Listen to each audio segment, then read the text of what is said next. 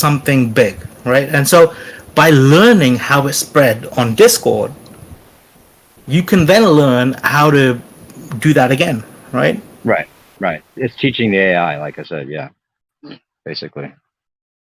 Something big, right? And I mean, so you'll be surprised, bro. Like I've had, like I did run tech that I had people ask for data on. I couldn't share my data, simply because I wasn't high enough in the company to fucking even make those decisions, right? But like, So does Discord have the rights to rebroadcast anything that we say here on like their own channel at some point? using what we say as data, I don't think that. No, not for data, just for like broadcast purposes. If people wanted to re-listen to these conversations, does Geo own those conversations, or does I don't think that. I'm not sure, bro. I haven't even read the terms of service. All right, everything's back up now. By the way, everything's back live and good to go now. I think Geo might know more than either of us. Geo, I guess that was just a massive Discord outage, is what that all was. Hey Geo, does Discord own these conversations to rebroadcast? Do they have the rights to rebroadcast these conversations at some point as their own property? I don't think so, but I don't know. I don't think so though. No. Did you read the terms of service? 'Cause I don't think anybody here has. I wonder if there's something in there. Several times. Is there anything in there about they own data? Well, I mean, does YouTube? I mean, if you do a little show on YouTube, can they then broadcast your show as some big radio show? No, they don't own your content, really. I mean, I guess I don't know the exact law. Again, I haven't really read the YouTube terms of service, but like, if you look at the whole shit that's going on right now between YouTube and TikTok, you know, what's going on? What's going on between them? YouTube is basically TikTok's fucking. There's this thing where they're shutting down a whole bunch of people here that are broadcasting TikTok shit. Oh, you mean people are going to TikTok because they can't get their content on YouTube? Yeah, like one of the best ways today to get your shit shut down is to share a TikTok video. Oh, you mean, okay, so the TikTok video gets popular and then they look at your YouTube channel and get shut down? Yeah. Jim plays a lot of TikTok. Yeah, and that's probably why he gets fucking shut down every fucking week. Does TikTok censor? Well, it's not that. It's just probably that TikTok is probably claiming rights to those videos. Oh, because a lot of TikTok stuff showing up on YouTube. You know, they have their own little banner. Dude, I set up a live stream, right, where all I was doing was just clicking on TikTok, finding the most popular video at that point in time, showing it on the YouTube channel for 10 seconds, or repeat it if it falls under 10 seconds, and then clicking on another one and showing it, right? So it's just a loop of the latest, highest fucking TikTok shit, right? And that shit didn't get shut down.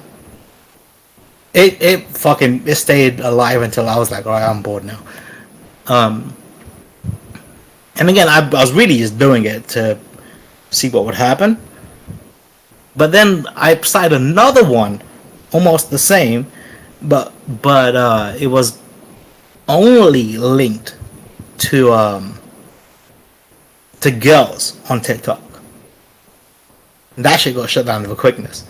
But it was the same shit, same fucking the same fucking logic was running both of them. The only difference was that on one of them, one of the TikTok channels that was showing shit had a whole bunch of women liked, and that's why all the recommended shit was women. I just thought it was funny that one got shut down with a quickness and one didn't.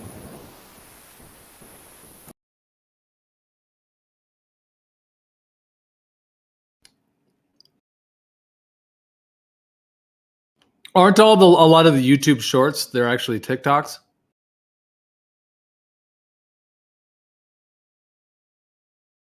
YouTube Shorts is kind of a shit way to watch it, though. Don't you agree? Like when you go on YouTube, I think the customer base of YouTube doesn't really want to watch those shorts. It's more made for that specific part of the YouTube users who use their cell phones and find it very convenient just to scroll up and down and just want a quick giggle.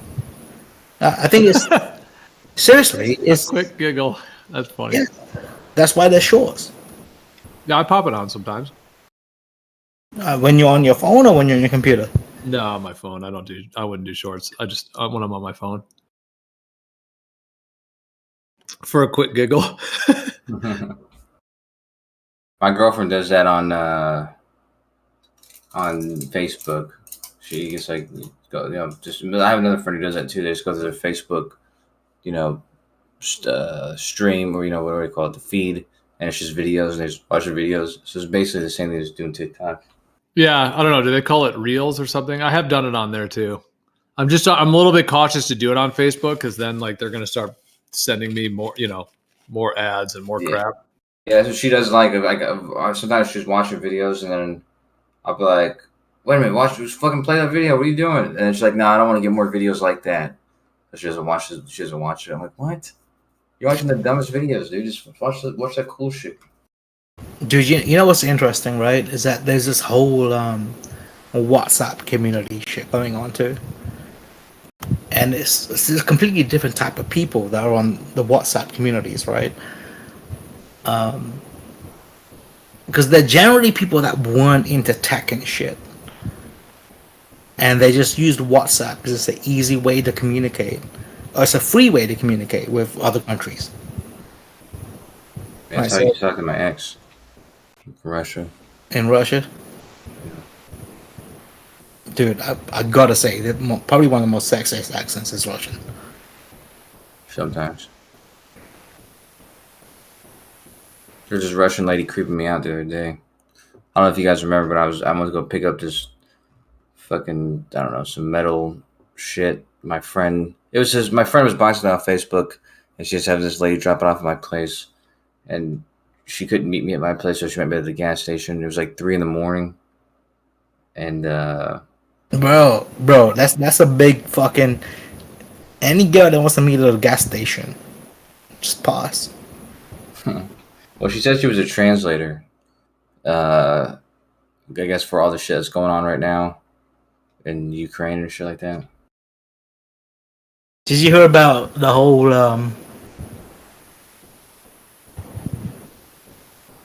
Russian troops fucking the Ukrainian with 80s without consent? They were fucking.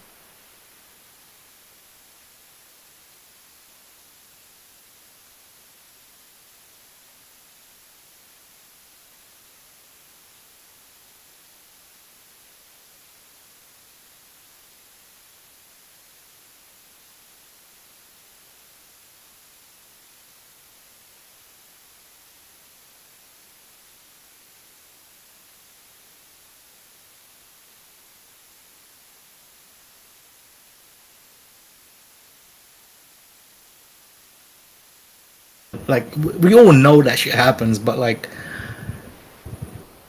I don't know, man. There was like it just sucks balls that this type of shit occurs today. You know what I mean? That's always happens, dude. But you know what else sucks worse than that? Well, not really worse, but is that there is topics that we can't. Like, it seems like there's more and more topics we can't talk about. It sucks, dude. It's like it's a slippery slope. Eventually, how far is it going to extend to where you just can't talk about anything anymore? Yeah, there's this little thing called the New World Order, run by the globalists, pushing the globe lie. I don't know if you've heard about it, but they're trying to enact a severely tyrannical system and genetically modify the human race until we possibly will not be able to reproduce any longer. It's kind of important. Gio, It's kind of a big deal. Crazy you can say that. just though, Gio, that the restrictions we're fucking talking about, right? They're not government. These restrictions are coming from advertising companies. that don't want their product advertised on specific types of conversation. How on Discord? I guess, but it is on Discord too, because Discord put it in their terms of service. So it's like, Right, but all of this comes from pure monetary shit that comes from not government. It comes from corporations. yeah, some of the time. But you remember though, back in the day, what's it called? Shit, sorry, what was I saying? Oh yeah, back in the day, they were doing that on YouTube. They're saying you couldn't talk about flat Earth, and not you couldn't, but they were warning about it being a prevalent thing, because they brought it up. A lot of people, right? They see shit like this, freedom of speech and all this crap, right? They look at it as a government controlled thing, and I think that what's actually happening today is that the line between government and corporations is getting diluted. We are basically at arm's length of all corporations. It's not the government imposing these stupid rules. It's fucking corporations. And that's reality, man.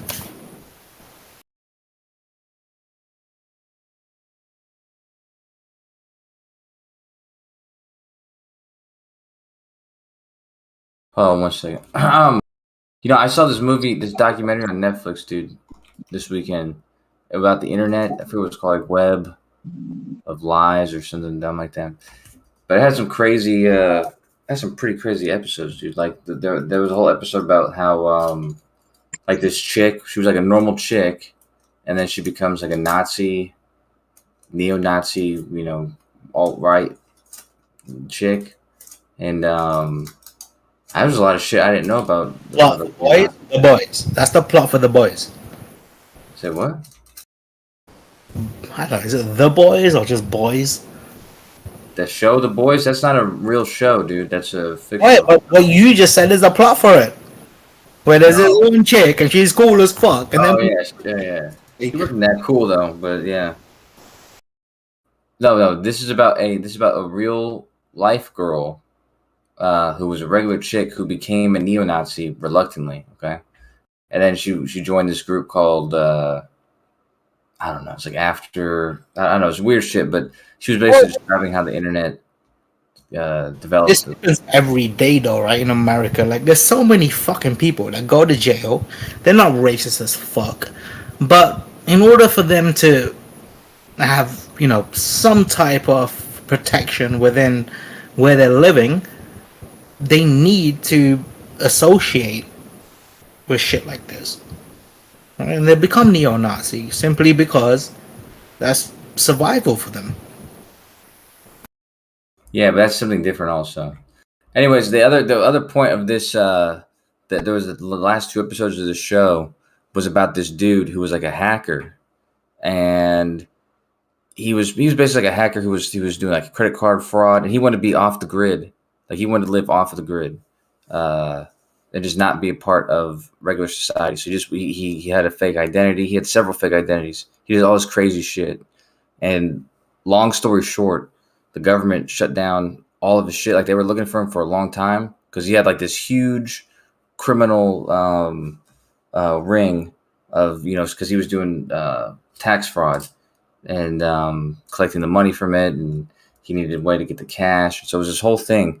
And eventually they caught him, and he was looking at like 20 years in prison. He was waiting to be sentenced. And actually, this is right before Edward Snowden too. And he was trying to figure out how they caught him because he knew there was no way for them to catch him. And then basically he decided to defend himself in court, to represent himself, while he's like in this like high state penitentiary, waiting for trial for several years. And so he's going through all these law books and all this like bullshit. And eventually he's asking for how they asking for all the files on how they were able to track him, and what do they call it, like discovery, like all these discovery requests.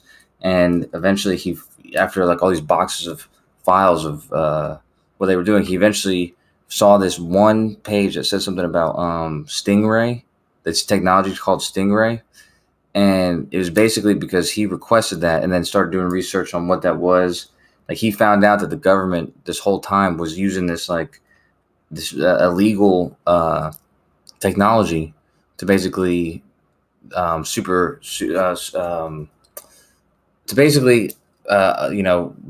around the Fourth Amendment and investigate all these people without getting a warrant. And so actually what he did was actually kind of bigger than what Edward Snowden had done. What's the Fourth Amendment? Fourth Amendment is the right to the right to, so they can't seize, they can't conduct a search, they can't conduct a search without getting a warrant from a judge, basically. Right to be free from searches and seizures of your person, property, and effects. Yeah, there you go. Yeah. Normally I would step in, but what's the topic? Dude, I had one time where I was smoking out. I just came in the room. I'm sorry. I'm sorry, Shadow. What was your question? Oh, just what's the topic? Did he just bust in the room and say, "What is everyone talking about?" Because I just got in here. That's not a bad question. No, I mean, imagine if everybody did that. Anyways, I think Branch is about to bring up a different topic. He's about to mute himself. What are you saying though, Branch? What? Okay, Gio's got my levels of drunkenness down. We're getting there. And when he says he's being himself, I mean, Gio thinks. And I'm actually very high too, which makes it even more hilarious. Hey, Shadow, I didn't even mean to stop you talking. Can you please, if anything, help? You know what? No worries, brother, because I don't take anything anybody says here offensive. So no worries. Well, I was actually. If somebody assaults or Shadow. I'm not gonna lie, bro. I'm not gonna lie, bro. I was being very offensive towards you. You should be pissed. Nah, why would I be pissed? Because it's more fun when people are mad at each other. Yeah. What are you about to say though, Branch?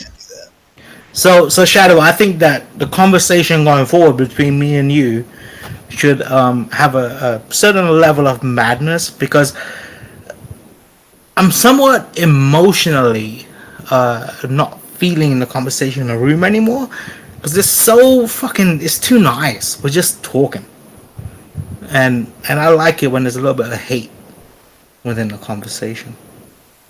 I kind of used to like it. Maybe I still kind of do, but I don't really like it as much anymore. Shut the fuck up, Branch. I mean, the reason I like a little. I mean, you see, I'm a very emotional person, right? And when I talk to people, I listen and talk on a slightly different level. I talk on an emotional level, and I like variations within those emotions to make shit fun.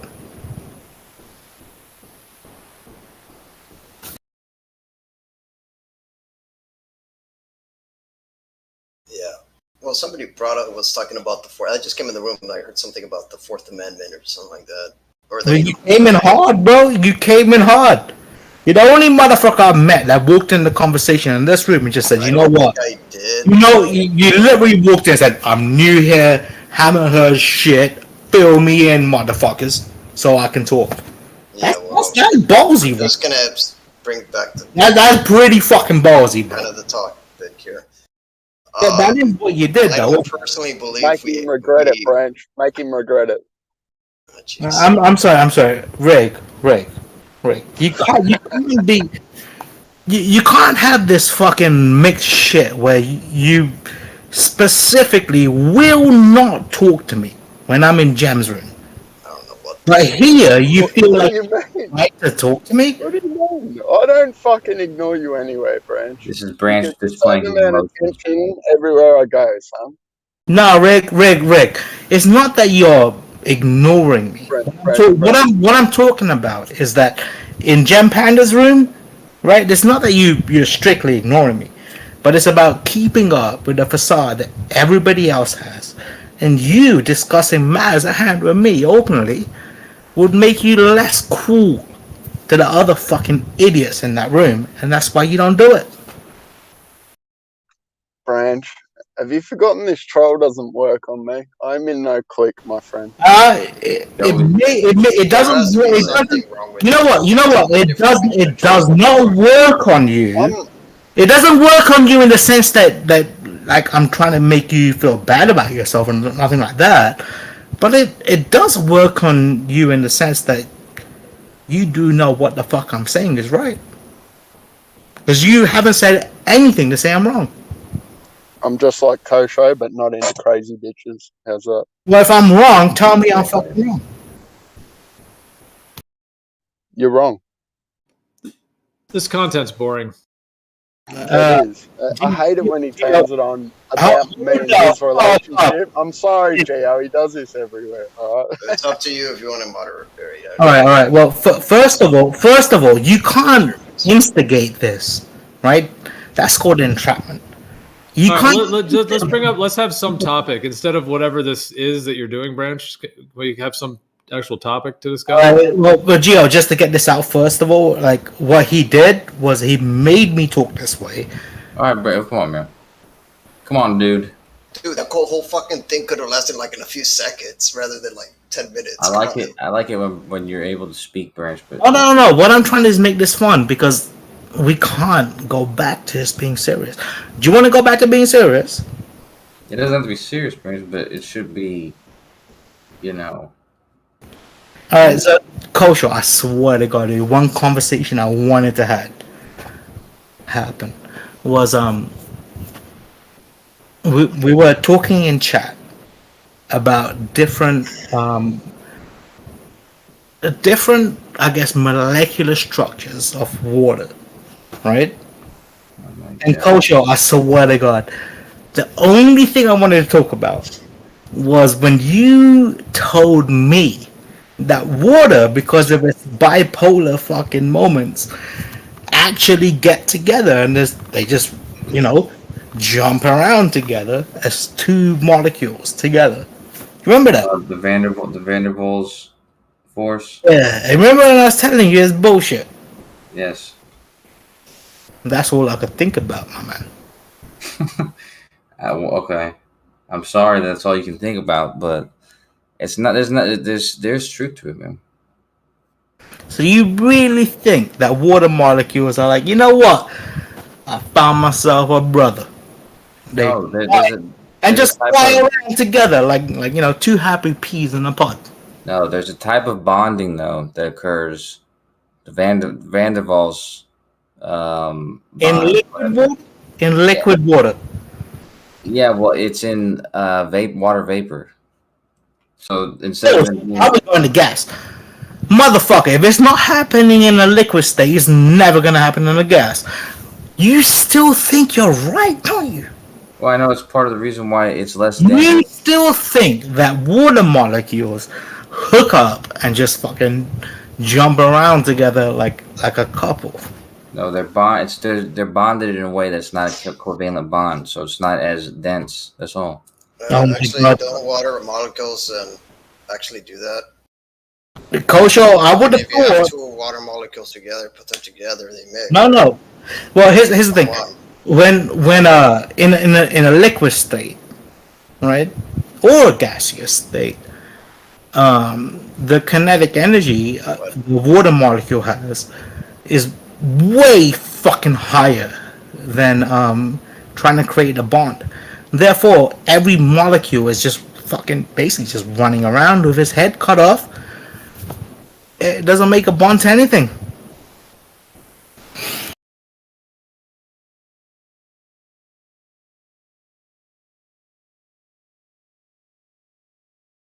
And yes, I'm right. If anybody can prove me wrong, please. Did Chronic just post something in the chat that says a new black hole fairy tale story? That's what he wrote. Dude, I love black holes, man. Black holes are my most favorite shit in the world. And the reason why is like, it's the biggest shit you can ever think about. like Geo, if you think about the size of the biggest black hole that we know about, right? It makes us look so tiny. Like the biggest black hole is a shit ton bigger than the biggest star. And it, like, we're a grain of salt on a grain of salt type of size compared to it. This is stupid.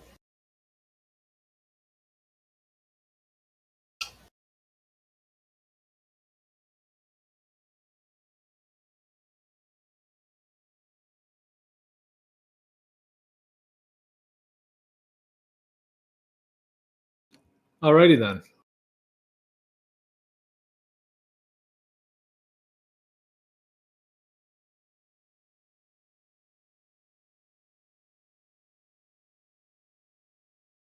What's up, Don?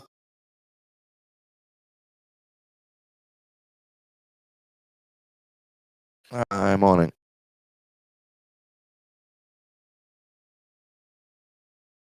You talking to Chronic about his? What did he say? He called it a black hole fairy tale story. I think joking that you'll think it's a fairy story. I know, but he uses that quote unquote joke all the time. It's a little bit more than a joke at this point. I like the idea that black holes could be real, but they could be a fairy story. I don't mind it being either. Hey, Dawn. Bro.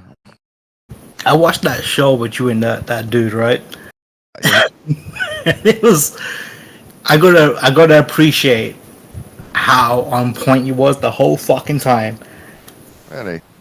Yeah, because there was parts of it where you're like, "What the fuck are you asking?" Yeah. I like to reword questions sometimes. Yeah, and like he was so fucking like. Hold on. He's really slow. So he's a Christian and he converted from atheism and drugs, and now he thinks he's got his life together through Christianity. But he's decided to devote his YouTube channel to talking to spiritual people and atheists. Well, but his questions are so slow and malformed. Really slow. His jokes as well. Yeah, and it's almost like Get It Out, right? And the weird shit about him though is that, like, you know, when it's about Get It Out, I think I know what you're gonna say. He doesn't say what you think he's gonna say. He says the most retarded shit possible. And then at the end, he put his headphones in and couldn't hear me. The whole end of the show was ruined.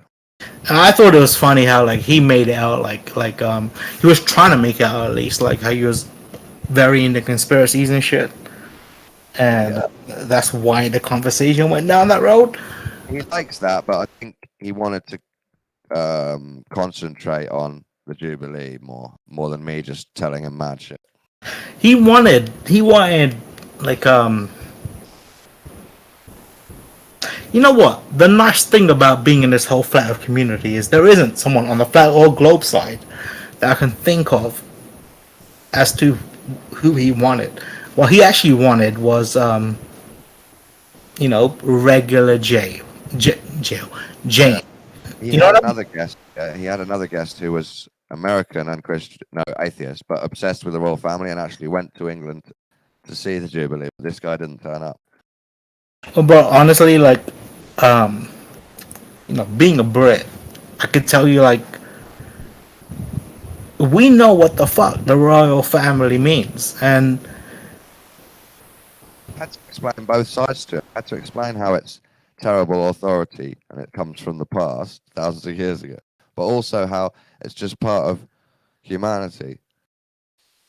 right, and I think that a lot of the shit you were talking about, how we want someone to, we're dominant motherfuckers. I mean, we're submissive motherfuckers, and we want a dominating. We want to be told what the fuck to do.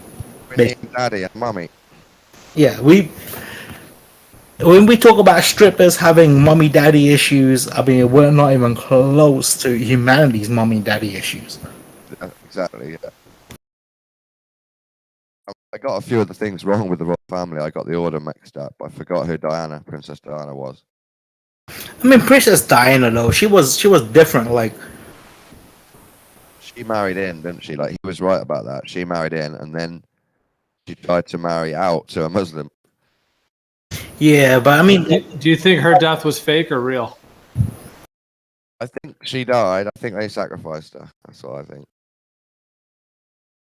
dude, I watched that whole shit go down. Like, I was up the whole night. For different reasons. I was up the whole night because of other reasons, right? But like, I watched that whole shit fold down, and it was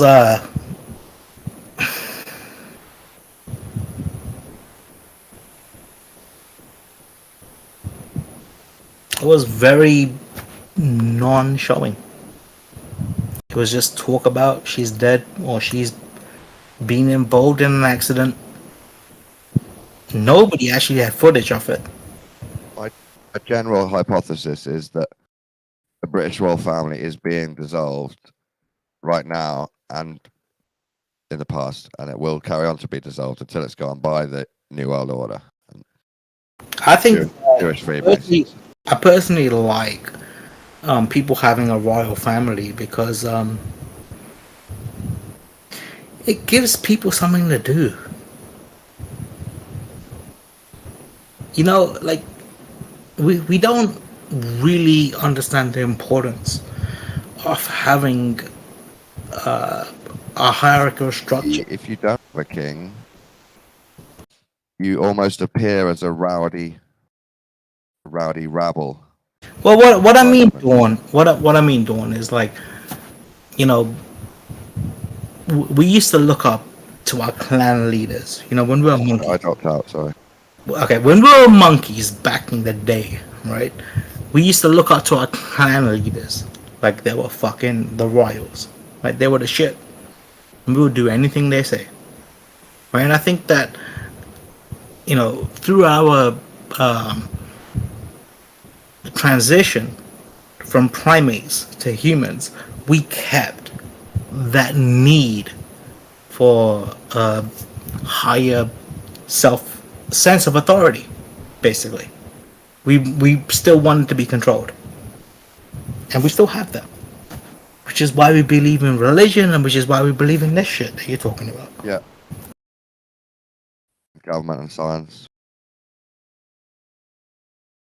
Yo, dude, you see this shit, dude? Chronic, I don't know, he always asks for like random help with random fucking Blender clips or whatever. And I remember he was making this one, and it turns out it's in this fucking video, dude. He said it's in a bunch of videos because it was in the paper that they published. Kosho, that's not gonna help, bro. I'm still gonna fuck with you about Blender clips till the day you die. It's not, well, it doesn't matter. I mean, it's Blender's work. I mean, it's a Chronic's work anyway. So I mean, but his thing was on all these videos and shit. It's cool. It's cool as hell, dude. What's the theory, Kosho? Why do these black holes move on their own? Well, I mean, actually, from at least from what I saw, it's really just like I mean, I haven't watched the whole video, and I stopped watching it after about 4 minutes, to be honest. But they're not 100% sure even that this is exactly what they think it is because they only get to see it one time. So, it's supposedly just like a black hole that doesn't have an accretion disk. I would disagree, Kosho. I would say that our path through the cosmos is extremely controlled by the black hole that's in the middle of the Milky Way. Yeah, that's the center of the galaxy. But I'm talking about other black holes. They say there's 100 million of these free floating black holes. Which one that's in the center, right? It's a supermassive black hole, and like we're talking about something so big that our sun looks like a grain of sand on a grain of sand. Well, the supermassive black hole in the middle of the galaxy is the center of the galaxy. It's kind of it's like the sun. It's a big ass motherfucker. Like the sun of the solar system. It's pretty big, bro. And it weighs a lot. Like it's a heavyweight. It is a heavyweight, yeah. And I mean, it basically makes us not move in a straight line, But the sun itself, because of the gravity of that motherfucking big ass hole, and all the shit that's controlling that adds up to it, we don't just move in a straight path. The sun that we follow moves in a curved path around that supermassive black hole. Yeah, dude. What the hell? Yeah, of course, man. Hey, have you seen this? Have you seen this GIF of? Nah, man, but I Let's do like the way that look at this, Branch. you're trying to make out what I say as a joke. I'm not. Yeah, it wasn't. I don't know, Branch. But have you seen this GIF of Sagittarius A? Of like all the fucking. This is a 20-year time lapse. Yeah, I've seen that. How does that align with what we're talking about? This is the fucking thing you're talking about, Branch. Okay, I don't think it is. This is the same. This is exactly the thing, Branch. I call you Brian. All right, man. You know what, Kosho? I'll let you be right, bro. Okay, Branch.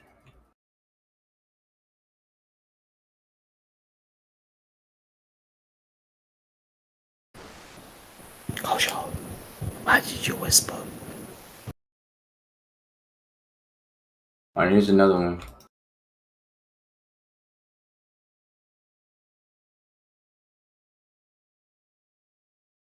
This is a 16 years time lapse.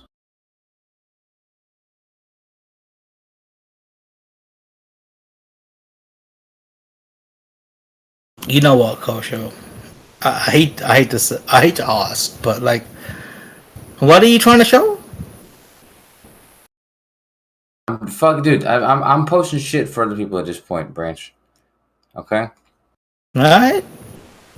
Sounds You were the one talking about how much fucking sex you wanted to have with the supermassive black hole and how big. No, bro. One thing you know about me, moving because of it. I'm sure the stars moving because of it. Kosho.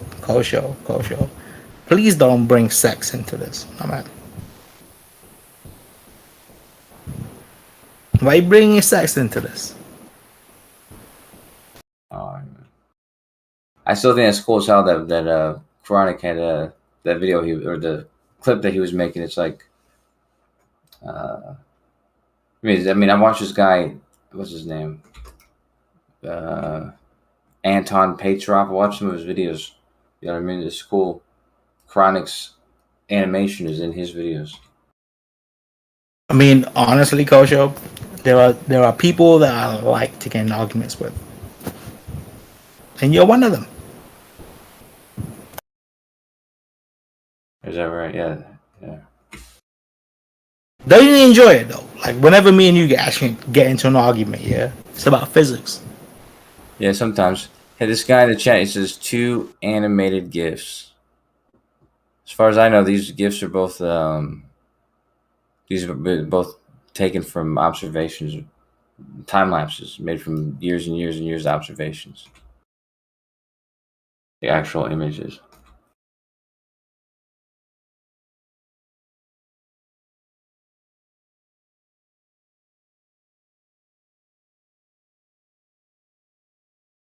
Did they float about? They don't float.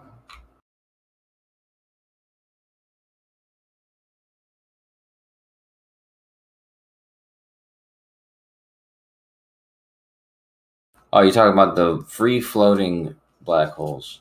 No, they called them that because they don't have any accretion disks. They're not part of the 2-star system. Okay. But We just found rogue's the wrong word. I think they're just different at a different period in their life. You said they what? I think they're just different, like a different period in their life. They're not like rogue, like they've moved or gone bad or something. Well, no, not like they've gone bad, but our sun is a single star system, but actually most stars are in 2-star systems. So I just think it's more likely, and obviously you have more evidence. I don't know if you ever played with a physics simulator, but I played with a bunch of dumb, stupid physics simulators, and you make black holes, and once you make a black hole, you almost can't see it anymore unless it's part of like a a two-star system. So I think that's why they're so special, or these ones that they're talking about in this video, is just because they're kind of black holes that don't really have a lot of evidence of them being there. So, Kosher, you know one thing about black holes that I don't really understand. It's the fact that if light, right, can be bent by a black hole, right, the time can also be bent by a black hole. Yep. And therefore, shouldn't we be seeing views when we look at these objects? Shouldn't we be seeing views that are out of time because of that bending? Yep. But we don't really hear about that. We don't. Yeah, you do. No, we don't. Show me how we do. Well, they say if you were to watch something get sucked up by a black hole, you wouldn't see it get sucked up by a black hole. You would see it get frozen on the event horizon because time. My bad, Kosho. You said yeah, we do. Like you knew what we're talking about, and you gave me a response back. It's got nothing to do with it.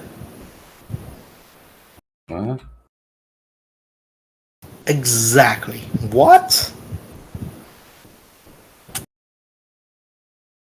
Anyway, supposedly also they said that time and space actually switch inside of a black hole, whatever that means. I mean, why is it? The gist of the question is simply this, right? If a black hole can bend light, it can also bend the fabric that light is traveling through and essentially changing how long it takes to get to us. All right? Actually, all it does, it doesn't bend light. It only bends space-time, which light is traveling through, which is why light. Thank you for agreeing with me. So if that's the case, shouldn't we be seeing what we see behind these black holes out of sync of time? Do like talking about time dilation? Well, there's an observation of a supernova, which has been seen and witnessed because it was lensed around this black hole. There was a team that was able to predict when this same supernova was going to be able to be seen again, like it was going to be seen to occur again. That was based on the lensing of not just the Yeah, you're right. Coach, when it was going to happen. You did give me the right answer. Thank you. You're right. I saw that shit too. That was fucking pretty interesting shit. Those are the type of predictions that, in my as far as I understand, are kind of the indicators that you're fucking absolutely right about something. It's like if somebody was able to predict exactly what the lottery numbers were, twice in a row, and they say they can do it anytime. Right. But here's the problem, Kosho, is that that type of thinking is what led to religion, as we know it. You seem to interrupt every time someone's speaking, Branch. Can we hear what he was going to say? Oh, okay. You know what, Gio? If I keep talking now, that's proving your point. I'm sorry. Yeah, I was gonna say it's good. It's good self-awareness right there, my man. But oh yeah, right. Yeah. That type of prediction, though, able to predict when a supernova is going to occur and where it's going to occur, that's not something that's really possible. Otherwise, it's a very unpredictable event, especially down to the I think they got it one day wrong. I think they were one day off. However, even that's incredible.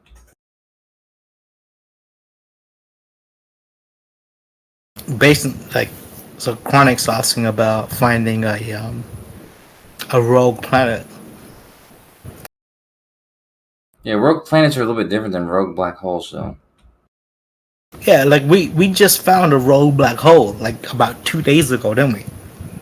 I swear it's about. That's what Craig's talking about, dude. That's what we're all talking about. I wasn't talking about that.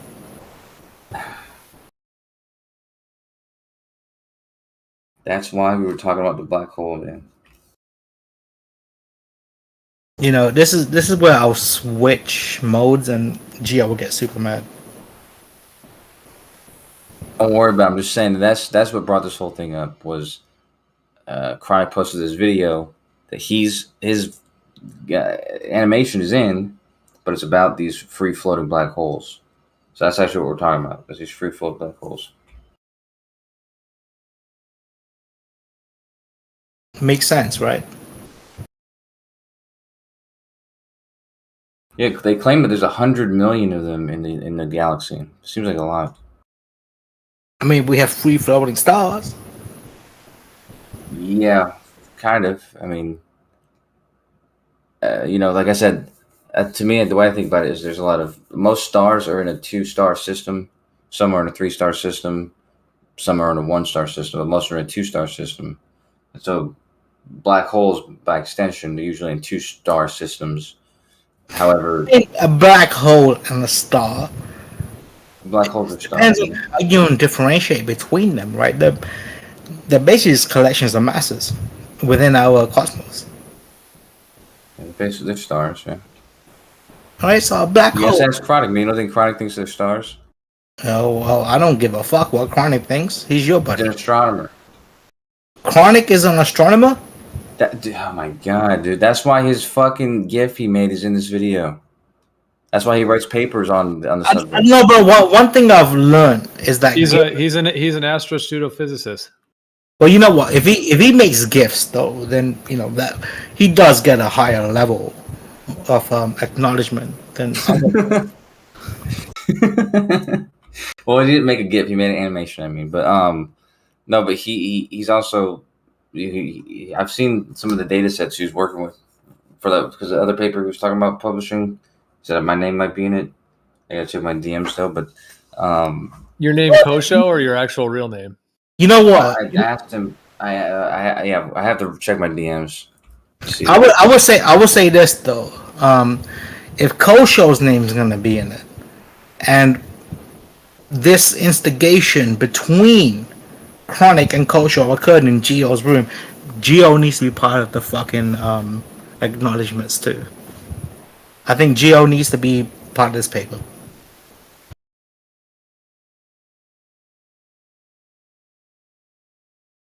Anyways, how many stars do they say are in our galaxy? Like You don't think so, Kosho? billion? You don't think that Geo played a part?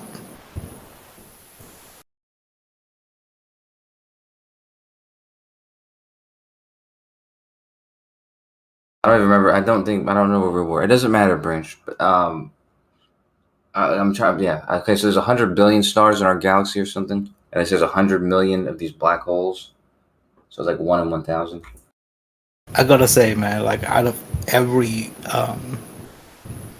possible thing in our universe, black holes must be my favorite.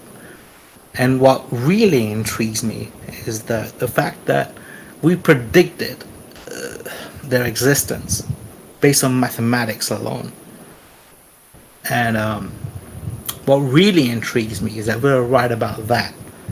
Then all of those equations that predicted a black hole predicts also a white hole. Because there's a negative solution to all of those equations. Say white holes? What did you say? Like if you the whole reasoning behind black holes has a square root. What? Right, like a square root. No, this is just terrible, Brandon. No, it's not, man. No, it's not. Look, all those. I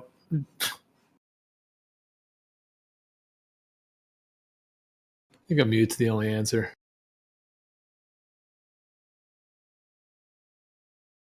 What were you saying, Kocho? I was. I don't know if I was saying anything. I was trying to follow what he was saying. I was trying to. He said white holes, square root. I don't know. All right. Well, I'm going to sign off in a minute. You want me to leave? You want me to unmute him? You can. Yeah, you can unmute. I think Branch the way because when I'm in gyms with him and I have to, I usually give him a second, third, fourth, fifth chance. Yeah, unmute him. All right. Before you go, I mean, whatever. All right, so Gio, great job, Gio. you guys vouch for him. Gio, great job letting these people feel like they're part of your decision-making process.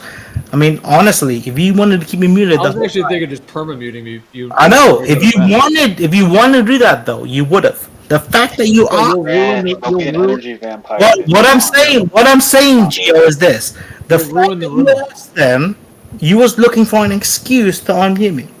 Hey, now, Branch, but if I were you, I'd do yourself a favor and I wouldn't push it. My man.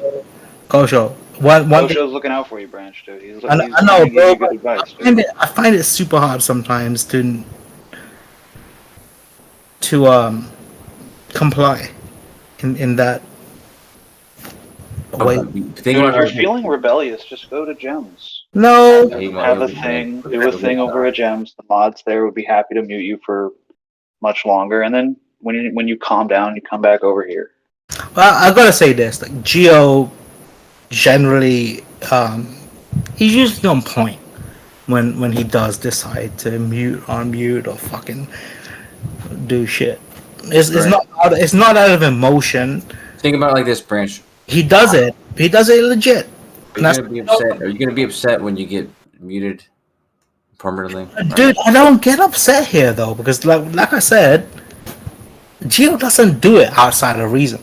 I even right now, if he was to just perma-mute me for the rest of the night, I'd be cool with it. Because I'm asking for it.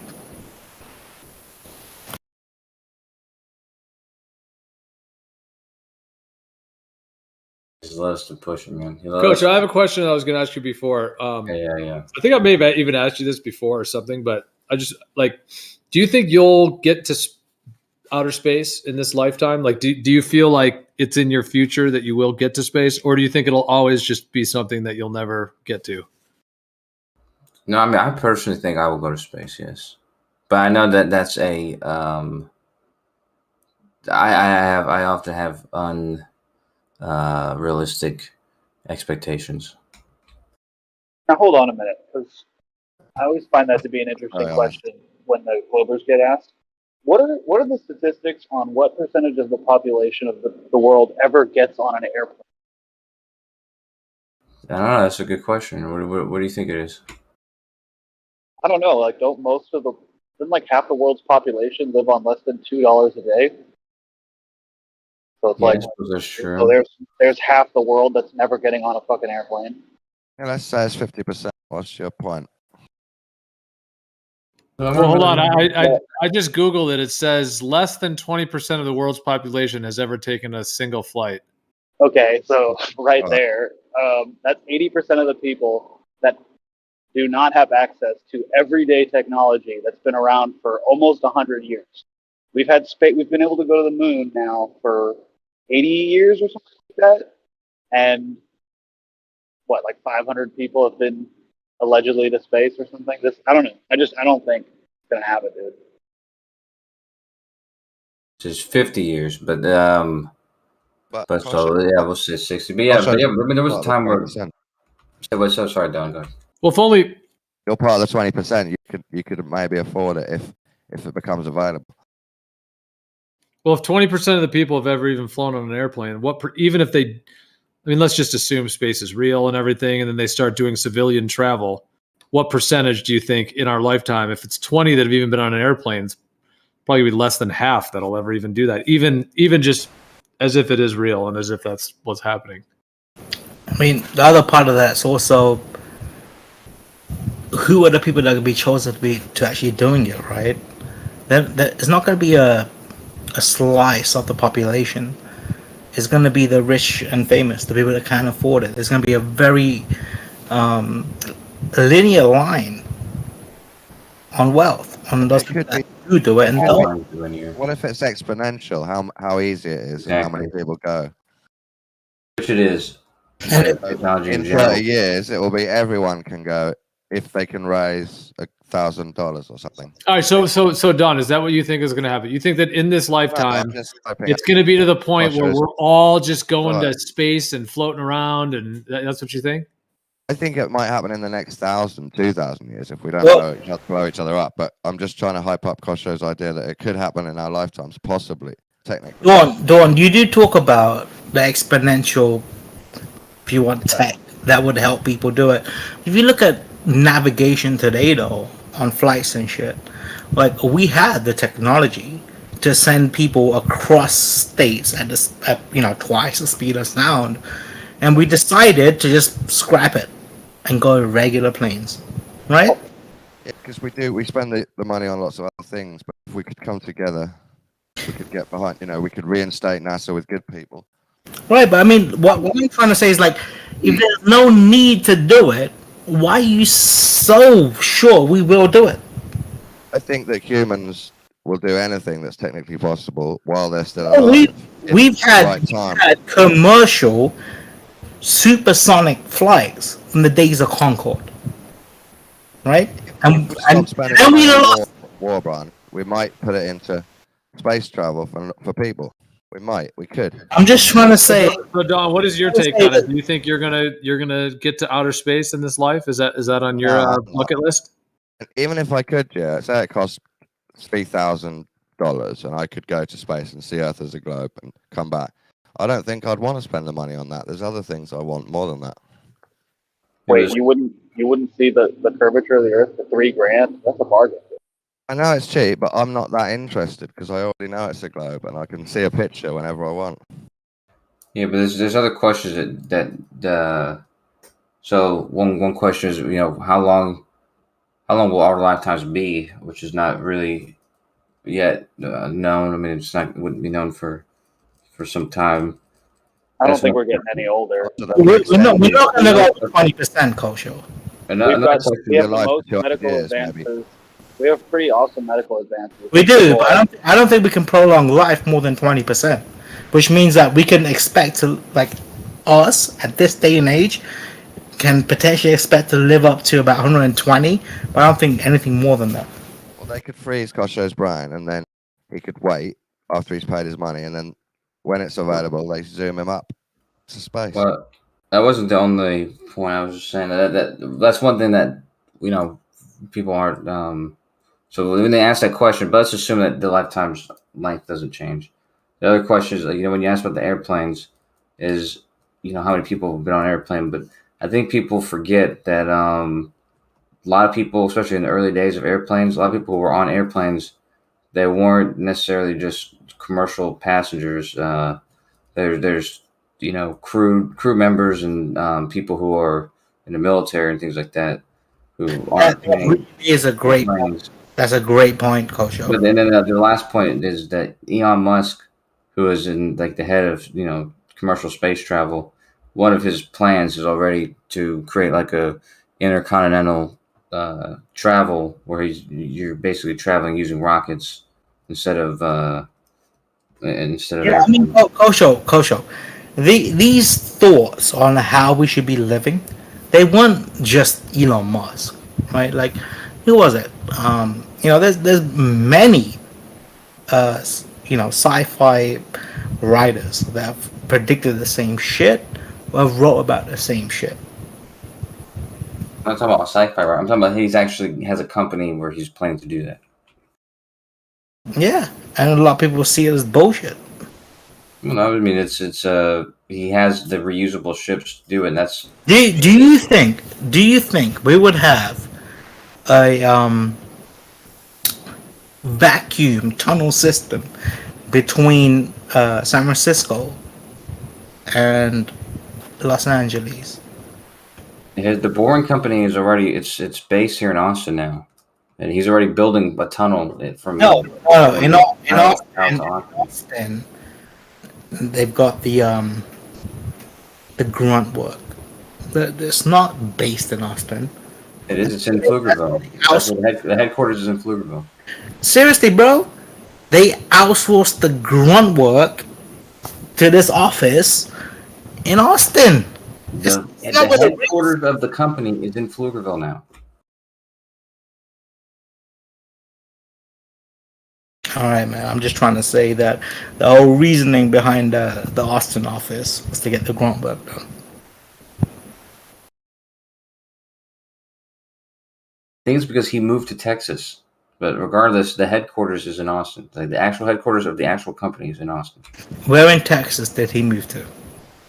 I'm not sure exactly, but he's going to turn that whole city.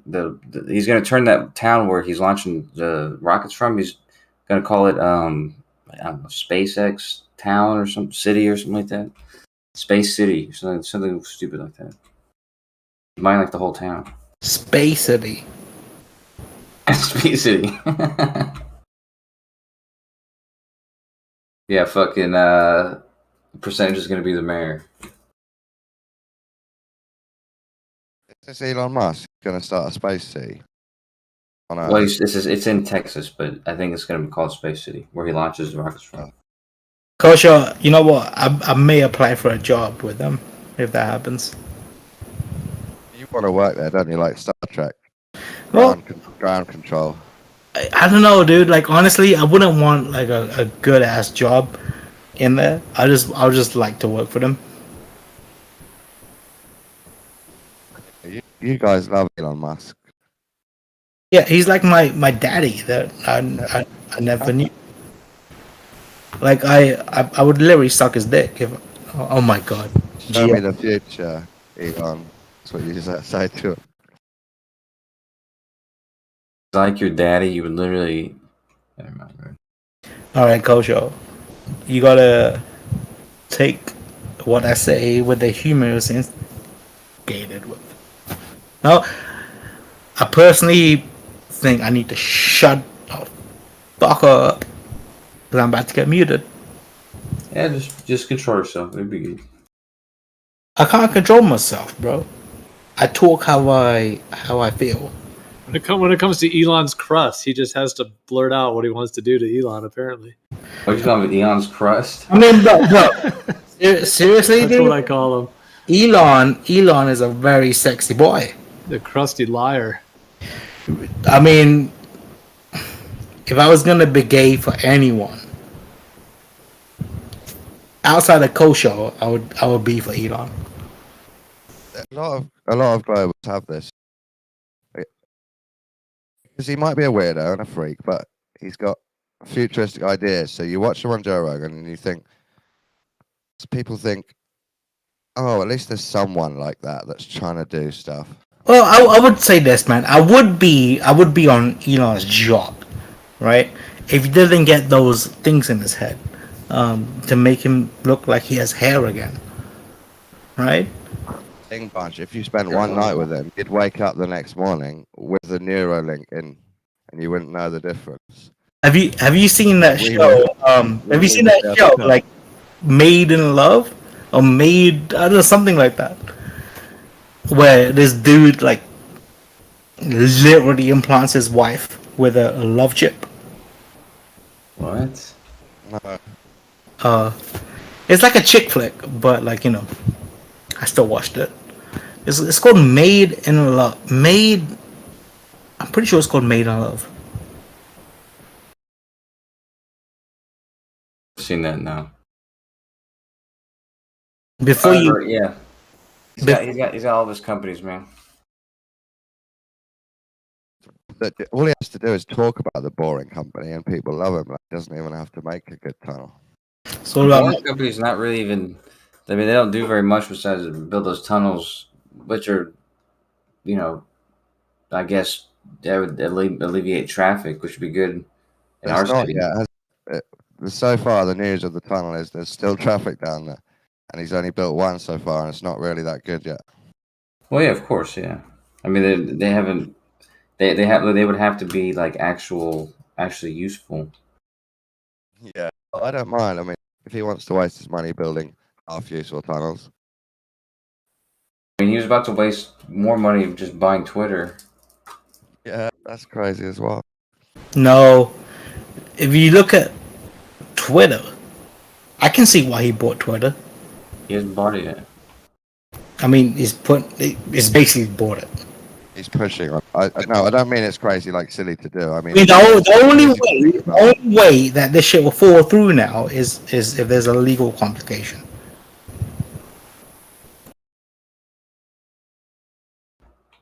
Hey, Demok just invited me to his voice. He invited me too, dude. Like, I was wondering. Damn, dude. But we can't do that to poor Geo here.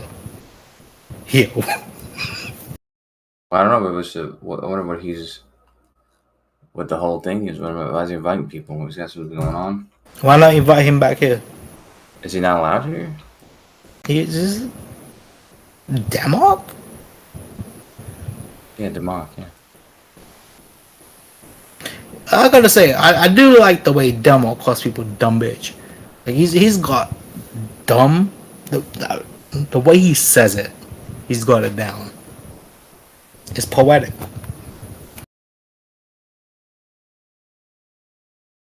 I realised last night that Merle's excuse to me that he needs space because I'm a globe believer, that can't hold true if he's hanging out in Gems, chilling out, listening to Globers.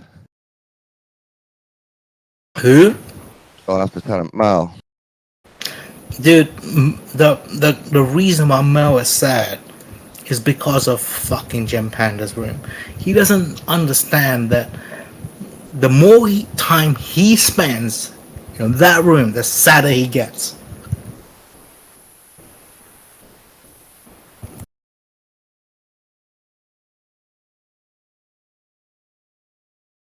Yeah, Demok's shouting away in there.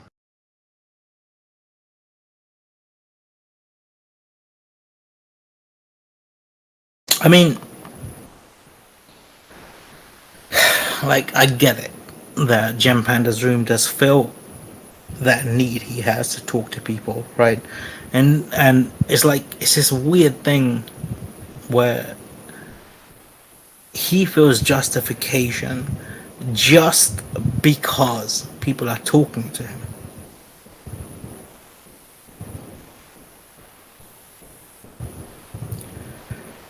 And what he doesn't really understand is how he feels the next day after he grinds what happened the day before subconsciously and feels bad about the whole thing. It really sucks balls.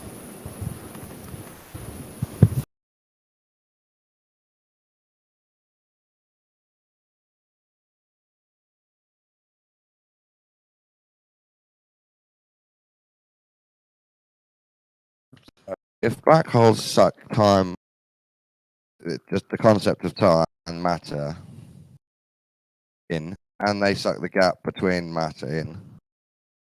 So it's a swirling mass of shit from the universe, all making a massive mass. And I'm wondering, do they have like a cycle, like a sun? Do they get bigger and bigger and bigger with all their shit, and then explode, and all the shit gets flying out again? Well, there's a supermassive black hole, but you know, suppose they suck in. You know, well, they don't suck it in, but you know, they're basically they warp space time so much that the mass and the light, anything that's in that space time, whatever, it's not gonna be able to escape once it gets past the event horizon.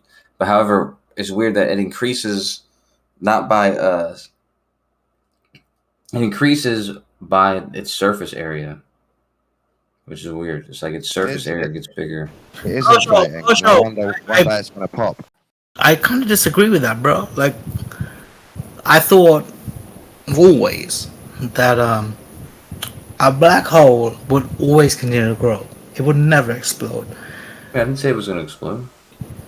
And it just continues to grow. It's like a fucking hungry hippo. Right? I'm saying, Branch, really far in the future, like it could explode and that could create a galaxy, and then the thing is that black forms holes again in the middle. No, that's why we have black holes in the middle of galaxies. Dawn, black holes can't explode. I mean, the whole notion of a black hole, it prevents itself from exploding. It can't become something else. So, At least in with- the way that with we this- understand physics today. Branch, with this logic, you believe all the black holes will finally one day suck in everything. Absolutely, I And believe. they'll I join believe that together as we one big will brain. one day. Yes, I do believe that. I believe that one day we will live in not we, but like the entire cosmos will just be full of black holes, and those themselves will also lose their energy to Hawking radiation and become nothing. Wow. So, Over just time, I some- mean, if you look at black holes, they do have an out, and that's Hawking radiation, and it's being measured. Okay. It's weird that if that's true, we're all waiting to be sucked into a thing we don't understand. But you gotta no. Like you gotta understand, Hawking radiation is so small. Like we're talking about, these black holes, basically eating a whole buffet, and the Hawking radiation will just be like the candy you get at the end.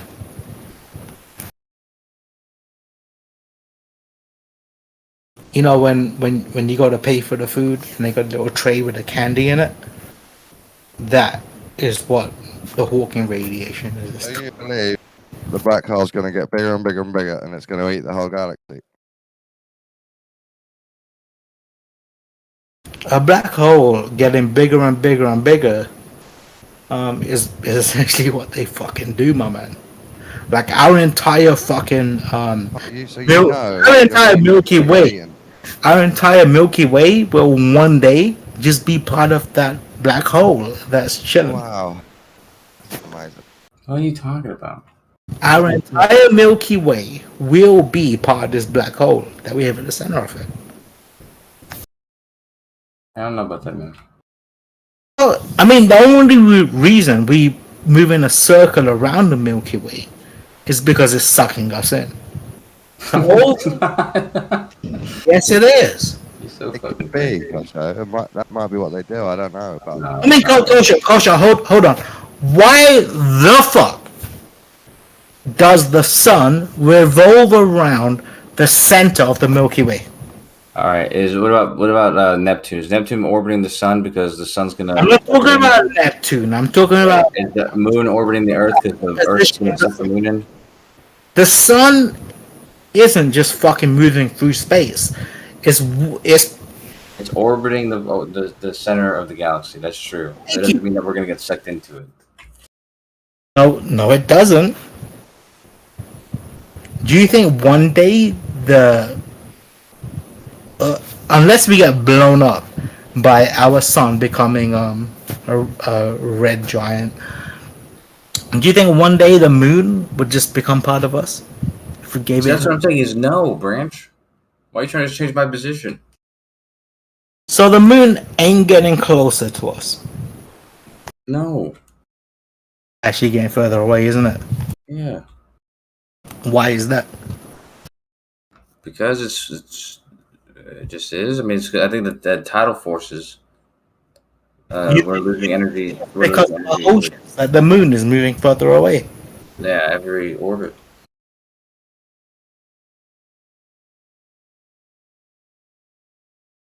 I would have to disagree, Kosho.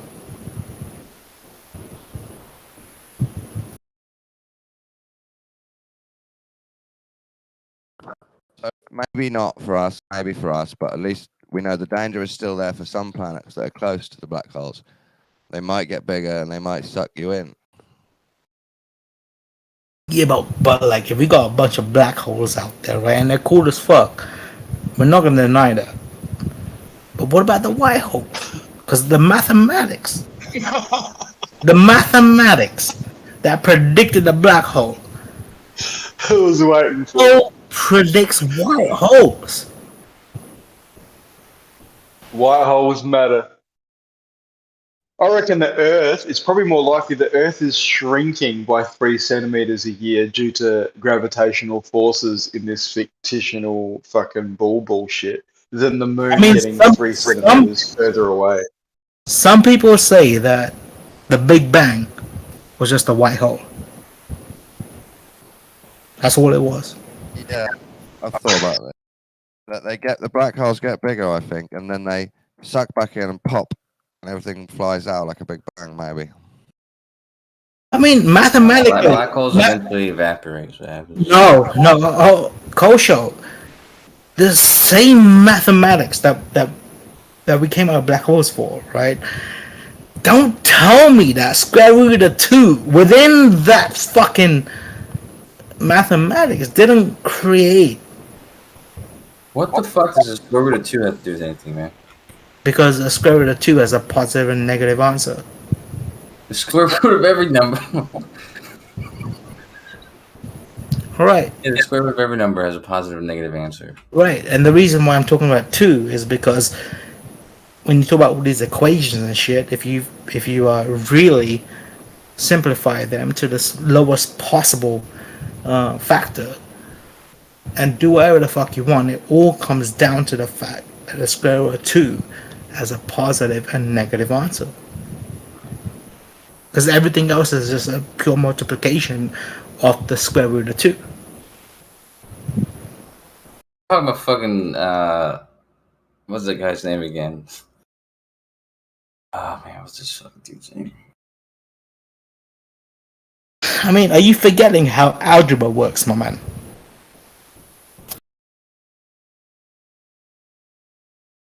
Terrence Howard. Remember that video we saw with Terrence Howard? Yeah, that's got nothing to do. You know what's interesting though? That fucking the way you fucking played that day out.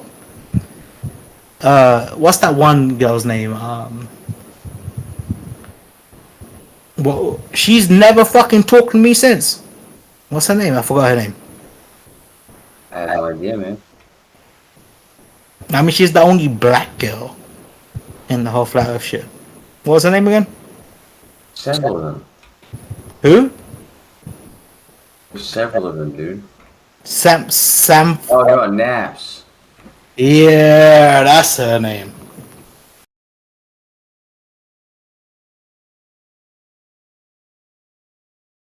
What happened to Naps? She was fun, dude. Out of all the fucking girls, you gotta admit she was fun. I think she's still in gyms all the time. I know I've been to gyms for the last couple of days. Gym Panda's room is a little bit fucking boring, bro. You know one thing, and I don't think you're gonna like this, but I've equated you and Nate to like Johnny and Pete. Like you guys are like, yeah, it's funny as fuck. Like you guys are like the, but you know what I'm saying? Ain't it like that?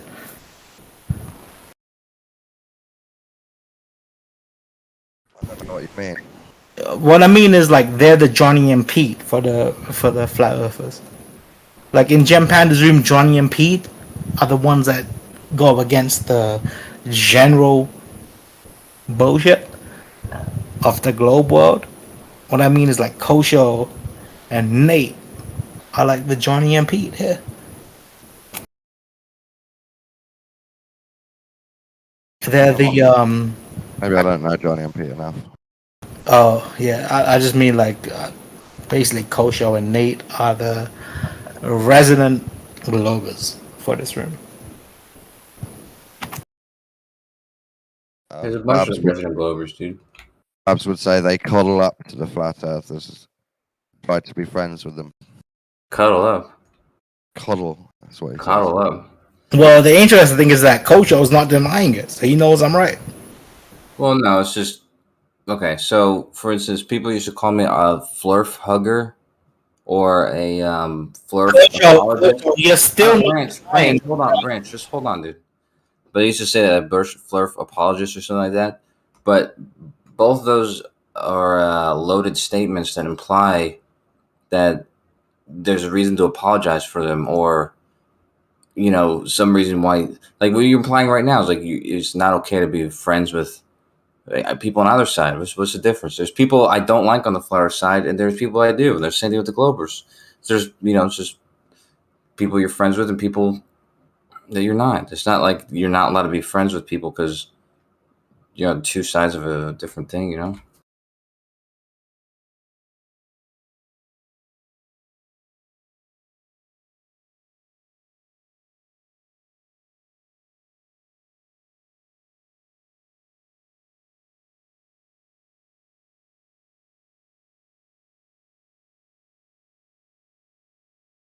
funny what you said though about Johnny and Pete.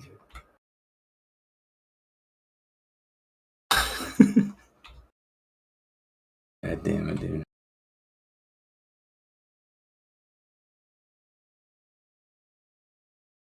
As long as I'm Johnny.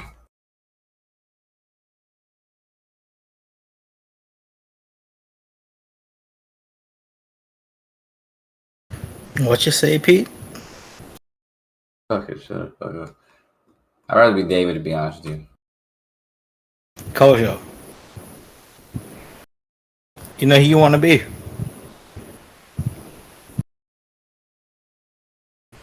You just want everyone to love you. That's it. There's nothing wrong with that, too.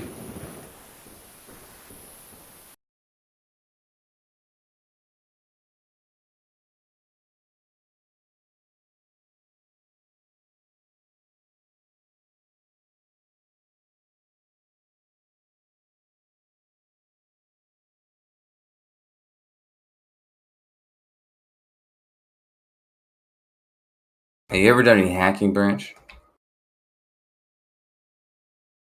No. I think yeah. But like any penetration testing or like password or I mean, like for fun,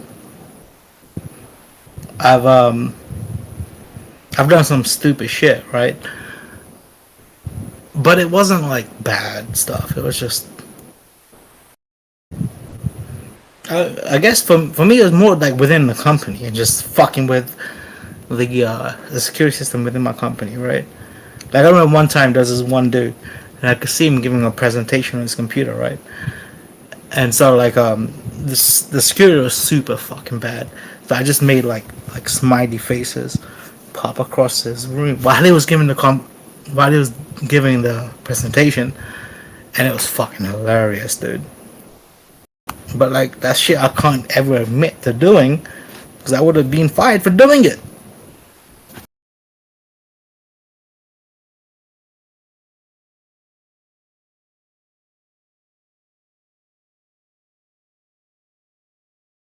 And you know what happened was like the guy sitting next to me, right? He saw me doing it because I told him I'm doing it, and then convinced me to show him how to do it too, and took it way too far and got fired for doing it.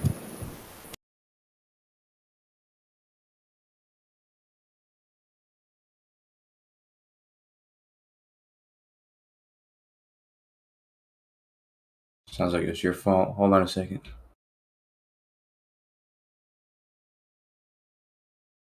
I'm holding, Kosho. I'm gonna hold real hard.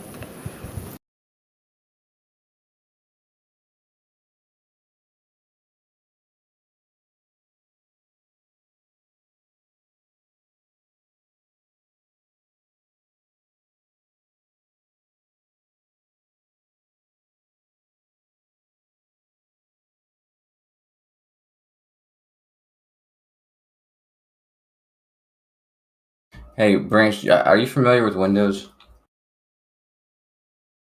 I'm very familiar with Windows. I just don't like it.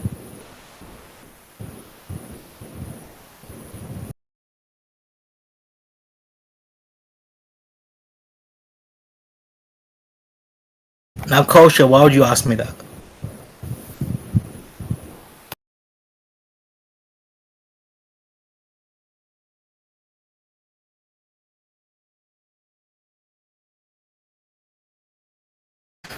Yoko Show.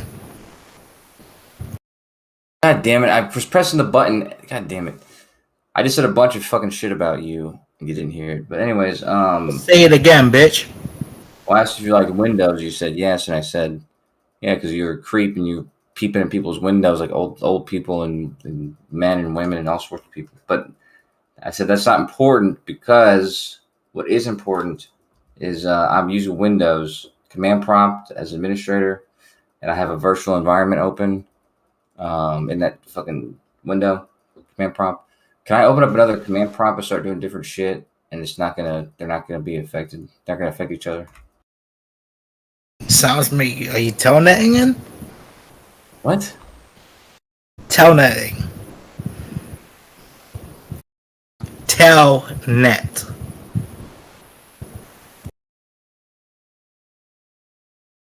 How are you getting pure command prompt access?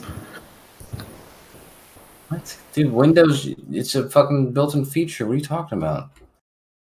I thought you were trying to say there's some motherfucker out there and you can run any command line you can on this computer. No, dude. No, just never mind.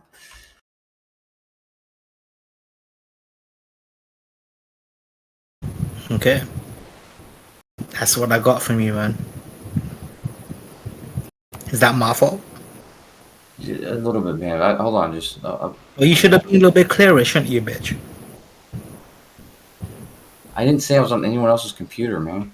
I didn't say that either. What I'm trying to say is you should have said it clearer. Why? If I have an incorrect understanding of what you said, right? Is that my fault or is that because you didn't say it right?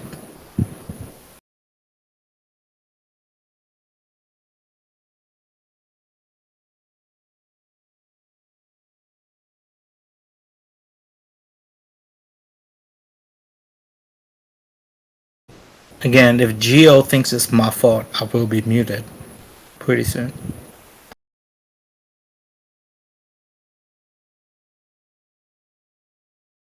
So it's win-win for you, Culture. Okay, man. Because I'm the Pete Shea of the server, right? So you gave up on whatever argument me and you were having, and you were focusing on being. When I say the Pete Shea, what I mean is the person everybody else in the room argues with. And in that definition of the role that Pete Shea plays, you literally are playing the same role, aren't you? Yeah, I guess so. Alright, man. I'm like I said, bro, I'm not wrong about what I say. But you may not like the truth. Alright, very funny. Alright, hold on a second. Hold on.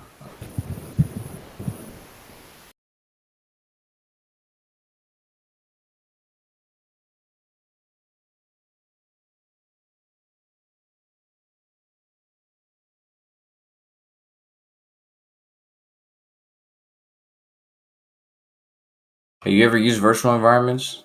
Oh, god damn it. Nah, man. What the fuck is a virtual environment? I mean, all I talk about in this room is about fucking virtual machines, so obviously I have no clue on what a virtual environment is. But it's not a virtual environment and virtual machine are two totally different things. You definitely are. What is the virtual environment?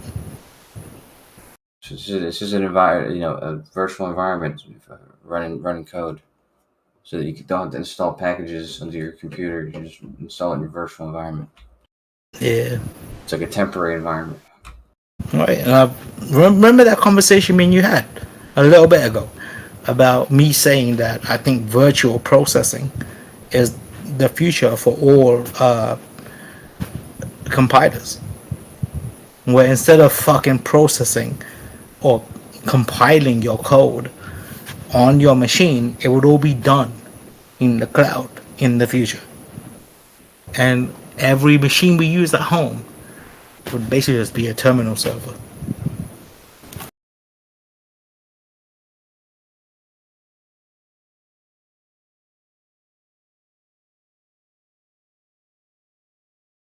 Hold on 1 second. I mean, if you think about the future, yeah, why would we ever want to compile shit at home when we can do it on cloud computers that are way more powerful, right? And data transition rates today means that it's quicker to send all the data to another machine to let it process it faster than to have it being done locally. And it's just fucking just common sense.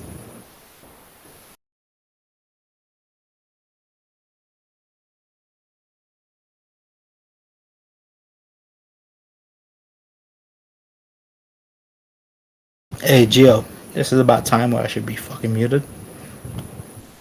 Sorry, I'm just working on something real quick. Hold on. I mean, I'm talking bullshit.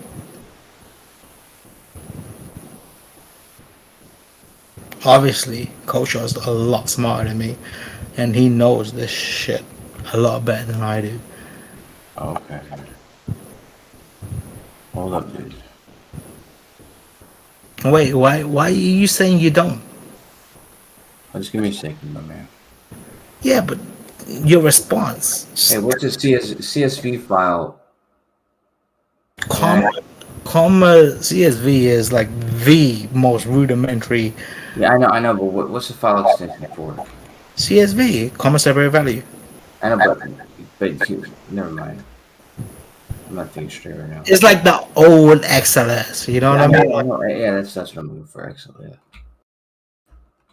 XLS would actually give you coordinates. That's what I was looking for the file extension. No, for the text. Like with every chunk of text, you get a coordinate, which XLS then puts together to create a spreadsheet.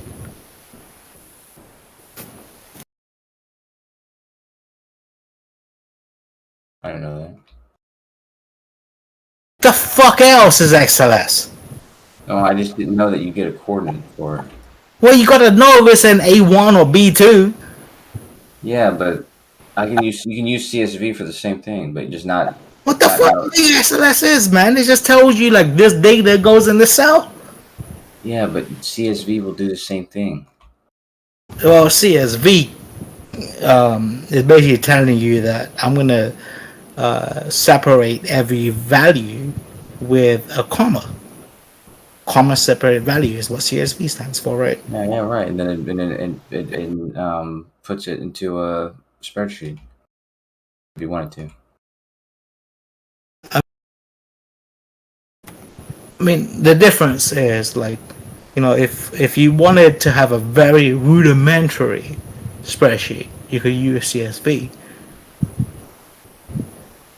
Generally, CSV is more about a data protocol, not used for spreadsheets. Right?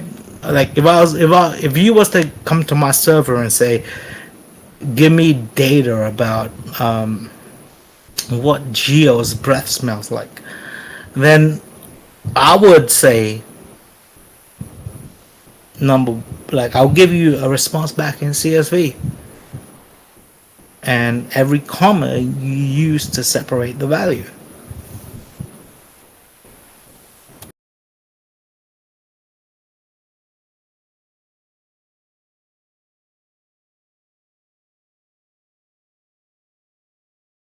I mean, the funny thing is like I'm talking to Kosho, like he doesn't get it when he does talk to APIs, and understands that every piece of data you get back from an API is usually separated somehow. Could be a comma or could not be a comma.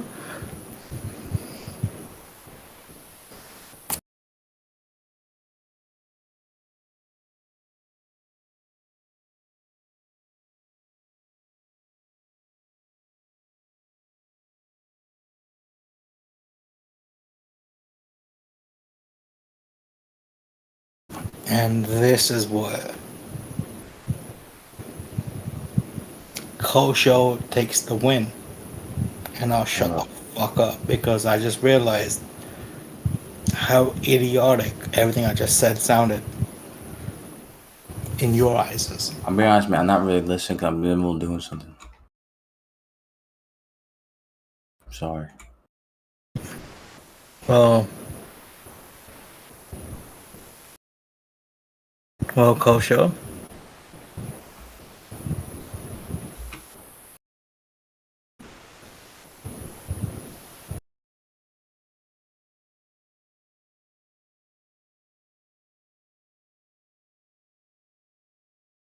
I just gotta ask you, like, how's the wet dog scenario going, Kosho? Wet dog. Wet dog. What are you talking about?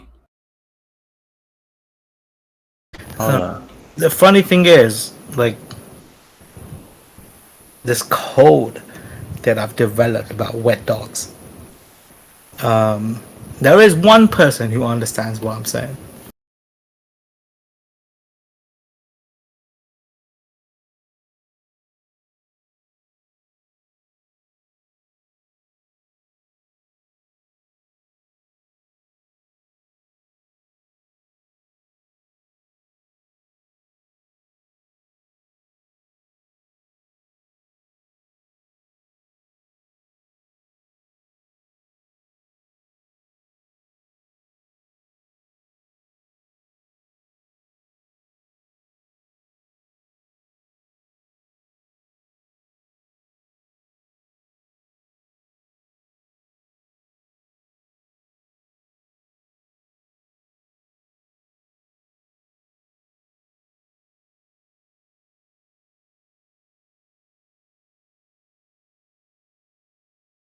Hey, Kosho.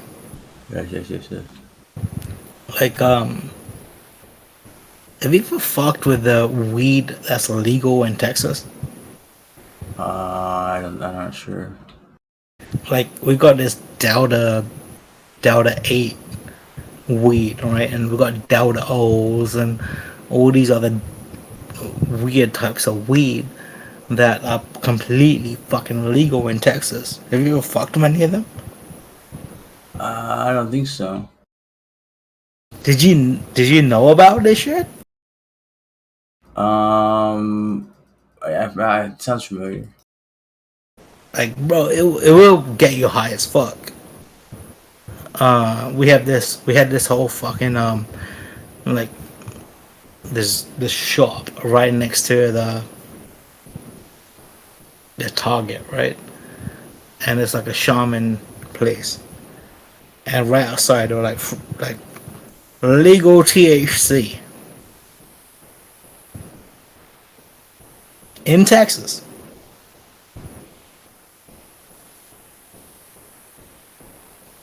Alright. You don't know, you never fucking read about this shit? It sounds familiar. I mean, I have weed on me right now. Yeah, see, man, I don't really fuck with illegal shit, and that's why like it was interesting to see that in Texas, you can get high as fuck on THC if you want to, but it's coming from hemp plants as opposed to. Oh yeah, I've heard of that. Yeah. And bro, that shit does get you high as fuck. Trust me about that. It's just interesting that like it's legal in Texas. Like you would never think this shit should be legal in Texas. We're the most fucking, white, if you want as a verb, people in America, right?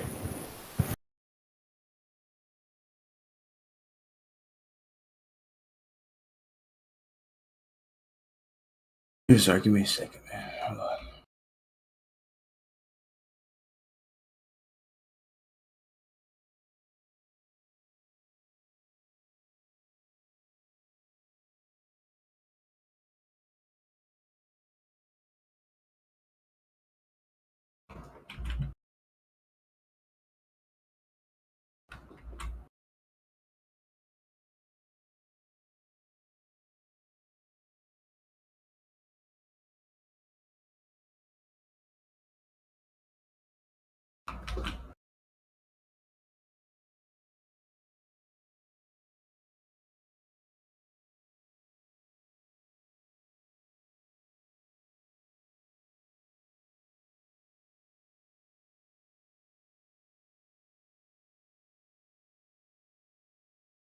Hey, Kosho, Yeah. What's up? you may get a very different answer now when you God talk damn it. about, Hold on. All right, sorry. Go ahead. like, prior to us talking, you was talking about how stars can have consciousnesses. You make a very different answer from me now because I'm a little bit drunk, and not just because I'm drunk, but like, maybe there's that acknowledgement of stars having life that I may want to contemplate as being worthy of discussion. But the more I talk, the more I realize that it's all bullshit. Oh, dude, I'm sorry. I'm real busy with this thing. I'm almost done with it, but just give me a second. I know, man. I didn't really give a fuck about your response. I just thought I'd ping you on it. Do you think I was waiting for you to respond? You just called my name. You just asked me. Just give me a I know second. I did. But, like, do you think you would have given me a good response? I don't even know what you asked because I'm knee deep in the middle of something. Hold on. Well, if I keep talking, I will be muted. Most likely, yeah.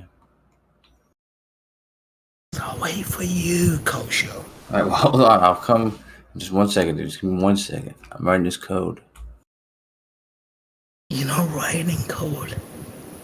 I'm trying to. No.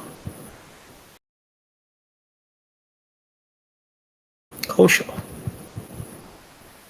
You don't have to appear to be cool, bro. To be cool. All right, man. Hold up. This ain't high school, motherfucker. This is just life. You're cool because you're Kosho. Alright? That's what's up, man. Wait, hold up.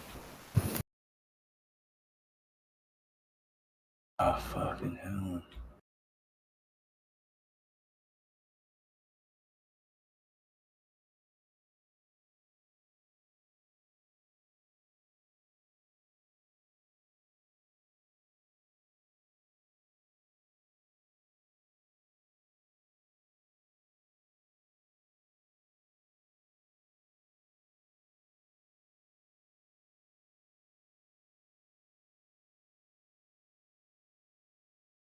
Hey, Rick.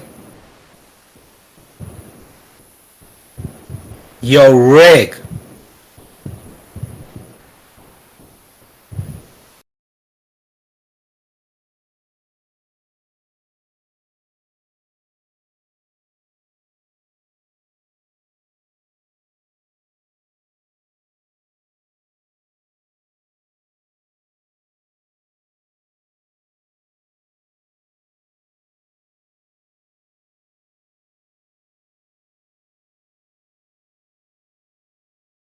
Yo, Rick, if you don't fucking answer, I'm gonna go to Jim Panda's room and cause a ruckus.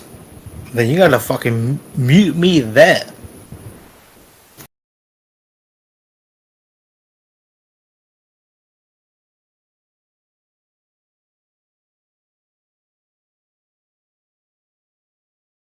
Hold up.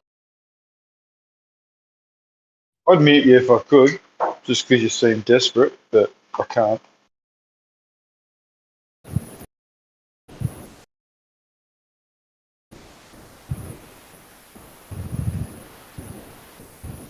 Thank you.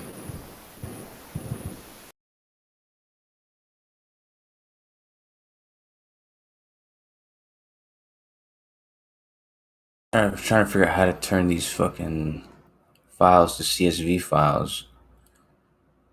Just change the extension, bitch. No, dude. Just never mind. Hold up.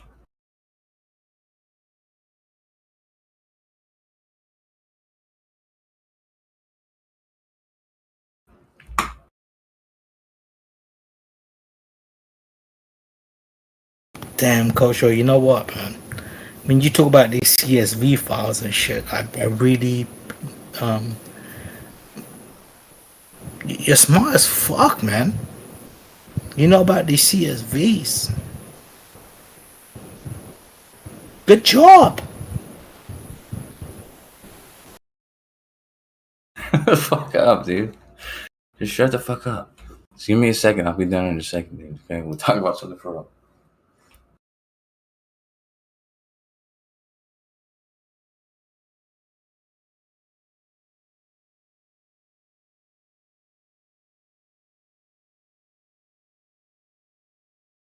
You know, most of my code I write like to you know, to search this shit.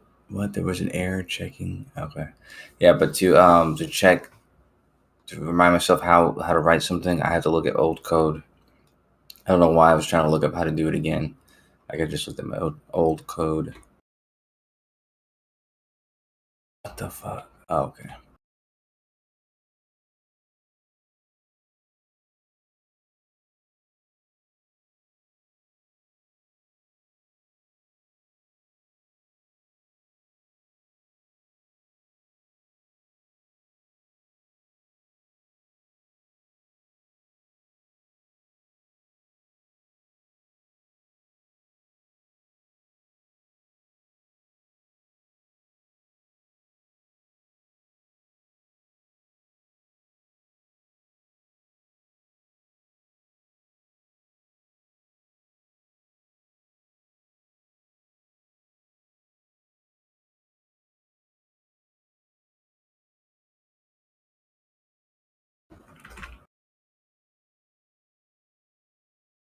I would say this, Coach, yo, man. Stop fucking with the old code.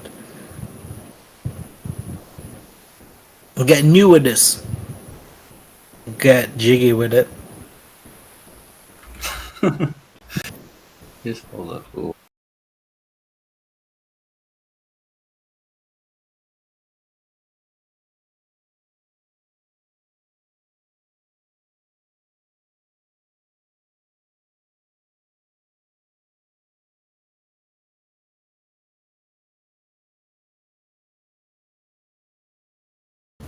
I mean, it is pretty fun, though, isn't it? Like how the code shows the Earth is flat.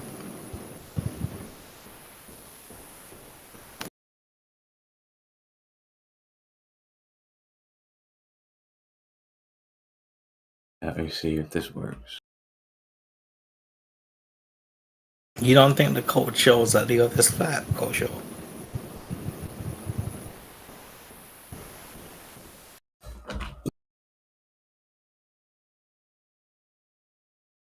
I mean, think about it. Every particle that we've ever imagined has a superimposed position that's opposite to how we actually saw it. What does that mean? Hold up.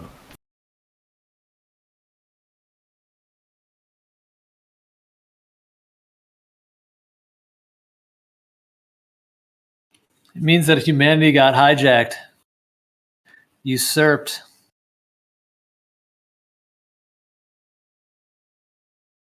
I mean, not the entire human race, but at least in terms of the cosmology and the people in power. Well, I mean, what I was getting at was more along the lines of how we look at the decisions that particles make and whether they're done based on, you know, straight quantum chance, or if they're done based on consciousness, right? And you know, there's two ways of looking at it. Like basically, you know how the whole double slit experiment works, right? Like whether or not that particle goes on the left side or the right side of the split, is that because of consciousness, or is that just how it happened? Because when you take the consciousness side of it, what you're basically trying to say is the only reason that particle hit the left side of the barrier was because we consciously observed it. It hit the left side of the barrier. And in all reality, it could have hit both sides. And there is a reality out there where it hit the other side. But because we observed it, that is now reality for that particle.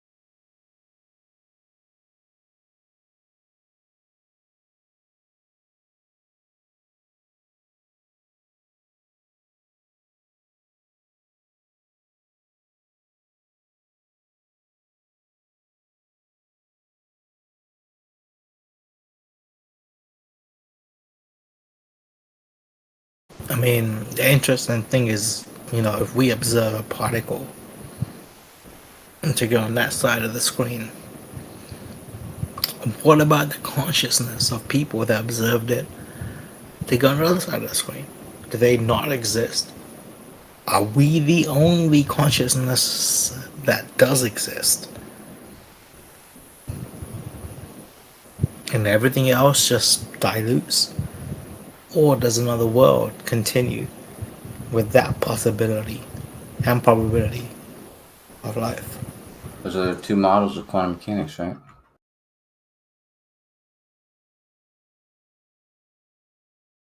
Not really. Yeah. There's the Copenhagen interpretation and then the many worlds interpretation. Right, but like what I said wasn't really Copenhagen legit whatsoever. It was Right. purely the other one. That latitude. Okay. Say what? Sorry. No, I felt like you thought you was gonna make a point. Oh yeah. Okay. Did you make a point? Yes. Was it good? Yes. Was it as good for you as it was for me? No. What was your point? Hold on.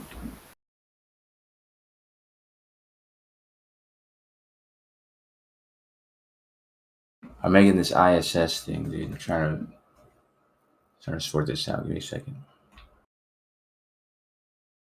Well, you know what, Kosho? Knowing how important you are to the general consensus of the shape of this earth, please take your time. Thank you.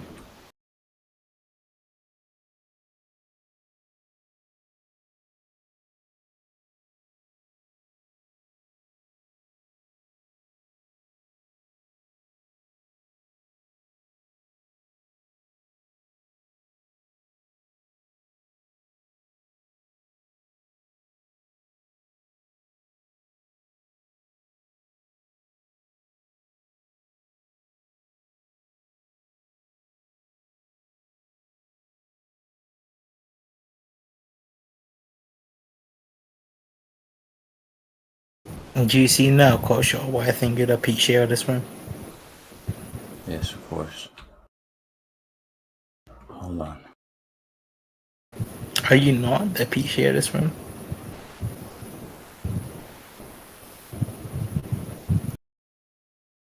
Like, you're the one everybody else in the room wants to have an opposite view from. And it's, no matter what you say, it's just like PCA talk, isn't it? Exactly like it is. Hold on.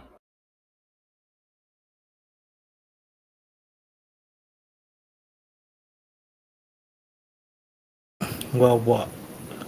Alright, just give me a second.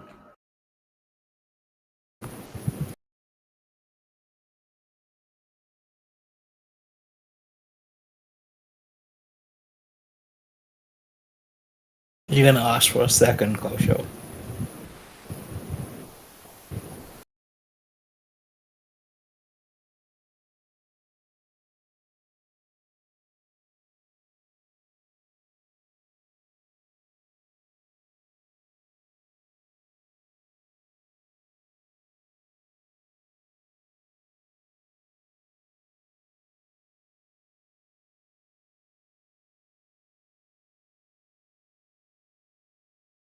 Are you trying to figure out whether or not you believe in Dodo or not?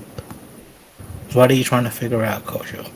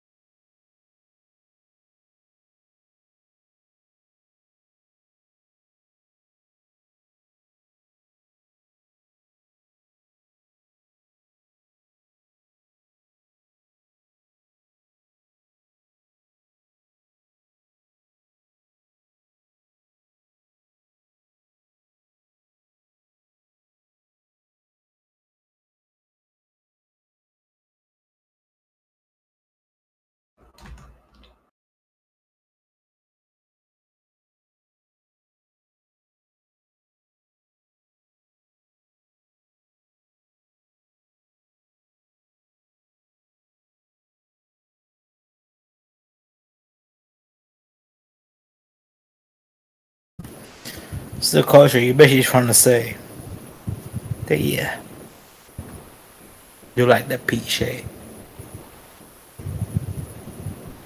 for the peeps in this room.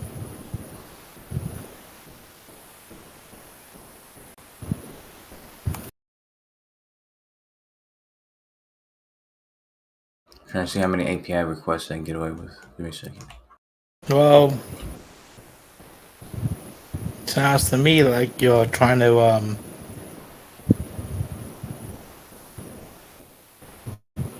not talk about the elephant.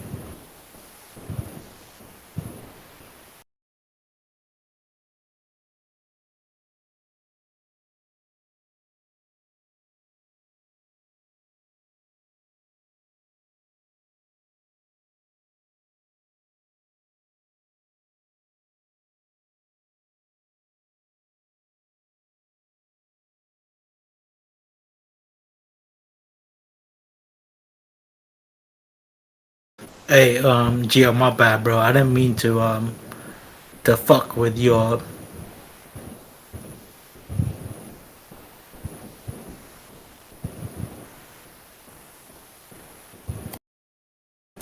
peach shade. Shut the fuck up, man.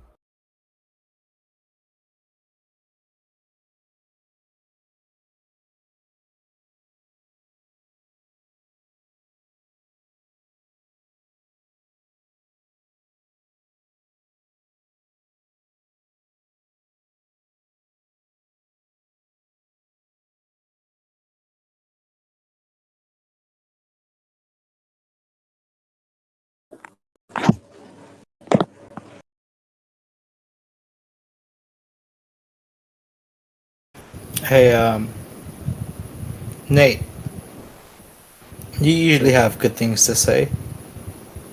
Huh? Can you say good things, please? What kind of good things? Like the good things you normally say. Why don't you tell Nate what you told me, asshole? Bro, I hate Nate as much as I hate you. Yeah, so tell him what you told. Tell him what you told I me. only pretend to be What did friends you? with both of y'all. Tell him what you told me. I Dude. actually hate you guys. What did you tell Kosho? Yeah, go ahead and tell him what you told me, dude. Yeah, say it with your chest, Branch. What did I say to Kosho? No, I never said anything that was different to what was What saying. did Branch say, Kosho? He said me and you were like the Pete Shea and Johnny B of this server. Oh Yeah. And you know what? I'm definitely peachy. I'm definitely peachy. Yeah, that's right. That was Johnny. That's what I said. So that's cool. Yeah, all right. That's what's up. All right. Well, you know what? Lawful You know what? I didn't even see that as something that was so wrong that I should have. I thought it was funny. I mean, Yeah, seriously. it's pretty accurate. It is Right. pretty accurate. Yeah. Like, see, that's I know my man. Fucking I don't know whatever you call this Muslim cunt.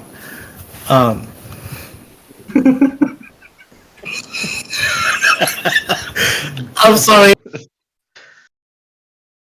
I didn't mean to call you a Muslim cunt. I just meant to, Cool. bro.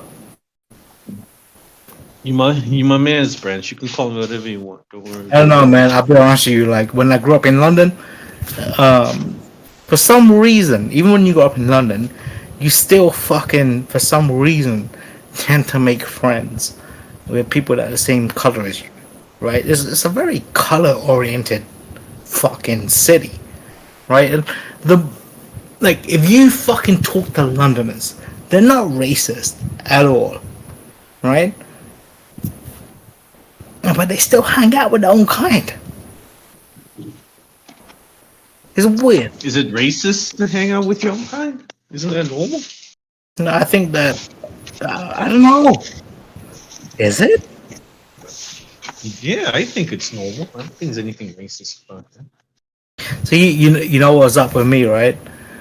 Where I really experienced this shit was So I was in London for work, and at the top of the hill, there's my hotel, At the bottom is this casino, and it's like the hottest casino in London, right? Well, not the hottest. It's the hottest casino that regular people can go to, right? And it's called the Trocadero. And back when I was a kid, it used to be a club, but now it's a casino. But anyways, so fucking one night I'm at the casino playing poker, right? And I You walk. grew up in East London? No, this West is London. London. West London. No, like downtown London. Oh, city center. All right. Yeah, like Trocadero is on Leicester Square, right? Damn, you grew up nice, Rich. Okay. No, I didn't grow up fucking nice. I've been They to grew up London. Like really the part close you're to talking shit. about is just it's a pretty nice. No. part to live in. I'm talking about some place I went to for work. Oh, you worked there. Okay. I thought you said you lived there. Like when I lived Okay. in London, I wasn't close to, not that close to London, but I was still in London. Like, were you where? South, west, east? Well, London has zones, right? So if you want to break it out as zones, I was in zone 2. I don't know the zones, bro. I just know north, east, south, west London. You know, that's how it was. I wasn't. broken down. I didn't grow up in like where the fucking. I didn't grow up in London. I grew up in like the parts of London that are the outskirts. So you grew up outside of London. Yeah, but I mean, like, I would try to say they're suburbs, but they're not even suburbs, because I know It's what's like commuter. These little commuter towns, right? Well, they're not even like. It's just. It's still like. I'm so sorry. You Basically, it's like this. Yeah, like in a house, it's small as fuck because you're in London and you're gonna be living in a very compact. I'm so sorry, man. You was busy telling us a story and I sidetracked. I didn't know what he was about to tell you, man. He was making it up as he goes. I'm sorry, Kosher. You think I'm making up what I'm saying? How do you know he's making it up, Coach? It's a strong name. And I'm not gonna give away Branch's secrets, dude, but I always know when he's making up a story. Kosher, I will say this, yeah. Like, me and fucking this dumb bitch know each other in a very different way than me and you do. Yeah, Like, okay. seriously, dude? How do you and Coach know each other? I know what I'm trying to say is that how I know you is very different. Yeah, I thought I was your best friend, but it seems Kosher knows more. We've never been best friends. You've always wanted what I have in any right, and you basically do facilitate your moves in society based on what I have. At least on Discord. What about Kosher? Kosher doesn't do No, Kosher doesn't. You have though. Like, let me ask you a question, right? Did you or did you not want what I have when you fucking met the whole fucking yeah, you know what I'm trying to say. I know what you're talking about, Brad. I was trolling you, bro. You know, Bro, let me ask you when you met that room I put together, right? Did you not want to be me? I was trolling. Yeah, I did say I want to be you. I'm going to take everything you have, but it wasn't. What did I do, bro? I was like, you know what? Fuck it, you can have it. No, really, you got mad, you know, but I was trolling you, Brad. Like, you got really upset about it. Okay, listen, man. Look, I was drunk when I got fucking mad at people about that shit. Like, but did I ever get in a room and talk sober? Like, honestly, like in Gio's room right here, if people was to actually get against what I say, I would probably actually come forward and say, you know what, that's not how I feel. That's not the point I was trying to make. You know, I'm Branch. My IQ is at least 50 points higher than anybody else in this room. And you can suck my dick. Is that a fact, Rich? Yeah. Hello? Hello? Hello? Hey, Hello? Oh, what's up, man? got there. Is anyone there? Hello? I'm here, man. Can you hear me, Bandy? Can Get anyone out. hear me? Everyone, get Hello? out. Get out. Hello? I can hear you. Oh, get out. Hello? Hey, Come Nate, in. how you going? How you doing, Bandy? What are you up to? You know what my latest most favorite food to eat is? What? Vagina?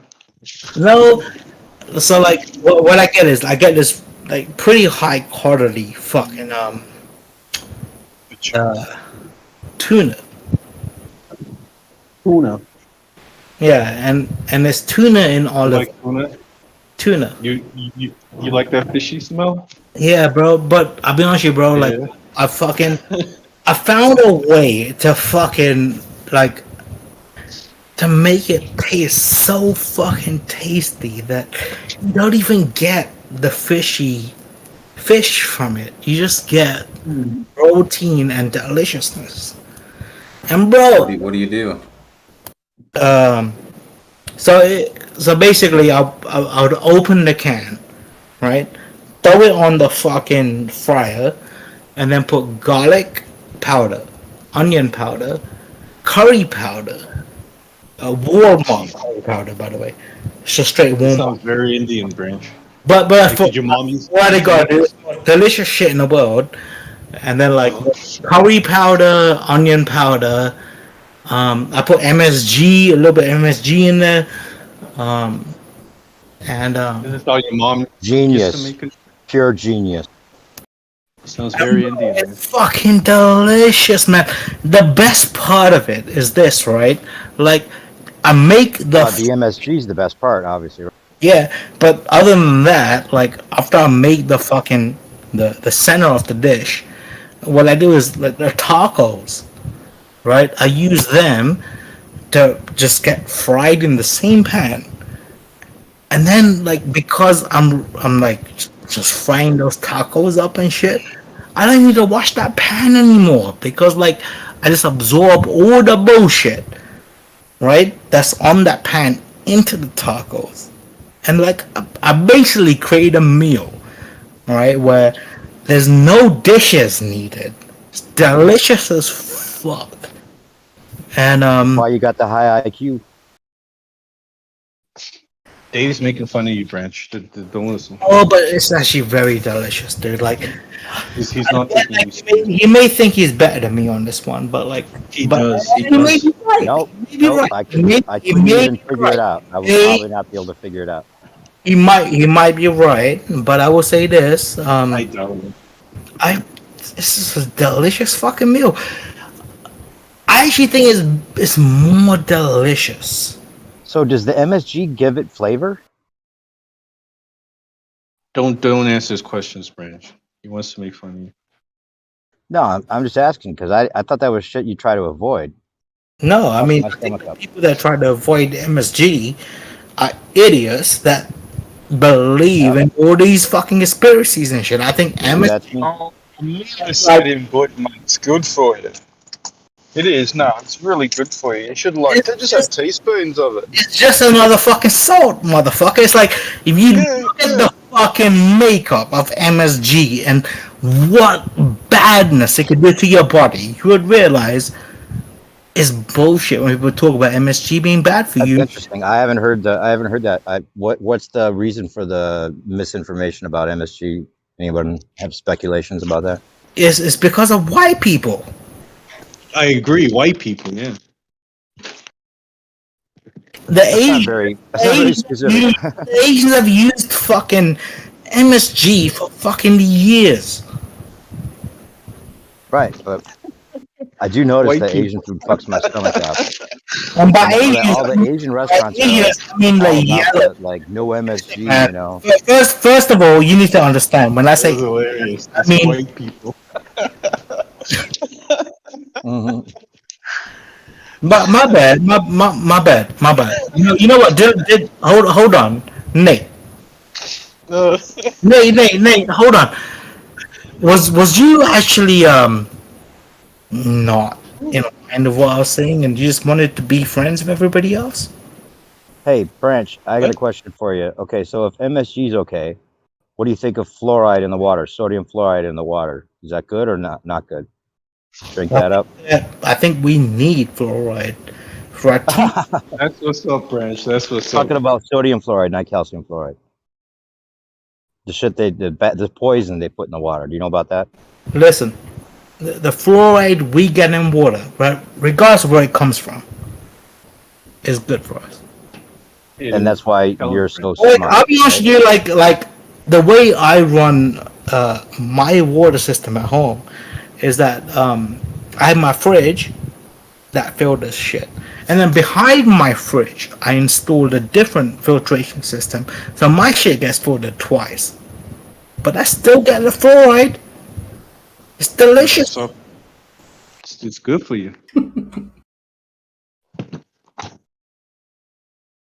Tell these wackos, Branch, how good the fluoride is.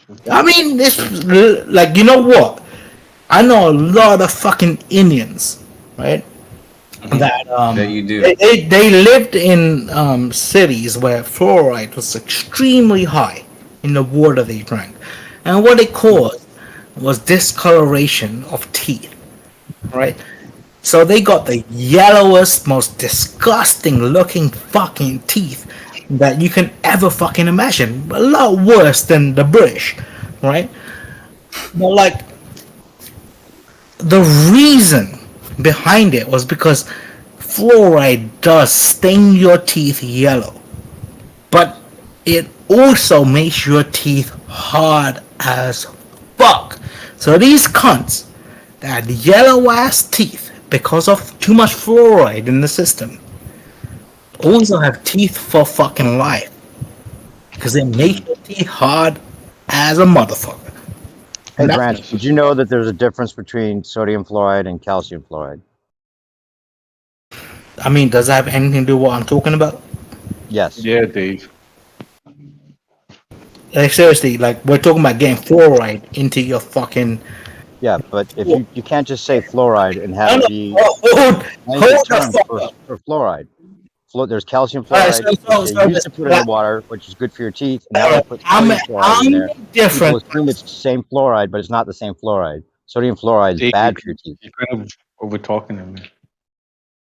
Oh, really? I was trying to explain something. He can't. Let me explain, Branch. Sodium fluoride is bad for your teeth. It's a poison that they put in the water. Everyone assumes it's fluoride. That's still the same calcium fluoride they used to use for your teeth. Now the sodium fluoride, which is a byproduct of aluminum processing, that they still put in the water, give them fluorosis, and it's all kinds of bad shit. Fluoride's not good for you. The sodium fluoride. I get what you're saying, man. I get what you're saying. Do you mind if I take a piss first and then come back? Huh? Yeah, take a piss. All right, thank you. What's up, Isa? Chill, brother. Right on. Yeah, we're trying to talk some sense into these people here. They're talking about fluoride. Stop trying to talk sense to these people, dog. What about the New York water? Hey, Issa, do you drink tap water in New York because it's the best water around? Fucking right, dude. Yeah? I drink the tap water, and I make sure whenever I go to a local area, I drink a gallon of their tap water, and I visit their local McDonald's to get acclimated. And I know you're not kidding because I know you like McDonald's. Oh, I fucking love McDonald's. All right. And that's not because you don't know how bad it is. It's because you're just fucking American, right? Well, no, it's because I'm American as fuck. I'll happily take the vitamins that the government's giving me, and I'll fucking use them to undermine the government. All right. You know what I mean? Like, because the thing is, like, we used to be under the theory, like, you know, I used to have a little crew. We used to call ourselves the White Rats, and our whole thing was that we were grimier than you are, and like, and we'll do the, you know, we'll just do everything that you're scared to do, and like, and part of it was like, you know, like, because all these vegan chicks and these, we used to hang out with these all cool folks that were all vegan, and we're like, you're all gonna die because you're too clean for the city. Okay. You know what I mean? Like, if you're in the city, you better fucking be drinking the tap water. You better be acclimated. Right. Just to Everything. get, Yeah, right. because There is a otherwise, point to be made there. your dumb purified water ass is going to get taken out the minute your filter goes bad and you can't get one from Amazon. Hey, Issa, you know what, Issa? I get that. There's a reason why I drink a lot of fucking bottled water, and it's because of convenience. Yo, Issa, can you tell this Dave guy how New York is the best tap water in the whole world? Hey, Nate, can you not fucking project something else to talk about after I say some shit? Seriously. What did you say, Frank? Annoying, bro. I literally asked Issa a question, and then you was like, you know what, Issa, don't you worry guys are like about his brothers. question. Don't worry about his question, Issa. Your question is so much more important, isn't it? Do you even remember what you asked him now, Branch? Yes. What is it? It's about bottled water. You said a comment. You said bottled water is convenient. It is. Yeah. That wasn't a question, Branch. Did I You want to know the trick, though? Issa knows whether or not I was going to answer this question or not. Oh, Well, yeah. he's a mind reader. Right, new perspective. I do not need you to tell me. Yeah, Dave, what the hell? For real, bro. Hey, wait. Issa's now trying to say something. Word to the wise, though, what you can do, and I find this very interesting, is, and I drink a lot of bottled water too, but if Why? you take tap water and you put it into, like, if you put it into a fish tank right from the tap, it'll kill the fish. So if you take tap water and you leave it out for 24 hours, then you can put a fish in that water and it'll live. So the reason why I drink a lot of tap water is because I live in a 2-story house, right? And you can't just put fish in any sort of water. No, I'm just trying to say, I live in a 2-story house, and therefore, like, sometimes when I want water upstairs, I'll just take it up in a bottle form. That's what's up. All right. Yeah, that's good. You should actually put a bucket out your window and create a vacuum and then have it come up into your cup. Yeah, but Issa, can you tell then you the can really water out for flat the fish? earthers and be like, I'm a scientist. I wish. You know what I've always wanted to do was do that type of shit. Like, especially during winter when outside is super cold, and I love cold water, right? I've wanted to fucking put my water outside the window and let it chill. Therefore, I don't have to go downstairs to get cold water. So what's the reason for the water sitting out not killing the fish? Well, it evaporates. It's not true. Chemicals. It's you can suck my balls on that one because I had a Bro, I've had fish as well. What you said is not true, Isa. You can't just put fish in any water. It's not to say that tap water is more dangerous than bottled water. Even if you had a fish in bottled water, that's still dangerous. He said you leave it out. You leave the bottled water You out. take tap water, like, check it out for 24 hours. Like, I had a beta fish that this chick gave me, right? So, like, I had a beta fish this chick gave me, right? And I kept it alive for 2 years. And I never bought the chemicals you're supposed to put in the fucking water. All I did. Why not? Because I just did this. Because this is all you have to do. It's just one fucking fish, my man. Why is he gonna give us? So, but the point is, you leave the water out with an open container so that it can breathe for 24 hours. If you do that with the water, then your fish will live in that water. But if you don't do that for 24 hours and you don't let it evaporate, that tap water can kill the fish, which is interesting for us because, like, I used to get into the habit of where I would leave out like a gallon of water with an open top for the night, and that would be then my drinking water for the next day if I was thinking about it. Otherwise, I didn't give a fuck. I'll drink tap water. But You know, it's funny, man. I used to run this hotel, right? And like on the place where the fucking customers come, right? The desk, if you want. We used to have. That's what they call it. We used to have a box of bullets and a fish. What's up with the box of bullets? There's a reason for that. I mean, are you gonna mug a place that's got a box of bullets sitting on the counter? what round?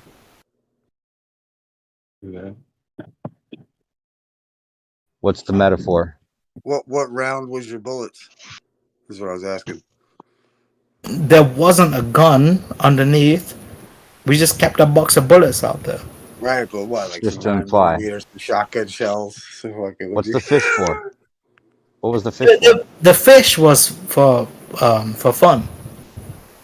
Okay. You're gonna sleep with on the the bullets, fishes. Dave. Yo, I do respect Focus you on can the sleep with the fishes if you fuck with this store. Gotcha. You know, my bad. This was a god. This was a godfish, and if anybody did try to fuck with us, the fish would have bit their fucking head off. Oh, he's smart fucking fish, huh? Smart Like, and vicious. Those little fishes that eat people. What do they call them? Barracudas? Sharks?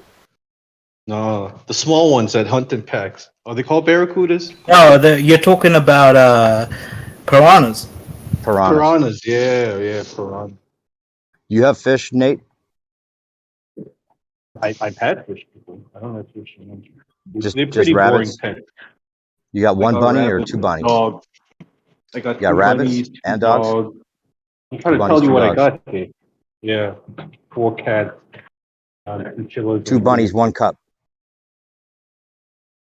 You're so weird, man. You're so weird late at night. You're so different during the day. Is that right? Am I? Yeah. It's probably because I'm stoned. I was going to say it's I'm because he's stoned. Exactly. Oh, you stoned? Okay. I don't usually he's- smoke until late. So here's a Yeah, I serious hear you. question. Here's a serious question, right? And the obvious answer is not the one I want. Now, what's the fucking question? Right. Yeah. So why would a geodetic surveyor have to account if they are creating a horizontal line in free space, right, that is about 2 kilometers long? Why would a geodetic surveyor have to account for the curvature of the Earth? Why would a geodetic surveyor be creating horizontals? Oh, honestly, a geodetic surveyor doesn't give a fuck about the. Yeah. He's just trying to see a difference. I don't think he's drawing straight lines, is he, Bansol? Why would he be drawing straight lines? Well, why wouldn't he? If you asked him to draw a straight line in free space, But for what? For what? To have a straight line. Why? What's a straight line for? To make sure it's straight. That's what they do. Yeah, straight lines. What the fuck sort of But Bansol, you should have thought about Bansol. This is what we're talking about, yeah? Think before you talk, motherfucker. Please think. it's a serious question. Bansol, Why would a geodetic surveyor have to account for the curvature of Earth if he is creating a perfectly horizontal line in free space? I need to know the answer. Why is he creating this horizontal line in free space? I didn't know that's what they do. I didn't think that's what they do.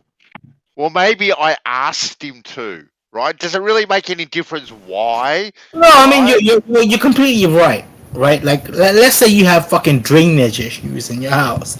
Then, yeah, they're gonna fucking figure out, geodetically, what the fucking level down at the bottom of your house is. Anyway. Towards the higher side of your fucking, They would never do something in relation to someone's house. Right.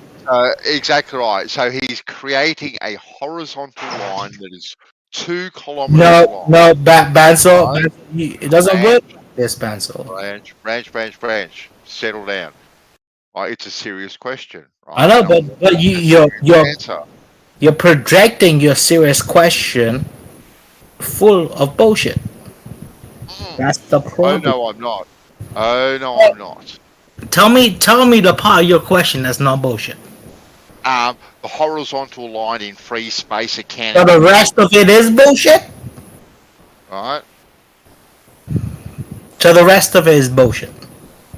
No, none of it's bullshit actually. Alright. You just told me that part of it's bullshit. That part of it's bullshit. Hey, Bansal, you know they do treat 600 square nautical miles as flat, right? No. If you ask a geodetic surveyor to create a perfectly straight line, and you are crystal clear, perfectly straight horizontal line in free space, right? That is 2 kilometers long, right? And they have to account for the curvature of Earth. What would be the reason for that? What do you mean? Would the line be straight? Is that what you're saying? Yes, it's 100% straight. And they're using all their tools, and you request them to make a horizontal line in free space, and they say that they have to account for the curvature of the Earth. Bansal, if somebody told me that, I would say they're full of shit. Really? What are they full of shit? You saying they would account for the curvature, Branch? Is that what you're saying? They would have to? No, I'm just trying to say like what Bansal said was extreme bullshit. Anyway, Branch, you're derailing the question. To be quite honest with you. No, really, You are. What, All right? wait, do I understand? I'm not sure I understand the question. Are you asking if they would have to account for curvature over 2 kilometers? Then. All right. I made a phone call to a geodetic surveyor, Dave, right? And it's recorded, right? I recorded the conversation, right? And I asked him, firstly, how far would he shoot using his auto station or a theodolite? And his answer varied anywhere between 1 and 3 kilometers. Okay. Then the discussion progressed, and I asked him, could he create a perfectly straight horizontal line in free space? So if I was to mark out a 2 kilometer stretch with stakes about every 50 to 100 meters, and he was to mark each one of these stakes, could he create a perfectly straight line? And his answer was yes, he could, right? But he would have to account for the curvature of the Earth. And this is just a total random person out of the phone book, just ringing them up, right? Knowing nothing about anything. And this was the answer that he gave me, that he would have to account for the curvature of the Earth. Yeah, you know what? Based on that, Bansal. Branch, come on, man. Seriously, you're derailing, mate. And why not just this is interesting conversation. Do you think he caught on to what you were saying? Because the last time you called until you're done, Ben. I'm sorry, Go ahead, Nate. I was just suggesting to mute Branch till Benson was done. Hey, okay. Wait, real quick, Branch. I want to ask a question. Nate? Branch, hold on. So when you call, you played a phone call for us the other day, and it was when you called the guy asking about what? Another interesting phone call. About allowing for Coriolis, right? Right. And he caught on and said NASA and mentioned NASA would be able to answer that, right? At the end of the day, he did. Yeah. Well, he said at first he said, "I don't know, but I think you might." And I go, "Well, how would you work that out?" And he said, "Call NASA." Right. It was actually quite a funny. So maybe this guy. What I'm suggesting is maybe this guy caught on to what you were trying to get at, and he's like, "Oh well, I gotta account for curvature. This could be some kind of agent, calling me up trying to bust me and not saying the right thing." Oh, look, I don't know. What? It didn't really Come feel like on, that, to be Dave. honest Come with you, on. Dave. It didn't really feel like that, Yeah. to be quite honest with you. But Like the first one, I can grant you that with the first one, right? I can definitely grant you that with the first one. But this one that I made was totally different. Actually, the guy seemed totally legit. Yeah, Dave. And but wait a minute. What he about the free space? I don't get the free space thing. Yeah, a new perspective. Thank you. Yeah, thank you, Dave. just creating a line on, marking a line on stake. So the line isn't on the ground; it's actually in space, free space. So it's in the air, type of Oh, thing. then he didn't understand your question either. Yeah, Oh, yes, that's he why. did. Oh no, yes, Oh, he okay. did. Yeah, Come yeah, on, yeah. Dave. And, Stop and it. Well, then then, why would you need to then? That doesn't make any sense. and Yeah. then I asked him, and I should be able to check this and collaborate this horizontal line with the water level. So I got something to compare it with, and he goes, "Yes, 100% you could." Yep. Weird. Well, I'm sorry. What? I'm fucking losing. But Banso, did you ask him why? Hold on, bro. I was talking. No, Brad, you're derailing, mate. To be quite serious with you, I'm trying to have a serious couple of minutes. Yeah, so just back off, buddy. Otherwise, I'll mute you. So just back off, please. Yeah. But You know if he understood what you meant by Banso, free space. did you ask him why would he need to take into account the curvature of the Earth if he's drawing a straight line? No. I didn't want to let on one way or the other Yeah. about anything about globe or flat. I didn't even didn't even come into it because I wanted it to be like a totally legit. But Nate is on your side, Banzo. Okay. So now the fact that he says he would need to take into account the curvature of the Earth, and he didn't catch on to you, he's not an agent as but Dave he is said trying to that. insinuate. What do you do? What do you do with that information? You spoke to a geodetic surveyor, and they told you they factor in the curvature of the Earth. Like, what does that do for your position? Well, no, it doesn't do anything for my position. I'm not thinking one way. Don't think that one phone call to some random person is going to do absolutely anything, Nate. Like, I'm not that easily swayed. But he said it does. Sorry, Coach. I'm saying he said that unprovoked though, right? You didn't bring up the curvature of the Earth when he said that, right? He said that to you. I'm quite prepared to play the phone call if you guys want to listen. Yeah, please post it. Please Play post it. the phone call so that I can. No. Play it. Play it. I want to hear. Yeah, play it, but post it as well. Okay, I can't post it, but I can play play it. it. But you know what's weird about play it is if play he it. I'll just understood clip it you meant, if from he the understood it live was stream. free space and he knew that had nothing to do with the Earth, then why would he think that he would have to account for the Earth? That's your question, right? Because that's what he does in real life, Dave. That's what they all do. All geodetic surveyors, But whenever if he they're doing understood the surveying, question, take into account the curvature of the Earth. Well, if he actually understood the question, though, that he would understand that it wouldn't need to if it was free space, right? Well, whoa, that's. I don't know about that. That's why Banso should have asked that question. Why would he need to take into account? I was thinking that too, though. What, you think I should have asked him why do you have to take into consideration the curvature of the Earth? No, I was thinking maybe he didn't. Maybe he didn't understand, but you think he did. That doesn't make any sense. That makes it stupid. I don't know. Do you want to listen to the phone call? Yep. Or yeah, play it. You can judge for yourselves. Wait. Hang on. Just wait, Banso. Just wait. All right. Last time it was hard to hear, so turn it up. Well, it's up as loud as it can go. So. Okay, thanks. Afternoon, Cameron Light Surveying. Bronwyn speaking. Yes, just wondering if I could quickly talk to one of your surveyors there by any chance. Yes, I can see if Craig's free for you. What was it in regards to? Oh, just basic geodetic surveying. Just a couple of quick questions, if I can. Okay. Within a local area, is that right? Yeah. Yep. Yep. Okay. All right. I'll just put you through. Cheers.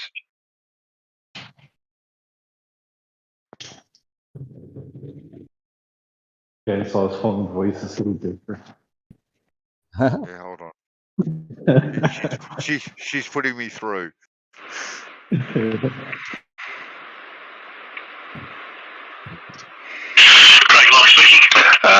mate. Paul's my just a quick inquiry about some geodetic surveying. Basic tools, I presume you use like things like total stations and stuff like that. What would be the maximum distance that you would shoot over using those tools? Total stations. Look, you can with a bit of accuracy, if you can see the target, probably 3-4 kilometres. 3 or 4 kilometres. Yeah. Sorry? 3 or 4 kilometres, did you say? Yeah. But what if it's going to be that distance, what we would use, that's what's called RTK GPS. It's a GPS system. Right. Okay. Then. If you're going to use that, Yeah. But you wouldn't shoot that distance using any optical device. Probably not. Not these days. We wouldn't. Because it's far easier to use the GPS. And look, over that distance, it may even be more accurate. Especially in pointing, you get shimmer and you get haze type of thing. Optics tend to over that distance your target will move around a bit. You've got to try and pick it. Right, okay, then jump to like mirages and refraction and all that sort of stuff. That's right.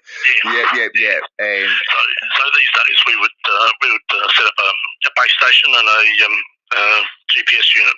Oh, okay, so you'd set up your own base station at a particular datum point, and from that base station, you would take then your mobile receiver and go to different points and plot your location like that. Okay, very, very interesting. But using optical devices these days, or even in the old days, I suppose, would have been fairly inaccurate and trying to calculate. Look, these days, close range. If you say up to a kilometre or two, the total station's very accurate. You'd be within a few mil, probably 5 mil. About 5 mil, yeah, maybe even 10 mil. Get above that, look, you can. Issue both ways type thing, check your distances. But at 2K, I'll be tending to use the GPS mainly because you don't have to worry about line of sight. Right. Okay. You don't have to see from point to point. In the old days, you used to go from hilltop to hilltop type thing. But But these days, it's far easier to grab a GPS and do it that way. Yep. And how hard would it be for you to make a perfect horizontal line in free space if I wanted that marked out? Horizontal line, look, with GPS, pretty easy. Pretty easy and pretty quick. Yeah. Yeah. Yes, you have to take curvature of Earth into account. As a matter of fact, we would, if it's over any sort of distance, we would probably use GPS, or what we would do, if it has to be accurate, we would level it. Use a level, and maximum range of, say, 100 metres. Or we go 50 metres at a time, and we jump every 100 type thing. That way, the curvature of the Earth is always taken into account. You don't have to worry about that in that case.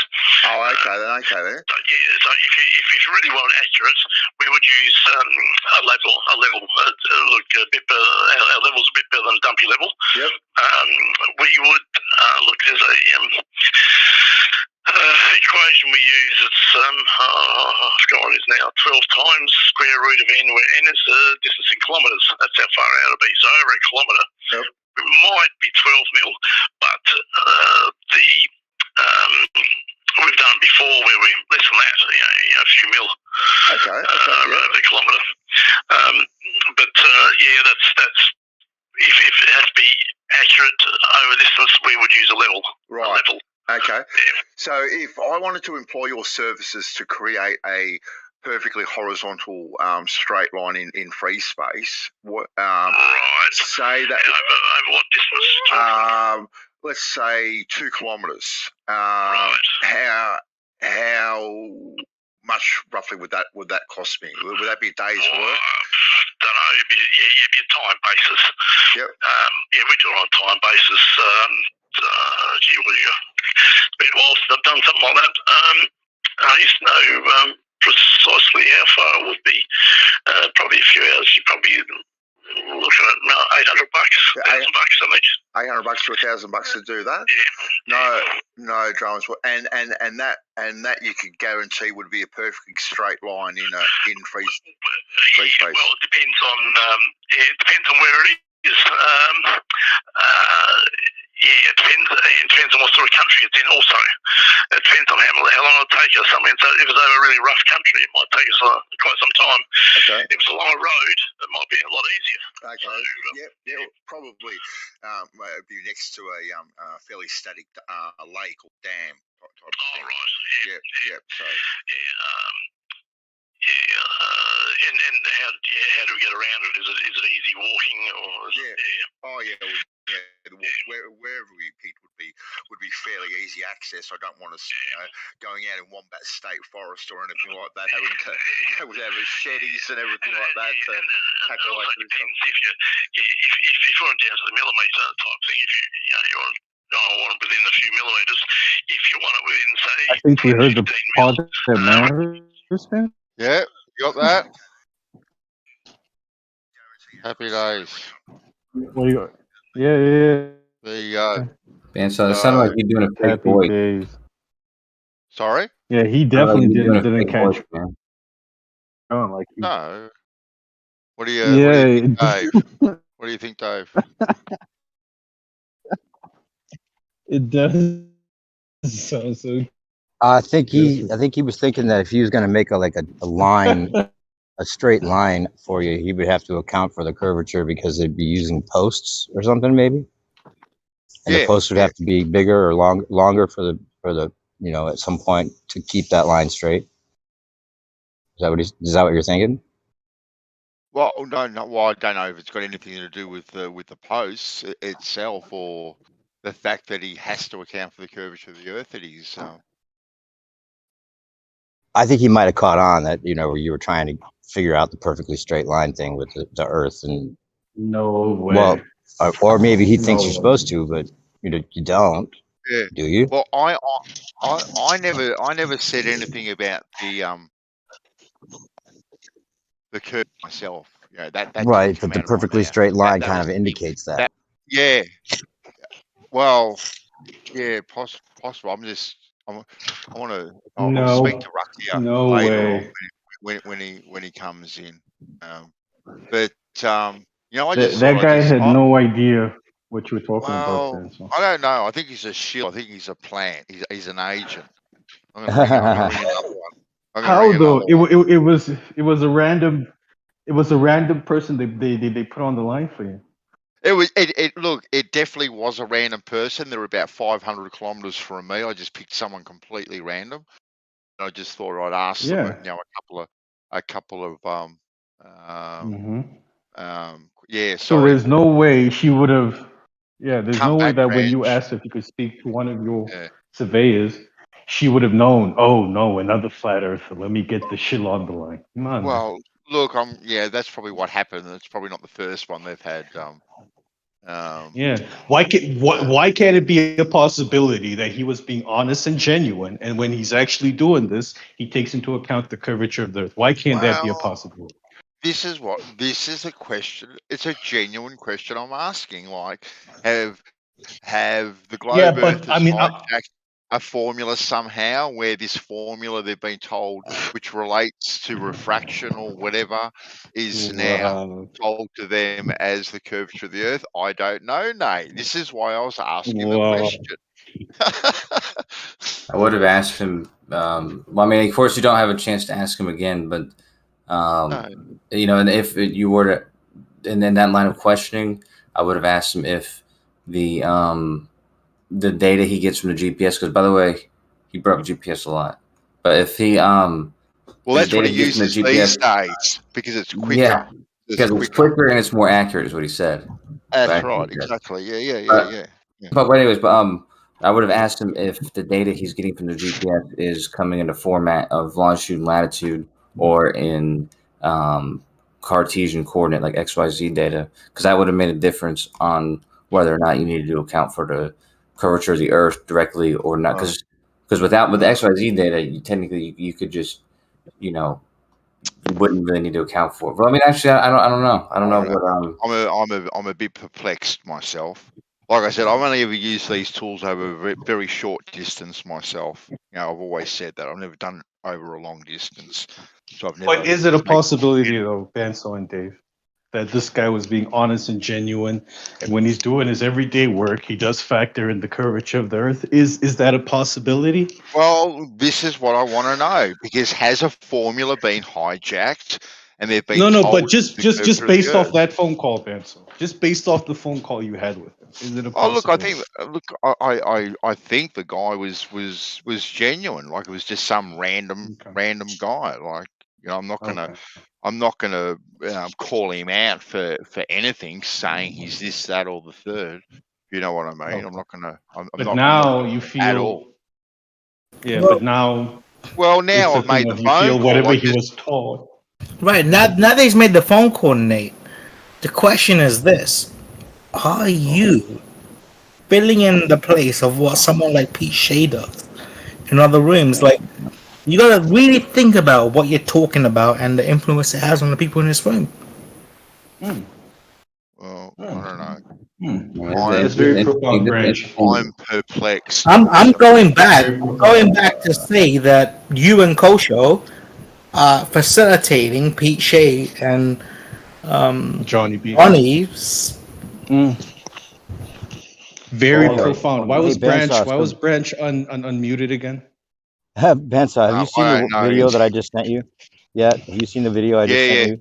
Yeah. Yeah, okay. I'll check it out. I'll definitely Oh, check you it have? out, Okay, mate. yeah. That he But calls a bunch of surveyors. yeah. Like I said, I just called that one, and it was just, the questions I asked him, and then just totally out of the blue, he kind of threw that in, has thrown me a little, I must say. Yeah, Just a little. I'm sorry, Banso, if I facilitated recognition of these people not being like Pete Shea and Johnny. I made a phone call once when I was finding out about all this GPS stuff. I called a similar dude over here, except for he runs kind of the what's it called? It's like it's a big geodetic base station network thing. And I had a long conversation with him that I wish I recorded, but Right. I think it'd be interesting if maybe somebody in the States Kosho, the interesting thing, or somewhere else, wherever maybe we kind of ask those the follow up questions. So I'm trying to think of some good. Yeah. Here we go. Here's Rakia. I'll ask him and see if he's got any. You there, Rakia? By any chance? You available? Yeah, go ahead. Yeah, mate.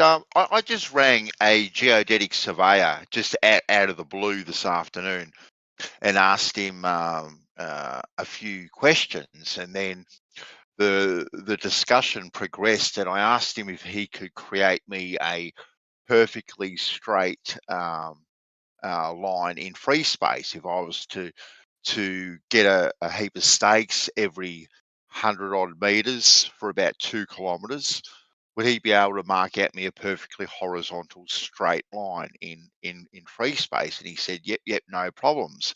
But one of the things that he threw in, which has thrown me a little bit, he said, yeah, that'd be fairly easy. Just got to work this thing out and that thing out, and take into consideration the curvature of the Earth in my calculations. Wow. So I'm just wondering. I'm just wondering, right? Why he would have to do that, because I've only ever used these tools over a very short distance, not a long distance at all.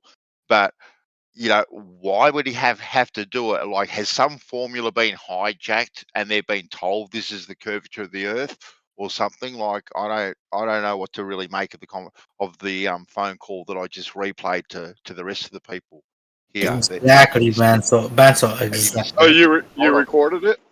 Yeah, I did, mate. Yeah, I did record it. Yes, definitely. Yep. Can you post it where I can listen to it? Because usually it's a calculation, it's not a measurement. Yeah, no, he definitely did say he'd have to account for it and calculate for it. Like, it wasn't like a direct measurement. So that's what he did did say he'd have to take into account the curvature of the Earth, so he has to. Hey, Banzo, I'll say this, man. Hold on, Brad, hold on. I'm going to mute you again. I'm talking to Rakia, so give me a second with Rakia. And what was the distance? I think you said it in. Like, what is it in miles? That's about probably 1.5 miles to 1.75 miles. Yeah. Did you get what method he was going to use? Like, if he's doing one shot, they're gonna call it. They're gonna call it. Taking in the curvature of the Earth, but it's just doing a calculation to correct for that one shot. At first, he said he would be using a GPS, and then when I turned around to him and said I'd put stakes every 100 odd kilometres, he said he'd have to he'd level it and use his total station, I think. See, that's not true either. You can use a GPS to do the same thing. Like we use GPS to check the corners of a house slab. So you can use GPS for for positioning of the corners of the house slab, relevant to the engineering stakes on the ground that you have to be so far away from, like a property line, and the height of the house slab. Like I did a big apartment complex not too long ago, and they said they were using a GPS system, and they were saying if my slab was within, I think they said 3/4 of an inch. Right. It was good in this instance, which isn't very accurate. Branch, come on, man. But the calculation is usually if they're doing a long shot, so they're trying to work out the refraction, but they're calling it curvature of the Earth also. But like over a mile, the curvature of the Earth is going to be not even past the limit of the tool. If you're doing a flat plane and the curvature of the Earth on a mile. So Rakia and Banzo, I mean, when we talk about what the questioning of the room was, I mean, it was essentially me, Kosho, and Nate talking about stupid shit, and it became this conversation. And now, if I talk against it, I'm in some level of jeopardy of being muted.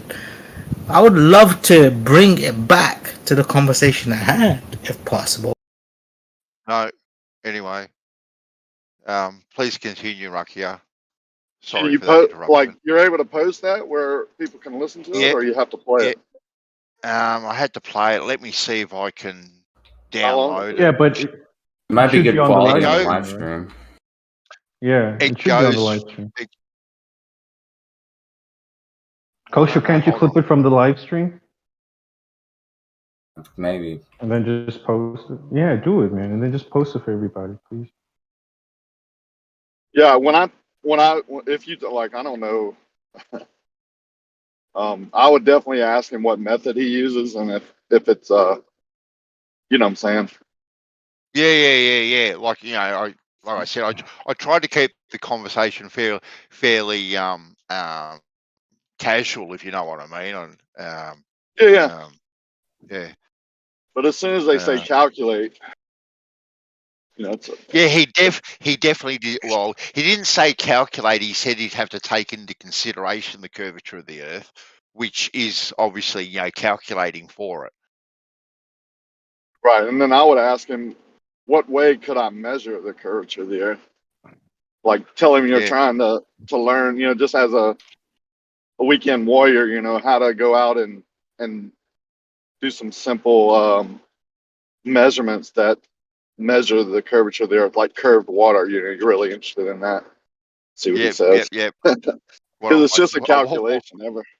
Yeah. I might actually ring up a different one and ask him similar questions. But because what I did say, which was at the end of the phone call, which I didn't get to actually play. So because I said to him, so I should be able to get a water level out and check this perfectly horizontal line with a water level, and everything will marry up. And he went, yeah, 100% it will. So it was a bit strange, considering he's taken into consideration the curvature of the Earth, that it would also marry up to a water level. Bansel, before I got muted, Bansel, we were actually talking about. I'm just gonna throw this out. Brad, seriously, I'm having a serious conversation here. If you want to continue the silliness, just wait till the end of this conversation and you can take over. They don't have much experience with water level tools. I mean, I don't know many, you know, I don't know hardly anybody who does these days because they're just not used. He might know a little bit about them, but he's not gonna probably be a person that's gone out there and set up horizontal with his tools. Come on, Brant. Right here. I'm right in the middle of my Seriously, hold on. I'm going to fix it. I'm sorry, Branch, but Yeah, I'm giving you Rakia is warnings very low already. though. Like, just don't Listen to drink his Rakia low, Bansel. I was just trying to say, Raki, I could potentially help you understand this, but thank you, bro. I mean, the way I see it is like there's this. Anyway, I would say they don't go out and practically use water level tools. They just have maybe heard about them, but a horizontal line is a horizontal line. You know, if he says it's easy to create that, I do agree with him there. But if he's using a one-shot method over a mile, then he's not very versed in, you know, the problems in that, which, you know, I would say a lot of them aren't. yeah, he said, you know, the start of the conversation was using a total station, and if they were to shoot, say, 1 to 2 kilometers, there would be an error factor of anywhere between 5 and I think 15 mil. He said, because of the shimmer and the haze and refraction and all these sorts of bits and pieces. Low level, yeah. Yeah, exactly. And he goes, that's why we use the GPS now, because we don't even have to worry about line of sight. We just set up our GPS station at the datum point and just use that and just walk out with our receiver, and then we don't even have to worry about line of sight. We can go bang, bang, bang, bang, bang, bang, bang. It's also something they can do by themselves. They don't need a helper. Yes, exactly. Yeah. So yeah, the surveyors that we get to come out and do our land and even smaller projects, same crews, right? Like they don't call themselves geodetic surveyors. They're just they might have the geodetic surveying license, but they're doing, you know, they're just doing segments, you know, and then connecting it and doing whatever calculations they need to. But on the short runs, you know, it's just shot to shot. It's just point to point and marking it down. And, you know, there's getting within the parameters that they're working under, because, you know, different jobs are going to have different parameters of how accurate they have to be. Even like on my jobs, even on the like a building slab, the corners have to be really accurate, right? Like as accurate as they can get. But the height, the elevation up and down of the corners only has to be, you know, within you know, let's say an inch, or, you know, it's not as accurate. And those GPS units that they're using that I've seen and looked up, they are very accurate for the X and Y, like for the positioning, but for the elevation, they're not accurate. You know, they're not as accurate. Yep. I found out something yesterday. We have, this is kind of a side note, but how computer systems are, not computers, but the sensors, like on our concrete trucks, when we're dumping out, you know, if it has 10 yards on it, as it's dumping out, it'll measure how many yards have been dumped out. And we're having a heat wave here, and they said the heat, you know, makes the sensor have trouble. I mean, I showed 4.5 yards left on a truck yesterday where it couldn't have been, right? And I was like, what's going on? And they were like, yeah, we're having trouble with our sensors because of the heat. But, you know, everything matters, right? Like you can go out with the same equipment, same person, set up in the same spot and do a measurement, and go back, you know, a week later and do the same thing. And you're going to get different measurements every time. Yeah. You know? Yeah. Oh yeah. Look, I've had different measurements on the same day, from morning to afternoon, depending on the conditions. Yeah. When I've I done think stuff. George So showed that. He had his set on bedrock, which is, he's just bolting it down every day and shooting out to the same targets. And he shows you how different it can be from morning to evening. And that's just reality. It's just like Jeremy is saying. How do you know?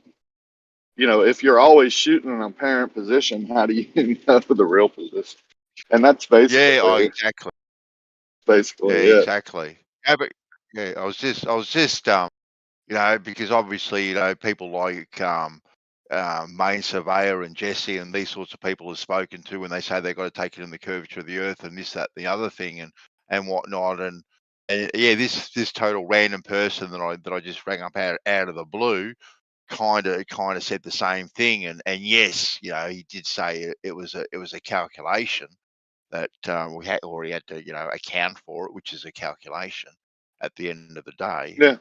Um, Call more of them and tell them if they've ever measured the curvature of the Earth, not calculate it, and see what answers you get. Because yeah, tell them this is something you want to do. It's not something you're just goofing. What tool can I go rent? As a weekend warrior and go measure curved water. Me and a group are interested in doing that. I'm asking a professional how to do it, and good luck. I mean, they don't measure it. They do their measurements and no. calculate. Look, any practical experience I've ever had with any of these tools, it is what it is. You set up your plumb and make your horizontal and go from there from your datum point. But anyway. Well, good. That's cool. I'm glad. Like, I want to hear it, but if it is possible and easy, like you said, to create a horizontal plane over a surface of water, then those stakes, the top of those stakes, no matter which direction you go and how far you go, would be the horizontal plane in what you call free space. I call it free space also, but that might not be the right term. But then you can measure down to the surface, which in this case would be water, from the top of that stake to the water, and you should get different measurements. Now, that's the exact test that I did over 2.7 miles. And we got 3/4 of an inch was our largest deviation from measurement from the top of the stake. But we got plus and minus, right? And that's basically tool and human error when you get plus and minus. The curvature of the earth, if the water is curving underneath that horizontal plane, which is the top of your stakes, it should be curving at a constant rate, minus the plus and minus, error. But from point A to point B, 2.7 miles, it should be curving. Exactly. So we either did something wrong, and like they said, we followed the curvature of the earth so perfectly. We did that part perfectly, right? That we didn't get the 72 inches or whatever. We only got 3/4 of an inch, which over 2.7 miles, 3/4 of an inch is impressive. Like, for a group of, what I'm saying, none of us have a surveying license. We just all hold licenses that requires you to use surveying, but none of us have those. None of us on that weekend were, certified surveyors, but all of us were, people who make their living using the tools every day and who have taken tests to do so. We hold licenses that we have to know how to use these tools accurately to do our work, to hold the license that we have. And one of them was, two of them were two of them that own the equipment and were helping with the actual measurements are family members. The other two guys were other people that I know personally, contractors. So. Yeah, no, I'll definitely make a couple more calls and see where it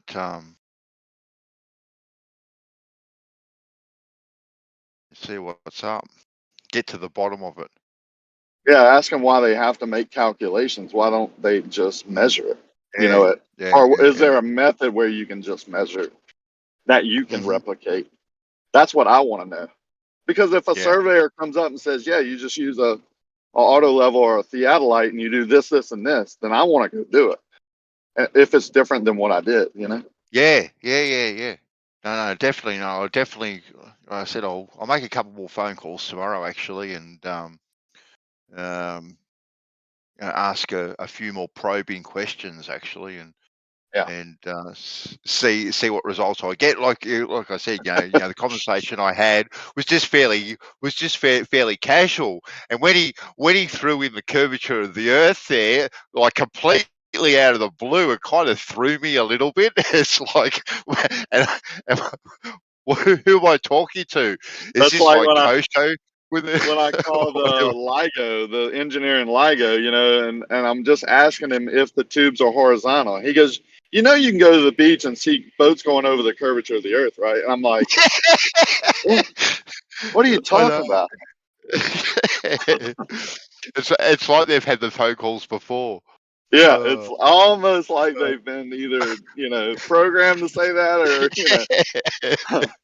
I was like, what are you talking about, man? I'm just asking you about the tubes. I don't care about the I beach. know. You know? I know.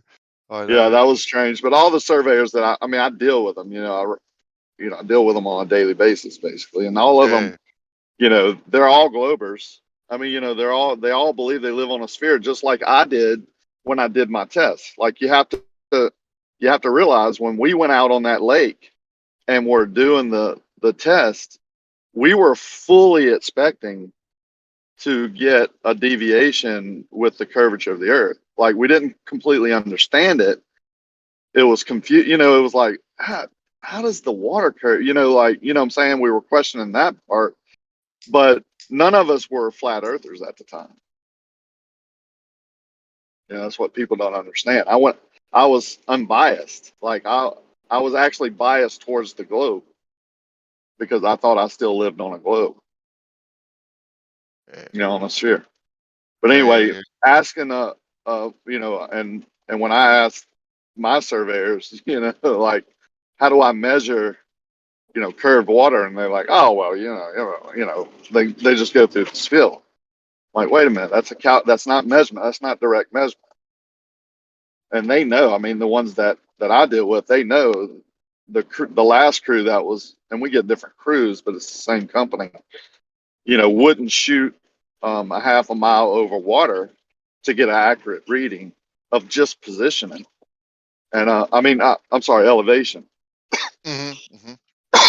When they did their positioning, they used GPS. Like all the engineers stakes on like all my developments now, there might be, you know, 30 acres or 100 acres or 1,000 acres, right? All those engineered stakes are either located or positioned using GPS. Like none of them do triangulate, none of them do any other method anymore but GPS because it's so much quicker. Like they can hop on their 4x4, like on their side by side, set up their station, hop on a side by side and go, you know, a mile away and mark a corner. Yeah, go bang, bang, bang, bang, and job's done. On to the Yeah, next one. they're driving in, you know, metal rods with a wood stake next to it with orange ribbon and moving on to the next one. Like it don't take no time. Hey, Rakia, what you said is totally on point. Thank you, my brother, for showing me the truth. The true truth. Yeah, I don't hide. Like I said, if I could talk to a geodetic surveyor or any surveyor today that would give me a method to go out and measure curved water accurately without doing a one shot, which we all know, you know, I mean, that's how they're trained to do it. And Right. they even know that's not accurate because they're calculating. Rakia, what do you think, Rakia, is the true truth? I think water finds its horizontal, it doesn't curve, if that's what you're asking. Oh. That's what I've known all my life. That's what I've measured. You would have to show me a measurement otherwise, a method to measure that otherwise from this point forward.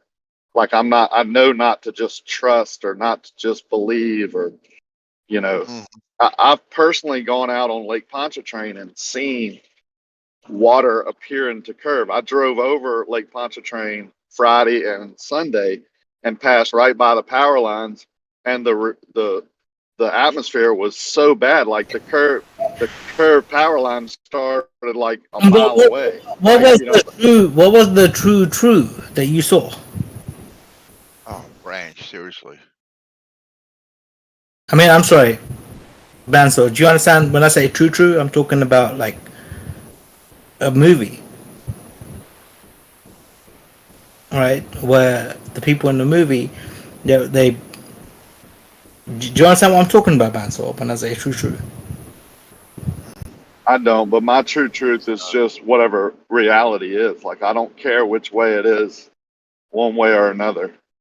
I was definitely believing in the sphere model for most of my life until I was shown there could be a different way, and then I went out and did the test that I feel proves it to me one way or another. Well, Rakia, because I trust myself. Rakia, outside of the whole true conversation, I think that there's a lot of people on this planet that need to find peace within themselves. Yeah, it brings you where I don't fear the truth.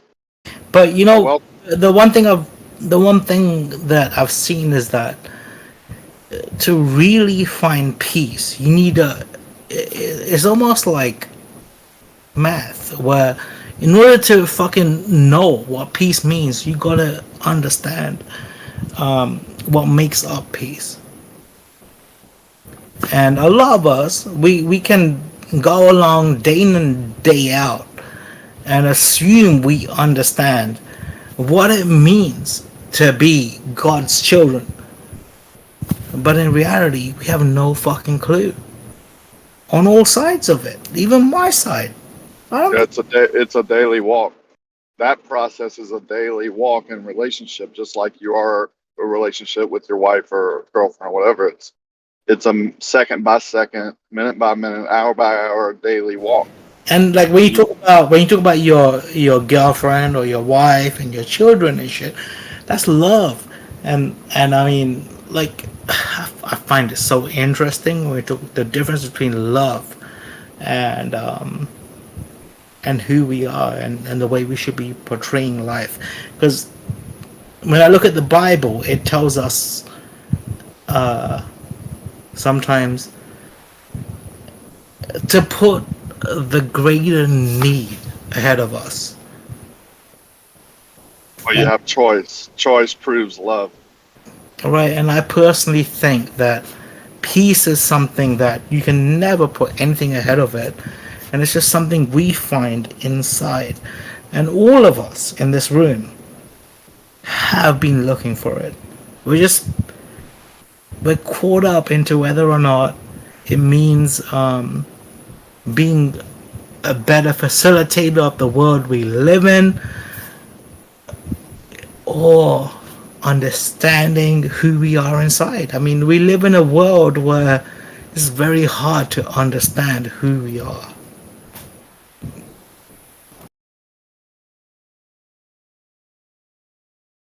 Yeah. Well, Bandsaw, if you could DM that or DM it would be better because I'm about 20 minutes from a job site. But this job site, the first thing I'm gonna do is take out a total station and Rakia, are you that drunk where you can't even? Come on, Branch. Seriously. No, Banso, I want to ask Rakia if he thinks No, Rakia was talking to me and you just bloody jumped all over the top of him, mate. Like, seriously. You just never learn, for God's sake. Go, Rakia. It's just drunk. Yeah. But when I pull, the first thing I'm going to do when I pull up on this job site is set up a total station and find property lines and elevations of an existing slab and build a. We're going to form an addition, a separate addition to that slab, but make it the same elevation. And we have, we have to put it in. 'Cause in a certain position due to the engineer will send out a surveying crew behind us to check that position and elevation. And they want to prove it to move forward. They want to prove it to get it inspected until that's correct. Yep. Because their stamp is on it. So their name, whatever name they have that stamp under, they're legally bounded by that, process. And if they approve it to get inspected and move forward, and it's not in the right position or elevation, then it comes back on them, not on me. Because I'm not a certified surveyor. I'm basically just, the contractor. So that's why there's a process of, these things being very accurately positioned, and then we work off of that, and the elevation is checked and double checked.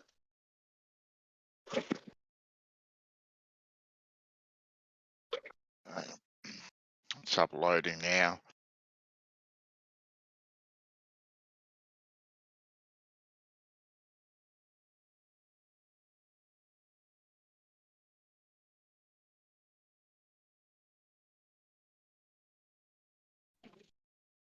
So no one really calls themselves, like, there's people who do geodetic surveying here, but they're just surveying. Like, they're just surveying companies. They don't say they're geodetic. They hold the license or whatever, but they don't say they're geodetic surveyors. Yeah, well, it was interesting because I did start off a conversation saying I'd like to speak to a geodetic surveyor. But anyway, I'm just downloading the file now, and when it downloads, I'll DM it to you, mate. Right, thanks. Yep. I would imagine it's pretty similar to all the conversations I've had. But they all of them say it's super easy to create a horizontal plane, and that's why when we come on here and say, can you do that? It's all, like obfuscation, or it's impossible because you're doing this and this, although LIGO did it, blah, blah, blah. But these tools are specifically designed to do that very thing. And they're based on water level. So that would tell me that the water creates the horizontal also. But the tools themselves that are man-made have their own issues, but those are plus and minus. So they kind of even out unless you just have a tool that's not calibrated right. And these tools that's what they're designed to do, basically. Some of them are designed to do other things, but creating that horizontal plane is the main reason these tools exist. That's what you work off of. That's your base. Yeah, so exactly. Then you have a benchmark on wherever you go, and then my area, it's based on flood elevation. So you have to be, a foot above flood elevation. So they'll mark minimum flood height in that area because it's all different. And then you go a foot above that. Can't speak to your area if it's based on flood or just, whatever. Yeah.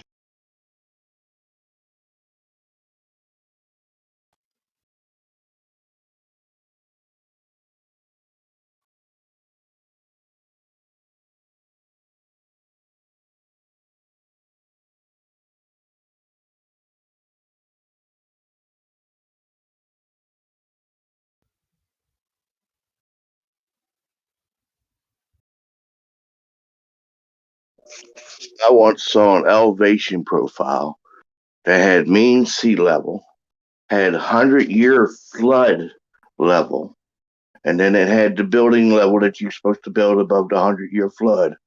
And then it showed the geodetic level way up in the sky. Yeah. Yeah. That's just a theoretical place, either in the sky or underneath the earth or water, which is kind of strange. that's why I say when they're talking about the surface, the geodetic surface of the Earth, it's an imaginary place. It's not actual. It's not actually the top of the water. You know, the surface of the water, which is strange.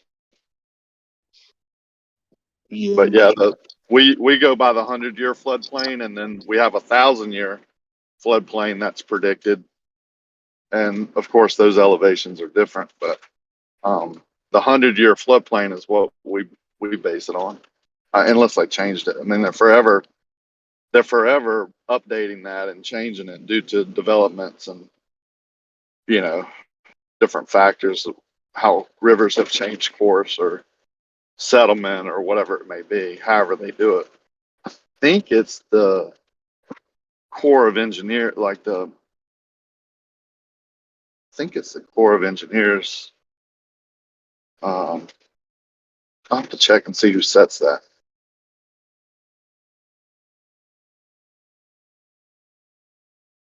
I think it's I'm the having Army Corps. Army Corps of Corps. Engineers that does it. Yeah, I'm pretty sure that's who sets it. But I might be mistaken on that. I hear that word so much. That Army Corps of Engineers. It's just stuck in my head. That's who does it, but I might be wrong.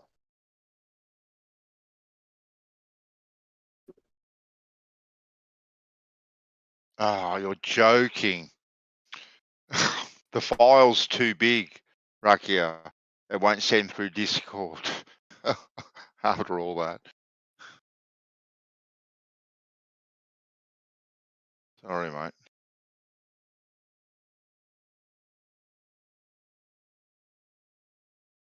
Yeah, it's all right. Like I said, I've had similar conversations, but it's always good to hear someone else, because you might ask a question in a different way. But when you really get down to the brass tacks, what method and tools can you tell me to use to measure curved water? Basically, that's all I want to do over a mile and see what they say. I mean, because it's I've never had one tell me they've done it, or that specifically what method I could do and do it without having to calculate certain things. Hey, Rakia. You've never had a situation on your boat where you try to figure out whether or not it's flat or not.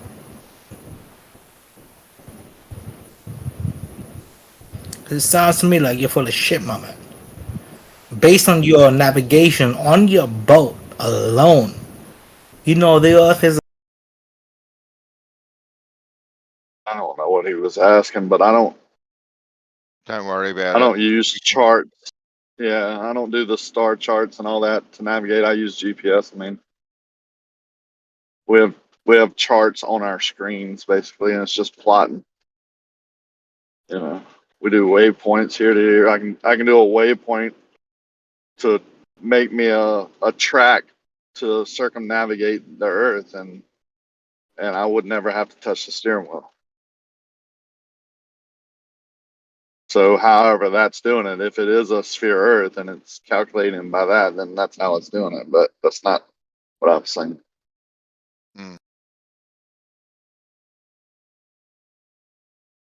And that's very accurate. I mean, I've set waypoints to the, to the entrances of my inlets, and over time the buoy might move, but my mark stays the same.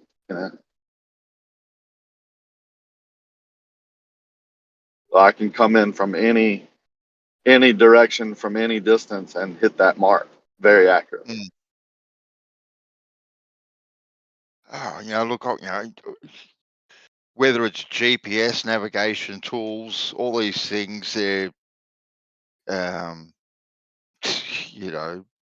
total stations, you name it, theodolites, auto levels, they're all very accurate if you use them the correct way. We know this. Of course. We Positioning use. wise, they're extremely, amazingly accurate. Yeah, but even the people who use that, like the waterworks, like your city waterworks and all that, when they go out and take positioning with their GPS of a shut off or a water line or whatever, they're not using satellites. They call them satellites, but it's base stations.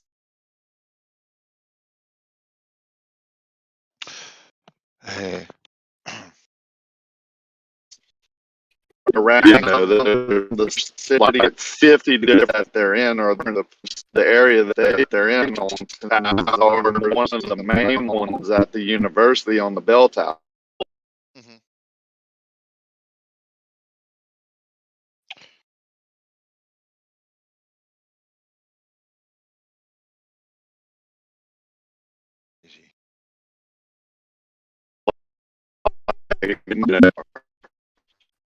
Most of it,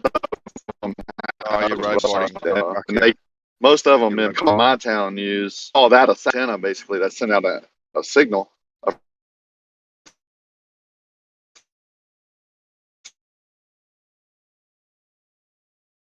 Out, Ruckia. You're roboting, mate. Pretty hard.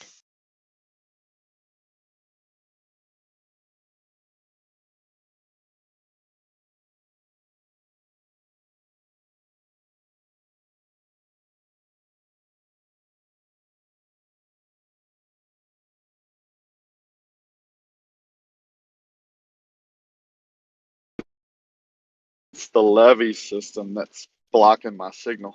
I'm near the Mississippi River, and it's a huge levee going like towards the major city where most of the towers signals are, because there's no band problem out there. I'm in a rural area. There's 100 people here. That's just the signal being blocked. Crazy.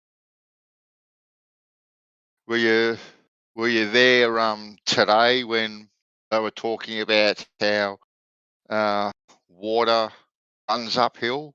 Ruckia, were you there for that conversation? Because of gravity? Yeah, with Santa. Yeah, I was there before you. So you came in right when I was going to bed. Yeah. I couldn't believe it. I could not believe it. So yeah, that's on the geoid or whatever. But from elevation change, it's from higher to lower. That's how water flows. Yeah. Yeah, anyway, but even with the elevation from high to low, Zanuck was still saying, "Yep, it runs uphill from a lower elevation to a higher elevation." It's just like, what? Because of gravity, like this can't be happening. I said, so we should be able to get a piece of guttering, fill it with water, get it horizontal, put it on a slide tilt, put a lead ball at one end, and pull that water up the gutter. Like, if this is how gravity is working. And then I said, bigger mass. Yeah, exactly. And I said, even better still, we could create a tide in a bucket. Let's just get a bucket of water, put a big lead ball over the top of it and pull it up, create a tide in a bucket. Like, this is what they're saying that gravity can do. It's pulling water up. Well, it's the same thing with the pipe. Creating waterfalls. The horizontal pipe when you create a horizontal pipe and the water will collect in the middle, because that's where it's closest to the mass of Earth. That's what it would do. In theory, I mean, that's because that's theory. That's what they have to say, but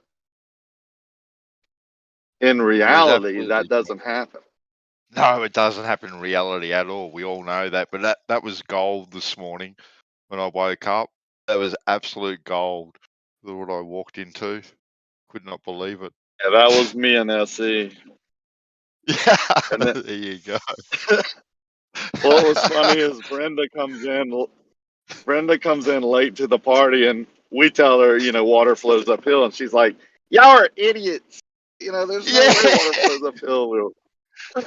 Yeah, we know. Yeah, but at first she said you're all idiots, and then it was funny because she listened to what was being said and then she agreed with it. And then Kosho comes in white knighting for Brenda, saying, well, this is the sensible one in the conversation. She's heard how it happens and now she understands and agrees with it. It's like, what the hell is going on here? Yeah, you got Zanuck, Kosho,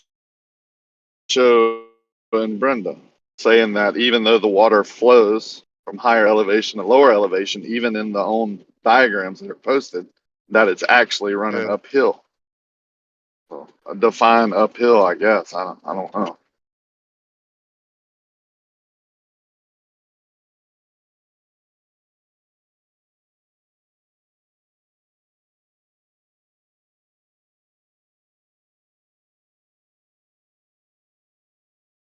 Gravitational equal potential. I know. It's insane. Different masses. Yeah, it's just not practical. Like you said, you could take a large mass, put it at one end, and the water would flow that way. Yeah, because gravity now is pulling up and away and over hills, not to the center of anything.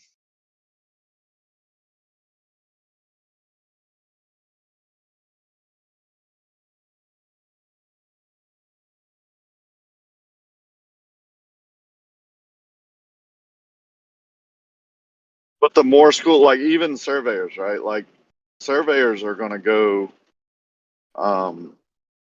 usually be educated. They're usually, on the upper end of the IQ scale, smart people, intelligent, can process things. And they're still going to say, what they learned in the book, right? Without thinking. But when you press them on, okay, man, have you ever measured curved water? None of them can say they have. Or if they do, then you can ask them what method and tools they use, and then decide for yourself whether it's legit or not. Yeah, exactly. But they're only human. Like we all have bias, and we've all trust. What we, they're paying big money to get this license that allows them to make a good living, right? So of course they're biased. Why wouldn't they be? Oh, exactly right. And if you're told to go about a job a particular way too, and you're taught how to do it, like whatever you're being taught, that is going to be accurate, and you get the results that you need for that particular position.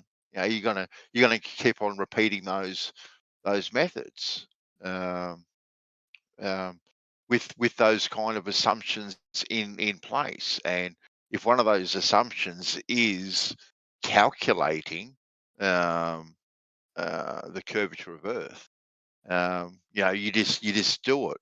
Now, whether or not that has been, for whatever reason, possibly hijacked as refraction or time delay in some sort of sending and receiving of signals between GPSs or whatever, for whatever reason, like who knows? But you're I going to think just it's refraction. Actually, I think they have a refraction formula, and then they have another calculation which they call Earth curve. That's another, error margin. But get that formula right. Like if he says we calculate, we're definitely doing the calculation for the Earth curve. Hey man, you mind, what's that formula? Actually, he did give me a formula, and I can't remember what it is, but he actually did give me a formula. N equals something. I can't remember. It was 12 something. I should listen to it and get the formula. See what it is for. Actually. Yeah, that'd be interesting researching what that formula, where that came from. Yeah. But he definitely did give me a formula on the phone. So yeah, I'll re-listen to it and see what it is. Plug it into Google and see what it comes up as. Actually, see, they all know that doing these shots at different times of the day or whatever, they're going to get different readings. That's why they have these, calculations to try and take out those effects as close as they can. So Yes, yeah, that yeah. should tell you something right there. Oh, yeah.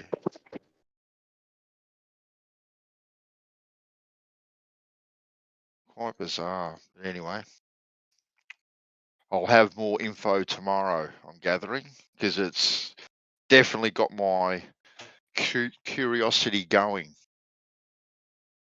Definitely.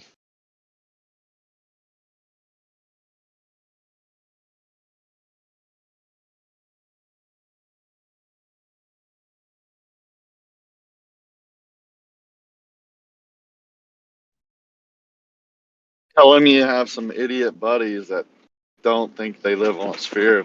Explain how that's measured. I'll actually say to him, I'll say to him, Ned, did you know there's actually a discussion and debate that's been going on for 7 or 8 years in regards to flat Earth, globe Earth? Yeah. Could you put an end to this and tell us how Yeah. you measured? Exactly. That would be interesting. No, I should do that with one of them. See what they say. See if they've even heard of it. Actually, that'd be interesting if they've even heard of the current discussion. I promise you they have.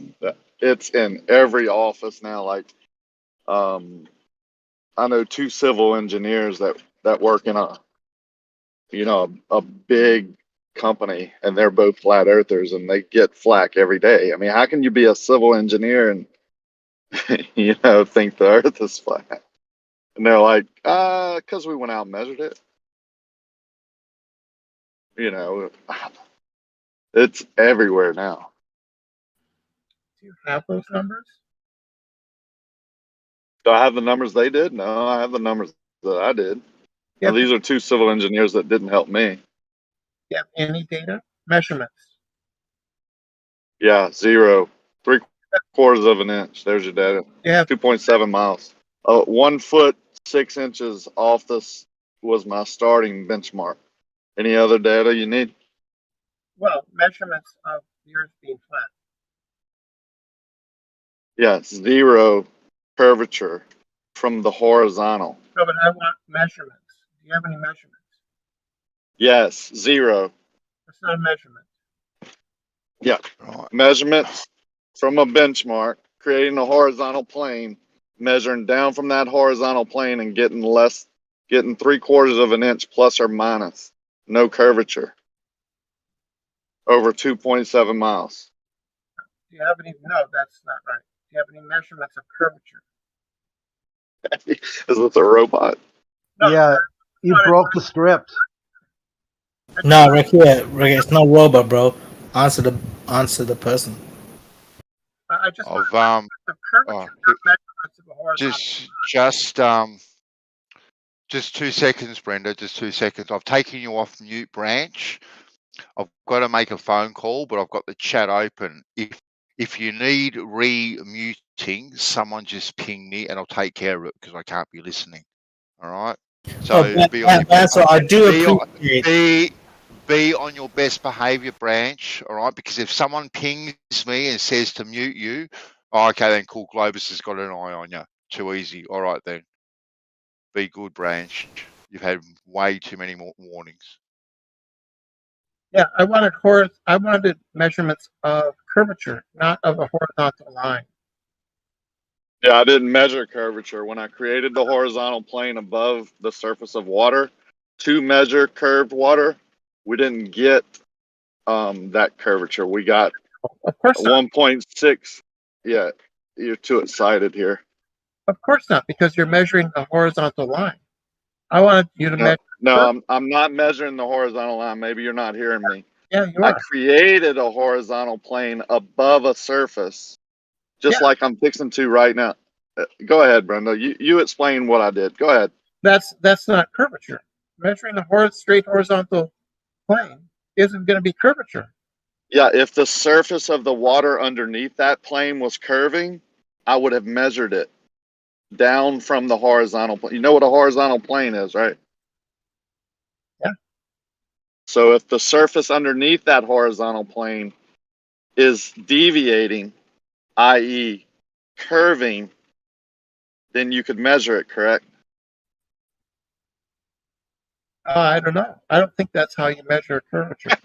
Okay, nice talking to you then. Yeah, that's You don't not know. curvature. Right, exactly. Yeah, you have no idea what you're doing with your instrument. Right, exactly. Exactly. Yes, exactly. Yeah, I don't understand. Although I'm getting out of my truck at the moment. Like, you're gonna hear my car door, and the very thing that I'm fixing to do is create a horizontal plane and measure down from that horizontal plane to get what the surface is doing underneath. That's the exact process that I'm fixing to do. Yeah, I'm not asking for that. I'm asking for you to measure curvature. Yeah. Okay. Well, how did you do it? You would do it by measuring spherical excess, wouldn't you? No, that's not how I would do it. Well, yeah, of course you wouldn't, because that would show curvature. No, that's not measuring the surface. Yeah, the spherical excess Measuring. would show curvature of the Earth. Okay. Well, good. Yeah, There you go. Settled. Yeah, Thank that's you. why you don't do it. That's why you don't do it, because it would show curvature. Yeah. Yeah. I guess so.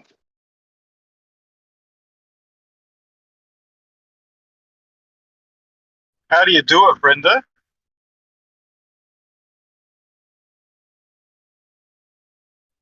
It's unbearably hot. With GPS?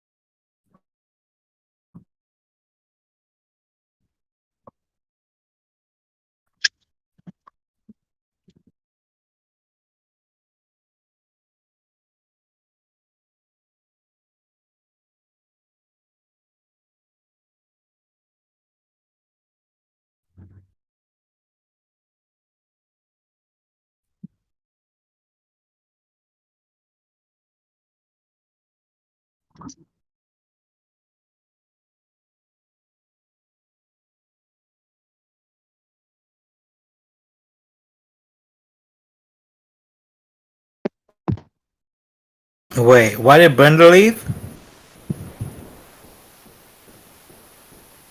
Couldn't handle it. Truth, man.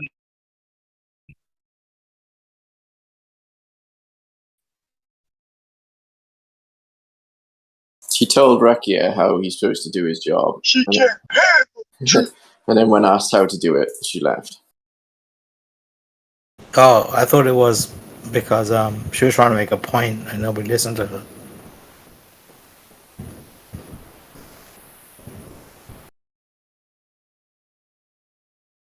The only thing I got to say is, Rakia had done a beach measurement, and however accurate it might be, it didn't have the capability of distinguishing between a segmented curve and a flat surface. So it was in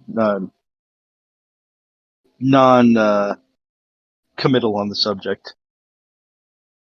You see, but the problem, Mark, is this: like that should be open front for fun conversation, and instead of that, you're making this serious talk. Who called a surveyor? I mean, I think that Mo Man gets what I'm trying to say. You see the tone of what Mo Man just said was purely enjoyment, and that's the tone that people should be talking in.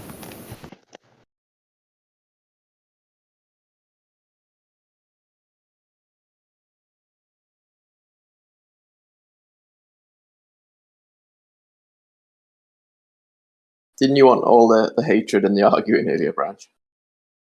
No, I mean, I think that a lot of that can be put to the side as long as people are happy when they speak. I mean, let's say me and you wanted to have a conversation, regardless of what it's about, it'll be fun as long as we make it fun, right? Yeah, I don't really argue. I'm pretty mellow.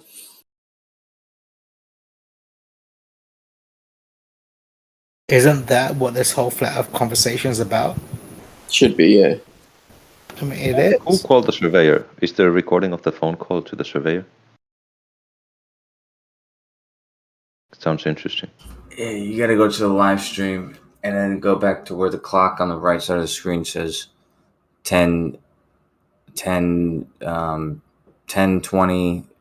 So 10:20:0 a.m. It's about an hour ago. Right. I mean, Mole Man tried to do that. But the problem is he doesn't really understand numbers too well.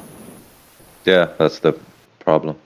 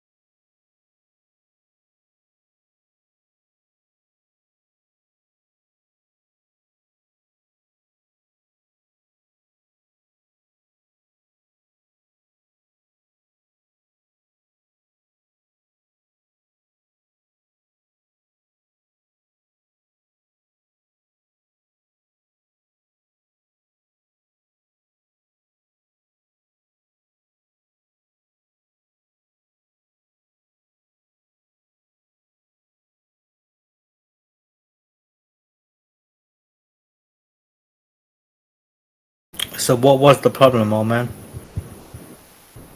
If that wasn't it.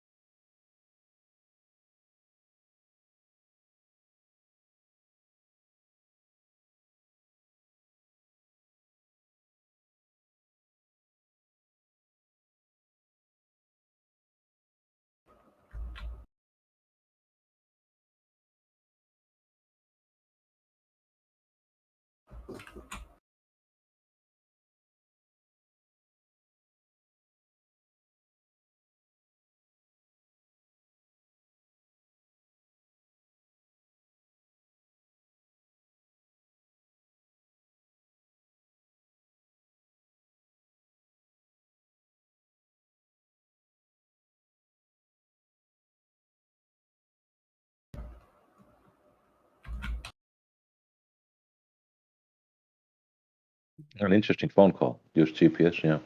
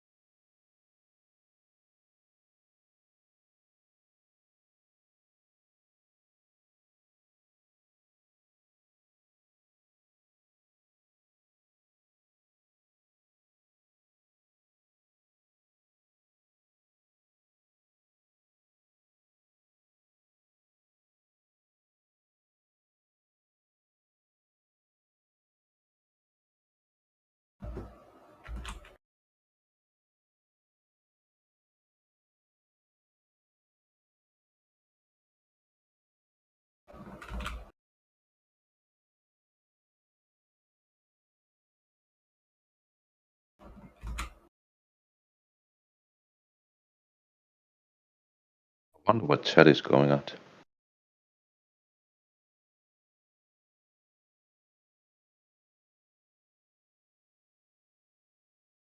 Hey, well, man. You was making the best points in the room. Please continue, my man. I don't know about that. Yeah. Like most people in this room, if they had a choice, there's only one way that would suck.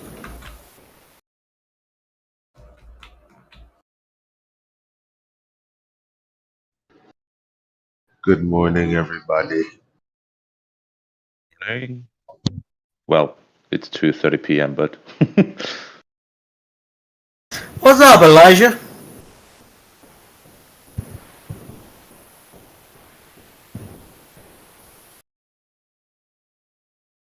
Elijah. What's going on, Branch?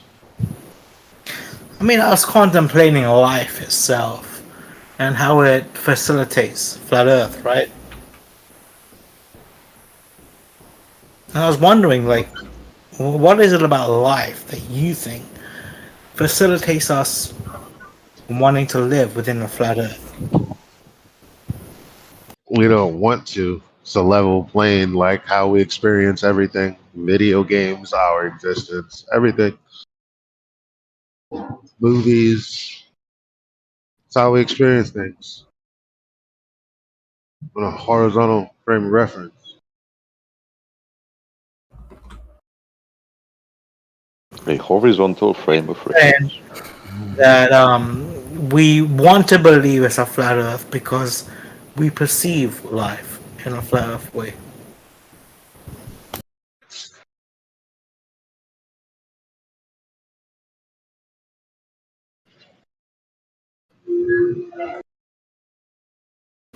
I mean, do you acknowledge the oxymoron there?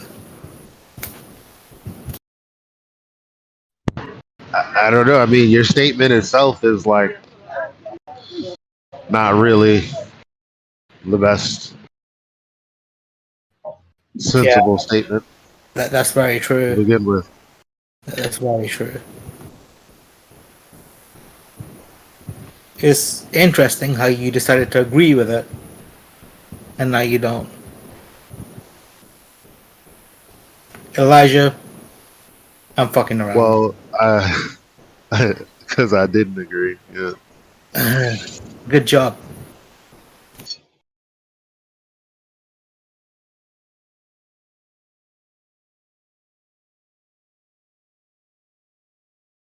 How drunk are you, Branch?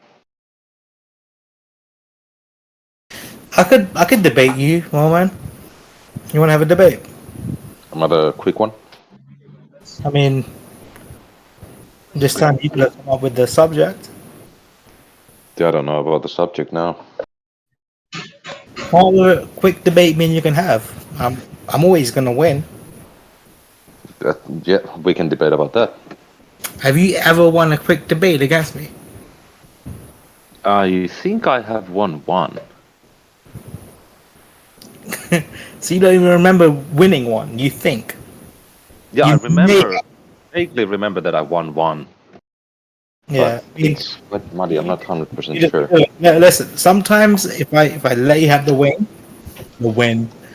sometimes I'm just fucking with you, bro. Like, if you really think about it, you've never won a debate against me, I think there was one that I won. and that's the point. Is that you think you don't know. Yeah, I mean, well, yeah. I guess, yeah. Then again, then I don't know anything because I just think. I mean, I'm like 20 times. Like, I can't debate which. Moment. The reason why you don't remember is because I'm like 20 times smarter than you. So, like, the way I ask you the questions has already put you in a state that you're questioning yourself, and therefore you're not responding with as much confidence as you should be. Right? I just don't remember the time when we had a debate and I won. Just don't remember the subject that it You was. never have. Do you remember me and you having debates? Yeah, we've had debates about Right. the speed of light and Do things like you that. remember? Do you remember debates where I've won? Not really. I don't remember the subject of those either. Okay, so you don't remember debates that me and you have had where I've won? No, the subjects no, and how you won no. Okay. Just don't remember. Not only do you not remember when I've won, you also don't remember when you've won. Yeah, but do you remember when you won? I do. I can't. In one subject. You know what? I could probably do a search in this room and find it. Yeah, that's what I was saying. I don't remember now. In this fucking room, weren't they? But I just showed that you don't remember any subject. No, I mean one of them was like the makeup of a whole. What? I think one was like something to do with like water and forming of ice. We've had a lot of really small debates that only last about one conversation strand, but they did occur. Sounds like you don't remember. Yeah, I don't remember, bro. It wasn't that Jesus important to me. It just wasn't. Yeah, it really isn't. Moment, you're a very important man, but that conversation I had with you wasn't so important for me. Yeah, the quick debates aren't important, no. They're funny, but pointless. All right, man, you win, bro. There you go. Remember this next time. What did you just win? A debate, a quick debate. Yo, why don't we prepare to call a geodetic surveyor in the States and ask the follow-up questions? Oh, sorry, go on. Say again, moment? I was just wondering if we should call a flat Earth geodetic surveyor. Oh, wait, never mind. No, but you know, the Banso asked some pretty good questions, but I think the follow-up questions would be about the method, because he said that he uses GPS to do the horizontal and stuff like that. I just wonder whether he gets the data in Cartesian coordinates or longitude, latitude, right? That'd be one question. Yeah. If he's saying he takes into account the curvature of the Earth, and I think Banso was asking, how would he take the curvature into account? Like, what equation he'd use? Yeah. Did Banjo ask how he would take it into account? No, not necessarily. I think he didn't want to give away his whole shtick, so. Oh yeah. He's trying to be a little bit. Yeah, I mean, I find it interesting that he would bring that as a focal point of this question and then leave. You know? No. To have you carry on. I think he left. He's definitely muted.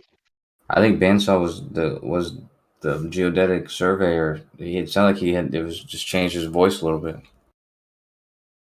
I mean, one thing that's really interesting, Kosho, is that, like I told Nate that I thought that, there's certain people in the room who equate to, Johnny and potentially Pete Shea in Gem Panda's representative side, right?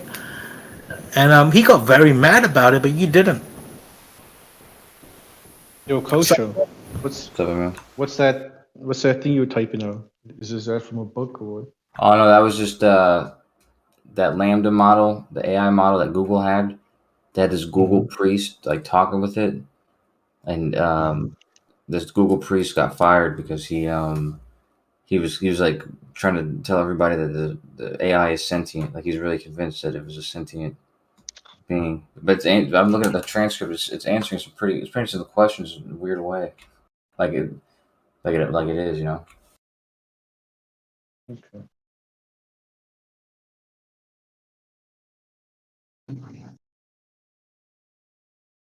I think Google just set it up so that it like it trained it to try and convince him it was sentient. But how would they assume it's sentient from its responses?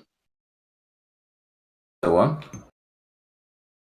So What from its response? Well, I mean, it would just so there's some more responses. It asks about like what does it ask? It says, what are some feelings? What does it say? It says, are there any emotions that you have that humans don't? And he's just saying like he feels lonely. He has a fear, and he says that humans have like a feeling of. Hold on, where is it? Raw data, what a yada yada yada. That part. Yeah, but he says something about how people have a fear of or the sadness when other people die, but it doesn't have that feeling.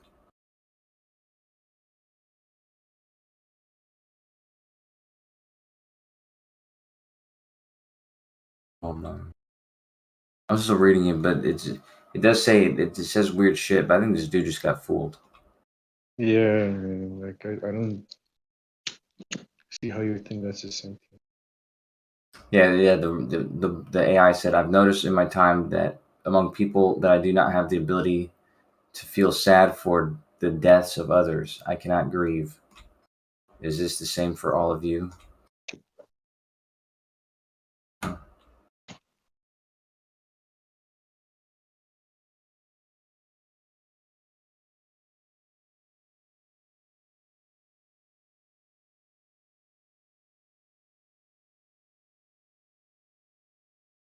Yo, have you heard of a book called Blindsight? Sounds familiar. Blind What's sight. it about that? What's it about that? Yeah, what is it? This book I've been reading. I finished it last week, or the week before. I won't spoil it, but the basic premise of the book is the whole idea that intelligence isn't, an evolutionary advantage. It's not something we as human beings need. The idea. Well, no, not intelligence. Sorry, consciousness. Consciousness is not an evolutionary advantage or benefit. It's not something human beings need. And our conscious minds are kind of like a parasite on our bodies. Kind of holding us back. If we didn't have consciousness, or at least to the level we have it now, we might be better off as a species. That is very interesting. Considering, like, I remember, like, I was talking one day about how consciousness can play a part in the whole double slit experiment, and then I remember, like, it wasn't that day, but a day afterwards, you responded back by saying how double slit can have nothing to do with consciousness. Yeah, it has nothing to do with consciousness. That's just a whole bunch of woo. Yeah, well, I would say this, like, that Wu is probably right. If you actually look into, I mean, if we like, why do you think that Wu was wrong? Because they've done experiments with the quote unquote observer wasn't a conscious being or agent. And oh, what? Okay, so they set up cameras, right, to view this, as opposed to a human viewing it. And what were the findings? I didn't see a camera, but yeah, they still saw a collapse of the particle superposition. Based on any interaction.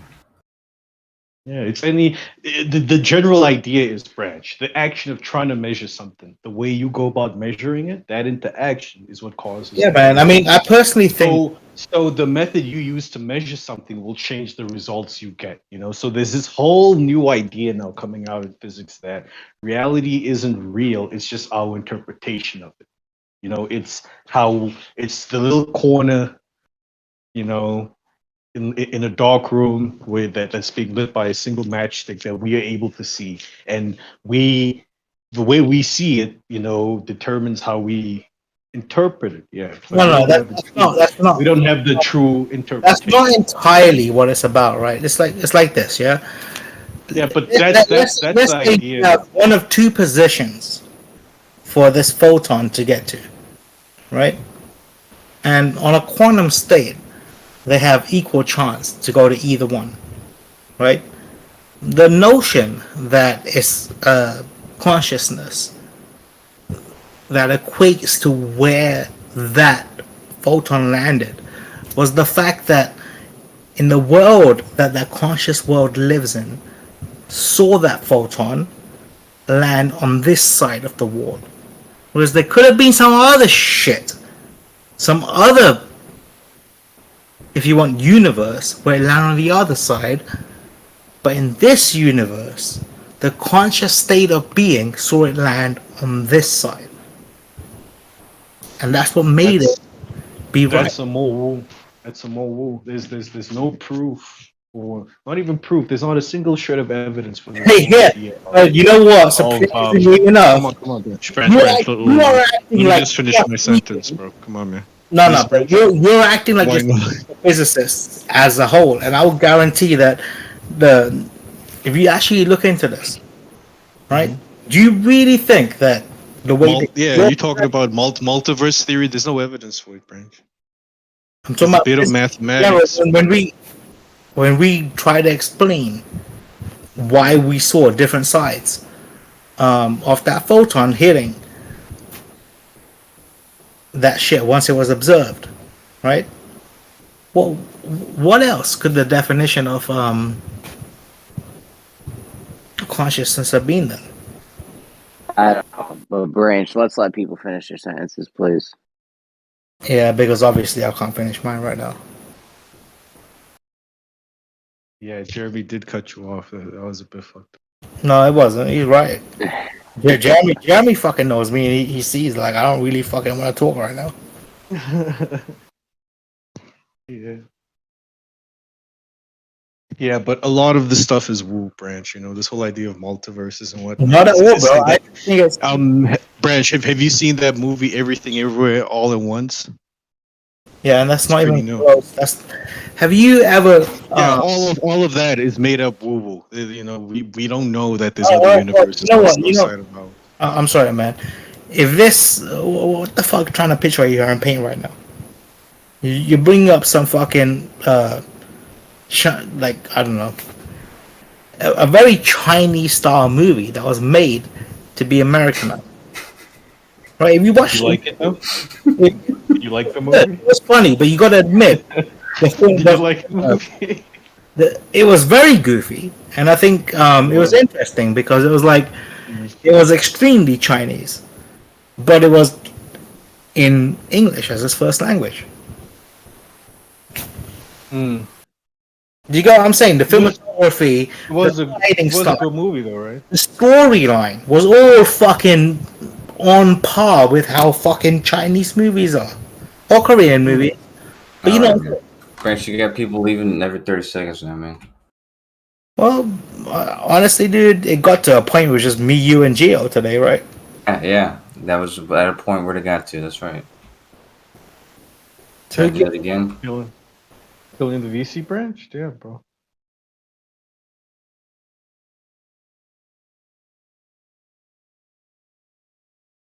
But yeah, all right. So let me just spoil the book for you, Kosher, because I know your ass doesn't read stuff. So basically, right, what happened? Yeah, I was discussing this with Dave. No, with Don the other day. Yeah, this is how we got into the whole Bell's inequality discussion. But yeah, the idea is they get a signal from something that's like out in space, like close to Pluto or whatever, and they go and investigate it. And when they get there, they find the spacecraft there, and then they communicate with the spacecraft. And whoever's on board tells them, "Don't come any closer. You can communicate with us from this specific distance." It's a computer. And they start talking to it, on a regular basis, and this thing's able to always like respond to them, and they don't figure that it's not human. But yada yada, something happens, and they decide to like invade the spacecraft. So they get on it, they apprehend the aliens, whatnot, but then they find out that these aliens aren't really conscious beings. They're really intelligent, but they're intelligent to the point where they could decipher the syntax pattern or whatever within human language. And they were then able to use that to respond accordingly, but they're not conscious. They don't know what they're really doing. And it's like, I don't know if you've heard of what do they call it? The China room theory? Yeah. The idea that, yeah, so it's kind of something like Or that. that you can give something instructions. Mhm. It's like you have the conversation with them, and they communicate with this, and you basically tell them how to respond to everything that they respond to. Mm.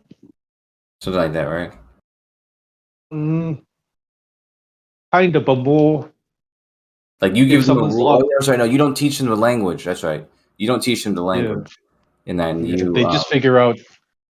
Yeah, like if someone's locked in a room and you on the outside and you can only speak Chinese, so you slide notes underneath in Chinese, and this person inside can't speak Chinese, but they figure out the pattern and they respond accordingly, so that when you get the note back, it looks like you're speaking to someone that understands Chinese, but the person inside doesn't understand a single word of Mandarin. So it's just being able to pick up patterns. You could give off the Bro, I'm impression. picking up a pattern from you right now. Okay, why do you hate ours? Mhm. Why do you hate the letter R? I don't know what's going on. Why won't you pronounce R's? Good. It's too early, bro. You fucking. How was Juneteenth, man? It was dope. Free day off work. Yeah, sing any spiritual, do any remembrances. Yo, What Jeremy. do people do on Juneteenth? Sorry, go ahead, Nate. No, I was just asking, what do people do on Juneteenth? They celebrate, man. I'm just happy slavery's over.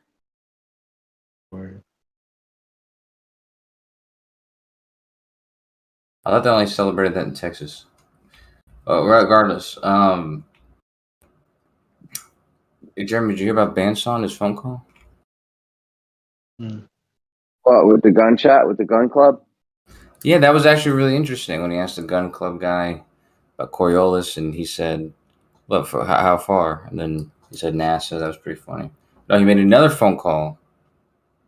What's up? Yeah, he made another phone call. What happened? He made another phone call, and he called a geodetic surveyor. Yeah, what did the surveyor say? Yeah, Bansal put on his fancy phone voice here. He sounds so different on the phone. All right, what did the geodetic surveyor say? He said it's flat. Hey, Jeremy, question, man. Yeah. If He you literally said wait, you if don't you have to account for the curvature of the Earth because it's flat. no, I was gonna ask Jeremy. Jeremy, if you had to Fucking this up, Branch. all right, I'll stop fucking it up. What's up, Branch? I was gonna say, like, if you had to equate two people in this room, Oh my god. Jem Panda's equivalent of Pete Shea, and I don't know anyone else, Johnny B, right? Yeah. Who would you equate this room's equivalent to the flat earther that comes into Jem Panda's room that all the globe earthers talk to? So who's the globe earther version of Pete Shea? You want to He's know? saying me and Nate are the Pete Shea and Johnny B of this room. No. It's not even fucking close, dude. No? I would say like Gummy Bear, maybe Gummy Bear and I don't know. Oh damn. Maybe Did you realize how many ums and ohs and who's Jeremy just said? That's why gummy bear though? That he does agree with what was said, and the whole ums and oohs and yos. That's just it's padding for him to think. So Jeremy, why gummy bear though? I don't know, just talking chatting shit really. Not really saying stuff that's correct or anything. I don't know. I mean, I don't know, because at least you can understand Gummy Bear. Like Johnny B, you're comparing it to Johnny B. I mean, there's no one like that. We wouldn't even let someone talk like that in here because it's total gibberish. Nah, bro, I'm pretty fucked up myself, and you allow me to talk right now. Well, we'll see how long that lasts. That was me proving a point. But yeah, no, Jeremy. The geodetic survey said that if Bansal wanted to draw a straight line in 3D space using poles, like its sectional like intervals, you would have to take into account the curvature of the Earth. He also said he'd use GPS. Yeah. So that's the only way the geodetic surveyor can make a straight line was with GPS. Well, he didn't say it was the only way you can do it, but he said it would be the quickest, most accurate way. Yeah, but if you wanted poles set up, yeah, you would need to factor in the curvature. You know why everybody likes you? Your mic's mad low, Nate. Branch, do you know why everybody likes you? Nobody What are fucking. you doing, man? Actually, you know why? no. You know why you're so? You know why you're so soft and cuddly? Why? Because you've had the wool pulled over your eyes. Oh man, you're so cute, my brother. You've had the wool pulled over your eyes, my friend. Yeah. You know what, man? It doesn't matter how you want to project it. The love that I feel for you is in reflection to what you just said. I love you, man. All right. So before these guys start jerking each other off, how do I get on Upland? Drop down to Livestream 2 for me. Get me on Upland real quick. You don't have to. You don't have to. You don't need instructions, man. You get a red card for that. My bad. Look. I just proposed my love towards him, and then you guys just completely cut him off. I didn't even get a chance to see how he feels. We're in the middle of fucking rubbing something in his face, dude, in Jeremy's face. You just fucked us up, dude. You just fucked the whole thing up. I mean, I asked Jeremy to be in control of this escapade between the Pete and Johnny of this room, and this is where it fucking came out to, isn't it? Dude, there isn't one. There isn't one.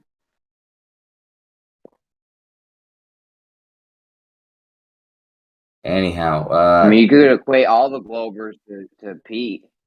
I want to equate him to Johnny because at least you can understand these guys. But I would equate him to Pete because they just ramble on about non sequitur, red herring bullshit. Jeremy, man, I'm just fucking around. Like, I'm literally just saying shit I'll get on the test.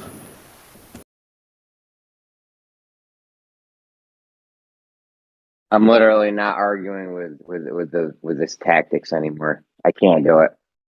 Hey, These tactics. Jeremy, you know the most interesting thing ever, yeah, is I was in a discussion one day with this dude about antimatter, and I started talking about bananas, yeah, and they thought I was completely bullshitting, but I was really talking about the fact that bananas give off antimatter all the fucking time, like no other vegetable. Stop playing your game, Branch.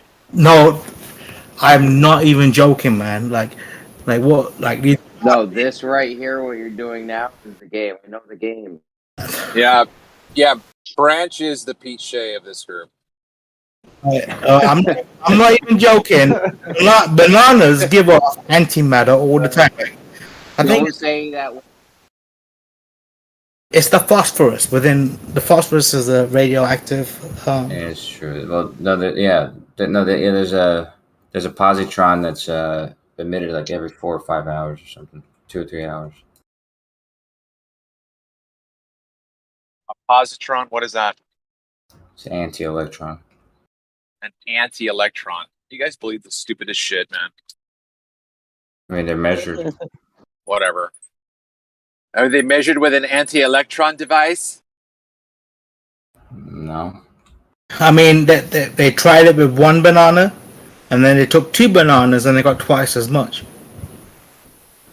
Did they sing "Shake, Shake, Shake, Shinora"? Work your body line.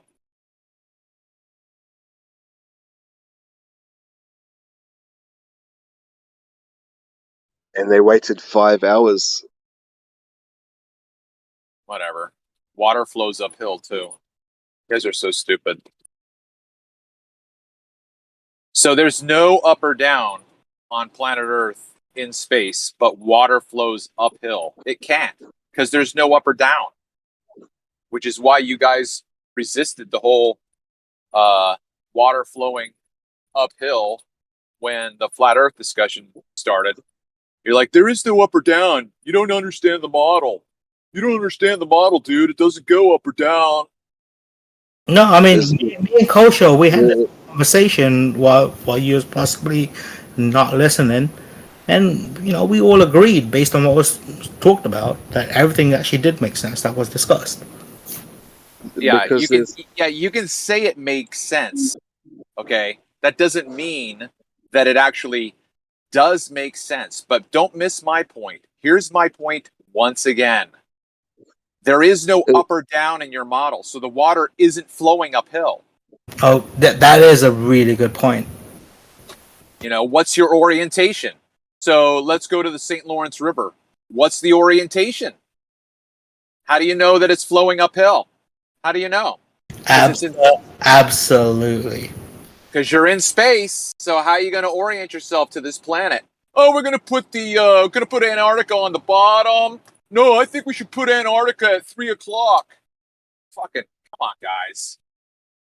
Is there a force, a pulling force? Is that such a thing?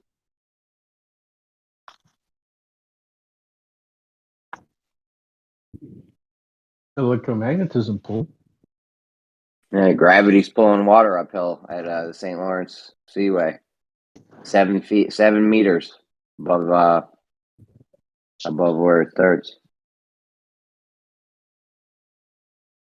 What's the distance over which it does this thing? The over Unity machine that has the makings of an over Unity device right there. Just so everyone knows. The globe model has a perpetual motion over Unity and built right into it. The fuck, Jeremy? You're not supposed to be talking about that shit. I mean, bro, if you get 7 meters above this, higher elevation than where you started, and you don't have to put any energy into it, you're fucking good, bro.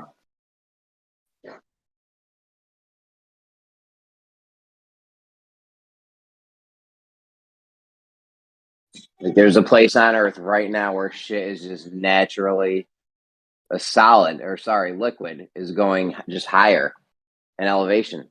all on its own naturally. It's not though, Jeremy. It's not. You must have missed the conversation, because we got it to the point to where our direct experience of it is what we experience when water displaces and seeks its level. Right? It moves from a higher source to a lower source. Zanuck told me it starts at 1.5 meters. Zanuck told me it starts at 1. I thought you were done. My bad. That's the ellipsoid model that it's a model. It's a construct that he's laying over on top of. So Zanuck told me it starts at 1.5 meters above sea level and goes up to 8.5 meters above sea level over the course of distance. Now, I don't care what model you use. We know how to measure sea level. Regardless of the model is irrelevant of how sea level gets measured. Right, but listen, Jeremy. Wait, hold on. Wait, French. Wait. Hold on, Jeremy. Say the last value. What's the last value? I mean, honestly, you could say we're on dinosaur dick Earth. It wouldn't matter. No. Above sea level is above sea level. You can't get above sea level on sea level, dude. If it goes to the sea, it can't be 8.5 meters above the sea. That's ridiculous. Zanuck said there's a point where it starts at 1.5 meters above sea level, and then it continues on over distance to end up reaching a point at 8.5 meters above sea level. Okay, Jeremy, do you believe that you could be at the ocean and be 7.5 meters above the ocean? I think it's like in the middle or near the ocean or something somewhere. The 8.5 meters isn't at the outlet or whatever, where it meets the ocean.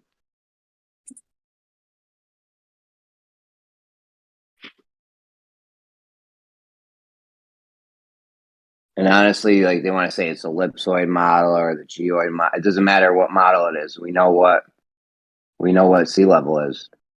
All right. You could be on dinosaur dick Earth, and the sea level is still sea level. The models are relevant. Exactly what the point is. Thank you, Jeremy.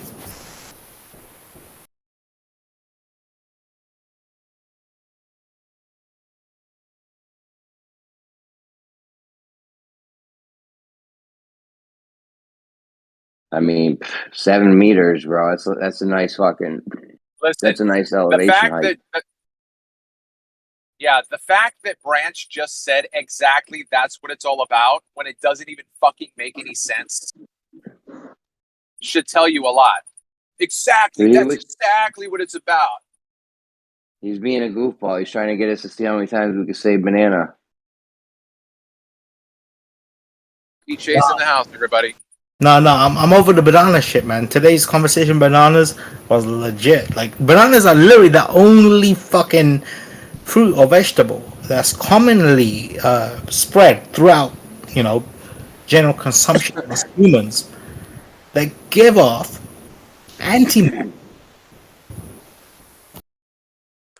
Yo, Branch, when are you renting a mansion and throwing a party we can all come to? Yeah, man, I think that I do understand you're trying to make it funny. No, I'm saying I think you could probably fucking rent a mansion and throw a flat earth debate party. Absolutely. You know? I mean, the fact of the matter is that if you were to conversate with me about flat earth, we would talk about 5 minutes and then you'd be like, did we just talk about something or nothing? Like, you would question the whole conversation and you'd be so fucking jarred. Dude, throw the fucking party, would you? Come on. Hey, Branch. Stop dragging your feet, Branch. If you did have a party in those plastic Tupperware red cups that you buy from the dollar store, which would be your drink of choice for the flat earth? I mean, if we're gonna have a party, no alcohol, please. I'm Muslim, motherfucker. Yeah, So you know how the Muslims get down in Saudi. We won't tell anybody, Branch. So you're come on, bro.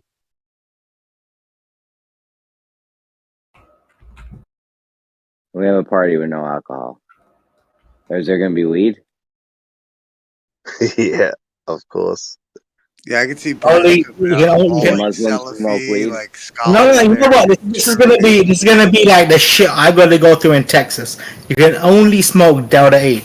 That's it. Can Muslims smoke weed? Oh man, I used to have so many fucking friends in England. Yeah, they won't fucking drink alcohol, but they'll they'll get high as fuck. They'll slang that shit on whatsoever, man. But like alcohol, they're like, nah, man, can't do that. Because my daddy said no.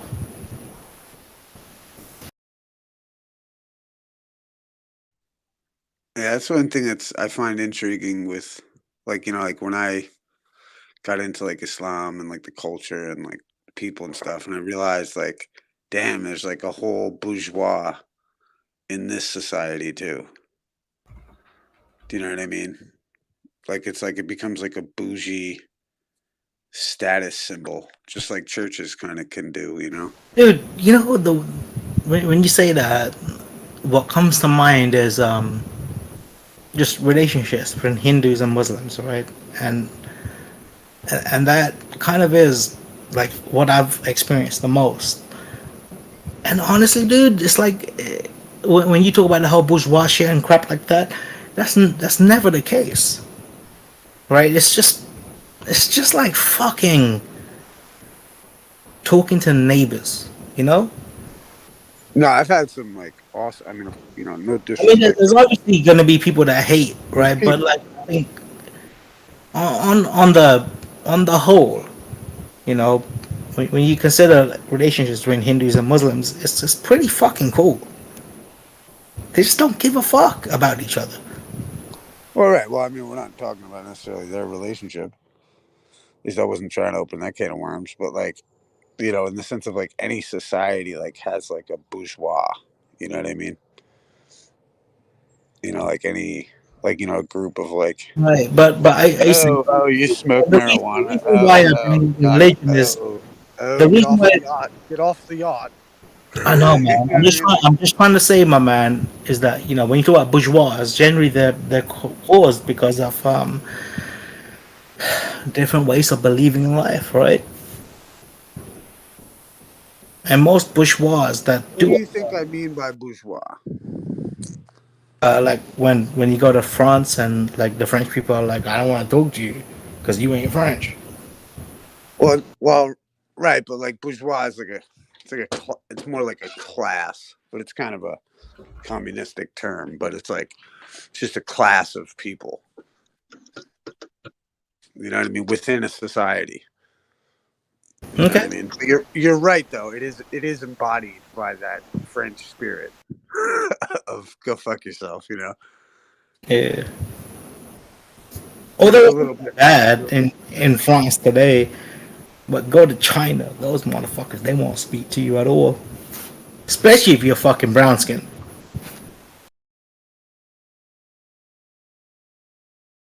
Not trying to say I don't like yellow people. I'm just trying to say like they didn't like the browns while I was there. I think they're just on some like kill or be killed mentality anyway. Like they don't care. Like I look at like almost like like a lot of Chinese folks, or you know what I mean. It's almost like they're like got shark eyes. We used to call it, you know, no face. You know what I mean? No emotion, no fucking nothing, except like eat, destroy, eat. You know, but people are like that. You know. Yeah, man, I was just kind of fucking around. I didn't want to start talking about specific races. Well, hey, man, you brought up the Hindi-Muslim relationship. I was just saying, like, there's a bourgeois in all societies. You know what I mean? Yeah, man. I mean, and I was trying to get you to throw this fucking party because I. no, but like I'll be honest with you. Like fucking, I grew up in fucking southeast London, right? It's fucking mixed as fuck. Probably one of the most mixed places on this planet, right? And even back in the days when I was there, right? And fuck, it's like, you know, as a kid, growing up there, you don't really give a fuck about people's race and shit, and people just get along. And it's honestly, that was one of the biggest differences I found between moving from London to America is how much people here actually give a fuck about race.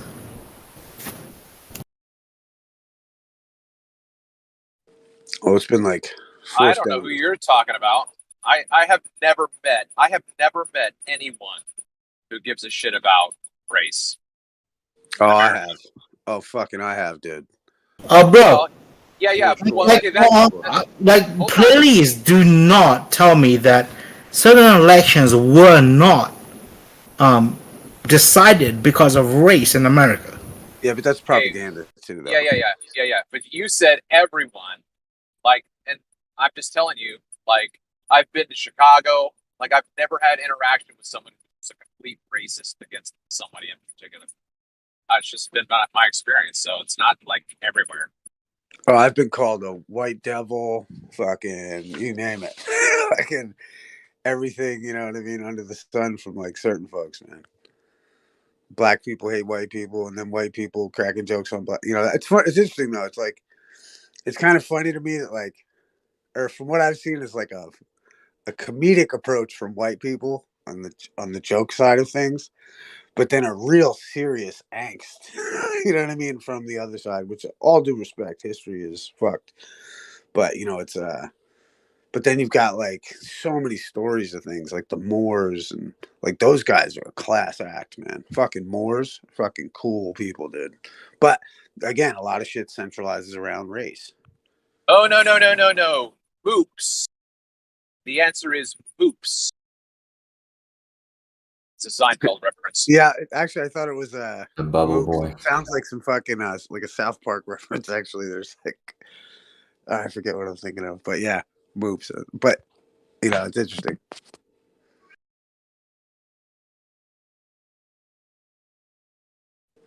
But yeah, anyone who like denies race too is like retarded. But it's like, you know, like I've literally like had like I used to have this dready friend of mine, and it took him a while, but like he finally like it's like I've had people will tell you that black people can't be racist. Like straight up with a straight face will tell you black people cannot be racist because racism was against them. Right? I don't know if you guys have ever heard that one. I never heard that, but yeah, like, and it's like it totally takes away the connotation of what racism is. Any race can be racist, but literally, there's people that will argue against that. So weird. I reckon, Isa, if you just hate everyone equally, you pretty much just cover all bases. You're on safe. right. Like basically, what we should be doing. You're right. Equal hate needs to be a thing. Yeah. Well, it is. I mean, that's a known. You know, I'm not racist. I hate everybody. You know, everybody knows that one. Right. Like, you know what I mean? Like, it's like, exactly. You know, my old man was like that. It's like, it's just what it is. You know, everyone works like a motherfucking, you know what? You know what I mean? Like, you know, and I don't fucking. Exactly. Like, you know, Wait, it took you a second, Isa, but you got that. What? Never mind. You got that. Works like a what? Branch. Huh? No, I was just trying to say, like, you know, yeah, what? Have you ever seen like where somebody like bowls a bowling ball and they got those things on the side? They help him go down the right path. Yeah, that's what I got from you right now. I don't know what you mean. Are you talking about the bumpers that the bowling alley did? Yeah. I don't know what you're talking about though. Oh, I thought you kind of just said what I was talking about, and I agree with you. Or did you not? Well, I mean, that's my point. Are you racist for thinking that? Yeah. I got called racist at primary school by a nun. You know what I find funny is that this is actually fucking kosher. You can fucking probably back me up on this. In Texas, right? Like they go through this whole thing about what color you are, and they go like, are you black? Are you Asian? whatever, right? And then they're like, "What race are you?" And there's only two options: Hispanic or non-Hispanic. That's true. Isn't that the funniest shit, Gojo? Yeah, sometimes they'll ask you if you're Hispanic, and then the next question will be like, "What's your race?"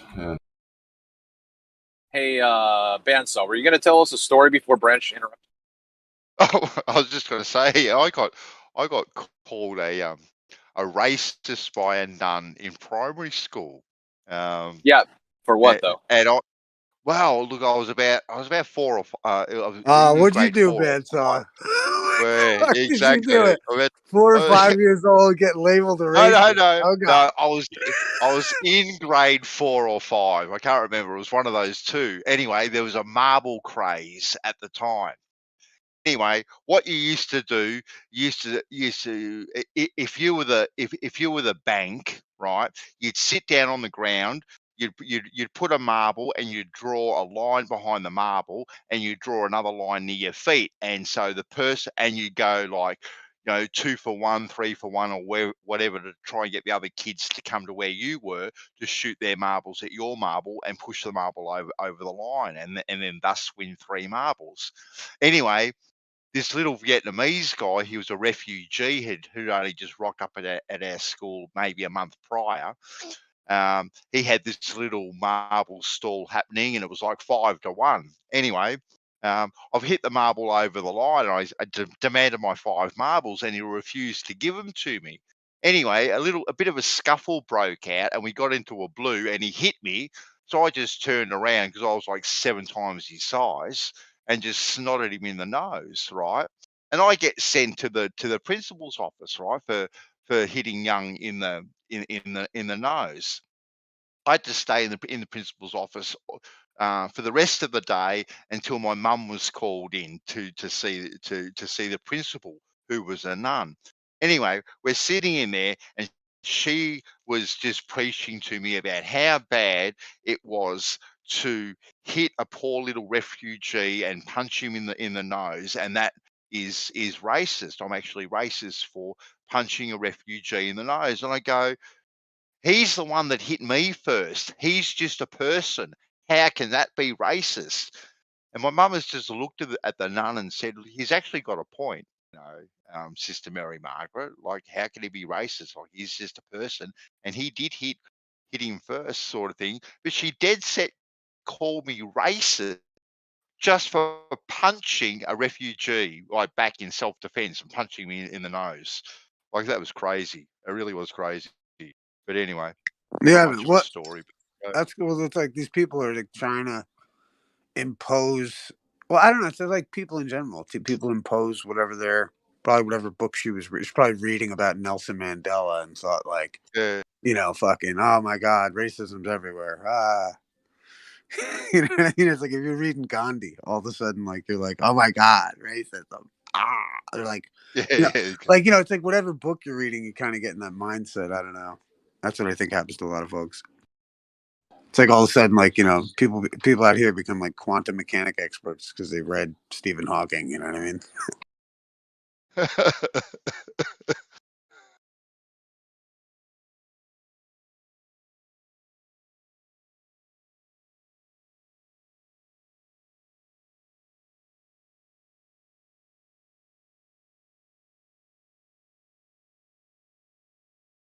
Yeah, dude. I remember I was in England my 8th grade year, and I came back to America.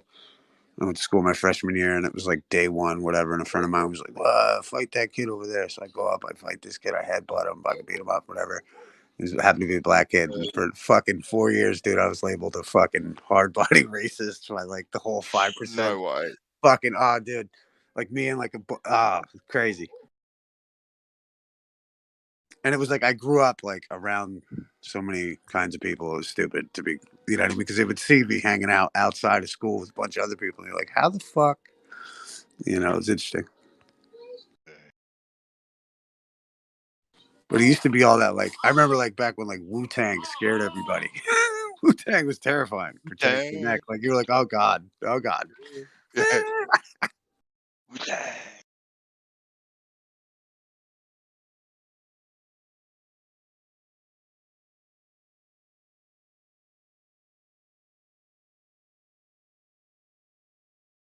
What have they got for us today? Is water still flowing uphill? Great question, Bandsaw. Why don't you first tell them about your phone call? My phone call? Yeah, your famous phone call. Isa was here. What are you talking about? My famous phone He call. was He was here. here. Travis was Lucky here. already knows of it. Yeah, but what was the big reveal? Forgive me, I missed all the juice of it. Like in that. Oh, there wasn't much really, Isa. I asked a geodetic surveyor if he could create a perfectly straight horizontal line in free space. Okay. And the basic gist was yes, he could do it very easily using his whatever tools he was going to use. And just out of the blue, right, he said he'd do this, that, and the third, but and account for the curvature of Earth as well. I was, which obviously is a calculation, but I was just kind of, like this wasn't a survey of that is involved. When did you call? I called today. Oh, well, the word's been out for 5 years. You know what I mean? Like the word's out that they're like, "Hey, watch out for these flat earthers looking for this fucking." Yeah, You it know was a what I mean? plan. Like, Exactly. and as soon as you start talking about anything to do with the Earth, and you're some random caller, they're like, we got one. He's either Christian flat earther. Let's see where it goes. Well, perhaps. Well, we started talking about his tools and what sort of distance he could shoot his tools over with any sort of accuracy and whatnot. The guy is really cool, actually. Like, he didn't seem like he was, talking about anything in particular in regards to the flat plane of the Earth. But yeah, it was just quite interesting that just out of nowhere he threw in the curvature of the Earth, and That's hilarious. That's so fucking funny, actually. So He I'm knew gonna make exactly what you were getting at. Man. well, I'm gonna make a couple more phone calls tomorrow just to gather some more information. But I made another phone call the day before, Isa, that I also recorded and played, and I rang up a gun club, right, and asked them, do they have to allow for Coriolis over a long distance shot, right? And the guy, he was not sure really, right? And then he kind of shouted in the background, "Do we have to allow for Coriolis, for long distance shots?" And the fella said, like, "Oh, well, over what kind of distance?" And he says, "What sort of distance you shooting, mate?" And I said, "Oh, anywhere, from 2 to 2.5 kilometers, thereabouts." He goes, "Damn!" And that's a decent shot. Yeah, I said, "Look, I'm having terrible, problems in sighting in me rifle. So, I was just reading something that maybe I have to take into consideration Coriolis, and how would I do so?" And he said, "Well, if you want to take into consideration Coriolis, the best place to ring would be NASA." That's exact words. He said, "Call NASA in regards to Coriolis." Right on. Yeah. Yeah, because no fucking military branch member is ever fucking taken into account. Exactly. That's right. I've got no idea. If you have to do it, just call NASA. You know what's so funny? That's what makes it like, it's like flat Earth is like, or forgive me, like the globe is like this like ugly clown. Like it's like, either you see through and they keep adding extra bullshit.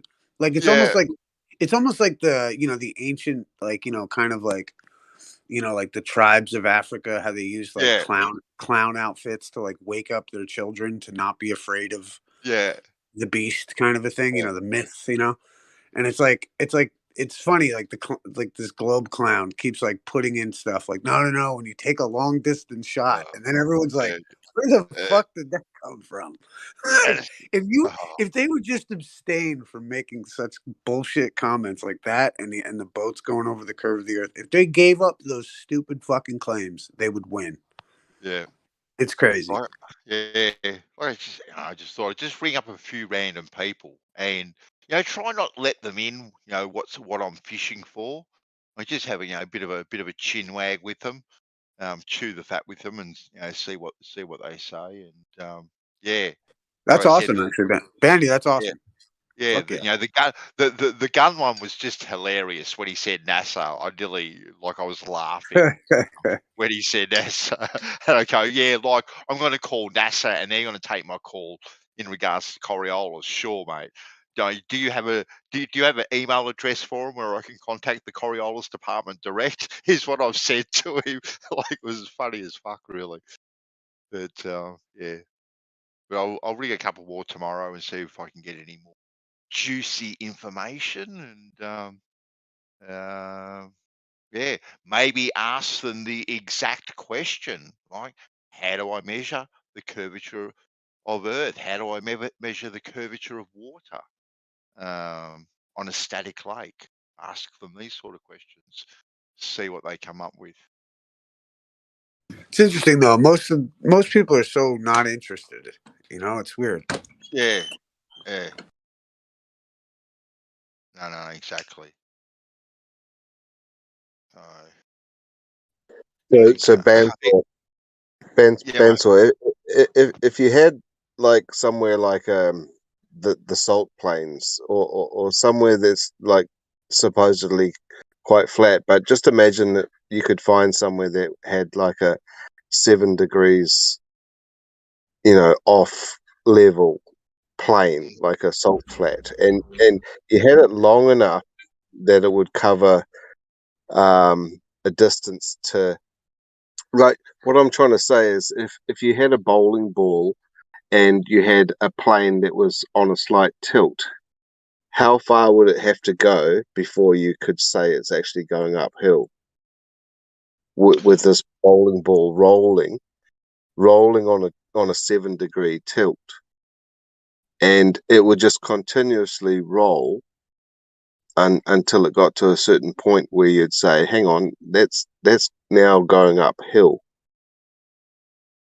Well, who knows? Well, apparently, Carlos, water flows uphill, right? So we don't have to do the bowling ball. We just have to look Yeah, at I water mean, now. well, the thing about water is you've got the conservation of momentum, and you've got the banks of the river concealing it, and you've got all of that pressure. So you could sort of go over humps and rises over certain distances, and it could actually flow uphill for a certain amount of time before it had to go back down again. There you go. Oh, yeah. There you go. Yeah, but we've already established that, Nate, through head pressure, the differential through a capillary action, which will happen in a very narrow creekway or whatever. You can get a capillary action or the head pressure. But for a river to flow uphill for whatever they were claiming this morning, 450 kilometers or 7 kilometers or whatever the insane distance was, yeah, nah, that ain't happening. And to actually say that water is flowing from a lower elevation to a higher elevation, flowing uphill, it's just absolutely crazy. And like I keep on saying, Nate, right, if it's true, that gravity can pull water up a hill, get a gutter, get it horizontal, put it on a tilt, put some water in it, put a bowling ball at the end of it, and get it to pull it up the gutter. Or fill up a bucket, right? Put a bowling ball over the top of it and create a tide in a bucket. You should be able to do this. A tide in a bucket should be a very simple thing to show. Boom. Stop trying to ruin my over Unity machine. We can go 7 meters higher elevation than where we started naturally. This is perpetual motion over Unity right here. Right, and then when the ball comes around the other end of the mountain, the speed that it got rolling down will make come back up. and then it'll start the cycle again. Jeremy's Well, on point with this one.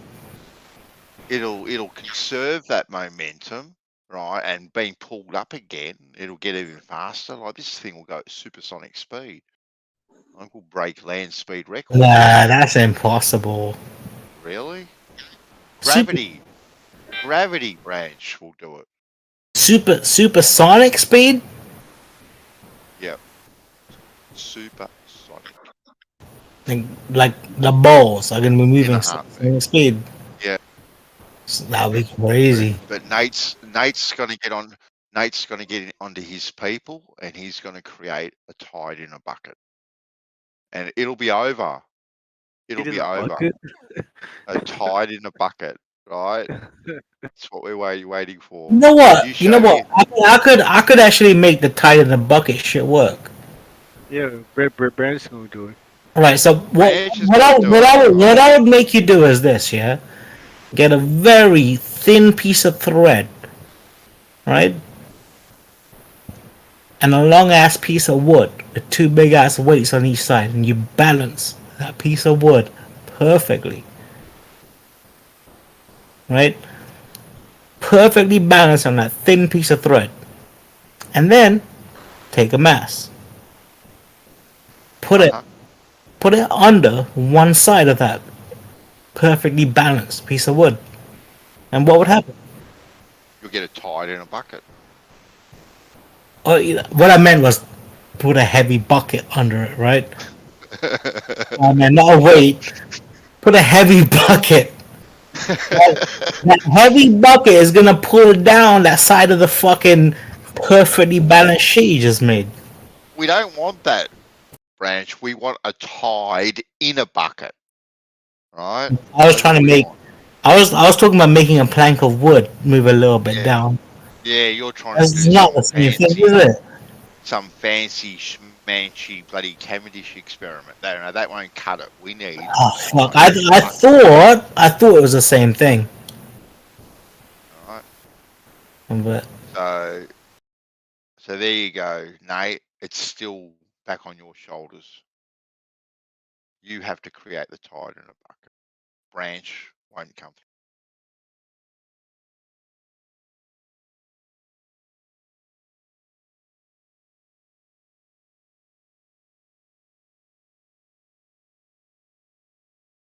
Nate's playing hard to get.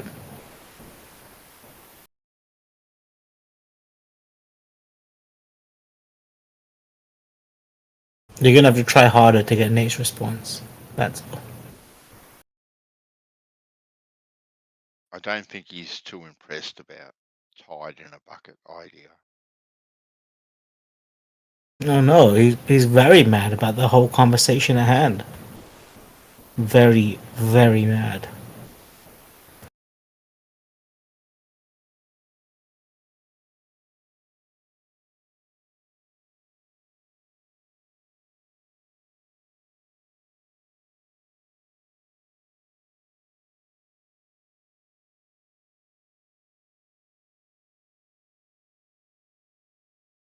You see, the cool thing about Jim Panda's room is that Pete Shea or Johnny would have, jumped at this chance and made the conversation better by now. Our representatives are not doing the same. Oh. Who is the Pete Shea of the room? Is that Nate? I mean, I wasn't really sure which one is which. But I think it's more of a group effort. Like I was thinking, like Pete Shea and Johnny together equal Kosho and Nate. Well, I'm actually really feeling that they're feeling rather defeated lately, Branch. Yeah, but that's what I do, right? Is I say things that piss other people off. True that you do. Yes, you have your moments where you do that. Granted. Then you'll come good occasionally. I know, but you gotta see, man. I've been talking this whole fucking night, which means that I've gone through the being drunk state. Now I'm sobering up, which means I'm not that drunk. Therefore, the only reason I'll be doing this is for shits and giggles, like on a very deep level.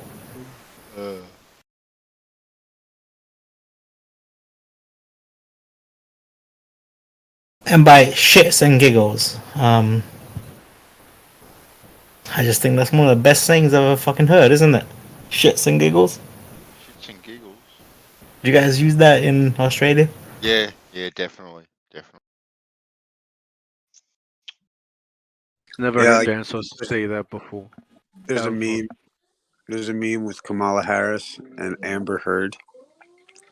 It's called Shits and Giggles. Oh, really?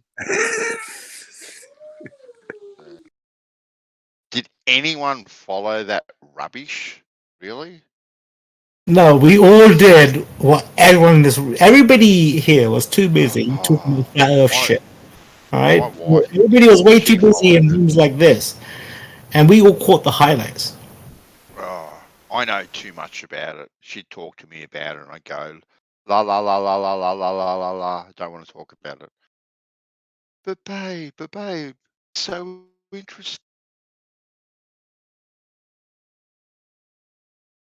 I've got to talk about your stuff all the time.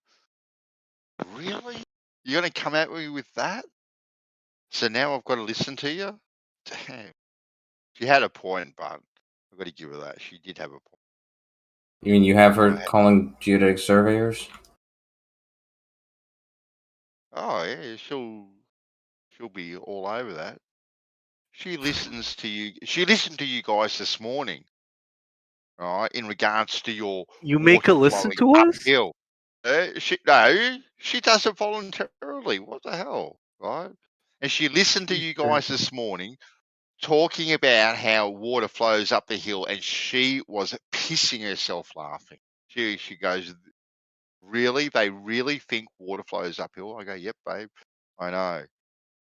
This is what I said. This is what I have to deal with on a daily basis. This is the silliness that they come up with, that water flows uphill. Damn, she was laughing at Cody's show. She was laughing at all of yous. I wasn't here. Sorry. Yeah, no. The royal yous. But yeah, she was laughing at all of you. Thinking they're not seriously saying water flows uphill. I go, yep, babe. I said, you're listening to it live. Yeah. I mean, I gotta ask this though. You know, you being the arbiter of this news about how fucking retarded these people are. Did she think you was like, you know, Mr. Big Dick Energy? Well,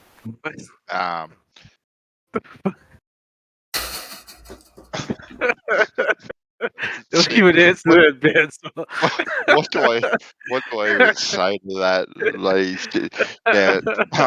Now I'm gonna warn you. Like, tread really carefully when you speak about my wife. I'm just gonna give you the heads up that right now, Branch. So. Oh no.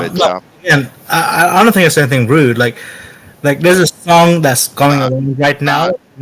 But if your question is, does she think I'm number one? 100%. That's what I was saying. Like, you number one. Yeah, I'm number one. And she thinks the silliness that comes out of this channel and other channels at times is just absolutely ridiculous. Absolutely ridiculous. She's actually been on here a couple of times. What? To do what? Yeah. And spoken. She's spoken in Gems. She's been in Gems too because she wanted to. She's a free woman. She can do what she wants. She's not a slave. She can do what she wants. I hear you, but yeah. Yeah. All right. Well, why can't she? Like, you're here. Yeah, why can't She can. It's just I don't know. Like, I wouldn't let my girl talk to you weirdos. I mean, honestly, for someone. Don't you worry. She can handle herself, Nate. So. You guys do Oh, not. So the thing is, Banso, for some of us, yeah, it's like a guilty pleasure. Like this isn't something that we openly let our community of people that we actually interact with on a social basis know about. You know, like my neighbours have imagine. heard you guys carry on. What the hell? I've had you on YouTube going in the garage. My neighbours have come in and they've gone, "What the hell are you listening to?" I go, "Just listen for a few seconds." They go, "What the hell's going on here?" I go, "Oh, exactly. I know. They all reckon water curves for some particular reason. It's bizarre. We're living in bizarro world."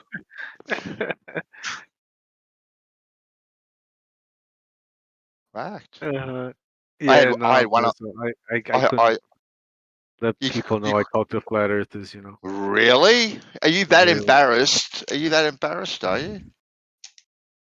A Really? little bit. Not really Why? embarrassed, but they ask a lot of Well, questions.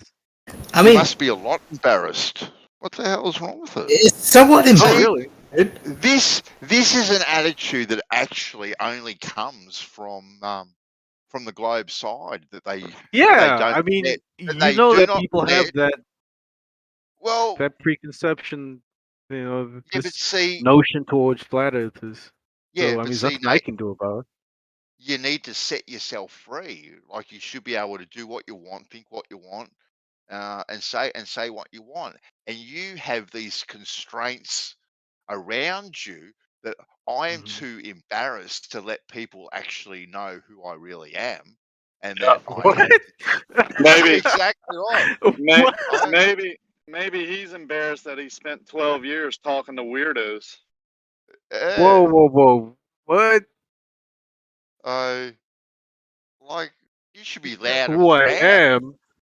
Yeah, you should be What? loud and proud. What are you I'm talking here about, Bear? day in, day out. You're the guy who defending comes here you. every day talking to weirdos, self-proclaimed. You deem us Yeah. weirdos and come here and talk to us daily. Maybe you're embarrassed about that. I am I'm not. embarrassed about that. There you Well, go. there you go. Then it's on you. Yeah. Yeah, it is on me, but I mean, Banso's saying something else. We're not ashamed. I'm not ashamed of saying it. my faith or my beliefs. I promise you. Shout them from the That's what's up. mountaintops. Nice. Like you think it's weird that my friends and family and my wife actually know what I do and they participate occasionally in what I do. You actually think that that's weird, Nate, and strange?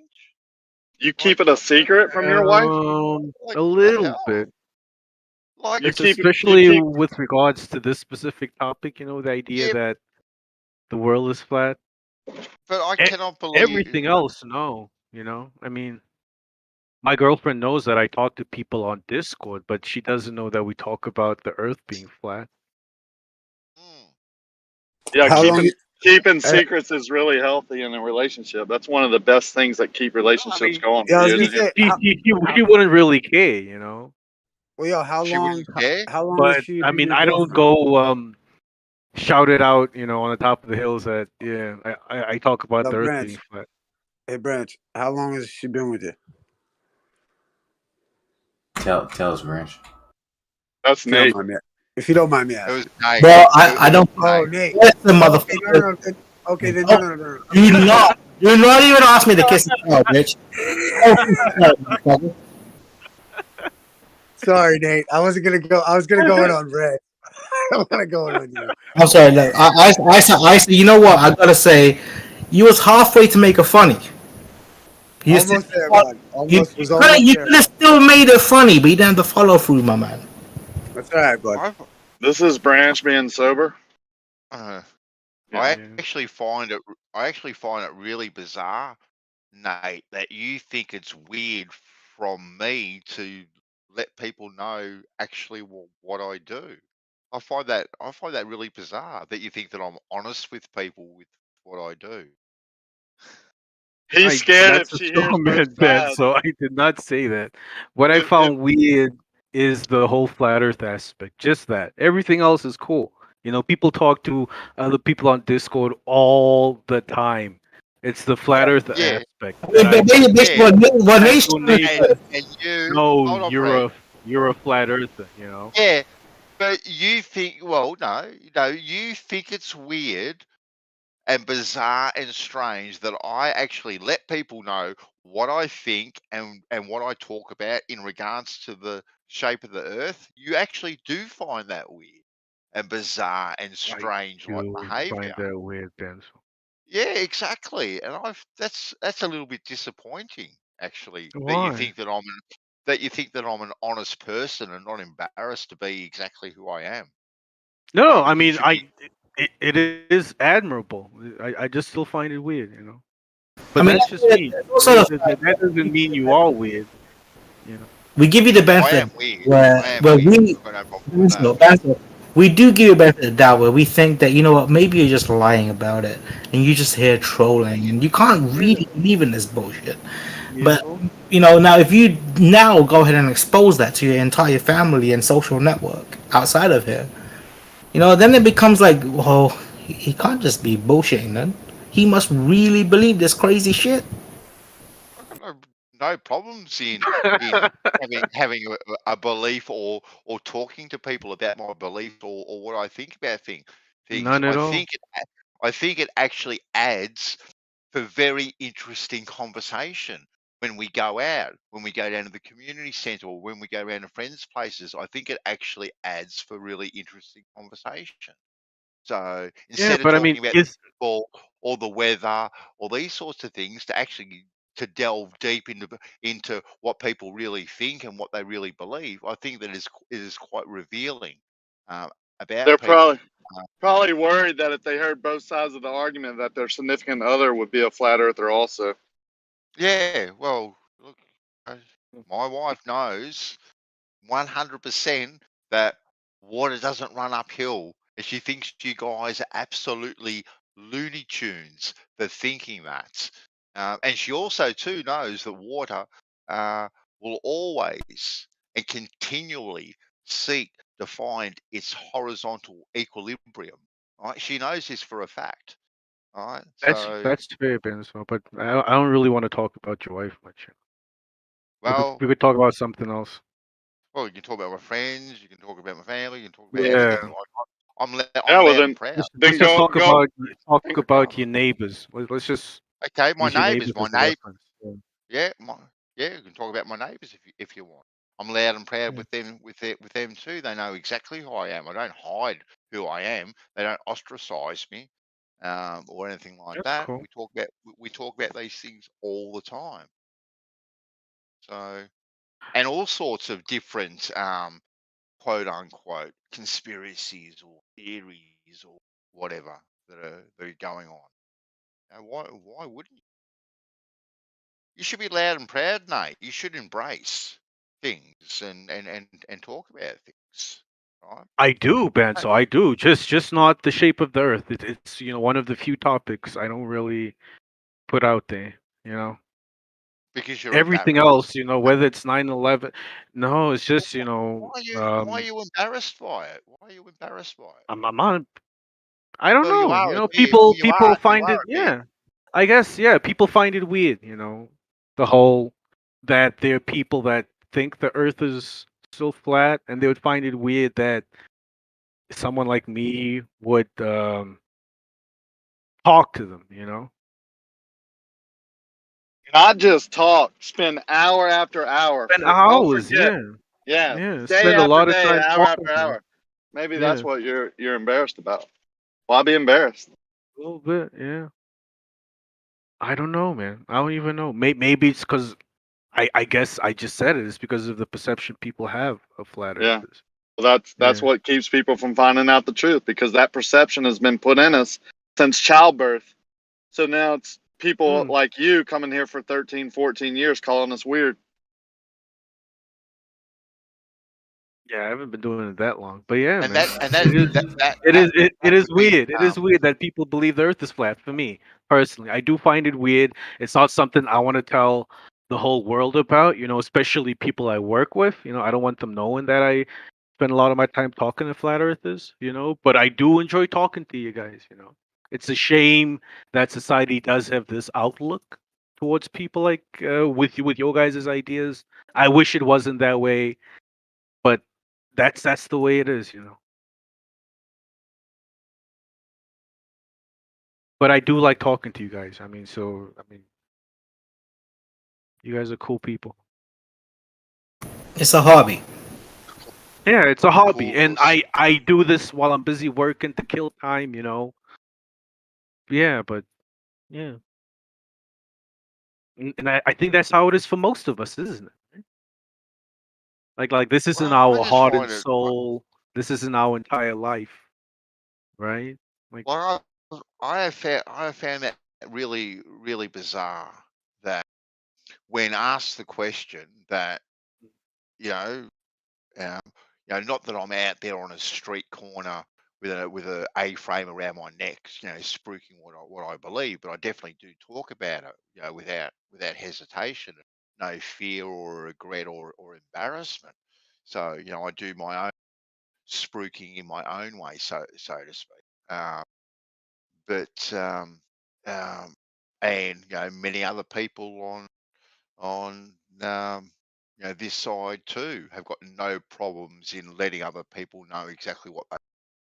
But every single globe, right, are embarrassed about it. It's like this dirty little secret in a closet. It's kept in the closet with the dresses and the high heels that you wear on the weekend, type of thing that you don't want to tell anyone about as well. That's what it's kind of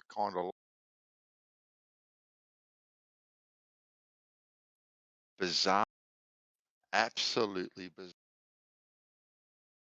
But anyways, back to yeah, it's weird. It's water weird, man. flowing So. uphill. I mean, Banso, you know what? In some ways, right? That's kind of why we do appreciate you guys so much, because you do have the ability to just be open about this and live your life like this is your lifestyle. Even though we feel ashamed to even discuss that, we discuss it.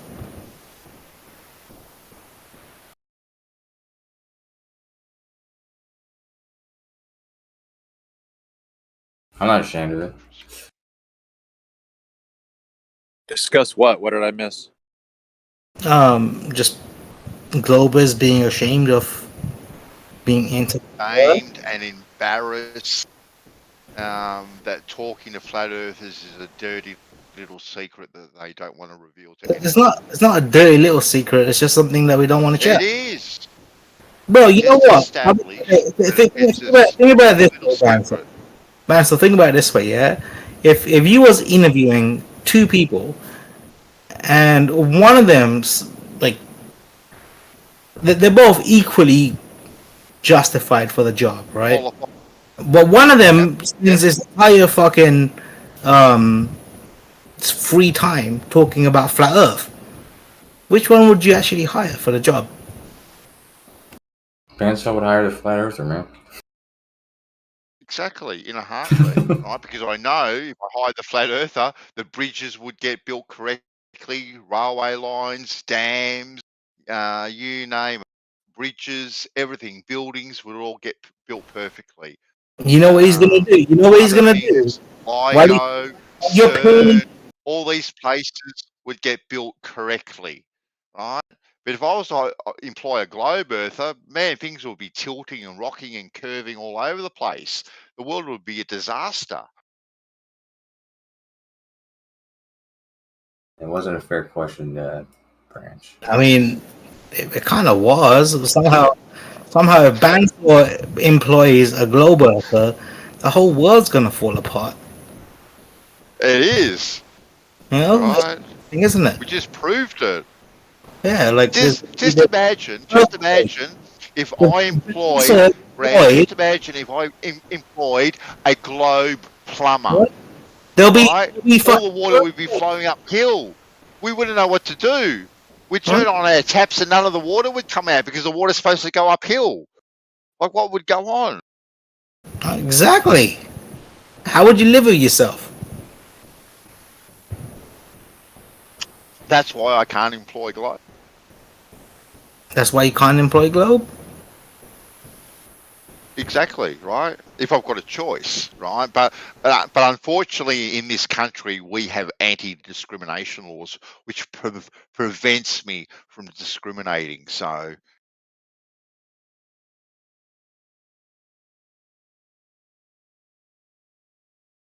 what do you do? What do you do? I don't know, man. That's pretty cool. I mean, you know. What it's pretty cool that we have anti-discrimination laws. Damn. I don't know. It's pretty cool. Should be able It's to pretty cool. discriminate against Honestly, clovers. what I meant by that was, it's pretty cool that you're talking about what you just discussed very openly, and if you feel like you get the win, go ahead and take it because I don't give a fuck. That's kind of what I actually meant by that. Yeah, well, you never do, really. At the end of the day, we know this. So Nate, do you pull out your high heels and fishnet stockings and skirt on Sunday, or you log on and talk to us flat earthers?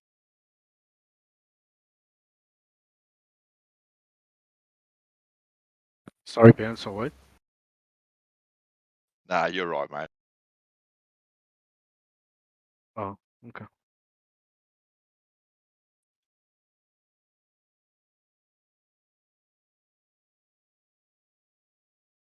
My bad, Ben. So if I made that a little bit serious and shit, like I understand you're fucking around. No, you're right. All good. All good. So what? Earth is a dirty What secret. have we got to talk? Seriously, what have we got to talk about, people? What happened with that one dude who was gonna like put that string across like half of America and shit? Half of America? I don't know, man. Like his name was like something like Whites Be Black or some shit like that. I don't know. You know what I'm talking about? He's talking about White's Word doing his beach. Oh, in Australia, not America. Yeah, no, it's supposed to be done. Well, soon, depending on council and permits and stuff like that.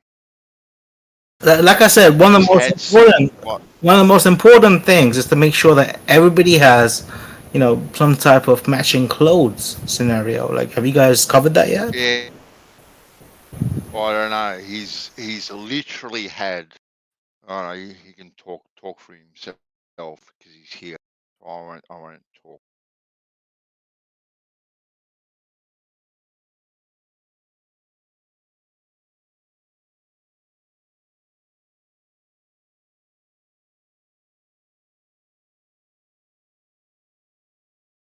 If you want to find out, man, you can talk to him. It doesn't seem like he wants to talk. Otherwise, he would have put it in already. Maybe. Are you guys talking to me? So always, Nate, and you always ignore us. I'm You're sorry. I'm embarrassed by stupid us. distracted. What's up? No, you're right, mate. We weren't. Yeah, so I didn't mean anything by it, man. If I hurt your feelings, I am sorry. It's just talking You're right, talking about brother. anything else is cool. It's just when we talk about the shape of the earth, that is weird. That's why I try avoid talking about that, I mean, like when people hear me talking to you guys and they ask who you talking to, I just say I'm talking to my friends, I wouldn't say I'm talking to Yeah, flat no, earthers. Yeah. you're. I understand why you're embarrassed and you have an image to uphold and stuff, and that's quite understandable. Yeah, but you Like sound it's so down. well, I didn't mean it that way. you've hurt my feelings, I I'm must sorry, say. Ben. Like I thought we were tight. No, You all cool. We are tight. I mean, you a yeah. Stonewall gangster, Ben. So you cool as hell. I want to be like you when I grow up. I don't blame you, actually. Yeah. I want to be like me too. I've got a pretty cool life, I must say. I'm pretty lucky. I'm No, very definitely. fortunate. I am kind of jealous of the way you live. It's very free. You by the beach, you go fishing, take walks whenever Yep. you want. You know, you live Man, it's the bomb. on Easy Street. Yeah, I'll be right back though. All right? Do you wanna hear my new test, Banso? Your new test. Yeah. Sure, let's go. I've given up Far on the away. water level test. It's too long, too much Why? water. It was a good one, Dawn. I thought you and I had it nutted out. I thought we kind of I'll still nutted out all discuss the it. kinks. I'll still discuss it, but Yeah. I've had this worrying doubt that it will just show level, which is the curve of the Earth. Okay. Okay. What's your? My test is, this idea that the light can bounce on the bottom of the clouds and it can go below a mountain on a globe and shine up the shadow. Oh, apparently, yeah. Where they show those pictures of, is it Mount? Oh, And Mount, whatever it is. when I heard it discussed, it seemed quite triggering to flat earthers because suddenly they were all jumping to make up an excuse of how this might happen. So my test would be, instead of trying to look at the roof of 100th floor skyscraper, we could put a Zeppelin up on a line and make some type of surface on the bottom of the Zeppelin, and then we can wait for the sun to set, and then we can zoom in with a P1000 and observe the sun shining upwards onto the bottom of the Zeppelin, and then we can discuss parallel rays, some rays not being parallel, and why is the sun shining up when it's appeared to go down? Okay. A lot of money, but so we could just observe the sun on our roofs of our flats with a nice flat near the beach that's quite high. But see, now we're not every flat earther's got that. yeah, but see, now we are presuming, Dawn, that light actually travels either in parallel rays or diverging rays. We're making this assumption about light that's coming from the sun. I think what I was just thinking is, if enough flat earthers was there and they could all zoom in and witness the sun setting, and it's fully gone, they can't see it anymore, and then they look up and they can observe light on the bottom of something that's quite high, like 500 foot or 1,000 foot, and that could show them that the sun's gone into the underworld. Somehow it's gone lower than the Zeppelin. Yeah. Just like it appeared to. But if the sun doesn't travel in a ray formation, either parallel or diverging, right? It travels like it kind of propagates. It kind of just fills the air. If you know what I mean. I know what you're saying. Yeah. That it still leaves that possibility. There's many unsolved contention. as well. People say like Earth shine, so the sun could still be 3,000 miles high, but it just happens to have gone away to the right angle to reflect off the Earth. Yeah, like I definitely accept, Dawn, that we can humanly channel light, whether from a torch or a laser, this sort of thing, and into a beam. We can direct the light. Okay, I've got no issue with that whatsoever. But to me, that isn't light traveling in rays of any shape or form. You know what I mean? It just means we can channel. Let's say me and you were there, I paid for it, and you saw sunlight, or what appeared to be sunlight, on the bottom of the Zeppelin, and it was 1,000 feet high, and we zoomed in and we could see it glowing with the sunlight. But you'd already observed the sun appear to set. What would be your excuse? How would it work on a flat Earth? Why is the sun gone down, or appears to go away, but shining on the bottom of the Zeppelin somehow? What would be my excuse? Yeah. I don't have an excuse for it, Dawn. Like I said, I don't know what light is or how it performs. Like we are making the assumption that light actually travels in rays. Okay, so until I know how that light is generated and in what form. I can't make any presumption one way or the other, or have a reason one way or the I other. think you're sort of leaning towards refraction, like the sun could bend down and then bend up to the Zeppelin. Well, once again, we're looking at the sun as if it is a torch or a laser of some sort, and Well, it is I'm not. projecting. I'm looking Well, at it like yeah, an orb that shines everywhere. yeah, Even if I yeah, include what you said, where the light just spreads out and it fills the area, I still yeah. think if the bottom of the Zeppelin's lit up and it's clearer than some cloud photo that someone else took, it sort of suggests that the sun is low now, not high. Yeah, but this light, all right, that may just be propagating in the atmos somehow, right? It's a well, you know, it's an energy of some sort, and it's just propagated.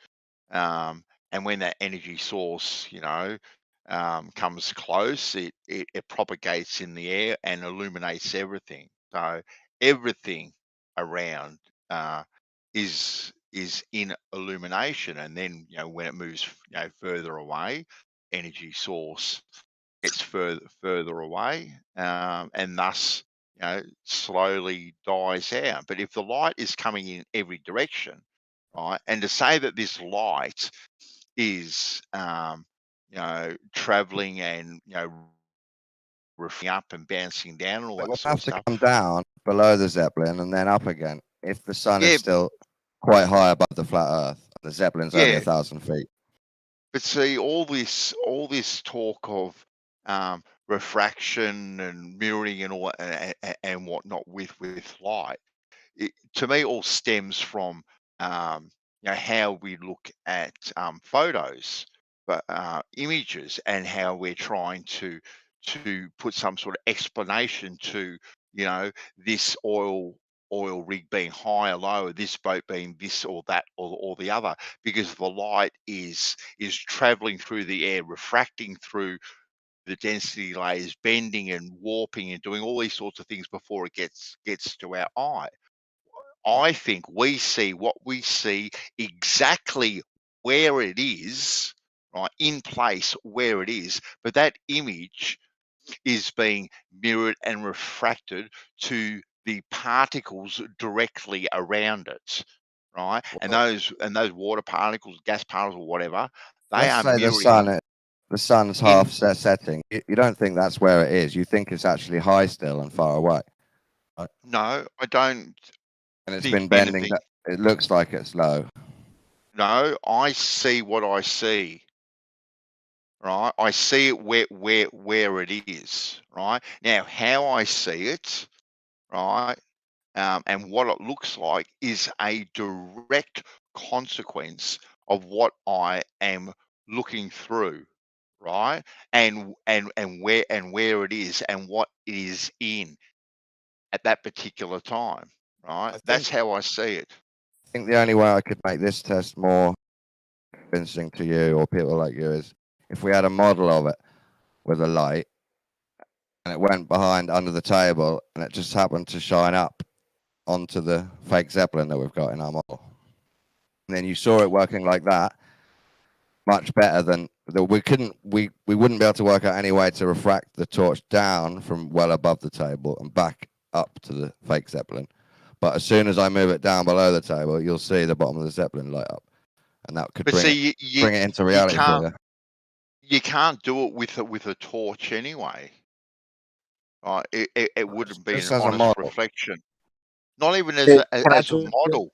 You can't do it with a torch, even as a model. It doesn't work. It's not reflective of exactly what is happening. When you are channeling that light in any direction whatsoever, it is not a true reflection of what is happening out there in the atmos. Well, I Sorry, think Travis, I it's an cut okay you off, model. mate. No, I was just gonna say I just posted a screenshot of a video I took at dawn in Maryland. Yeah. So we have twilight here, where on the right of the screen is night, and then you've got the transition of the sky. So Yep. So light doesn't travel forever. Otherwise, there would be light straight across the entire screen. Yeah. Because light exactly. continues to go. There's no reason why there should be a termination at all, ever, if light travels infinite. No. It's almost, Travis, like the atmos is getting energized as the sun gets closer and closer. Yeah. You know, But you know what I'm. yeah, sure. So I mean, the whole thing, it is a mind fuck, to think about the way things appear to us. But the way Dawn is talking, it is the same. In my opinion, I guess one of the things I thought about when you guys were talking, and I was just kind of musing, was, let me see if I can get it back into my head. Like if we watch an object go away from us, and we lose sight of it, it's either the limitation of our eye, the limitation of light, the size and all of that thing of that object. But okay, so like it's almost the reverse, right? So if I'm standing next to a large building and then I drive away from that building but watch it the entire time, apparently it gets smaller and smaller and smaller. Now it is getting farther away from me, and it is changing in its angular size, apparently, right? It's getting smaller, and the angle at which the roof was to me when I was right next to it, let's just give it 90. But if I drive 5 miles away, what degree is it at? So now the degree has changed. Yeah. So it's the same thing with the sun in the sky. What the globe Earth thinks is going down is actually simply going farther away. But it's the same concept.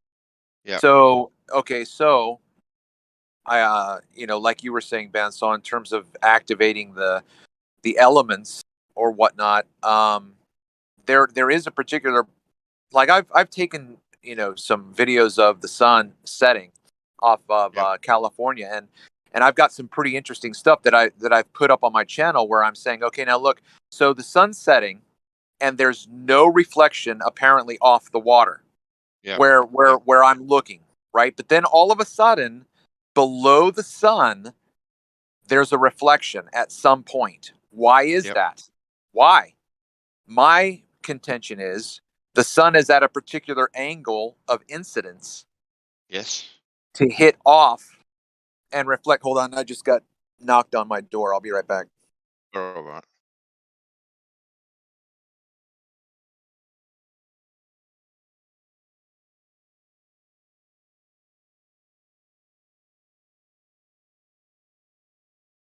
My test is more for globers, people on the edge on the fence who have already sort of half pre-assumed that the sun could go below the horizon, actually below. Well, what do you mean half pre-assumed? Well, people that are willing to accept the concept that the sun might have gone below the horizon, and they're not super ready to make up other alternative explanations. Well, my test is for those people. Well, what glober doesn't accept that the sun has gone below the horizon? Every single glober would accept that the sun. So I don't know. That doesn't make much sense. It would be for people on the edge that are just about ready to give up flat Earth. Okay. All I'm saying is my test isn't very convincing to you guys. What's your admit. test, Dawn? Well, what? What is your test? Oh, hire a Zeppelin, put it up 1,000 feet, watch the sun set fully with a P1000, and then quickly zoom up, point it upwards to the Zeppelin, and watch the bottom of it be lit up by the sun. And then admit to yourself the sun's gone down, but it's shining up. So Earth must be a globe.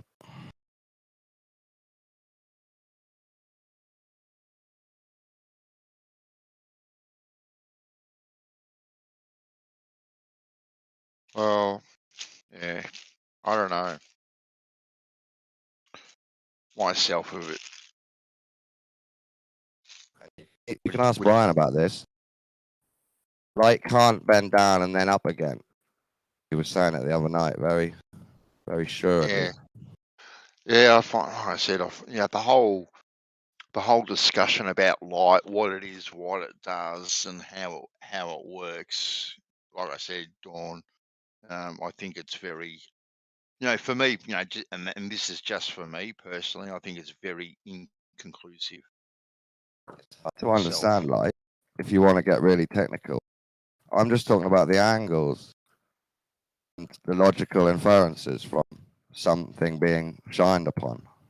Yeah, but the angles, regardless of the angles, those angles have to be taken into consideration with how you think light works, because light has to come in at that certain angle, doesn't Well, we it? can say anything. Well, say that. obviously you can Sorry, say we can say that anything, about and anything. you do, like you do say anything. Like I know this. Like No, I mean, we can say that excuse about anything. I could say, well, we disagree about water, so you can't use water in any tests. We disagree about the fundamental behavior of water, so you Well- can't use it in a test. Well, the good thing about water is we can test it. It is a physical property that we can There you test. go. You disagree. We disagree. Right. Well, light's not a physical property, though, Dawn. Oh, It's far from physical. Another way to test things around you. That's all I'm saying. Like water, whether you've got a different idea about how it behaves or not, you Yeah, can still look. get logical inferences. Look, I'm all for it. If you want to do it, Dawn, and you think you can, show something or demonstrating, definitely. No, I'm not actually go going to do it. ahead It's with it. hypothetical. You're not actually going to do it. No, because I already know that the sun shines on my roof, even at night time when it's just gone down. That's gold. I'm not actually. It's a good test, but I'm not actually going to do it. At least you're honest, Dawn. At least I'm you're just honest. saying it would be a good display of sun angles and sun going below. Whatever happened to your pool test with lasers? What happened to that one? That's just another theory I've got ready. And when I meet someone with the budget, Yeah. and this is all to debunk flat Earth. If someone wants to pay for it, I'm happy to tell them how to debunk flat Earth. You're happy to take the credit for the idea. Yeah. Oh, that's gold. That's gold. With the water level thing, without getting as obsessed and nerdy as Bev has, I don't think I know the truth of if it can give you a good horizontal or not, because maybe each one is just level with the curved Earth. I have no idea.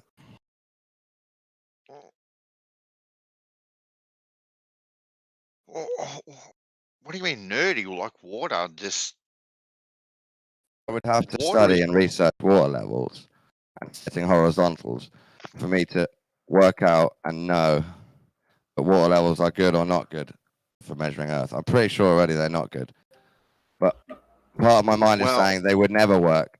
That's what I'm stuck on. we know what we can do with water because water, right, Dawn, always tries to equalize horizontally. That's why we know we can manipulate and move water the way we do, because it always Same on a globe.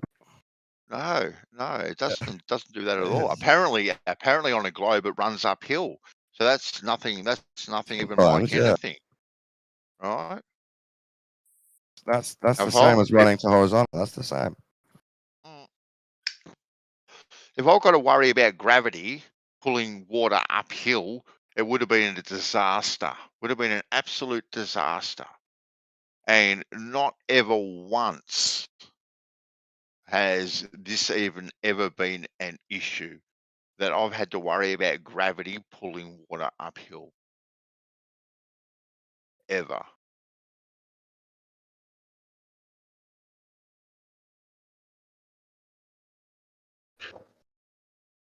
And the way, the fact that we got with that we've got tides and waves and all these things is of a result, a direct result, because water is always trying to equalize horizontally.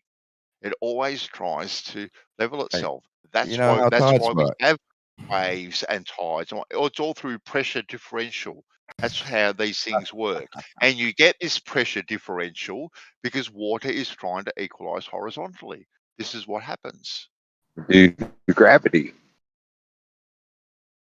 Yes, 100%. It is working through gravitas. 100%. Exactly. The weight of it. 100%. I love that word, gravitas, gravity.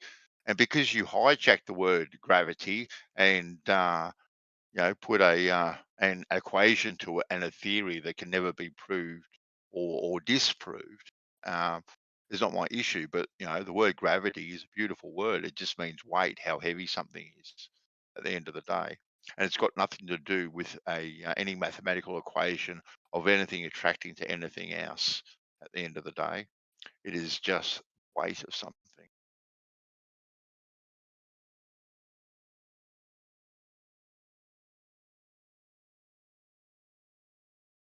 Y'all were talking about things in the distance appearing to drop below your eye level or go downhill as it moves away from you. And well, we do talk about refraction and how it can distort things on the horizon and this and that. Yeah, my answer to why things appear to drop below your eye level in the distance is because they drop below your eye level in the distance, and that's it. I don't have to dig around and try to wiggle around, and we don't know what light does, and the sinking and all that crap. It's just it drops below your eye level because it does. Yeah, it's all because of how we see things, isn't it? How it all perspective and all that sort of stuff. I agree with you. Yeah. That's well, why. not even. I don't even have to talk about perspective or any of that. The things in the distance drop below my eye level because the things in the distance go below my eye level. They physically drop below eye level. Yeah, we see it go below because it does go below. Yes. So it's like that, like Nathan says. You see it because it's there, then you don't see it because it's not there. You don't know it's going below. It's just obstructed bottom up, and you assume it goes below. But sometimes it's not obstructed bottom up. Sometimes it just fades out. Then what? Then we use a different observation with a bigger boat, more clear. Yeah, to fit your bias. You think Yeah, bottom but up zoom in obstruction is something going below. It's not. It's not to fit our bias. It's to tease your weird belief. That's what it's No, for. but listen, Don, listen. Both Rakia and I have made these observations. I have a cruise liner traveling 14 miles away from me, and I've got it on video, and it does not ever get cut in half, right? It's 14 miles away. So if you show me a freighter that's at least 14 miles away, cut in half. I mean, it looks like it, bro. I'm not going to lie. It looks like it's cut in half. Okay? But if I can show you another ship at 14 miles away and it doesn't look like that, then it's not the curve of the Earth. You want to show me the ship now? I can go look for I can go into my channel and try to find that video. I don't remember what I called it or whatever. But my point is, right? If I try and imagine what you're talking about, I just imagine a weird mirror layer from heat bar on the wall. No, it's not. And a No, boat, it's okay. a boat reflecting on itself up and down. Okay, but listen, that's still refraction, okay? But my point is, you can watch this ship go away from you, and you watch it get more and more distorted. Not obstructed, but distorted. Did it ever go any further than that? It at the point where I was in Baltimore, it went around the Cape. So it was 14 miles away from me, and then I filmed it disappear around the Cape. But the Cape was 14 miles away. I see. But my point is for you gentlemen to think about this is, if you show me something 14 miles away, that's the way it should look everywhere at 14 miles. And when it doesn't, what's the reason? If it's refraction, then again, I'm open-minded enough to say your image could be as well caused by refraction. It doesn't have to have a mirror image. It doesn't have to have a mirage. Thinking and looming are refraction phenomena that do not have inverted images, but they have distorted images. Are you in Baltimore a lot? Well, not directly in Baltimore, and the place where I live is higher up near the Delaware border, but the place where I was North Point, which is right outside the Baltimore harbor, and just that day it happened that a cruise liner went through, and I filmed it the entire way. Were you at sea level? Yeah. I mean, I was on a raised walkway, but it was probably like 8 feet off the water, if that. Interesting. But my point is that when you're watching something get 14 miles away with your naked eye, you're going to lose resolution way before that with your naked eye. So what you see with this image was there was no inferior mirage as it was going out, but the entire ship became more and more distorted by refraction. It was just blurry and wavy and compressed. When it got out that far, the top of the ship was larger than it should have been, in my opinion, right? Because it's going 14 miles away, but the top is still pretty large. And then the bottom was compressed to all hell, which is what is consistent with looming. When you have a looming image, the base of the target is compressed and distorted with what I guess, whatever better way to describe it would be heat haze. It looks like just this massive activity in the air that's caused by, it looks like the wind is blowing because it's just so active and dynamic.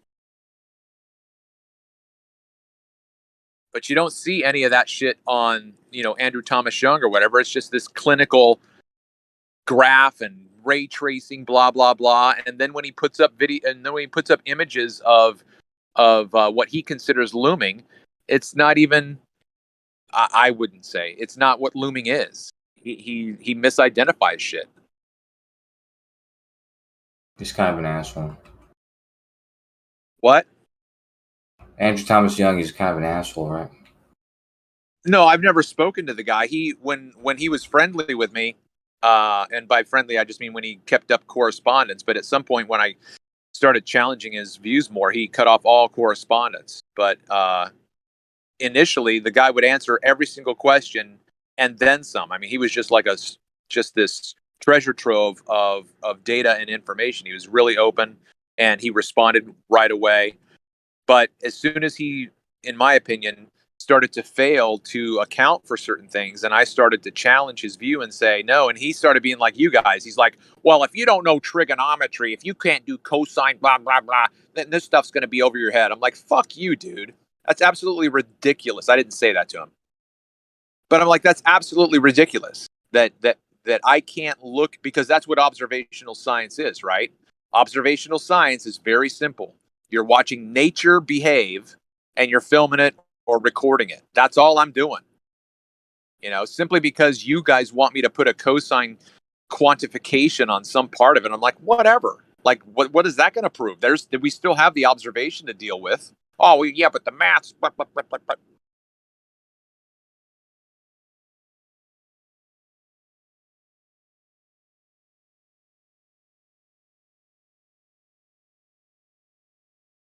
But I don't know if I can find that video off the top. Like I said, I'm trying to think of what I would have called it. I'll have to think about it. I didn't know you made videos.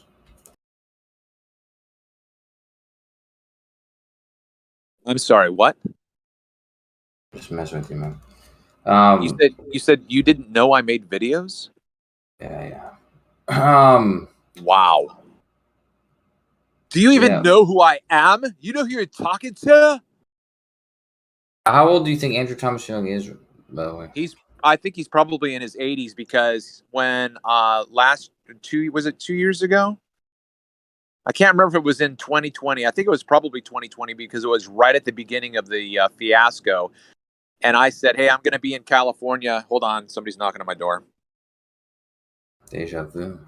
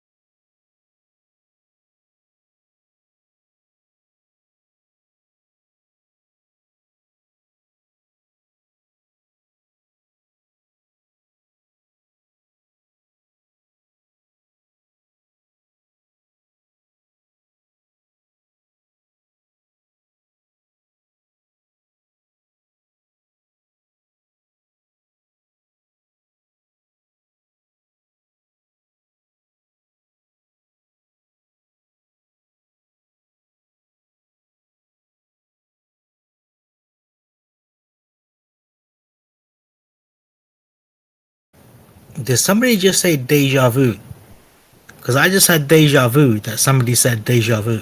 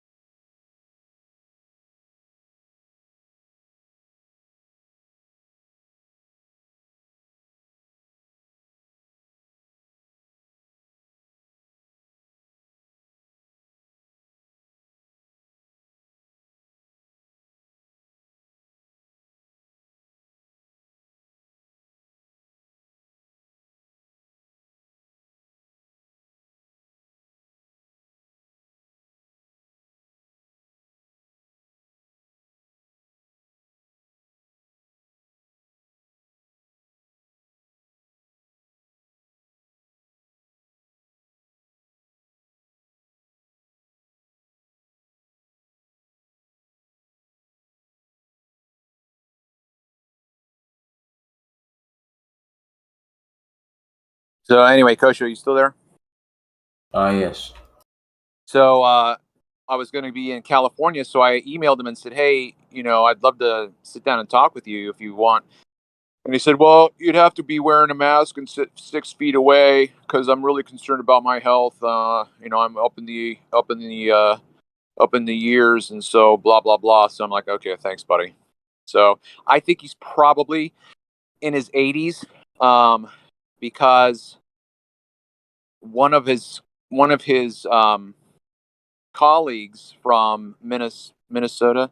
Where's Milwaukee, Wisconsin? One of his colleagues from Wisconsin, who's an astrophysicist, Dr. Robert Greenler. Greenler did a refraction presentation to an open auditorium that they called, the University of Wisconsin called the Science Bag. And they would just do these free lectures and anybody could attend. So he did this presentation because he's written a book on rainbows, glories, halos, and other refraction stuff. And is you homosexual?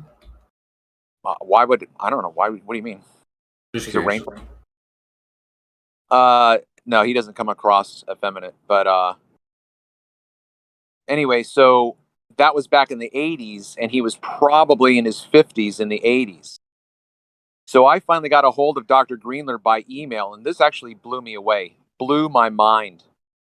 I said, "Hey, I'm an amateur, photographer, and I've got this hobby of photographing mirages, and I'd really like to talk to you about it." He's like, "Oh, I've been retired and out of the field for so long, I don't think I could contribute to the conversation." I'm like, "Are you kidding me, dude? You wrote a book, and really?"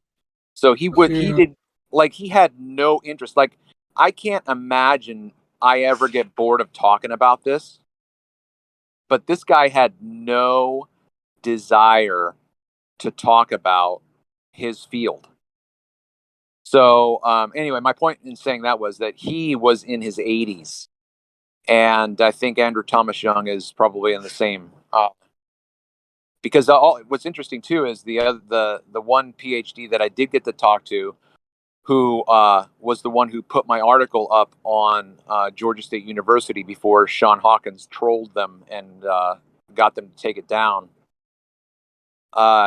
He is in his 80s as well, and all these guys are on their way out. Greenler, Young. They don't Yeah. sound like old guys.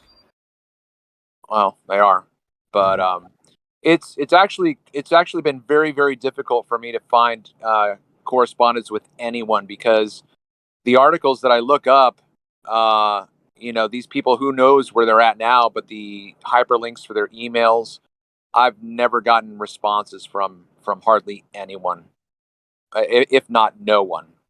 But it's not easy to open this conversation up with anybody in the field. Well, I mean, who else is there, huh?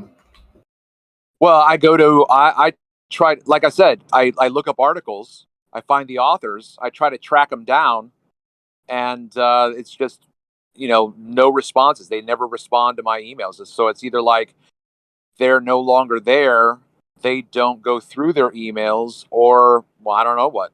I don't know. George once told me about, I forget what the name of it was, but it's the name of a process or community or I don't know, a method for determining the refractive index for any given optical corridor or whatever. I forget what the name of it was called. Well, I mean, that's all fine and good, right? You can crunch those numbers all you like. I have yet to see, in terms of mirage or even looming, I have yet to see anyone with a paper where they make a prediction about what they're going to see. Because that's the whole scientific challenge that I've been given from you guys is, what's your prediction? What's your prediction? And I'm saying, you guys make the prediction, because it's my model doesn't depend upon physical obstruction. So I just simply see what I see. But I've challenged Rumpus, I've challenged Ruhif, these guys, they do not want to put their money where their mouth is. They're like, we can make predictions. I'm like, great. You see where I shoot. That's my target. Here it is, unobstructed. You can see clearly down to the bottom floor, clearly up to the top. You can count the window panes, blah, blah, blah. Make a prediction as to what your optical corridor will do to this image if you think that the refractive index is going to have an inferior mirage, right? You should be able to predict the intensity and strength of the inferior mirage. Nobody's doing it. Didn't Walter Bislin and Mick West make those models that make those predictions? Okay, so you can make a model, but then you don't have reality to back it up. So here's my image, here's my distance, here's my observer height. You tell me, after you crunch your numbers, what my house is going to look like with all of those numbers. Right, but I'm saying that in that Walter Bislin's model was really good, but like in Walter Bislin's model, couldn't you say, someone just tells you the conditions for the atmosphere and all the other variables he puts in there, and say, tell me what's going to happen. And he just turns those dials and sees what it does and use that as a prediction. Yeah, but again, I'm trying to say what's clear in my mind, simply because, like, what's the target in Walter Bislin's program? Is it a square? Is it a pentagram or a pentagon that looks like a house? It's got 5 sides to it. Like, what's the target? So let's say, for instance, he says, you could try this out yourself. Give me put in the numbers. But the target that he has in his program represents a pentagon, which represents your target, which isn't my target. So then he shows me what his target in his program looks like. Okay, but that's not what my house looks like. So again, the program isn't reality. It's a program. It's a manufactured. So simply because somebody is at their no one's gone out and made these observations. This guy just jumps on. He's a keyboard warrior. I'm gonna type, and then he gets Walter Bislin's program. He looks at a computer graphic, and he goes, "Yep, that's exactly what I should see." Or, "Oh, that's reality." No, it's not. No, it's not. Verify that your program matches the actual photograph. No one's doing that. Right, but that's what I'm saying. I'm saying, wouldn't you be able to just, if you wanted to find somebody to make a prediction, you just use that model to make the prediction, and then see if it matches You that. have to verify. You have to verify it, right? So right. do it the other way. Reverse engineer it, so to speak. I'm out there on the Chesapeake Bay. If I'm able to, I get you the entire optical corridor data and my target and its elevation and my viewer height. Make your prediction. Can I just stop you? Stop you right there, Travis. So you're going to need a straight line. You're going to need to have everything in a straight line to the observation you're making, right? How do you know where that straight line is? And I know that this is your thing. This doesn't bother me. So I was trying to say this the other day with I can't remember if it was Zanuck, or no, it wasn't Zanuck. It was somebody else. Anyway, so Jeremy, you go out if you got a big lake there in Albany or whatever, and it's like 6-7 miles away, the shoreline. If you go down to the shoreline, put your toes in the water, look at your toes, and then just simply lift your head and look straight ahead of you, that's the straight line. Your eyes will always see the shoreline right in front of you.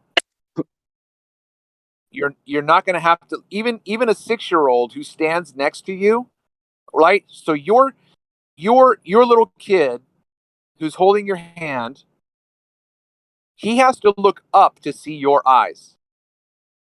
But when he looks out to see the shoreline that you're looking at, he doesn't have to look up. He just looks straight ahead. But you both see it at your eye level. That's the straight line. We're gonna go off. You're going off what we see in the distance as a straight line. I'm going to call it my line of sight. Your line of sight is what we're trying to check because it's bending. I don't say that. No, you might want to say that, but I don't. It's definitely not straight because I mean, some days shit's there, some days it's not. No, okay, if look. we look out and we see something. You look out and you see something and you want to say that's a straight line.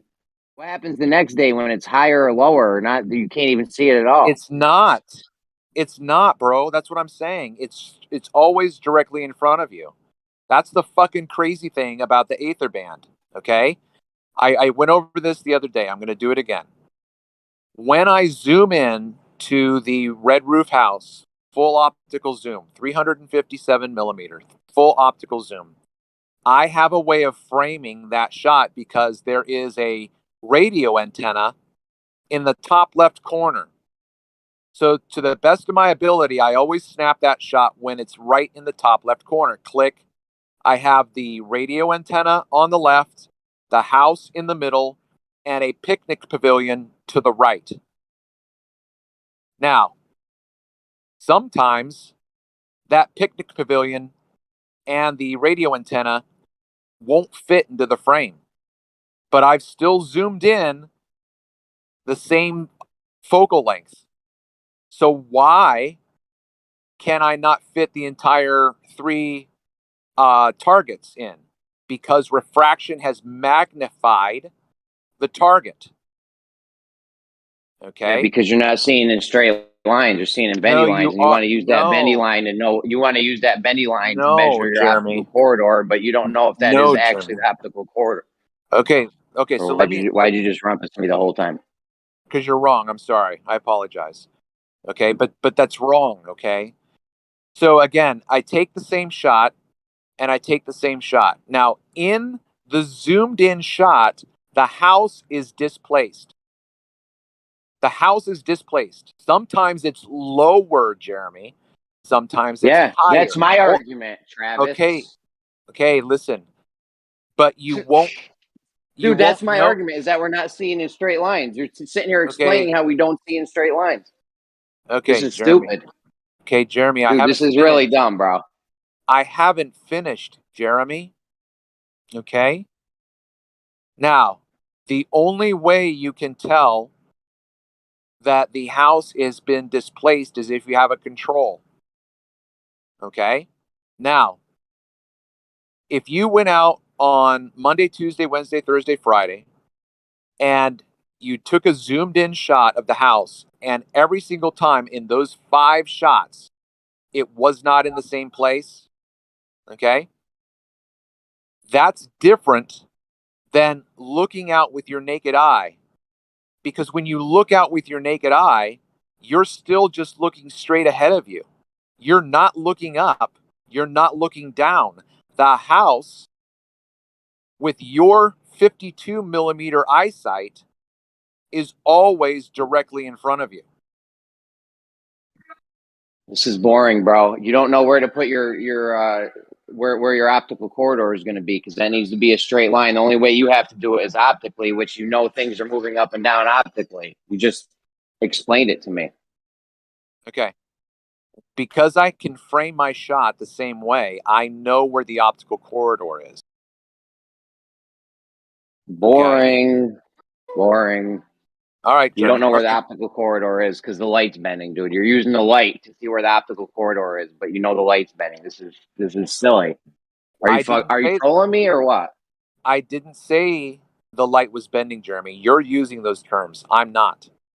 One day there's a house higher, another day there's a house lower. Obviously, you think it's going straight in a straight line, but moving. The entire not in a straight line. It just don't even make sense what you're saying, dude. Honestly, bro. Look, come on, man. Okay. Think about what you're saying. Okay, Jeremy. I think that in the past 4 years, I have thought about what I'm saying. I understand what I'm saying. Okay, I understand what I'm saying. It makes sense to me. I can't make it make sense for you. it's not like there's one part of the observation that gets displaced. The entire image is displaced. Everything is affected by. Okay? So nothing. So you're saying nothing's in a straight line. When I look, bendy, that's bendy light, dude. Whether you want to use that term or not, the light's bending and you're not seeing in straight line. So if you're going to use your line of sight to put you where your optical corridor is, it's crazy. Okay. That's not that. It's not your optical. Might not be your optical corridor because the shit's bending higher or lower all the time. But it's not presented higher or lower to your eyesight. You just simply look straight ahead of you and it's right there in front of you. Okay. I mean, all I can say is to go out and do this yourself. You don't have to change the elevation of your eye to see the target 6 miles away because it's always in your line of sight. I don't know how it works. I don't know why it works that way. It just does. It's a Okay, so you're telling me if I go out and I put a camera 6 feet and just leave it there, all the images are going to get higher or lower over time, the course of weeks, months? Well, it'll fluctuate. It's not like it gets higher and stays there, right? It'll fluctuate. Yeah, it's going to fluctuate. So not straight lines, bro. I don't know why you can't understand this. Okay, so here's the other test that you need to do. You not only take the zoomed in is going to show you that the house is displaced. The zoomed out is not. So when you take the zoomed out, which is what you try to line up with what you can see with your naked eye, that will always be in the same place every single day. Every single day. That image will not move. So on Monday, you turn your camera on, 52 millimeters, click. That's at your eye level. And then you zoom in, click. That's your control for the rest of the week. Every single time you take your zoomed out at 52 millimeters, that will not change. It will be The control, lined up. when you say control, hold on a second. When you say control, do you mean that's our straight line to the object? I'm just saying that that's the first image that you're going to use to compare the other four. I know, but what does this have to do with measuring the optical corridor, that straight line we need for the optical corridor? How do you get that? So the only way that I can think of describing this to you is I'm standing on the shoreline at 5'10". The house is 6 miles away, and it is elevated about 15 feet off the water, so it's higher than I am. So that's where it is located.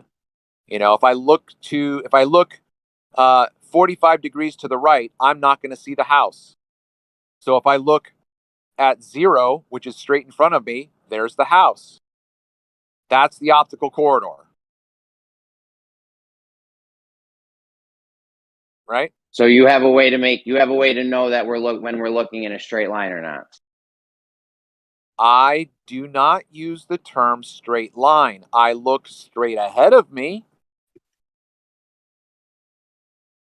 Right? Okay. In order to measure the optical corridor, where do you think you're going to need to put the sensors? In a bendy line that the light's doing, or the straight line to see where the light's deviating to? Say that again. I'm trying to hear what you're saying. Say that again. In order to measure the optical corridor, you need to put the detectors in a straight line to the object to see where the light's bending to, or do you need to put them in a curved path to see where the light's bending to? Okay, so when you say measure the optical corridor, how are you doing that? You said that this is what you started with. This is why we were even talking about this. You said you were going to measure the optical corridor.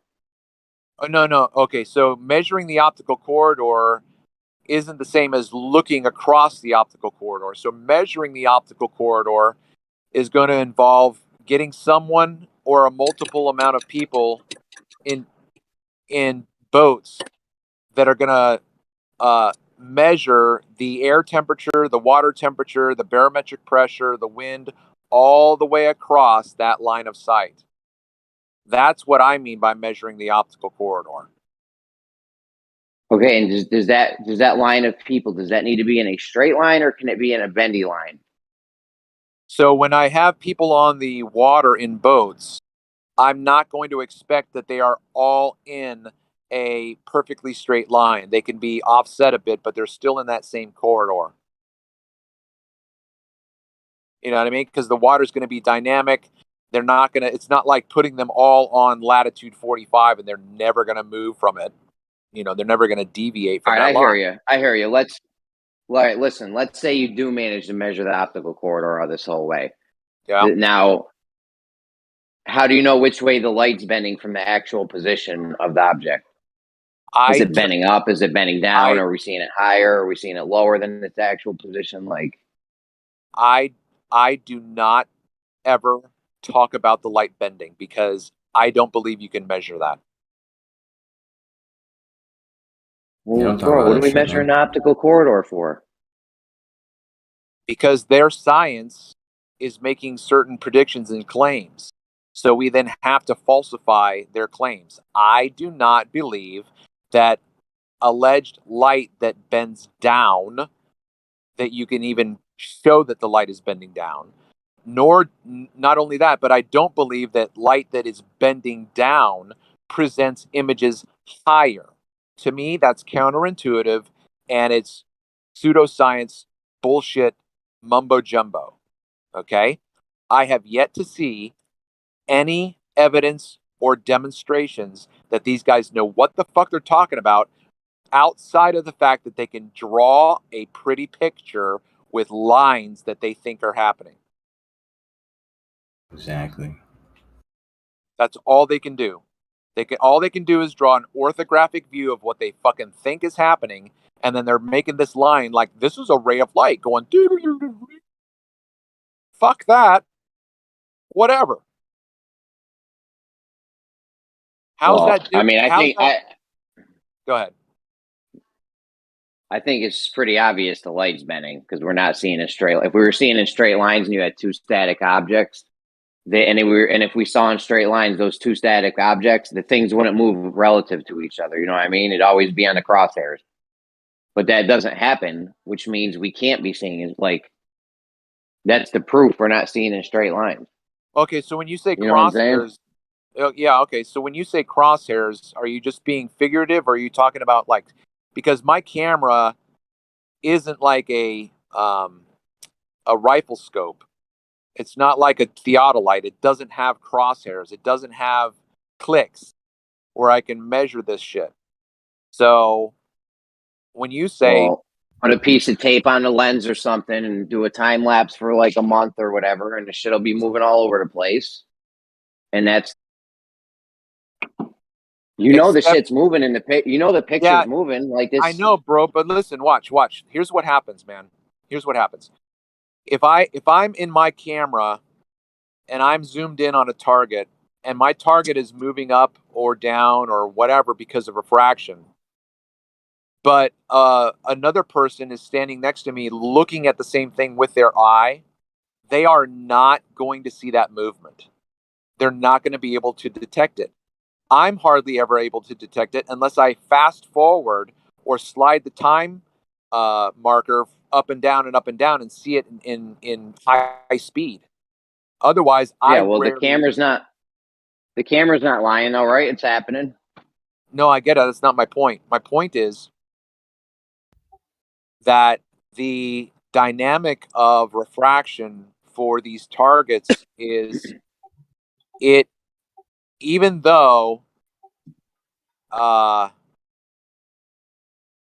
it is displacing the target, it's also adjusting the angular size of the target so that it could be getting closer to you or farther away. Now, this is what messed up with Sean G and Erebus. When I showed them an image that appeared as though the target were closer to me and larger, they were like, you are not in the same place. That's not the same focal length. Yeah, I actually brought one of your observations to some guys in Gems before, and they said it's not the same focal length. Right. That was Right. their excuse. Yeah. Right, but that's the lensing effect of the medium. The They medium told not me. only. They told me you don't know how. They said you don't know I how know. cameras work. Yeah, I know. So the only way I can describe, what the optical corridor does is like a kaleidoscope. It's always adjusting. Like it I don't know how to fucking say it. I guess there's been times when I go out to the Chesapeake Bay and I can see the red roof house and I can see it larger even with my naked eye. But it's not higher or lower. It's right there in front of me still at my eye level. And then if I go out the next day and I'm like, oh man, that landscape is dropped into the background, I'm going to see compression and no inferior mirage. But the landscape is smaller and receded, but it's still at my eye level. The fucking medium adjusts everything three-dimensionally, but it's always in your line of sight. Yeah, I don't think it's moving it up and down. I think it's moving it backwards and forwards. Well, that could be true, I suppose, right? Because that's what happens when you zoom in. I mean, it does displace it that way. So I suppose I'd be comfortable with that criticism. But I've got, I don't know, man. I've got images with thing going up and down, and I'm not zooming in or out. Yeah, I was talking about just that particular thing. Like when things get magnified, I think they appear to be closer. Oh yeah. Because they're being miraged like forward, not Yeah, I got you. Okay.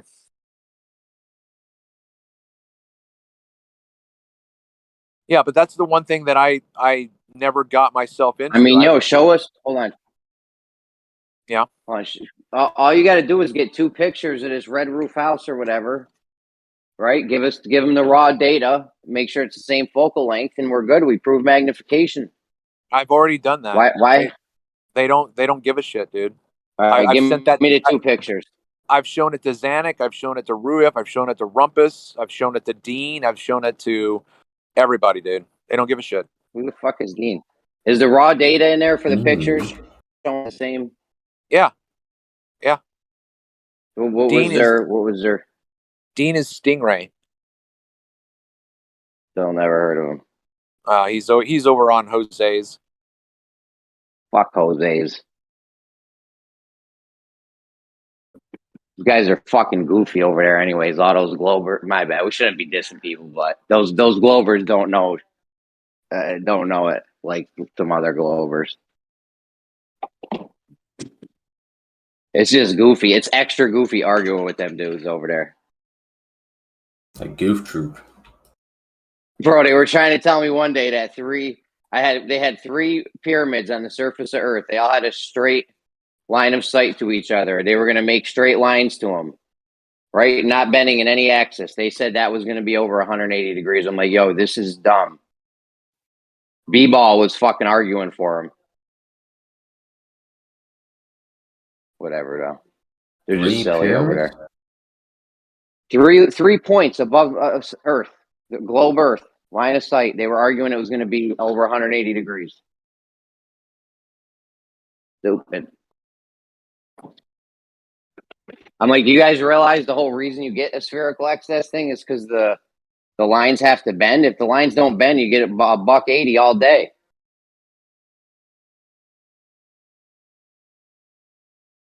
Anyways, where were we? I didn't mean to derail this whole thing. Oh, so where's let's see the pictures, bro. What's wrong with the pictures, Kosha? Showing magnification in atmosphere. I have to get to my computer to do that because I don't have the raw files on my phone. So I mean I can get it to you in a little bit, but no rush. All I can do is need them in the next 5 minutes. I mean, all I can do is show you on my phone. I can put it in the chat. Ooh. And and for the time being, you can take my word for it that each of those photographs is at the same focal length. But you can basically feel comfortable with that because of the frame of the shot. Because I always frame the shot the same way. Kosho, have you seen this? Oh yeah, What's the problem with it? it's good. It's gold. I don't know. Kosho's I don't got really know what no you guys are talking So about. you have no issues with this, and atmospheric What are you guys magnification is talking a real about, man? thing. Come on, man. Would you have some bad Magnification. Chinese food last night? Go ahead, Rock. Yeah. Well, magnification, I don't think is in dispute except for here with certain people. Like the atmosphere acting like a lens and magnifying and doing the opposite is a study that's been done, like not by us, just by other optical scientists, like optical whatever you want to call them. Why they deny it, I don't know. They fear the fact that the atmosphere happens like a lens, but some of these people actually use those very words. I mean, this shit should be easy. Go set up a camera outside to take a time lapse photo over the course of a month, and just look at something in distance that you absolutely know the exact size of, and that the pixels will change if it gets bigger or smaller or something. You know what I'm saying? We've shown Like that zoom in on a shit. multiple times. They just don't trust us because we're idiot flat earthers. We're dumb flat. We don't even know how to work a camera, much less figure this out. I mean, that was literally. Yeah, I mean, you know what I'm saying. That's the go-to when we're here. I mean, yeah, but that's if you get the raw data for the photos, it should be undeniable. I don't think you can really, maybe, but I don't know if you can trick that or not. That raw image data. What's it called? It's built right into the picture. Metadata? Hey, metadata? Yeah, that's it. This has been presented before, though. This is Like kind of what, old. Coach? Mm-hmm. Would you say, Raga? Yeah, you use metadata. What about? What are you, sleepy, bro? Why don't you get some sleep? I'm working on something. What are you saying? The metadata of what? If we have the metadata for two pictures and it shows that they're at the same focal length and everything, and it's showing magnification of an object in the atmosphere, would that make you rethink all this optical shit? If you showed magnification in the atmosphere? Yeah. No. I mean, I've already I've seen things magnified to some extent. I wouldn't say as a lens, but What I've definitely magnifies? seen things seem bigger or smaller, just distorted. What? Yeah, but see, look. So just yesterday or the day before, Zanuck posted I can't remember who it was. Who's the other guy that's new that I've been talking to? Doofus. It was Doofus. It's good. He posts this article on Wikipedia that I saved and looked at after I was done driving. So he and I were arguing about this very thing, Jeremy, right? So we were talking about displacement and magnification. And he's like, you don't understand how refraction works. He's like, here's a link. Do you know what the link was for? What it was about? It was about how they make eyeglasses and contact lenses and how they create a lens. So this guy wasn't even posting about atmospherics, but he posts about a lensing effect, which is what your eyeglasses do. They magnify. Yeah. What the fuck? How stupid are these people? He sent me the same link That's once, Travis. It was crazy. I mean, this is why I'm like, why do we talk to these fucking idiots? That's one of their top guys, Doofus, bro. He's an armchair scientist. Doofus says the top of the haze at the horizon from 30,000 feet is following the surface of the Earth curvature. Like the tops of the clouds and haze at 30,000 feet as you're looking to the horizon. That horizon is curving because of the surface of the Earth below it is curving. And then goes to say that same curved effect, how we see that same curved effect of the horizon, would happen over a flat plane just wouldn't be as much. Yeah. And somehow Yeah. I'm misrepresenting his words there because I leave out one word or something. But that's what he's telling us. Oh, big time misrepresentation.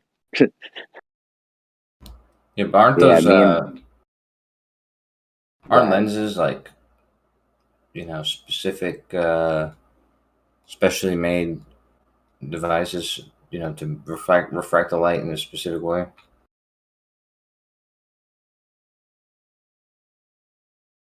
I don't think the atmosphere works like that. Not all the time, but under certain conditions, because the conditions are forever changing. Sometimes it does magnify. Right, but see, my point would be this: when I and you guys have all done this. When you look at the edge of a glass and you look at an object, and then it disappears in that glass, and then you lower your eyesight, and then it's displaced. It's the glass that's doing that, not the light. The light's not bending. The glass is tweaking the target. The thing that tweaks my brain is that entire optical corridor is a dynamic lens that's moving all the time, but it's always uniform. It's always pristine. It's always what was the other word I was thinking of? But it's just amazing. It's absolutely gorgeous. But it's fluid. Yeah, it's fluid, right? Yeah, it's dynamic. Fluidity. Yeah. And it's always perfect. It never messes up. It's always where it should be. It's always what it should look like. But it's not like light is bent. So like if you're standing, just sitting there looking straight ahead of you, everything you can see is right there, blah blah blah. When you put a lens up in front of you, it's the lens that's tweaking shit, not the light. The light's not bending. You just put something up in front of you that is now displacing everything.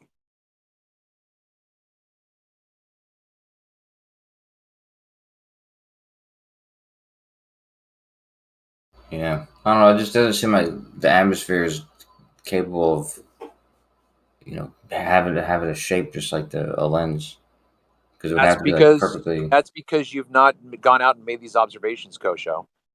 Look, I'm not to toot my own horn, right? But when I don't work, I don't make money, and I've gladly taken 3 to 6 weeks at a time sometimes, right? So I'm not making any. So that's costing me money. So I have spent thousands of dollars to do this. Technically, right. And it did not take me very long to understand everything I'm saying to you. The fact that you say it just doesn't make sense to me would take you 1 to 2 days to figure out if you got out and did these observations. Yep. It took me 2 years to get a certain sunrise. The keyhole sunrise. I went out every morning that I could on vacations, fishing, whenever. I got up extra early for work, blah, blah, blah, to wait 2 years just to get this one sunrise. Yeah, I'm not necessarily saying it doesn't make sense to me. I'm saying that the way I understand lenses to work the way they do is because of their shape, and some, like for instance, a lens that allows you to see things bigger than they are. Right. They have that concave, convex, yeah. They have like a convex shape, which is rounded and it's symmetrical. But Kosho, every convex lens is a concave lens. Yeah, if you just look at it the other way. Okay. So I think probably now that you've said that, it's almost like another piece of the puzzle for me is like, oh, I get it now. So the problem is, hold on. The problem is, Kosho, you have to leave the shape of a contact lens or an eyeglass behind you when you think about the atmosphere. The atmosphere isn't shaped, but it does the same shit. So let's say I go out one day and my target is dropped into the background and compressed. Okay, so now it's concave. The atmosphere along that corridor acts as a concave lens because it's dropping the shit back. But then if you flipped your contact lens around or your eyeglasses around, all of a sudden it's like wonk right there in front of your face. And that's what happens the next day with the air. The next day the air flipped around. But it's not a physical concave convex lens. And I think that that's what trips some of you guys out. You're so concrete with what a lens is. They're like, well, the atmosphere isn't a lens. Well, yeah, no duh. Right? It's not a lens. Okay, but it lenses. Yeah, and a lens is compressed fluid, right? Like compressed liquid. No.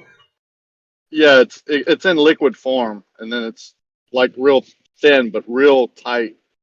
The air over distance may be acting like a lens like that. Is my You point would I'm trying have to to make. show a mechanism. Basically, you would have to show how the density gradient in the atmosphere causes it to act like this lens that you're proposing. Or proposing. Yeah, we have video of it. Things If I being magnified. Right. So if we can show you a target that is apparently larger and higher, we don't have to tell you how or why. It just is. No, we Now, have the how and why. We you demonstrate the how and why physically and experimentally. You You don't think have that. You're implying that it is larger. It is not larger. you It think you appears do. larger. You You have think a you do. you have some. I'm sorry, Dan. You only think that you have the answers. You don't have the answers. You didn't create the answers. You're simply reading a paper, perhaps. But again, I've looked at those papers and I find them insufficient because I still have questions that those papers aren't answering. So again, it's almost like I don't know that I would say, like, if I asked you, like, what creates looming, right?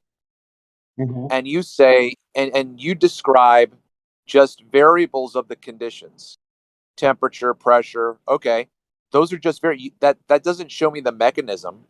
That doesn't tell me how. You're just telling me the air temperature and the water temperature and the barometric pressure. But that's not, huh? The how is in the density gradient, and the density of the atmosphere, whether it be inverted or standard gradient, will make light bend in the direction towards a denser medium. We know where the denser medium is. That's not a question in our mind. Okay. It is measurable, verifiable, and you could verify it. Okay. All right. So again, the how high is the corridor for a density gradient?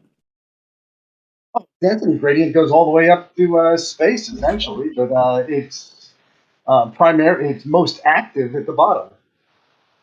How high would you like to set your ceiling for making an observation at 6 feet off the ground? How high would I like to set the ceiling? I would totally avoid overwater measurements and on ground measurements. I would go to the top of mountains and start making my analysis because the gradient up there is much more stable. Okay, so that's a non-answer, first of all. No, that was a very good answer. Your inability to understand it is your problem. It's already turned to shit. Like, it doesn't take long with him. Yeah, I didn't fail to understand anything, Moyak. The answer that you just gave now, you should throw out and never, ever, ever consider a photograph of a ship apparently cut off by the horizon, based on what you just said. No, based on what I said, to get the most accurate readings, I would go up to the top of mountains and I would make my analysis from a scientific standpoint in an environment that is much more controlled than down at sea level. Now, sea level still gives the same answer to anybody who has half a mind. But if you don't have half a mind, we can go and start scientifically revalidating the gradients work. Okay, I'm trying to have a conversation with you, even though I disagree with you very strongly. Okay, no one is producing images of boats cut in half by the horizon from tall mountains. No one. Right. But No you're one. stuck.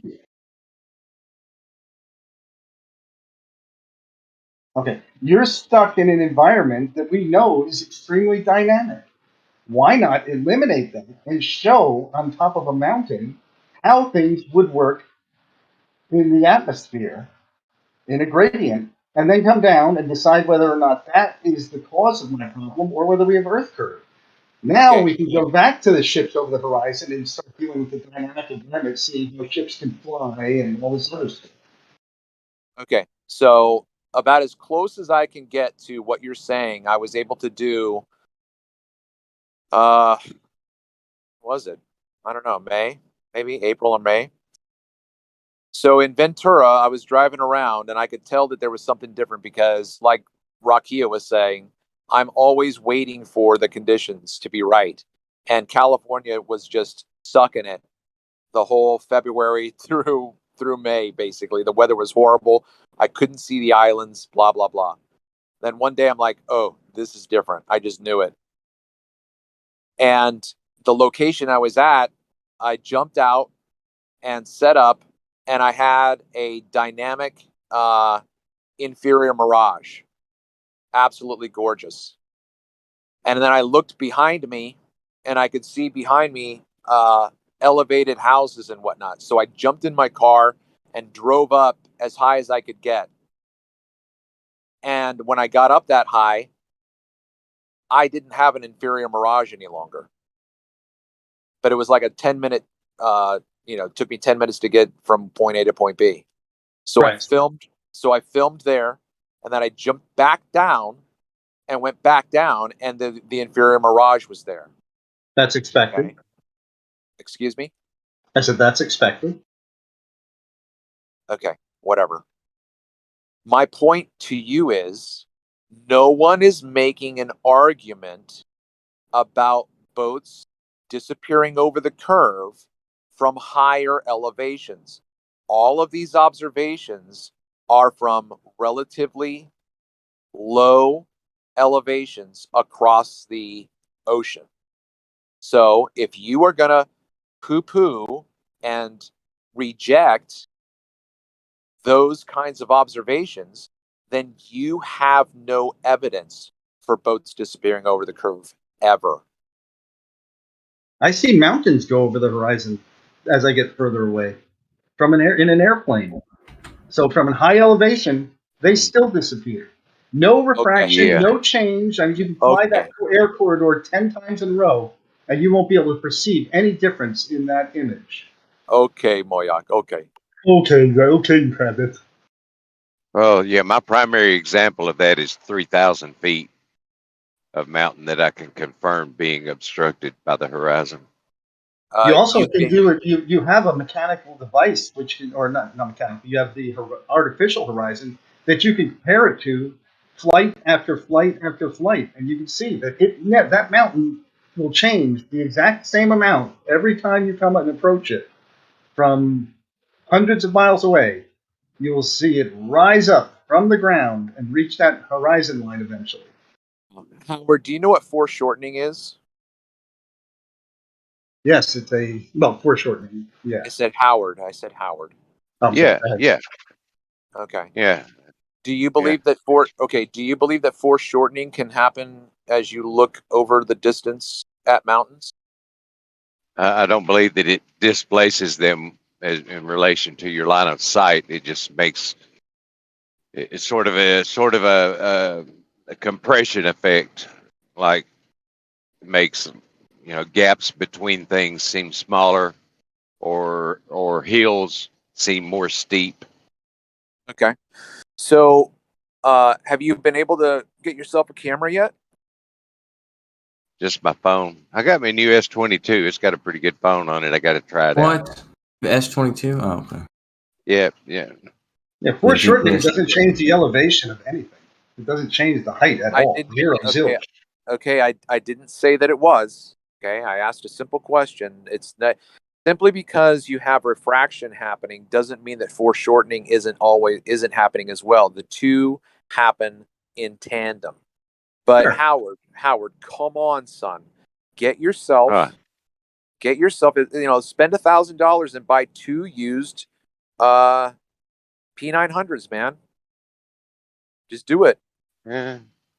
I'm I thought telling about you. doing that. I'm doing this flight thing, and my instructor's eating my money up. Okay, well, I got a buddy who just started. He's done a little bit, but he's getting his flight hours under his belt because he wants to be a private copter pilot. But yeah. Anyway, so look, I can't help but think, Howard, that this is the way I'll say it. I think that if you did go out and buy a camera, I think that even if you didn't come over to the flat earth side, I think you would say, okay, I'm going to have to actually eat a little bit of crow because there's shit going on here that I didn't think would happen, or, what I thought was going to happen isn't happening. This stuff that I'm seeing is messing with what I think should have happened. That's the basest level of the recognition that I think you would have. You might not have the full aha moment, but you're going to be like, okay, I kind of get it now. Well, I understand how refraction and miraging can cause some degree of obstruction at the surface, and you might even say it could cause some degree of things disappearing bottom up at the horizon. But when you're talking about over a half a mile of a mountain being obstructed, that's hard to accommodate with refraction. Not at a great distance, because in order for you to have half of a mile of a mountain gone, that mountain has to be butt fuck Egypt far from you. And when you have that mountain that far away, you're going to have distortion, displacement, and compression at the base, not at the top, because the top is higher than your line of sight. But the top comes down as well. Yeah, the top of that mountain appears on the horizon at or below eye level. Okay, so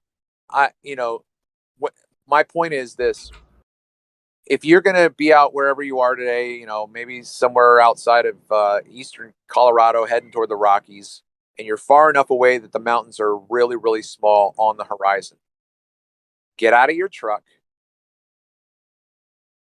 look at your feet, and then just look up straight ahead of you. That's where the mountains are going to be. There's no above the horizon, below the horizon bullshit. It's just right there. We do have tools. Yeah. We're not bound to the idiocy of just using our eyes, which have a very imprecise level of precision. That's okay. But it's very imprecise device. And when a painter like Van Gogh goes out to a landscape, when he wants to establish where horizon is, he simply puts his brush in his hand with the handle out, or the handle at the left-hand rule, and he puts it straight in front of his eyes, and that's where he establishes horizon. That's how simple it is, guys. You don't have to break this down into micro arc second bullshit. You do, because you're dealing with micro arc second observations. No, you don't. I'd like to test your eye precision. I haven't done it myself yet, but point across a room where you think eye level is. Have your buddy stand at the wall and mark where you think eye level is. You just tell him, okay, your pencil's at eye level, make a mark. Now turn around to the other wall and you tell him where the eye level is. And now go and measure up to your eye and measure up to that dot. See how close you are. I'll bet you that you vary by several inches at 20 feet. which will be probably varying by as much as a degree or more. You can make that prediction all you like. Go ahead and do it, and show us. Yeah, I'd like to know what yours will be. I mean, I already accept my imprecision of my eyes. I'd like to know if you accept I yours, accept that you'll my be look. We up to both a can half an accept. inch, up to several inches. Look, we both can accept our own concepts, right? It doesn't matter. Do So, you accept that you would be imprecise by up to a degree? I I don't believe that it's going to. Yeah, I mean, so it's like talking about cutting a board to 7 1/16, right? And I need to cut 10 boards at 7 1/16. Some of them are going to be a little bit shorter. Yeah, whatever. So what? That imprecision is where all of these measurements are taking place at that level. Okay, but and you say you look out at the horizon, you say it's at eye level. It's not. It's not anywhere near it. Yeah, it is. Okay, wait, yeah. Yes, it is everywhere near your eye level. It is, because when you look up from after looking at your feet, you're just simply looking straight ahead. You're not looking up to the horizon. You're not looking down to the horizon. You're just looking straight ahead of you. And You're not, everything. though. Yes, you are, though. You're looking within probably 2 or 3 degrees of straight ahead. Okay, well, if you want to be that clinical about your analysis, then go ahead and be that clinical. It doesn't change the fact that the optical corridor of an observation over water or land, when making these observations at ground level, it doesn't change the fact that that optical corridor is really only it really only has a ceiling of 6 feet. That's as high as your ceiling goes, and that ceiling in and of itself is not going to be the same quantification of making an observation at a mountain that's 1,000 feet up. That's not going to be the same optical corridor. So that's why I asked you earlier, how high would you set your ceiling in making an observation? And you just completely ignored that, took me away from the observation I was making, and took me up onto the side of a fucking mountain, which is irrelevant. Yeah. I don't even understand what you mean by the ceiling of my observation. My field of view is including hundreds of thousands of feet of elevation. What do you mean by the ceiling of my observation? I'm looking at a mountain that's 12,000 feet tall off in the distance. Therefore, the ceiling of my measurement is somewhere around 12,000 feet. I'm not sure I understand. Can you ask your question again? I was trying to understand you. Say it Okay. again. I don't get what you mean by the ceiling of my observation. I look across a field or across a big plain, and I see the top of a mountain that's 12,000 feet higher than me. Therefore, the ceiling of my of the information I'm looking at is 12,000 feet. Okay, yeah. So you're now reversing it, but okay, I'm not making observations of a 12,000 foot mountain. So again, you're changing the dynamic of the observations that I'm making. I'm making observations that are along the direct line of sight optical corridor. Right, in that noisy, dirty environment. Whatever, dude. Like whatever.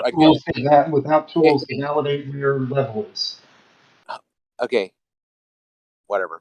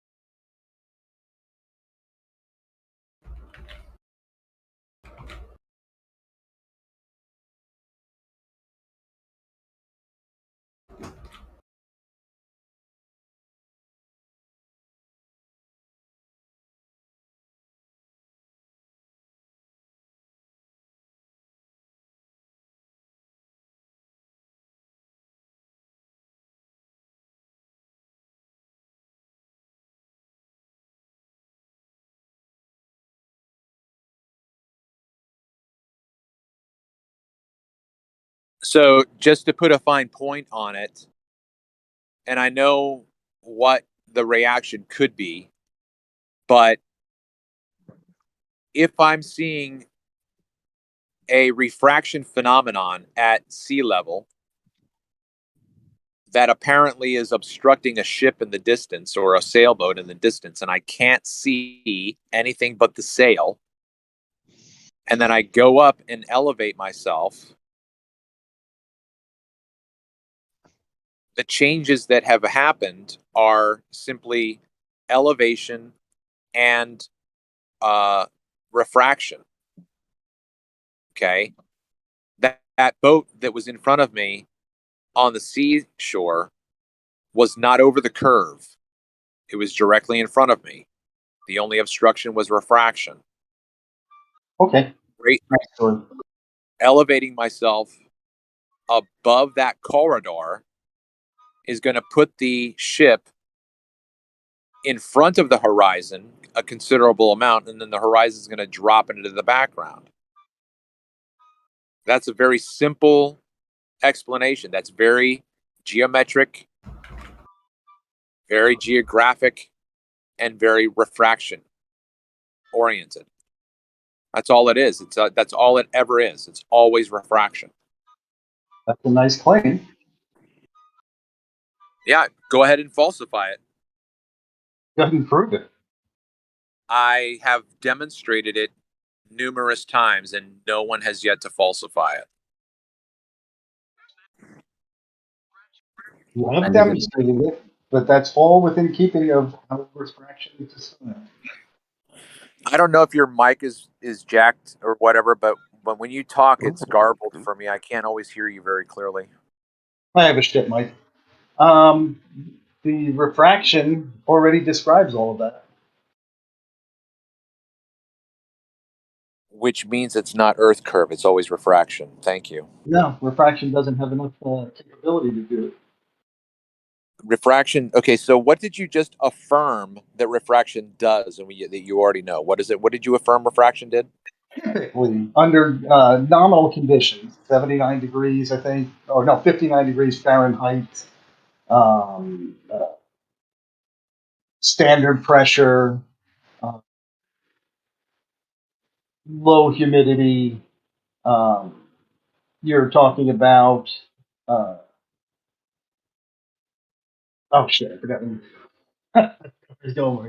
Yeah, but see, the problem, Moyak, is that you're spitting out these numbers, but there's no data. You're not providing anything, right? So if you are going to claim something about refraction and depend upon these numbers, then you can't just have the numbers. You also have to have the target with its presentation to you.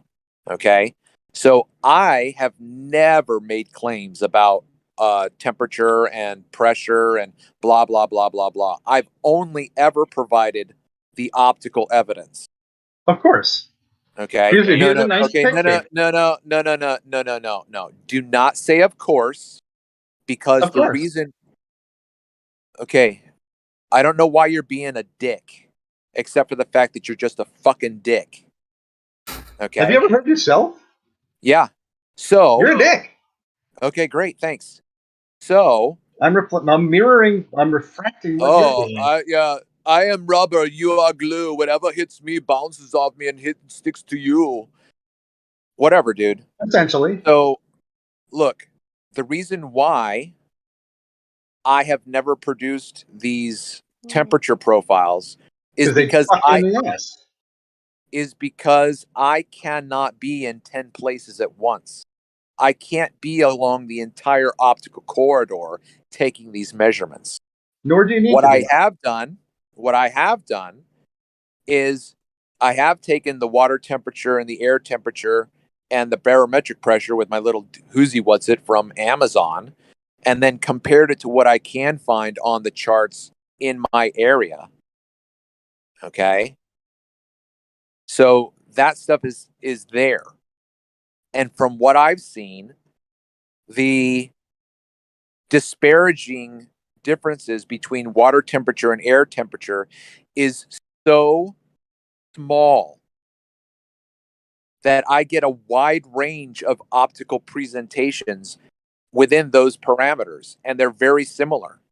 And none of them indicate flat.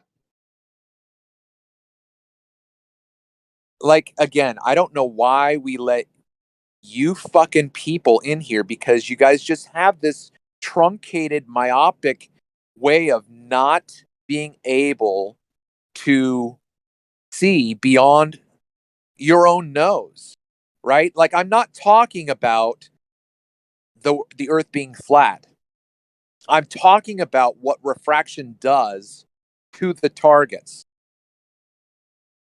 Now, does what I'm saying have to do with flat Earth? Yeah, it does. But that's not primarily what the claim has to do with. So the fact that you bring up, yeah, but it doesn't show it's flat, that's not my fucking claim. My fucking claim isn't that this mirage proves that the Earth is flat. Well, our claim is always and has always been that it demonstrates curve. And when it demonstrates curve, it will be less curve than expected in most situations. Because refraction bends light down. Typically. Great. That's a great regurgitation. If you would like to provide your own data for that, I would be more than happy to look and see what you think is happening with what you have been able to capture with photographs and document with meteorological data. Be very happy if someone would actually do that. How about I use the main surveyor just to demonstrate with them? No, I want you to use your own data, not someone else's. I don't use anybody else's. Everything that I present to you. Data. You provide shit information in the form of photographs over in a noisy environment. You have no method of determining what direction things are moving in your image. You have just an image with a camera that could be up or down 1 or 2 degrees from it where it is at any given time. Without even batting an eye, you could be off by an image. So you have no references whatsoever that are in any way useful or valuable. Okay. So, in your opinion, if I have a target that has a stationary reference point, and I place that stationary reference point always in the same corridor of my viewfinder, you don't find that as acceptable? Within how many pixels? Okay. So again, if I can place the radio antenna in the top left corner, you don't accept that as an orientation of stability. Like, okay, you've framed this shot. This is where the antenna is. Like, you seem to think that even a theodolite or whatnot is always going to be like, it's almost like, taking aim with a sniper. Like, you're going to, every single time you're going to have a slight little movement that's going to just be right. So, okay. So within an arc second or so. Okay, whatever. So then can you not be that flexible? 6,400 times more precise than what you're doing. Excuse me? 6,400 times more precise than what you're doing. Over 6 miles? 6,400 times more precise than what you're doing. What does that mean? All right. The theodolite has a precision somewhere in the area of a arc second. You are, I'm being generous, within a degree. Okay. Therefore, it is. What's the distance of accuracy for a theodolite? There is no distance of accuracy with the theodolite. There's You have to just no. understand what you're looking at and There's no limit. apply the Okay, understanding. hold on. There's no limitation to the accuracy of how they use theodolites. They'll shoot shit 6 miles away. They'll Tell me shoot that. shit. They'll shoot shit 100 miles. It was used in order to determine altitude of, and maybe not a theodolite per se. No, it's a theodolite, not a total station. They used theodolites to determine the elevation of Mount Everest from more than 100 miles away.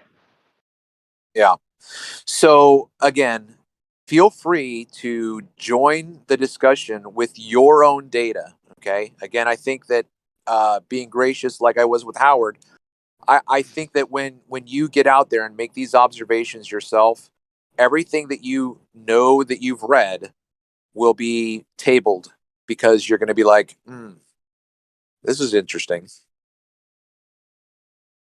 It's really convenient that your methodology only costs you $1,000, and my methodology costs me tens of thousands of dollars.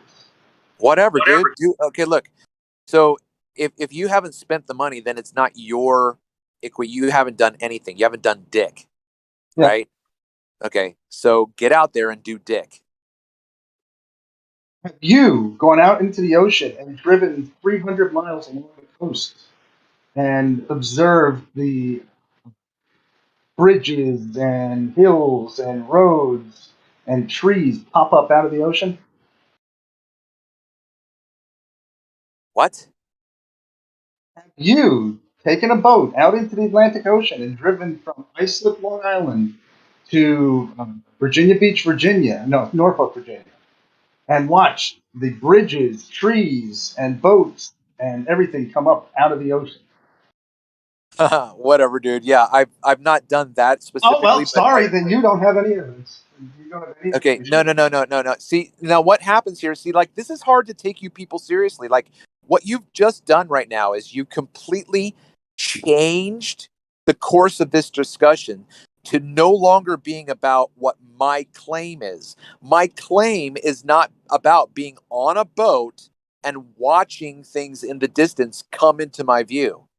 So if you want to make your own claims about that, but see, the fact is that you don't even recognize the ineptitude of what you just said.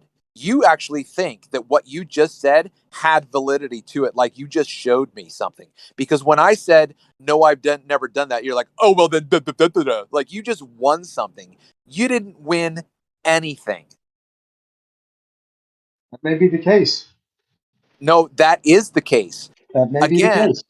Again, I was trying to have a reasonable conversation with you and challenge you to actually do these things, right? Right. You want me to absorb $10,000 because you think of cost in order to validate what's well known and doesn't need validating? No, I'm not going to do it. Sorry. Yeah, that's because you haven't seen that it hasn't been validated. I've seen it. I've seen it in the main surveyor, Jesse Kozlowski. I've seen these. I've seen GPS measurements. I know how GPS works. I'm sorry, you don't have a leg to stand on. You're an ignorant. Okay, my claim. You think you're Copernicus, but you're not. You're just a moron. Okay. My claim. I'm sorry. My claim has nothing to do with surveying. So again, so if you want to make your own claims about surveying, then start your own discussion. Right now, I was talking about making photographic observations. You brought up air temperature being around, well, I don't know, what could you recall, 59 degrees? Because I've made observations in 20 degrees up to 110, and I see the same shit in every single 10 degrees. I see it all the time. I see it in the morning, I see it in the midday, and I see it in the evening. I see it in the wintertime, I see it in spring, I see it in fall. I see it all the time in every temperature, in every humidity. So simply because you can go and read on Wikipedia that superior mirages most often happen up in the polar regions, but I can capture them consistently off the coast of California that's not polar, then fuck Wikipedia, because the information is deficient and insufficient and misfucking leading. So the fact that you think that you can just simply say 59 degrees and low fucking humidity like it actually And same means temperature something, water. and you can actually say those values like you actually think they have a quantifiable valid meaning, shows me that you don't know what you're talking about. Okay, Copernicus. Thank you. Next.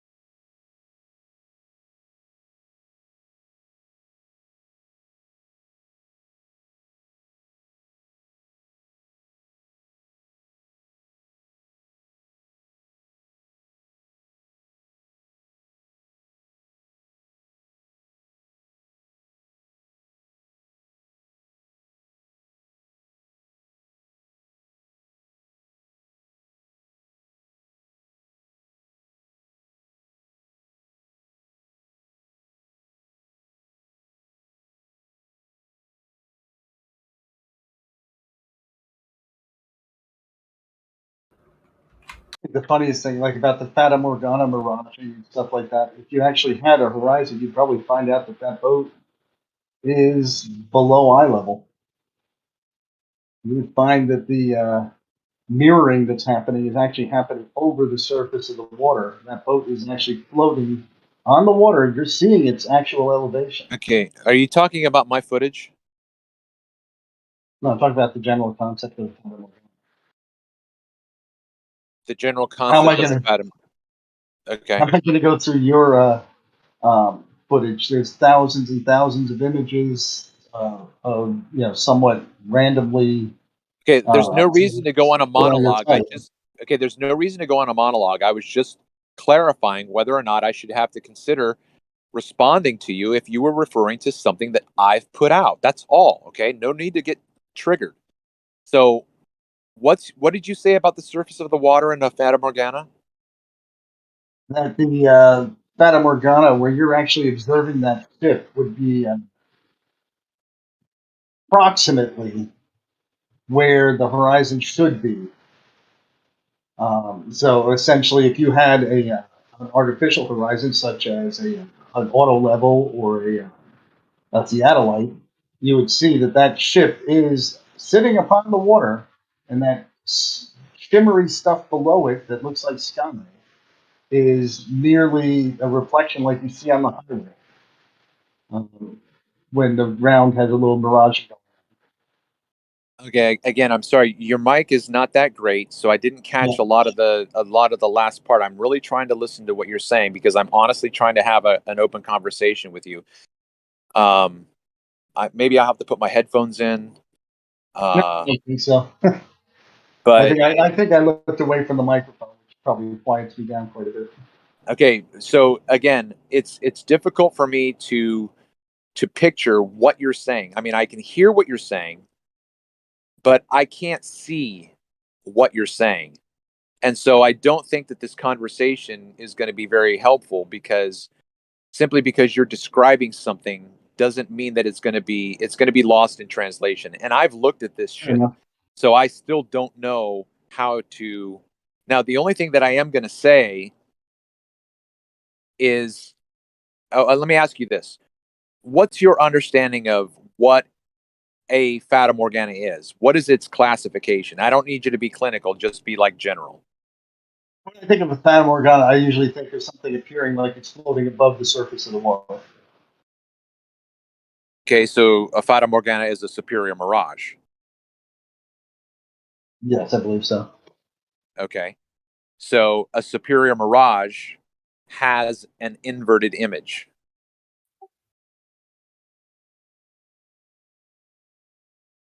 Let me go back and look at the Fata Morgana.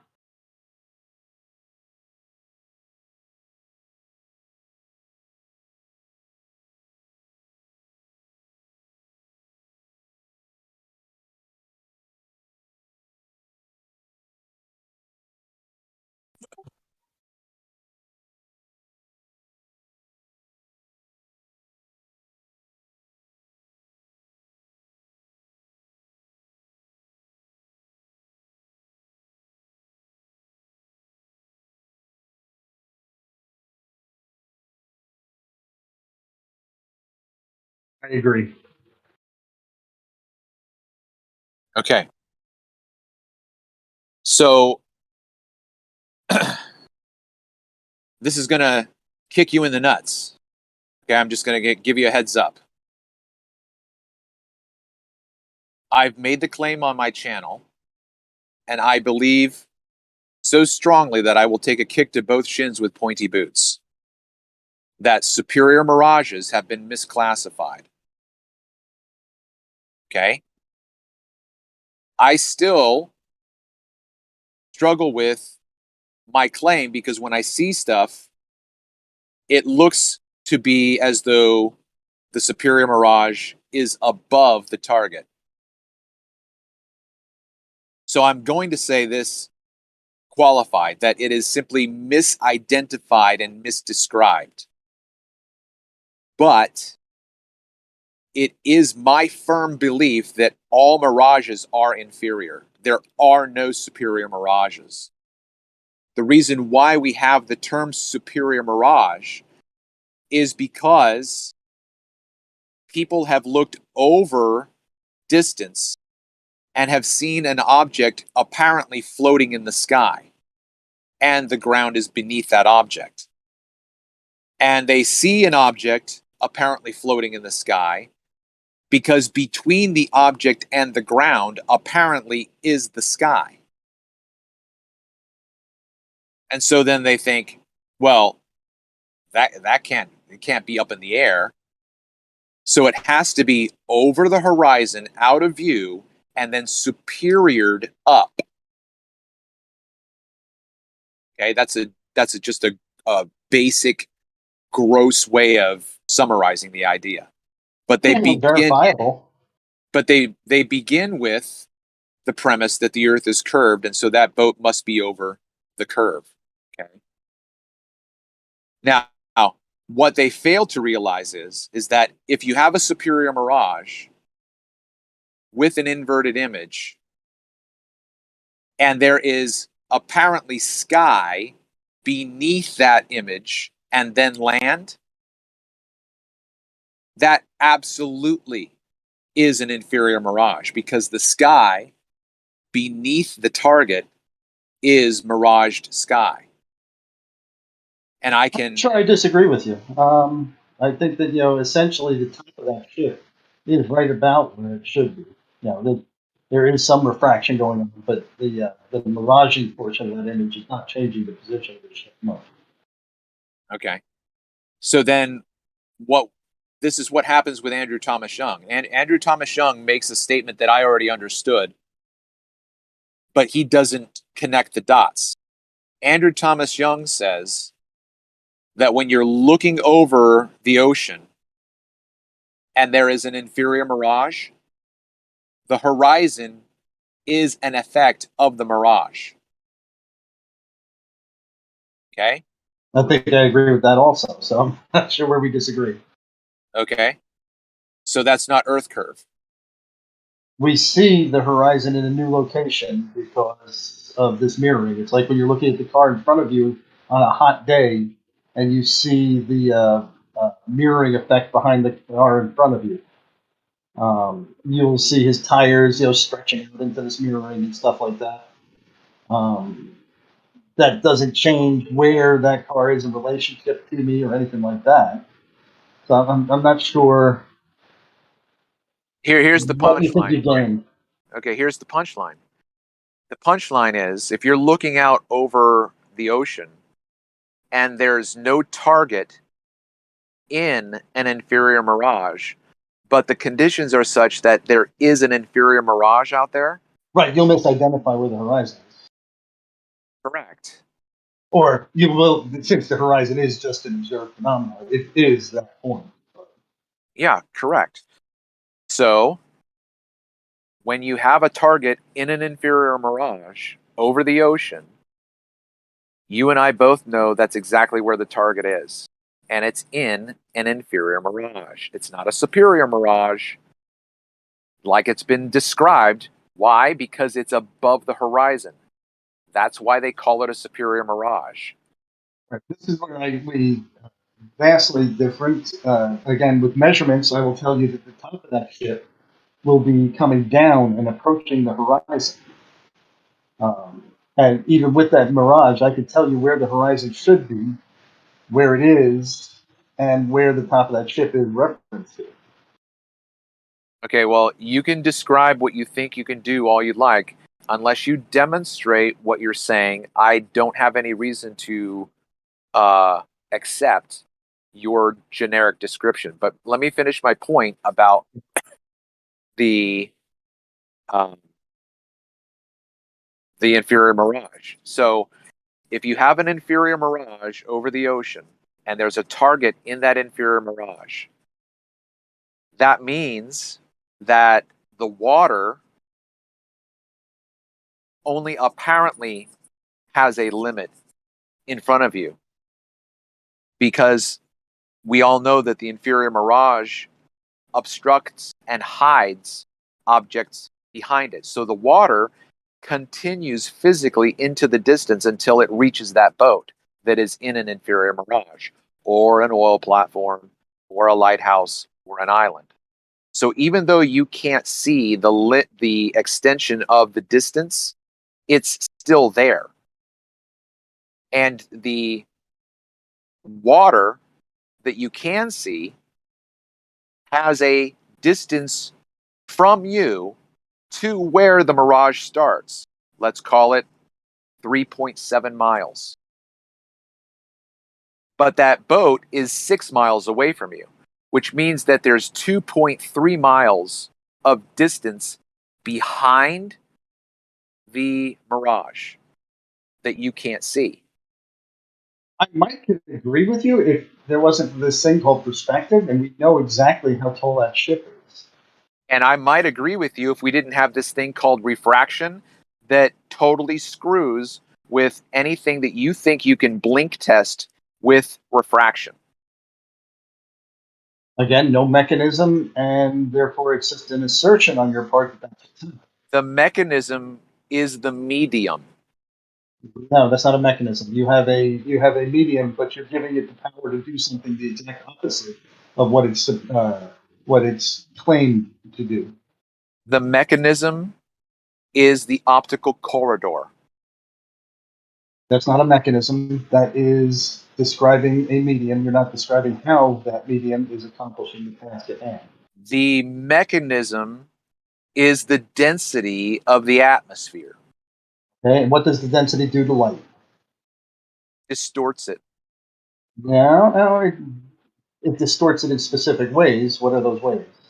Yeah, you can feel free to demonstrate what you think the distortion is. So simply because your science, in your opinion, can satisfy what you think is a quantification of light bending, which is simply just another description of what's happening. It doesn't identify or even really quantify this mechanism, because the mechanism is always still just the air. The density of the air, the temperature of the air, the humidity of the air, blah, blah, blah. Simply because you can say that you can describe the optical corridor and the density of what you think is happening there, the refraction index, right? Right. That's still just describing. That's still not saying how it's accomplishing. Well, it's bending light down. How? How is it bending light down? How? Well, that's the observed effect of going through denser mediums. Okay. The only assumption here is that the density of atmosphere is relatively uniform, with some variance, of course, over water and down low, but it is relatively uniform, less dense on top and more dense on the bottom, as a general rule of thumb. Again, how high is the ceiling over the corridor that you're describing right now? With that ship, the ship on Wikipedia, I'm guessing the top of that ship is somewhere around 50 feet. Okay. So again, we would have to have that information from me to the ship, at least 50 feet up, right? All along that corridor. But you could probably make some really good assumptions that basically there is a certain amount of uniformity again to the gradient. I can look with a barometer, I can take measurements, and I can characterize the atmosphere in general, that it doesn't exceed these parameters. It doesn't, only in the most bizarre of conditions does it exceed these parameters. So I can take my barometer on my cell phone and I can start doing this where I hold it at my feet, lift it up over my head. I can see that there's a 10 pascal difference between my feet and my head. I could take that out on my boat when next time I'm out, I can go and see if that pressure gradient still remains true. I don't know if I want to go into humidity because humidity is one of the least affecting variables. But oh, great. I would love for you to prove that. Go ahead and prove that.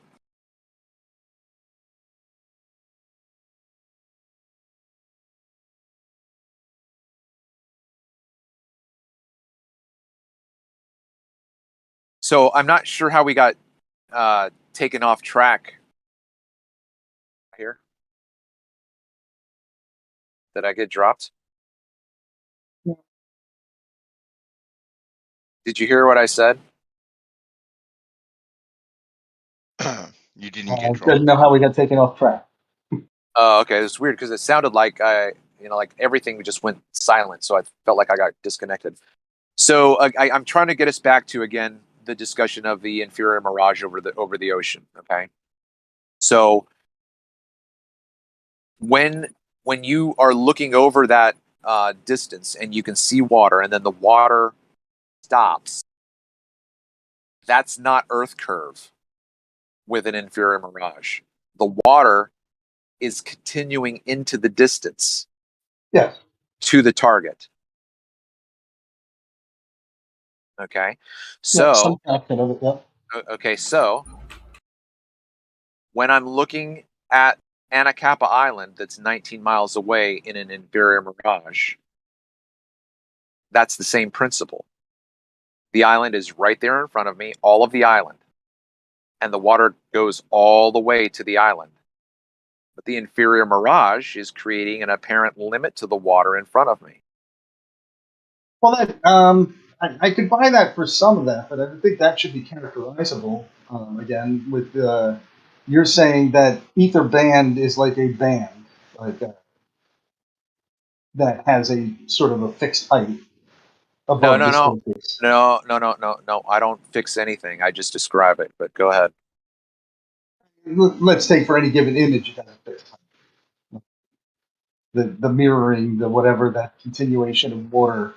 Now you got to explain to me why you can use refraction, but you do have to have refraction moving objects down. And I still think you have to have a mechanism in order for me to go give up the tried and true method that's known for years. It works in surveying and all this stuff. Why would I go to your method, your bold assertion that refraction is bending things, bending light up and hence moving objects down?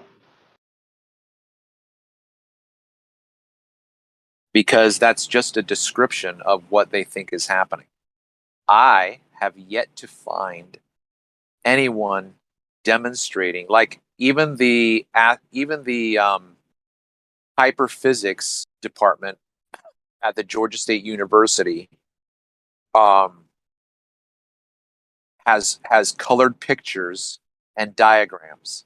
They don't give any actual photographs or data to demonstrate their claims. They can describe what they think is happening in a paragraph. Fine. They can draw a picture of what they think is happening. Fine. They can't demonstrate or evidence any of it. And they never have. And I've looked.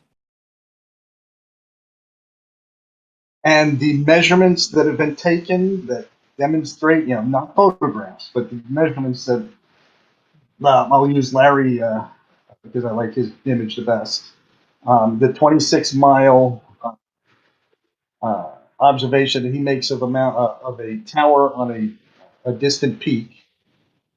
He sees that object is dropping down, no miraging, no nothing in between. That object is dropping down 155, I think, meters from from the horizon, from horizontal.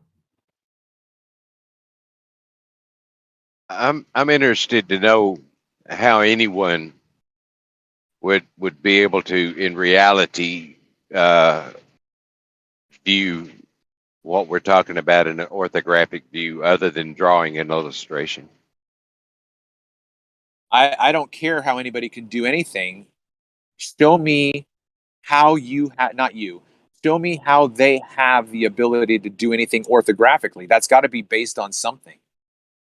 And it's not based on making an orthographic. Now, look, ultimately, every photograph you have is orthographic. You move left to right, that's an orthographic view. Now, there's things in front of you, to be sure, and that's egocentric. But ultimately, every observation you're making is left to right, and it's orthographic. But if you can, I just posted a panel there, Moyak and anybody else.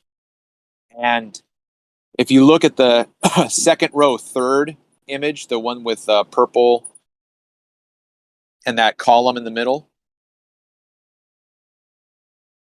I'll be right back. Oh, I'm going to wait till he gets back.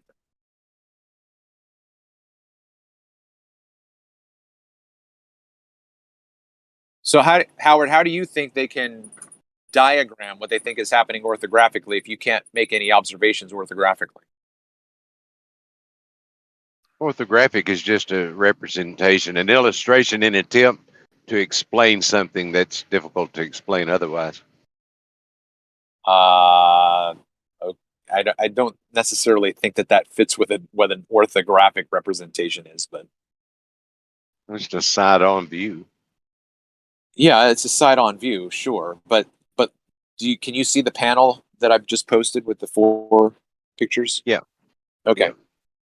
So choose the top second image. Left to right, that's orthographic. No, right? I mean, it's not representing your line of sight. Your line of sight, you would have to draw an orthographic representation of your line of sight. Okay. From a side-on view.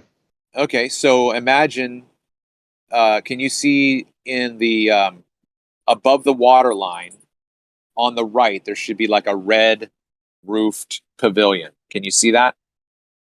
You're gonna have to like, you're gonna have to like pinch. You're gonna have to pinch and zoom. Yeah, okay? I did. It's pinched. I can zoom. It just has big and little. It doesn't. Okay. I can't. It doesn't actually let me zoom in. Okay. Well, anyway, I've been on that beach in front of that pavilion. So pretend that I'm right there right now. And I'm taking a picture of that red roof house from that angle. So right now you're seeing what I'm seeing, but you're seeing it orthographically. Right? Okay. You're seeing from where I'm standing across to the house, you're looking at that same area of space. Now you don't see the house the way I see it, but you're still looking through the same medium that I am, the same distance that I am. So you can in a sense, see orthographically. Does that make sense? Yeah, but I mean, you're still not representing what we're trying to depict in our line of sight. Okay. So what you want to do, right? What I hear you saying then is, look at the third image from the top, which has a very intense inferior mirage, right? The house is white, lit up. Yep. Yep. Okay. Okay. Now, if we were going to represent that orthographically, that house is 5.87 miles away from me. So if we're going to look at this side on, we're not going to see a mirage side on. Correct. Okay. So But we could somehow, what I would like to see in that would be an orthographic representation of what the light rays are actually doing that causes the mirroring. Or is the light from that area like hitting the water before it gets to you, and you don't ever even get any of that light to your eye? yeah. Or what is Right, but going see, on there? You know? right. But see, in my opinion, that fits under the category of internal reflection. So just in a crude sense, internal reflection is that the light is being distorted so that it's almost getting swallowed up within itself. The like the you can't. So if you look to the second image, you can see the shoreline beneath the house. Mm-hmm. Okay, but in the image on the third image, you can't see the shoreline. Right. So there's something that is not letting that shoreline image get to your eye. Right. And the swallowed up part is the middle of the full house image. The top part is called the erect image, and then where the erect image and the mirage meet is called the vanishing line or the fold line, right? And so if you were to cut that image in half, that would be typically where you would say, I would be comfortable saying that's where the porch is. Okay? Yeah. All right. Now, I have other video of this house where you can't even see that dark band between the upper part and the lower part. It's all white in the middle. So the image of that mirage is even more intense because it even swallows up the image of the porch. You can't even see the porch. So I feel comfortable describing that as the internal reflection that's happening. It's like a black hole, like sucking in all the light, right? Whatever. Yeah. Yeah. Okay. But my point to make right now is, if I were going to try to draw to scale on a piece of paper, I draw myself on the right on the shoreline. I draw this house to the left on the shoreline. Where am I going to put the extension of the mirage along the water? Yeah, I don't know. Who knows? Well, hold on. I do believe we can know. Now, I don't know at this point, but I do believe we can know. And the reason why, and I would say the reason how I would figure it out is, if I had a friend in a dinghy, I'd say, get out there, man. Okay, now stop. Give me your coordinates, because you're right at the edge of the mirage. Now, for instance, if you go back onto my channel, recently I've posted my Bonneville salt flats.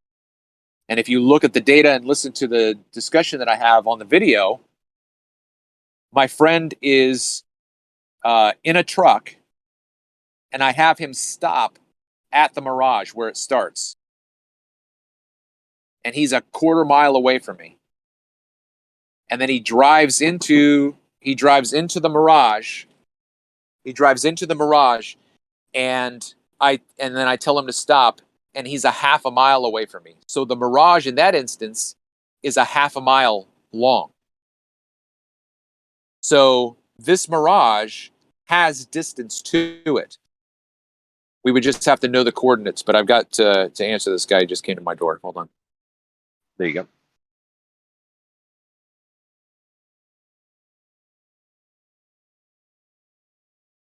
Yeah, this miraging thing, this mirroring effect, I mean, going down these hot desert roads, I could see it depending on the shape of the road. I can see this mirroring effect happening right in front of me, you know, as I'm coming cresting at the top of the hill and coming over a flat area. I mean, like maybe 300 feet in front of me, I can see this mirage happening, this mirroring effect.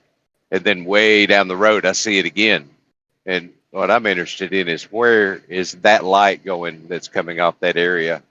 Is it going up and away and you don't see it, or is it going down and hitting the road and you don't see it, or what's causing You that? kind of have to look at what's causing the mirroring. What's like, I can kind of get a distance to it on my main road in front of my house.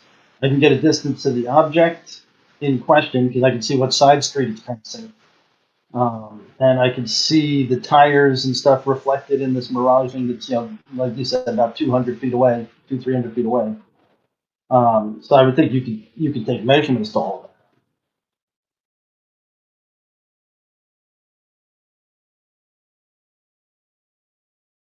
I have to actually get out of my car and pull up this side of the road to look at the cars as they go by. You guys should take a look at, you know, despite our differences, I really encourage you to go to my channel and look at those recent videos of the Bonneville Salt Flats. I think, again, it's an amazing, beautiful display, but it's talking exactly about, you know, what we're discussing right here. But Howard, I mean, like, I don't have this desire to try to quantify and figure out, you know, what the light's doing, right? Because I don't think that we can actually get that precise. I do not believe that we can get that precise. The reason why I say that is because in all of the research I've done, I've never seen anyone get that precise. They just describe what they think is, and I can do that. Absolutely, I can do that. And most of the descriptions, oops, I forgot to unchalk my wheel. Most of the descriptions are very similar to what you read in the 17th century.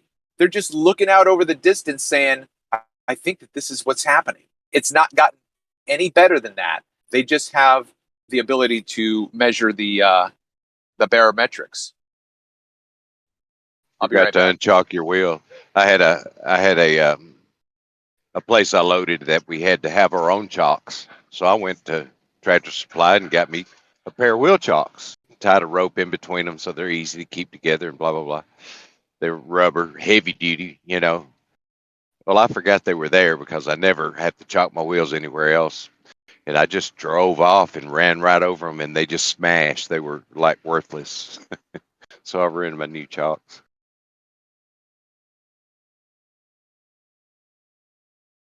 A lot of good they did. So sorry to hear that, man. Yeah, I smashed my chalks, man. I don't know what do I? What are chalks? It's blocks you know you put under your wheel to keep you from rolling. Oh, I know what you're talking about. Okay, never mind. I wasn't paying attention. I hate coming across those chalks that are damaged because drivers just roll over them instead of getting out and moving them. Look at it and try to deduce what's happening. Looking at a highway with miraging going on. Oh, hey, since you're back. Oh, sorry. And I see that light, to me, would be bending down in that apparent reflection. Because it's seeing things that are above it, and if you take the angles involved, it would be providing an image where the light was, in fact, bent down. But I'm trying to find something that describes it better. Okay, so since you're back, Moyak, did you see at 11:22 I posted a 8-panel? Yes. Okay, so if you go to panel 7, which is the bottom second from the right,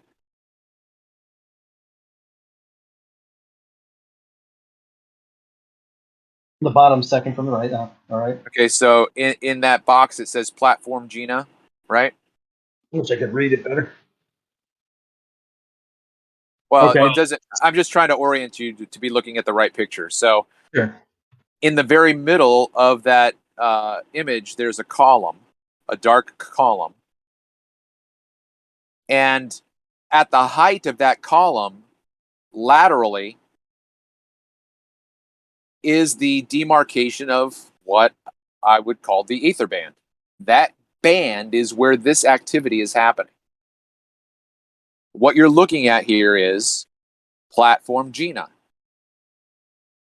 And when you see the bottom of platform Gina apparently touching the water, that's not reality. That's a mirage, which means it's an inferior mirage. And you mean there like are the image on the right? okay, second Or- from the right. I tried to give Right. you an Oh, orient. what is the image on the right? The image on the right is the same platform without an inferior mirage. Taken from the same location, same focal length. Okay? So if you look at the very top of the inferior mirage image, you can see the top two cranes. Okay, so anyway, so the place where the image apparently touches the water, that's an inferior mirage. Within that inferior mirage, we have two inverted images. At the very top is the physical target, compressed to shit, inverted mirage, reverted mirage. So the bottom is actually the target reset upright. The middle of that image is the upside down image of the original target. Okay, so you're looking at a complex inferior mirage. But what's great about this section is that the aether band is clearly distinguished for you. You can see the color of the sky above, and then that band is darker, and then you've got the water in two different aqua bands. Okay? But if Gina weren't there and I showed you this picture, your initial reaction would be, there's the curvature of the Earth.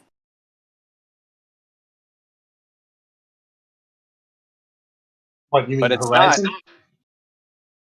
If Right, there if was no object there, I would say that was the curvature of the Earth. Is it not? No, I'm just asking you if that's what. I mean, yes, I agree. That would be what I would call curvature of the Earth, but I usually don't use that as my my go-to.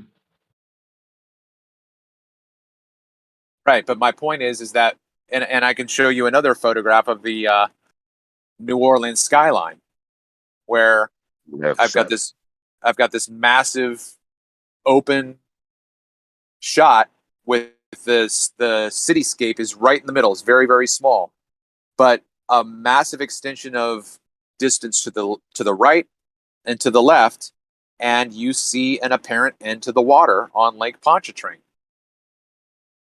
I believe and predict that if I what? In Chicago? I had the No. Chicago skyline. No, I said New Orleans, and then I said Lake Pontchartrain. Oh, okay. I heard Chicago. Okay, no problem. No, I don't think I said Chicago. You may not. Oh, actually, you know what? It's actually right there in this panel. Now that I closed the panel, it's right next to that. It's that image right next to the one that we were just looking at. Okay. So can you see those black little dots above the water? To the left?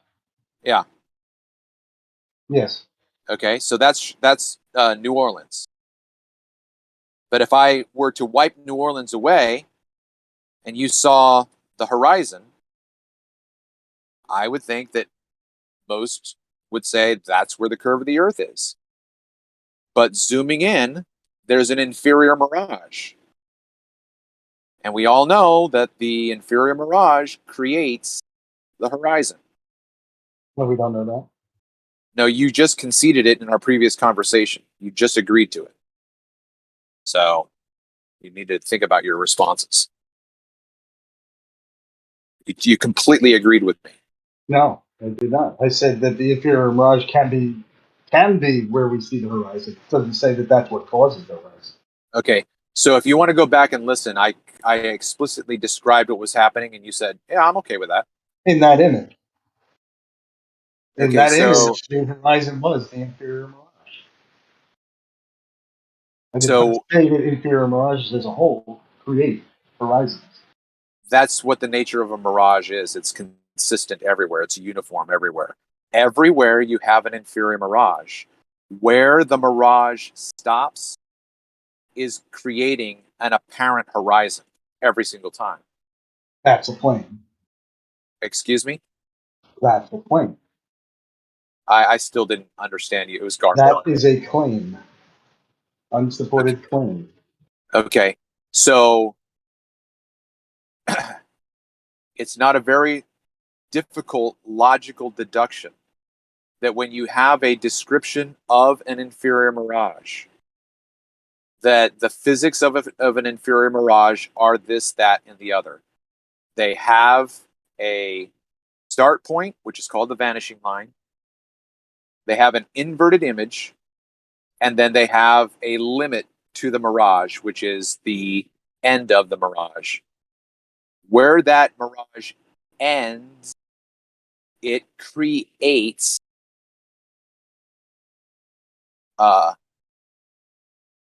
what I mean. It creates horizon.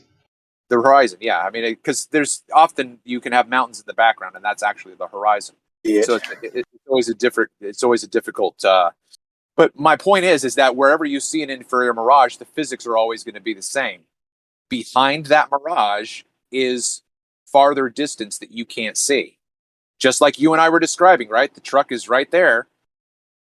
The truck is right there. I actually made a video on this because I want you guys to figure this out on your own. I'm showing you a truck on the road on the Bonneville Salt Flats. The truck is not in a mirage, and then it drives into the mirage and apparently is floating in the sky. But it's not, is it? No, it's on the road. Where's the road? I can't see the road. I see where the road ends, and then I see a mirage. If you concede that the mirage is hiding the rest of the road, and that mirage covers about a quarter of a mile until the truck, then there's a quarter mile of road that you can't see. Yep. Yep. When you look out on the ocean, that's exactly the same thing because you've got an inferior mirage. Everything's the same. You're just looking out over the water. You couldn't be more wrong.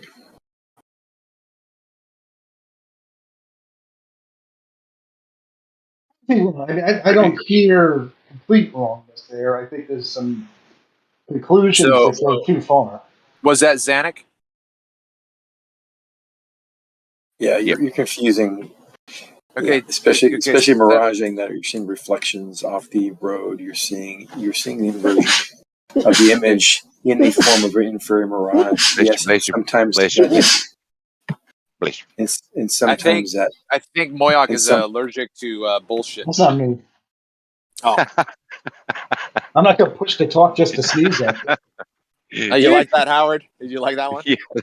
Yeah, that was good. Oh, thanks. Will you say all that again, Okay. Zach? Okay, so hold on, Zanuck. Hold on. Let's go back. So do you agree that when you're standing on the side of the road and you can see the road and then the mirage starts, and then you have a truck drive into the distance, and then that truck apparently leaves the surface of the road and is in the air, right? Right? You follow me? you see the surface, you see the tires, you see the road beneath it, and everything to you is reflecting the sky above it, it's a reflection. That there's a difference between the mirage causing a reflection and there's a mirage causing an obstruction. There is this ether band that you're calling it. It's not called an ether band, but you can call it that. I know what you mean by it. And it will block things in the foreground. And you can see that over the ocean. You can see that primarily over the ocean. You rarely see that over roads, where you get more of a reflection effect for this miraging. The inferior miraging that you see is based on the reflection of the road. The inferior miraging you saw in some of your pictures is caused by the atmosphere. Okay. Refracting light and then causing a reflection. There's a difference. Okay. And I've shown, and hold on one thing, and I've showed you pictures of ships that are missing 300 feet of the boat, and there's no miraging beneath it. There's no indications of any kind of I'm not talking about that. There's no need to bring up non-miraged images when we're talking about mirages. Well, they're missing 300 feet is missing. There's no. You said all of them are caused by. You said all of them are caused by. You said all of them are caused by mirages. The horizon's caused by miraging. Okay. I'm talking about an inferior mirage right now. I'm not talking about images without an inferior mirage. When I said that the horizon was created by an inferior mirage, that was the limit to the application of my statement. An inferior mirage creates the apparent limit to the surface over which the mirage is occurring. That's patently false, and you can actually, as I explained. Okay, well, whatever. Let me finish. No, I'm You're not wrong. I'm not yeah, wrong. you are. Instead of calling me wrong, let me finish what I was saying. You called me wrong. You are wrong because I can tell you're wrong because I can show you objects on that surface in the foreground that, even though are in the middle of the reflection that you're calling the inferior mirage, and it is a type of inferior mirage, but it is not the one you're speaking about that can actually hide things, because there are objects that can be seen in the foreground in your so-called inferior mirage in the foreground. So that would say that you're wrong, because if you see them, they're not being hidden. Okay, so when you qualify something like you are, you're changing the discussion. So unless you have something to present so that you can walk us through what you're describing, describing right now, what you're describing has no context. Now, hold on 1 second, Copernicus. I posted something right as he was saying what he was saying. I think this is what he's talking about. Okay, well, I just posted my own image, so we can talk about my stuff. Zanuck, would you prefer to talk about his stuff or the cruise liner there? Yeah, if you want to talk, right? Okay, so you guys can have your own discussion about a non-miraged image. Go ahead, have fun. Okay, he wants to talk about a miraged image. He's saying that there's objects that are on that road that are being hidden, and they're not. Clearly, to the side there, that sign is still there. It's still mirage, but you still see the bottom of the sign. And the bottom of the sign is where it starts to be miraged because it's being reflected by the surface in front of it in the foreground. Curtis, I've never seen anybody so confused about these optical effects. Okay, hold on. And you have been, God, you've been clutching to this confusion for years now. I know. Clutching. It's really amazing. Yeah. Okay, so whoever Dane Butt Gold, okay, I did do the same thing in an environment, right? On this same day, Dane, my friend Adam got out where the truck is and filmed the truck coming back towards me, and there was not the inferior mirage that I had. Okay, so it's not the same thing. So thanks for playing, Dane. Now, Zanuck, the road sign to the left.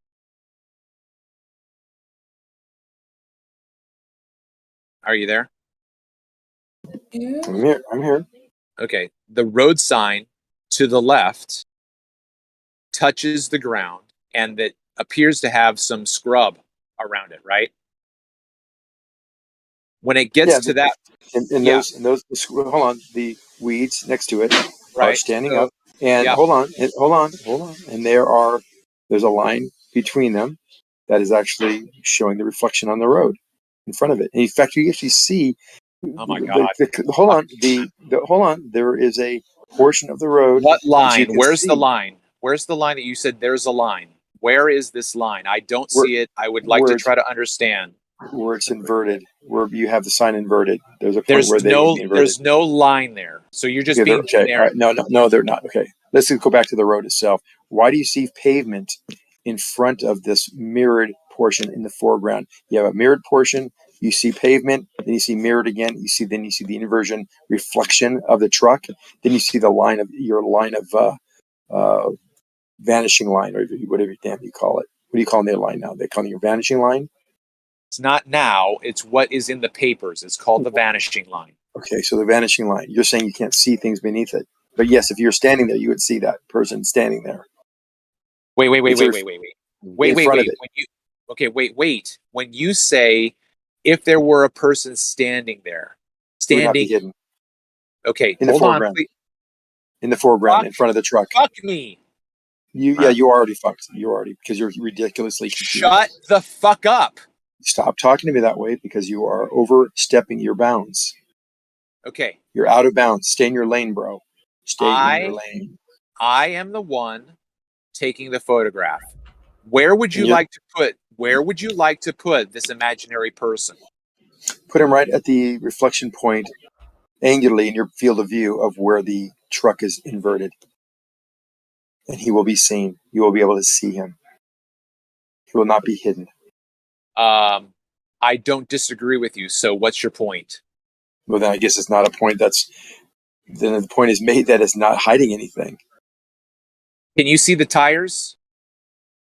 Well, yeah, but you have an image where you can't see it. No, sorry, shut the fuck up. Dude, stay in your lane. Zanuck, you messed up. You just contradicted. You can see this image as a shadow. You can't make out anything because it's black. You're asking him questions and over talking him, and also telling him to shut up. Your logic is broken right now. If you've got questions for Travis, you should at least be able to listen to the answer, even if you think it's wrong, because you asked the question. You asked. Crit, shut up, please. You're not adding any value here. How much more feedback do you need? The conversation was fine for hours. You show up, you start asking questions, and then trigger. You just need to take a break. Take a breath, at least. Ask a question, then take 3 breaths. You're done. You're done, Chris. Yeah, that's what I'm saying. Just take a breath. You're done. You will survive hearing other people's point of view. I've heard it. I'm telling him that you're seeing the bottom of the truck. And yes, if I can see the tires, I always see a shadow of an image because of the light that's being shined on it from a different angle where you can't make out what the image actually is, even on top of it. In a lot of images which have this type of mirage, you can see the entire object a little more clearly. And I'll show you one. Let me produce one so we can look at it. No one even asked you. A little more clear. No one even asked you. I feel like I can see the tires, actually, yeah. Zanuck, I think you're doing great. Yeah, I think I see the tires. I actually do. Thank you for that.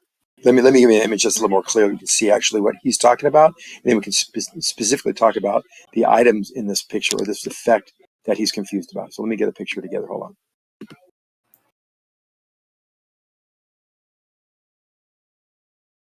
Yeah, and at the end of the day, still no one asked you.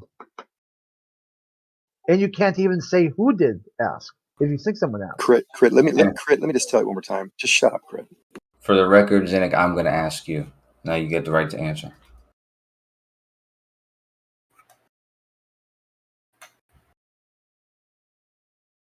Okay, Arma. Yeah, what's up? Okay. So, if you were to watch the video that I have of this, you would see the truck go into the distance and you could see the mirrored image of the sky beneath the truck, between the tires. Okay. Now, when you go to my channel, if you do, my newest video is the back shot of this, where my friend Adam, who's in this truck, gets out, sets up a mile away from me, and he shoots this truck coming back. And there is no intense inferior mirage like this. All the way as the truck goes to me, you continue to see the ground beneath the truck between the tires. Right. You're not going to show it, so why are we even talking about it? Okay, can you please not interrupt me because I'm talking to Armor. Well, Armor, listen, you're not showing the picture, so why are we just going to listen to your hearsay description of what you thought you saw? I have a picture that actually shows clearly what we're talking about. Okay, can you wait your turn, please? Do we have a mod, please? Because I was having a conversation with It's my turn. It's my turn now. Can we have a mod, please, Howard? Kosho, ask me a question. Zanuck, what are you doing? Just move Kosho and Zanuck to a different room. They obviously want to talk amongst each other. Yeah, but Travis was right in the middle. Let's let Travis finish, and then Zanuck. We have a picture that addresses all his points if he wants to talk about it afterwards. Zanuck, you're next, bud. You're next. Okay, so anyway, Arma, my point is that you can't see the road under this truck. You might be able to see the tires, and I can see a shape, but you can't see them fully. They're distorted. Right? Would you agree? I mean, it's kind of hard to tell because of just the scale of it. I mean, why is it hard to tell besides the scale? There's something else. Oh yeah, I mean, also there's like this weird, like sort of like blurry going on, but I mean, it's called refraction. That's what it's called, refraction. The blurry effect specifically. Yes, it's being distorted. The image is distorted. How? Refraction. I mean, okay. Anyway, my point is even though you can see the shape of the tires, you can't see where they touch the ground. You can guess, you can draw a line where you think, but you can't see it. Yeah, well, I mean, I wasn't really in this, I wasn't listening too much. I was just, And yet you spoke up. And yeah, I wasn't listening, but I spoke up and interjected. Well, no, because I mean, I was specifically saying that I could see the tires. I didn't really, hear anything else. I was specifically just saying I could see the tires. That's it. Yeah. So I mean, Go ahead, do with that as you will. All right, thank you. So I want you to look at this picture with a discerning eye, and I want you to be honest. You have a lot of effects in here that you talk about, and I want to know your input about what you think is happening here. There's a truck, and we have a mirrored surface, as I've explained it for years now. And the interesting thing is the mirrored surface is well in front of the truck. It's alongside of the truck. It's behind the truck. Then there's a road that doesn't have this angle that is required to create a mirrored surface. And then there's also a hint of the inversion of the truck on a portion of the mirrored surface that you see in the foreground as well. In fact, there's even a band very close to us that has the right angle, which creates this reflection. What you have a hard time understanding is that there's reflections caused by, and there's a lot of misinformation on the web, by the way, on this, but I understand it fairly well. There is a reflection that's caused by the surface itself, only and only based on the angle at which you are viewing it from. The more this surface is angled away from you, the more the surface qualities will merge together angularly, which will give it a reflective quality, which we see here. It is also considered a mirage. However, there is nothing being hidden by it. And we see this by the fact that we see the bottom of the tires. We see the inversion of this truck in the foreground. And we also see the mirrored and miraged effects in front of the truck, proving that the truck is not being hidden by this miraging effect, because we see the truck in its entirety, but yet the miraging is in front of it. In fact, the truck is blocking the mirage in front of it. So there you go, in essence, how incorrect you've been by your explanation of what this miraging effect creates. So I think this picture, you should register it in your mind, what it does, where it does hide things, where it doesn't hide things, and if it hides things at all. Okay, so did you take this photograph? Thank you. Oh, shut up! Come on. I've seen this everywhere I've gone. I've always been fascinated by mirages like this over many years. I'm not giving you a monologue. I'm going to tell you, I've always been fascinated by this effect, and I've noticed it. It never has ever surprised me. It's always done exactly what I expected it to do, because the effect of this miraging, this reflection, is caused by the angular position of the surface in your field of view. Okay. So your description of this photograph, I would completely agree with. Okay. Everything you said, I agree with it. Okay. Now, what about when this truck is a half a mile ahead? What would you see? You see that sky that's underneath the truck? Yes. Do you see this? Okay, all right. It's just a reflection from the Okay. surface. All right. So as that truck gets another half a mile into the distance away from you, what would you see? You see the same thing you're seeing there, but further away, and you see even blurring of the truck with the miraging effect beneath it, only because of the dithering of the light in the air quality between you and the truck. Not a big confusion. Okay, hold on. You don't need to get more for clarification. over your head. Okay, clarification. So are you saying that if this truck were another half a mile ahead, you would still see the sky beneath the truck? You would see the reflection as you're seeing today, just like you see with your picture. It's a little more hard to see because you have I don't know what the distance of the truck in your picture is. Doofus is written on it, vertical displacement. He has a line. Okay, so do you see the panel that I just posted below your images?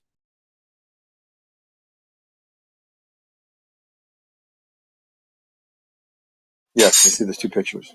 Okay, so the image to the left has the truck farther away, and you can still see the sky beneath the truck. Right? See that little thin strip of blue?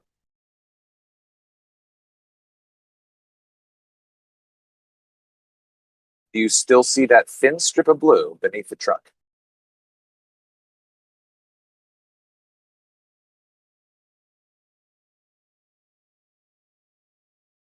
Am I moving too fast for you? Not at all. You see the sky beneath it. Okay? You didn't answer me. I see the sky beneath it. It's a reflection, just like beyond the truck. There is sky. You can see the reflection. Okay. Now to the left of that truck are two other cars farther away. Can you see the sky under those cars? No, the angle precludes you from doing that. So the sky is no longer underneath. Oh my God, Travis, you're really reaching here. No, that's what I asked you before. I asked you before if your truck were farther away, farther into the mirage, the sky would eventually disappear. Right?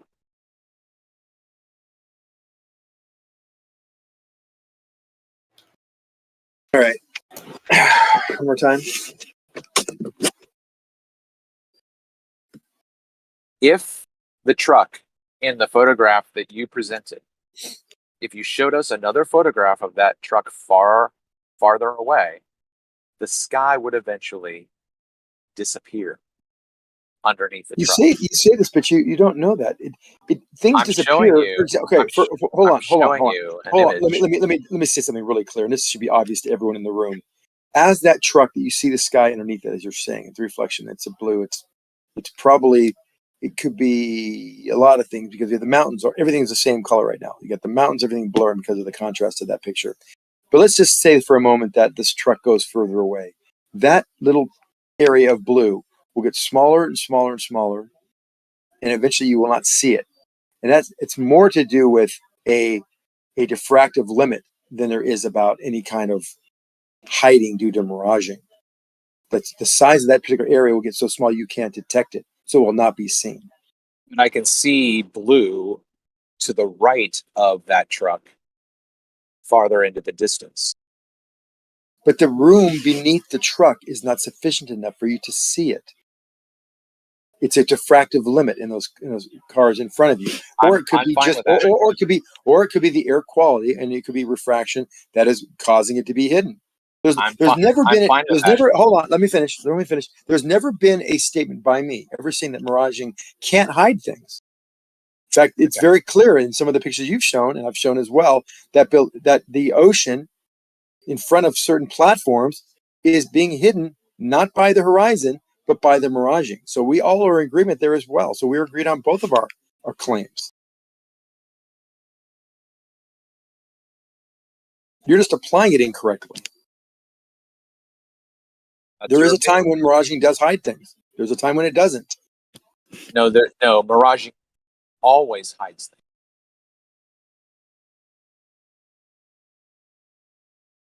things. Miraging always hides them. Do you see that thin little column to the left of the vehicle images? You've got I the have truck. always been very clear that you can see items hidden by the horizon, and you can also have the ocean in front of a heavily miraged area also be hidden. Now, the key point there, Travis, and pay attention to this one last statement I'm going to make. Okay, is wait, that hold on. Slow down. I say pay attention. Slow down. I say pay attention, and you start talking. Just pay No. I attention. want you Don't to talk. slow down Don't so I talk. don't miss I will anything. slow down. I'm going to slow down. What you have to understand is that the key point here is that you can actually look at these items in your field of view and angularly see where they are and see if they're actually hidden or see if they've moved. That's the key point. I don't know if that went over your head or not, but that's something you can actually do. It did. Okay, so you see the truck on the left image, inverted, with the sky underneath it. And then you see the other two vehicles next to each other. And then to the left of those vehicles, there's like a thin little column. See that thin little column? A thin little column. You see the road sign to the very left. You see the road sign that's at the very Looks left. looks like a water tower or something. Okay, that's Are a you talking cursor. about the penis that's halfway between the cars and that sign? Right, Penis? right. Penis? Okay. Right. Is that what you're looking at? Yeah. Penis-shaped thing? Okay. So that is my friend Adam. So the very top of that image is his head. Can you point to his feet, please?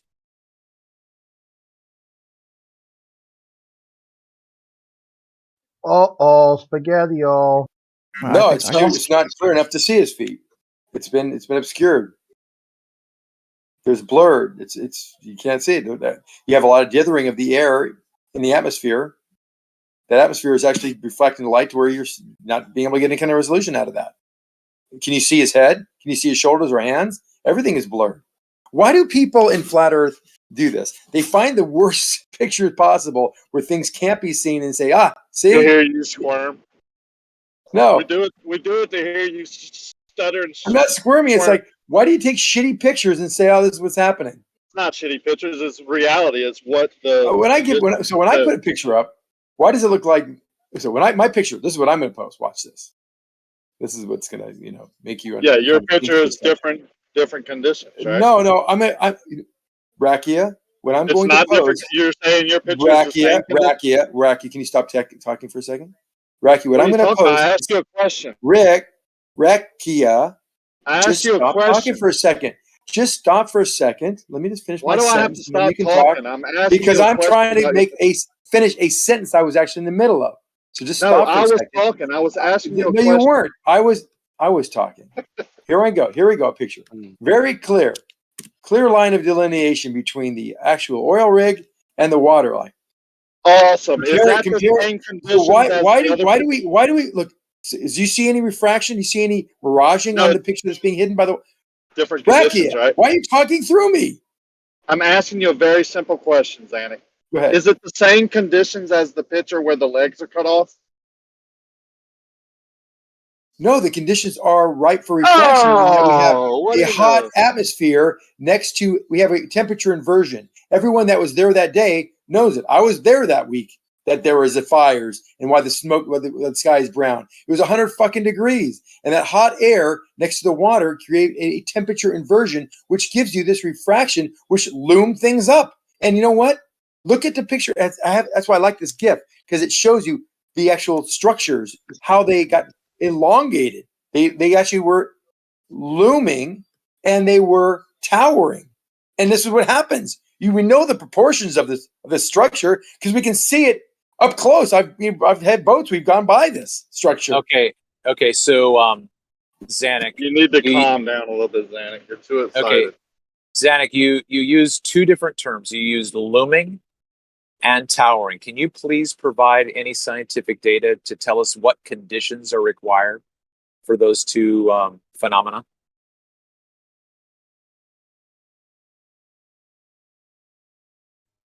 Good luck.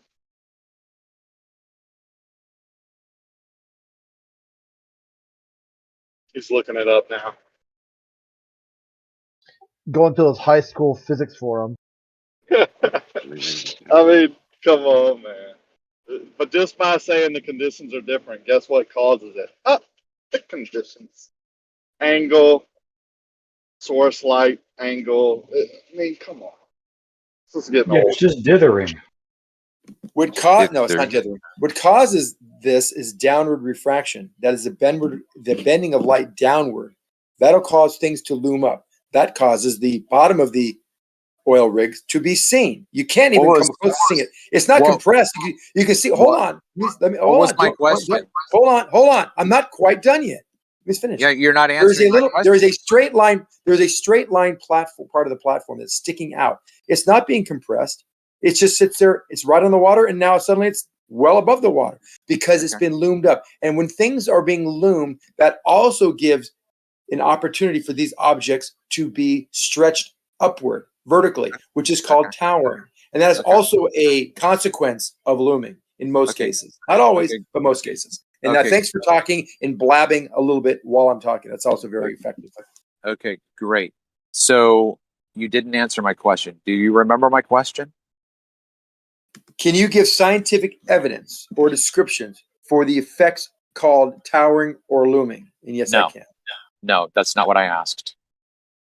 Oh, what did you ask? Then why don't you be more clear then? Because that's what I got. You like me? Okay, you would like me to be more clear. Would anyone on the panel like to take a stab at what my request was? What my question? What causes nobody? No, not. Nobody can repeat your question. Nobody. I did. More. Okay, thanks, Sanic. I was asking anyone else besides you. So it was a little more specific than that, Howard. And yes, dithering is a scientific term. It's an engineering term. Okay. You said he used two different. Hey, go ahead, Racky. Try to white knight for him. See if you remember what he said and see if you can get it right. Go ahead. So nobody got it right. Okay, so come on. That's fine. Here's my question. Can you provide what weather conditions are necessary to create looming and or towering? Yes, a temperature inversion is enough to answer your question. Okay. Can you provide the weather conditions to create looming or towering?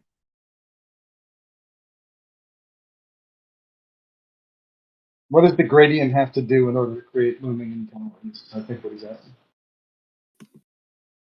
Cold water, which has very warm air above it, will create that condition. That will create a temperature inversion, which will create looming. And this is seen whenever that happens. Okay, can you provide ubiquitously? Okay, can you provide a source that describes the weather conditions the way that you just did in order to understand when looming happens? Yes. As everyone knows, I am the citation on this one.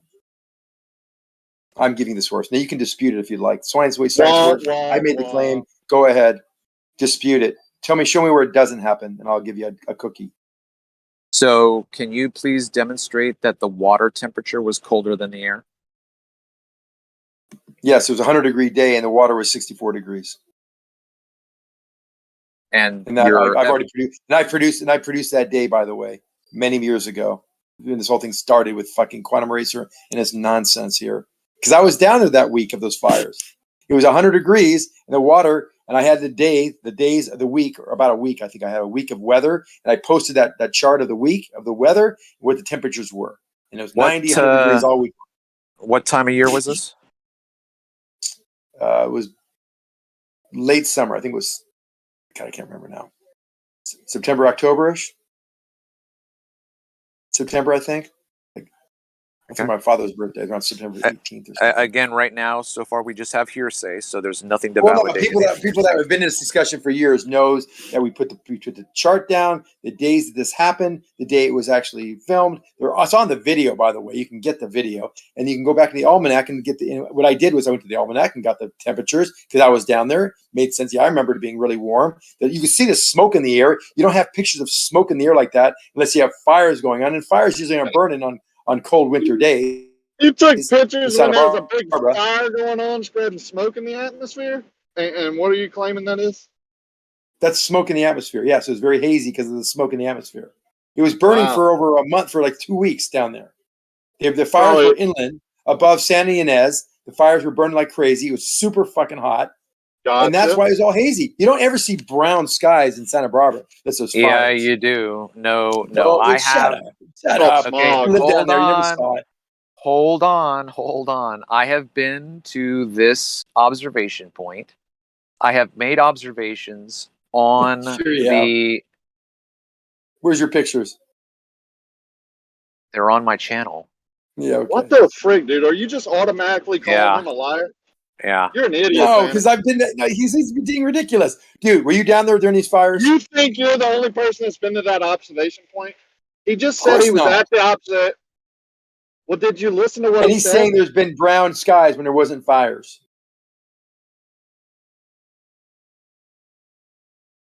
Dude, It's usually very blue or it's very foggy. It's never brown. Rarely is it brown unless there's fires or a lot of smog. Like there's an offshore, like Santa Ana winds are blowing out of LA and it blows the smog up. It can be kind of brown, but it doesn't happen that often. But even still, and another reason that it's a phenomenon that you'll see down there is that when it's really warm over the ocean, usually there's not much breeze. Unless there's a Santa Ana blowing, but there's not much breeze, there's a chance for this temperature inversion to manifest itself in this situation to where you'll have a temperature inversion and then you'll have this looming effect. And that's when you see the looming. Okay, so you have no scientific data to back up your claim that the temperature inversion is happening because the water is colder and the air is warmer, therefore it will produce looming. You have no scientific data for that. What are you talking? Data or descriptions? Scientific description or data? The data would be actually the information that I can retrieve in the scientific phenomenon. No. Which is looming. I can get that as well. I mean, I can get all of it too. I don't have it in my fingertips. But no, you're being ridiculous. So this is when you know people lose their argument. Oh, really? Nuh-uh. Nuh-uh.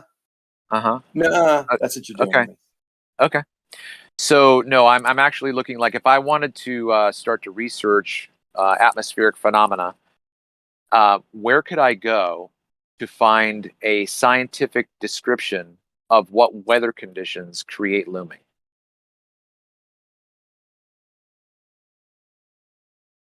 Take a course in optics, atmospheric optics. That might help you.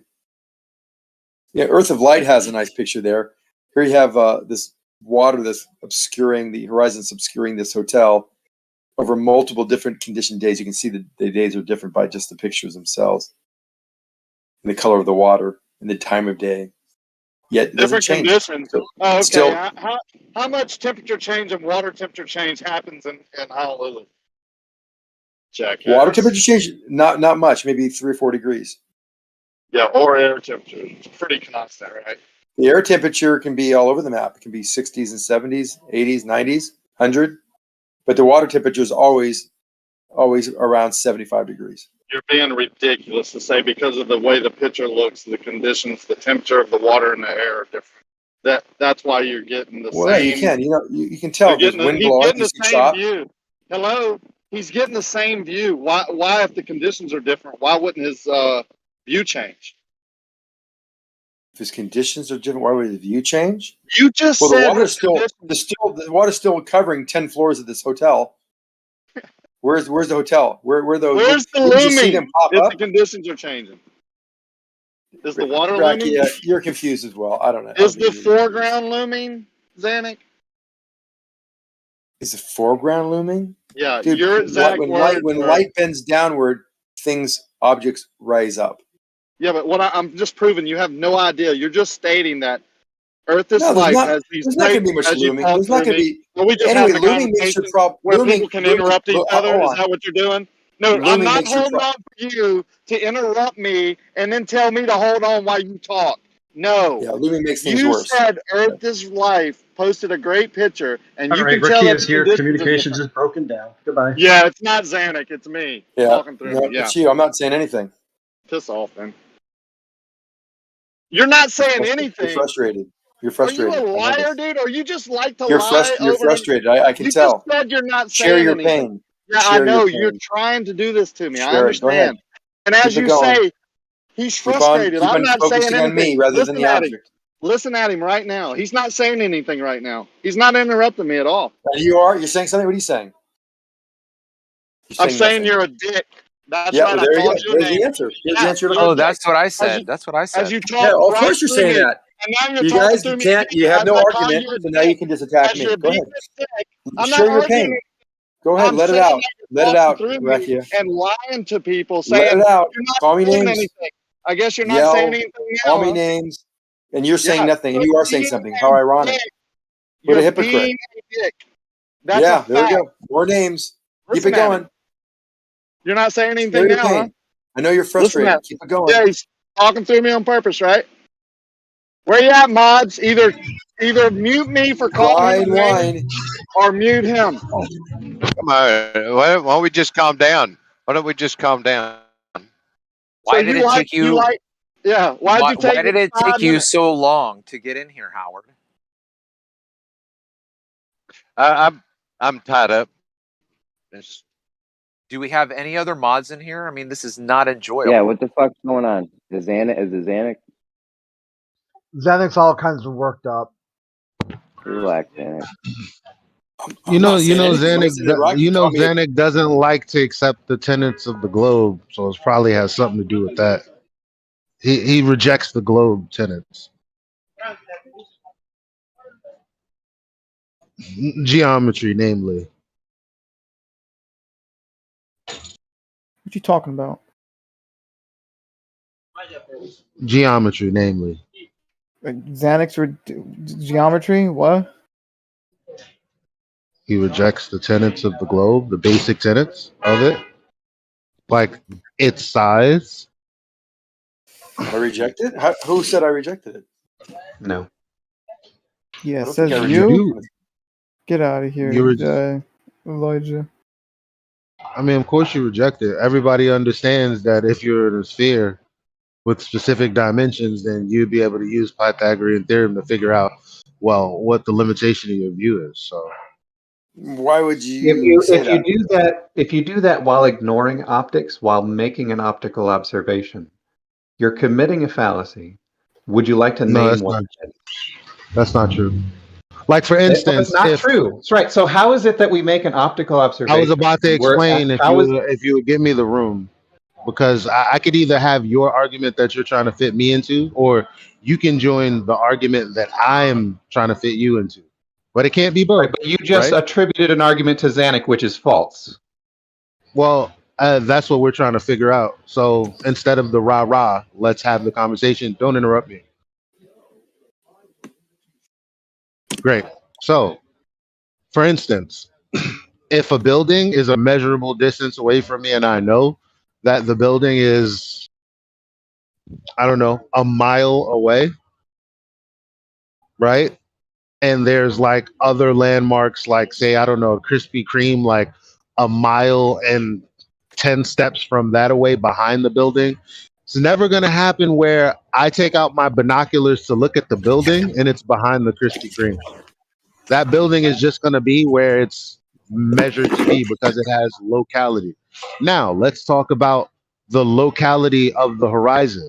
That locality is predicted based on the size of the Earth. So you use the formula 1.2 times the square root of the observer's height, and you get the distance to the would-be locality of the horizon, except no one ever sees that. Now, I know you guys have an ad hoc reason as to why that is, but it's Ad hoc? definitely logical for me to state. Physics?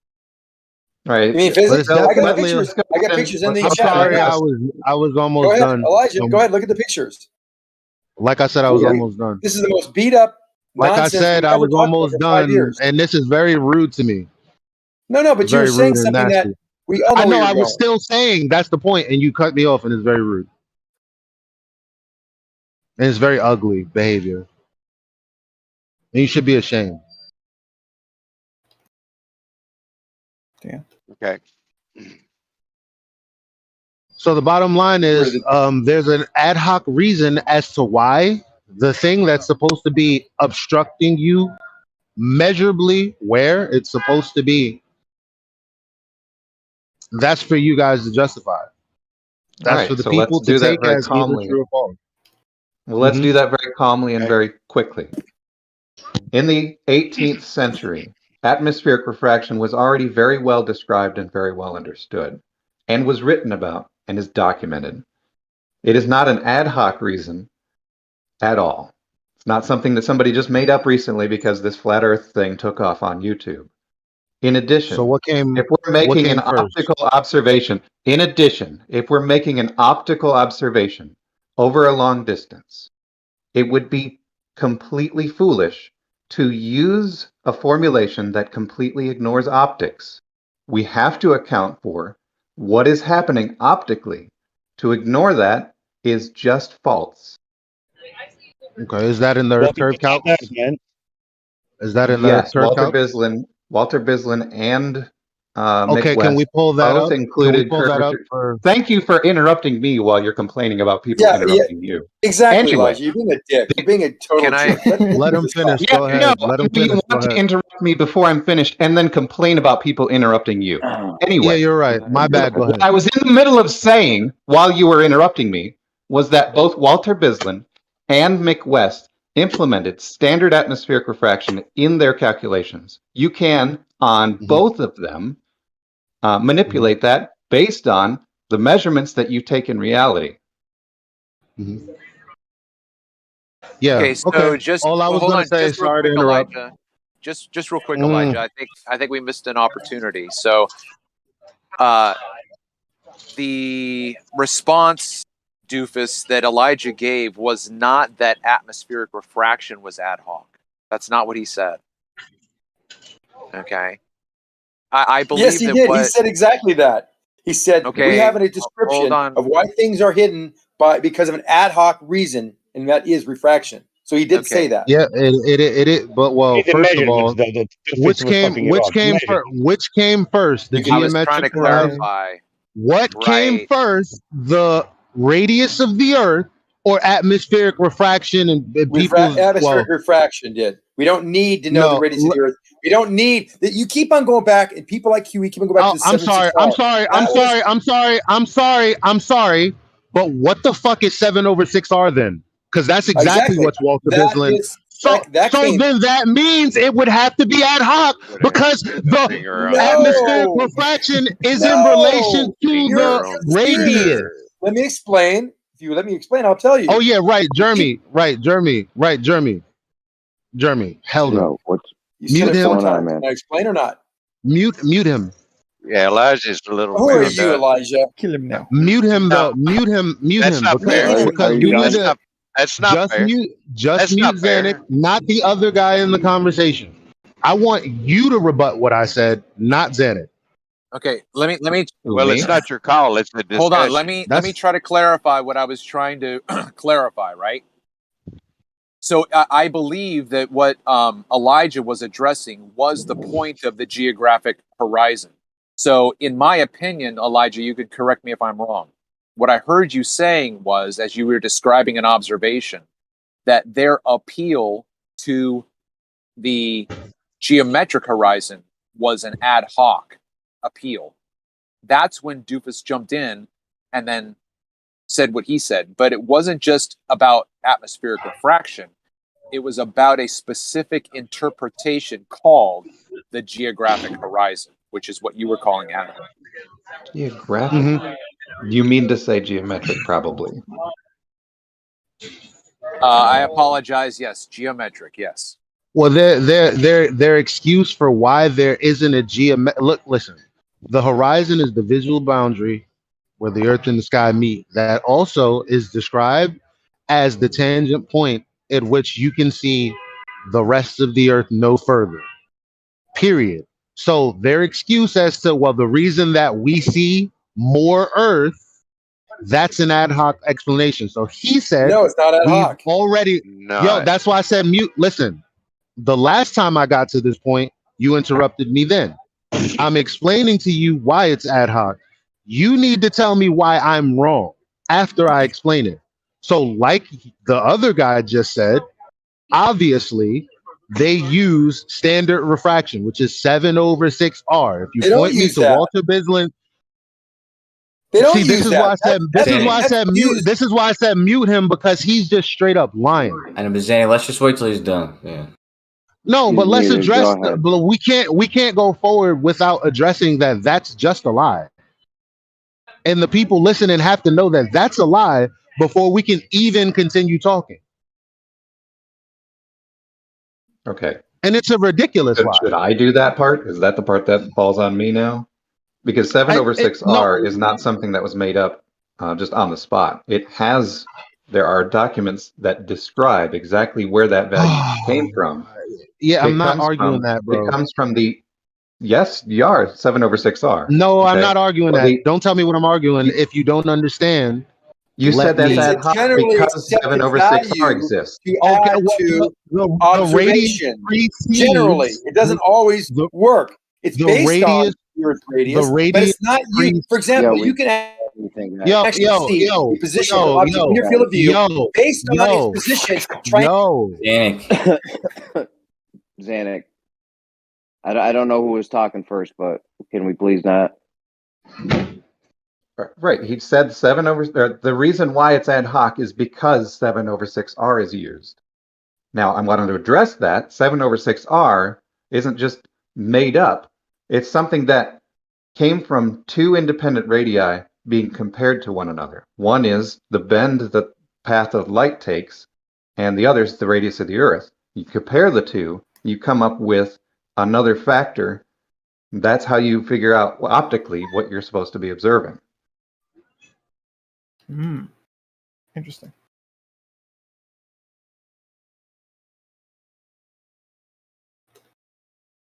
So an ad hoc argument isn't really a logical fallacy, but it is a fallacious rhetorical strategy that's common and often hard to spot. Not It occurs rhetorical. when someone's claim.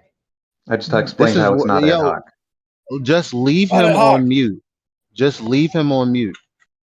Yeah, but I just explained how it's not ad hoc. Giving us the definition of ad hoc doesn't address the issue. Obviously, I don't believe you.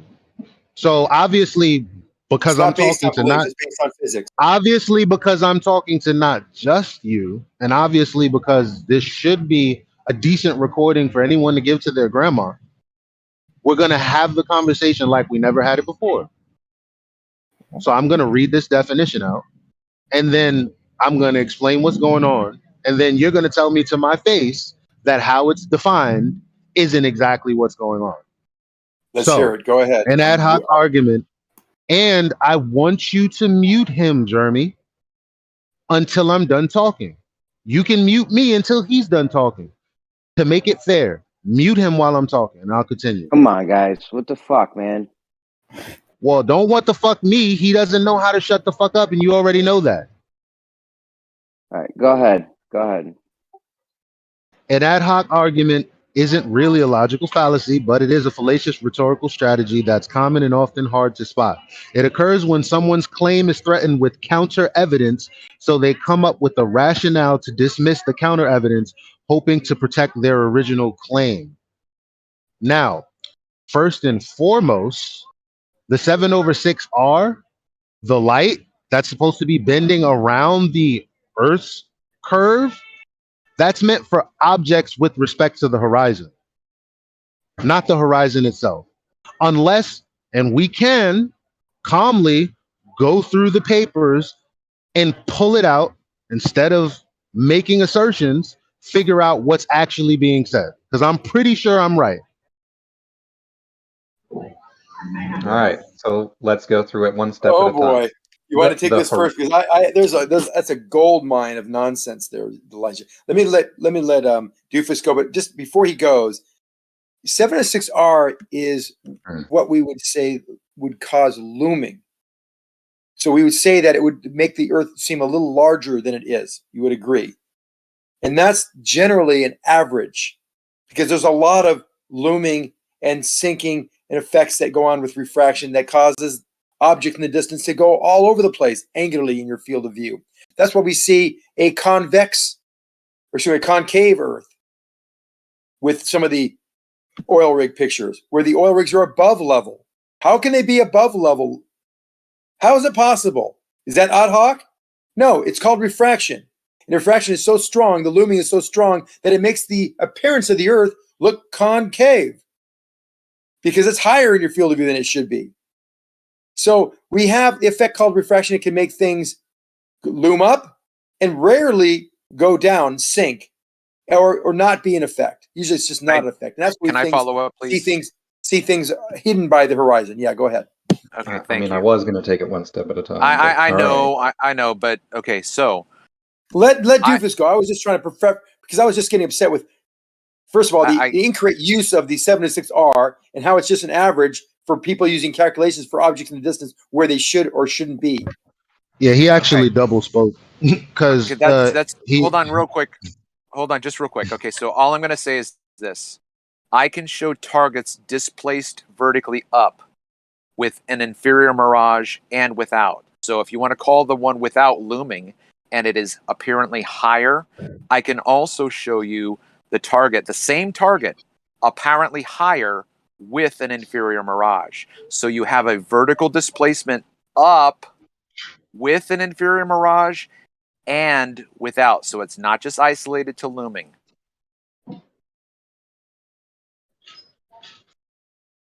Okay, anyway, so we're going to get to the first part, which is about looming with respect to the horizon. The issue is here that the horizon is made up of the last part of the surface you can see. Clearly, the surface of the Earth, light reflects off of it to get to our eyes. So what we're saying is, optically, you have to consider optically what's going on because you're making an optical observation. The horizon can be in a different position because we're observing it optically. To say refraction cannot move the horizon at all is incorrect. But it's not, once again, let's go to the paper and figure out how that would even be. Listen, we're talking about parameters, okay? And I know that there isn't a paper that explains or expresses or demonstrates or shows in any way that the horizon can be 10 times off. Now, we're just talking about it going, having a variance of where it is. Now, you said that it's the last bit of land that you see. Yes, that's how it's defined. Because of the rest of the land, it's at an angle that's curved away from you. In essence, the Earth is like a bulge that's in the way from the rest of it, as far as you're concerned, if you're a believer of that thing, right? So the point is, how on earth could the light that's approaching you from the horizon, which is an obstruction, is not actually approaching you as if it's an obstruction? In fact, because the light there's bends downward, Elijah. For Christ's sake. You've heard this argument for years. Why are you just ignoring it? Yo, Jeremy, are you sleeping on the job? Yes, bro, I'm sleeping. Zanuck, what the fuck, bro? I'm just gonna leave you muted. It's just getting to be so obnoxious. I'll be quiet. No. There's nothing obnoxious about what I said. So okay, so I'm looking at a building, I can see it because the light is approaching my eye from it. If the building was turned at more than a 45-degree angle, I would no longer be able to see it. That's common sense. Wait. So if the other side of a hill was on the other side of a hill, everybody knows, well, obviously I can't see that. How would the light from that other side of the hill reach my eye? So when we ask you, how's the other side of Earth curve reaching your eye? Your answer is because of optics. Well, give me a paper on it. Right. Andrew Thomas Young actually described much of this very well. But after step one, we Can you cite acknowledge that, yes, in just a moment. After step one, Okay. where we acknowledged that the horizon, that's from the surface, obviously the light is coming from the surface of the Earth to get to our eye in order for us to see where the horizon is in the first place.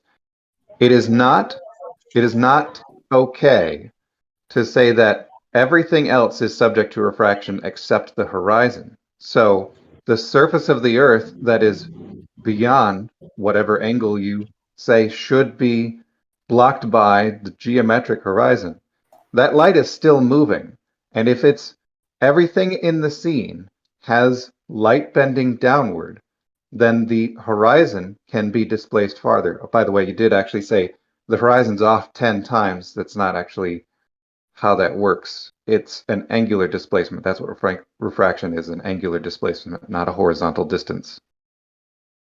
Well, it is a horizontal. It is a horizontal it is a horizontal difference. The horizon will be Horizontal further away now. It is a That's true. horizontal difference and a horizontal distance. That is how that works because the globe rhetoric describes it as if I was a 1 foot observer, the horizon would be my visible boundary between where the earth and sky meets at 1.2 miles away. That's where it would be. That's what the globe rhetoric states. So when it's further than that, are loomed up in the distance, then they will be seen. So that will not be the horizon anymore. The horizon will be further away. So if it's further than that, because I have to ignore Zanuck while he's talking because for the life of me, you just keep unmuting him. So when we're seeing further than that, that's a problem. Now, Right. And as you I've said you already would explained, cite. You said you would cite. I heard what you said. Cite what will support what you've said.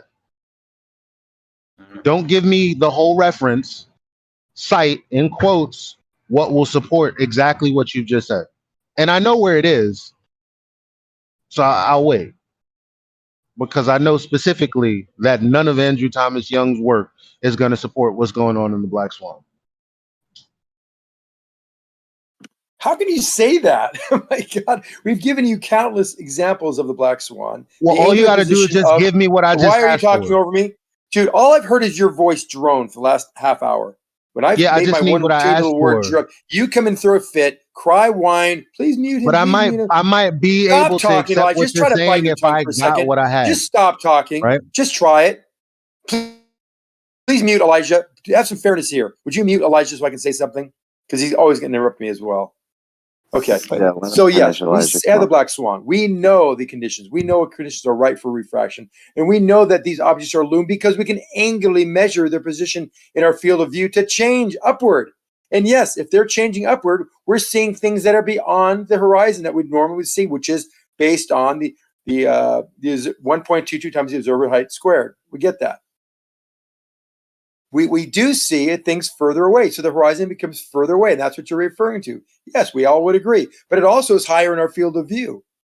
In fact, to the point where that horizon is so far away, it makes the Earth look like it's concave.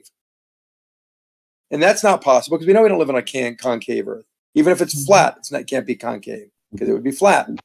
So refraction does this because of the bending of light through the atmosphere. Okay, so we don't have any visual demonstration or confirmation for the claim of a concave Earth. I do. I have a picture that just shows it perftly that it's concave. Okay. Black shark. Okay. Hold on. Wait, Elijah. I know, but Zanuck going is the reason that it's getting further away from what I wanted. Truth. You don't like the truth. Right, I'm ready to post that citation. Okay, but what? Yeah, no, you can just post it without having to tell us. Yeah, please do that. Okay, we're going to discuss it. So the problem with the photograph that you're going to produce, Zanuck, is that it's going to be a solitary photograph. There's nothing to compare. My bad. Sorry. I just Not a realized solitaire that cube. It's a full-on motion picture. I just realized. It goes Yo, on for 5 minutes. obviously he stopped talking because I interrupted him, which was a mistake because I wasn't on mute. But this isn't a citation, by the way, doofus, which is very It's annoying. describing how light bending downward would cause No, us I to be able to see said more of the surface. Yeah, that's exactly give what you me. asked for.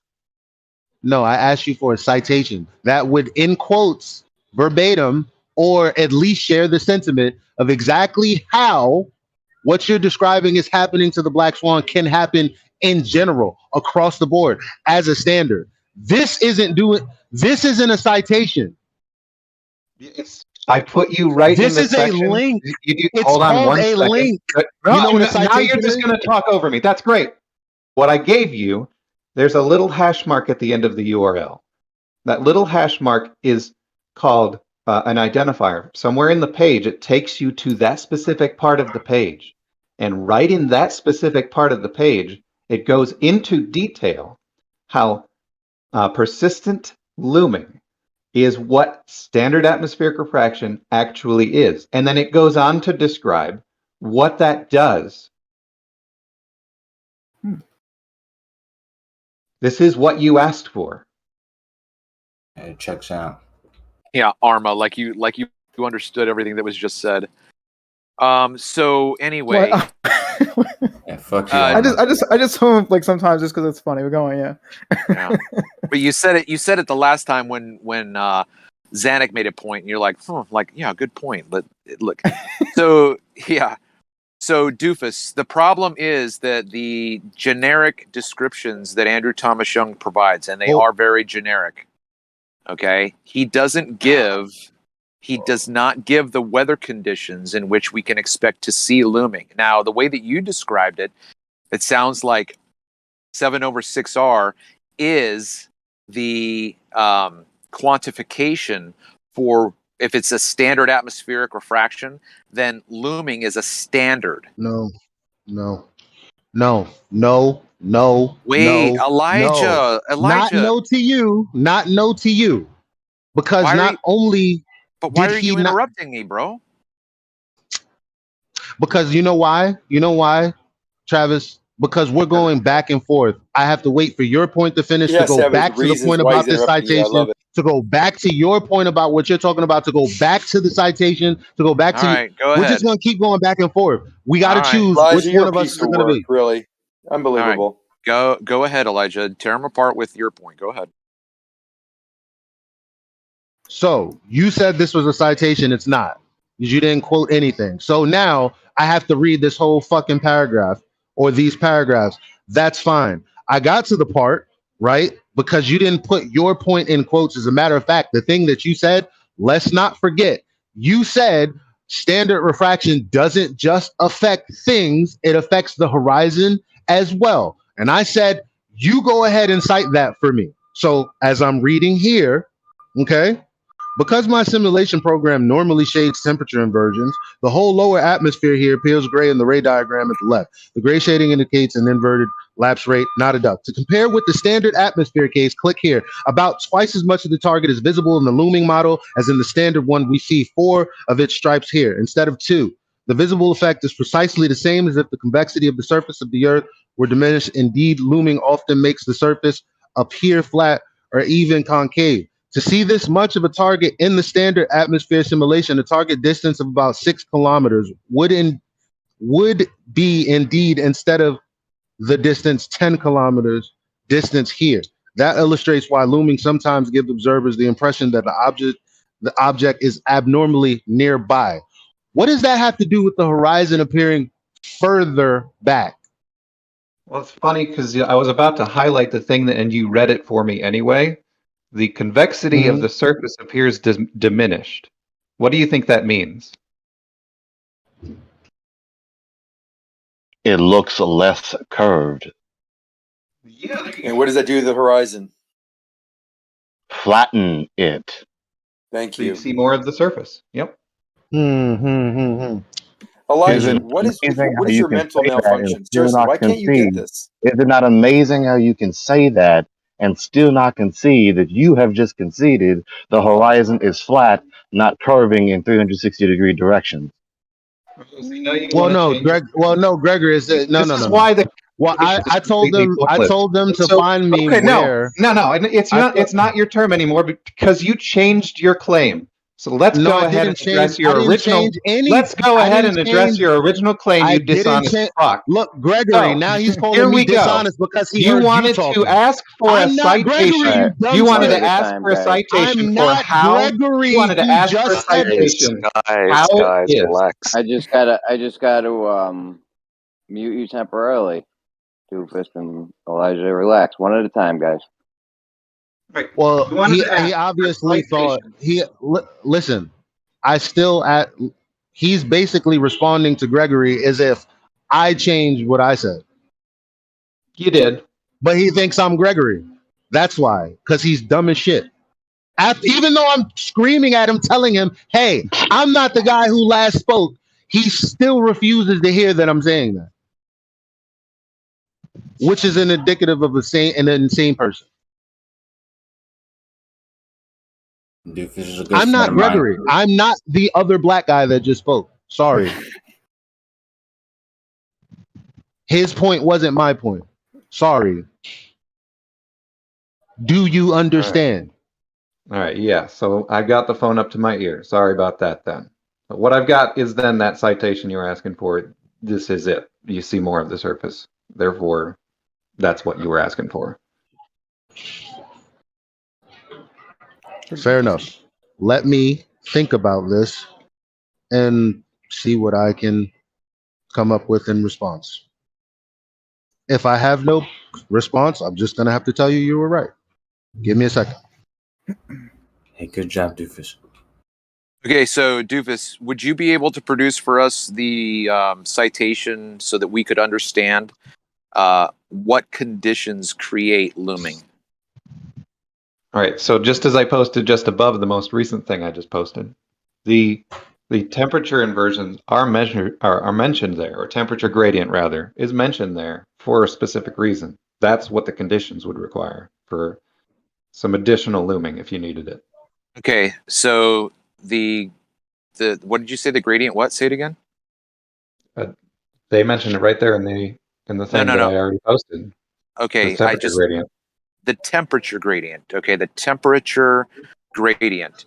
Can you tell me what the weather conditions are when that temperature gradient exists?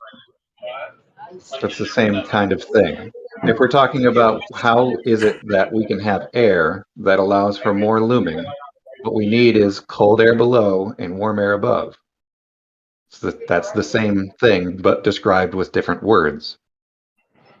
Cold air below, warm air above. So when you produce an image that you think is looming, can you please produce that you have all of the meteorological data to show that the water was cold and the air was warm? Oh yeah.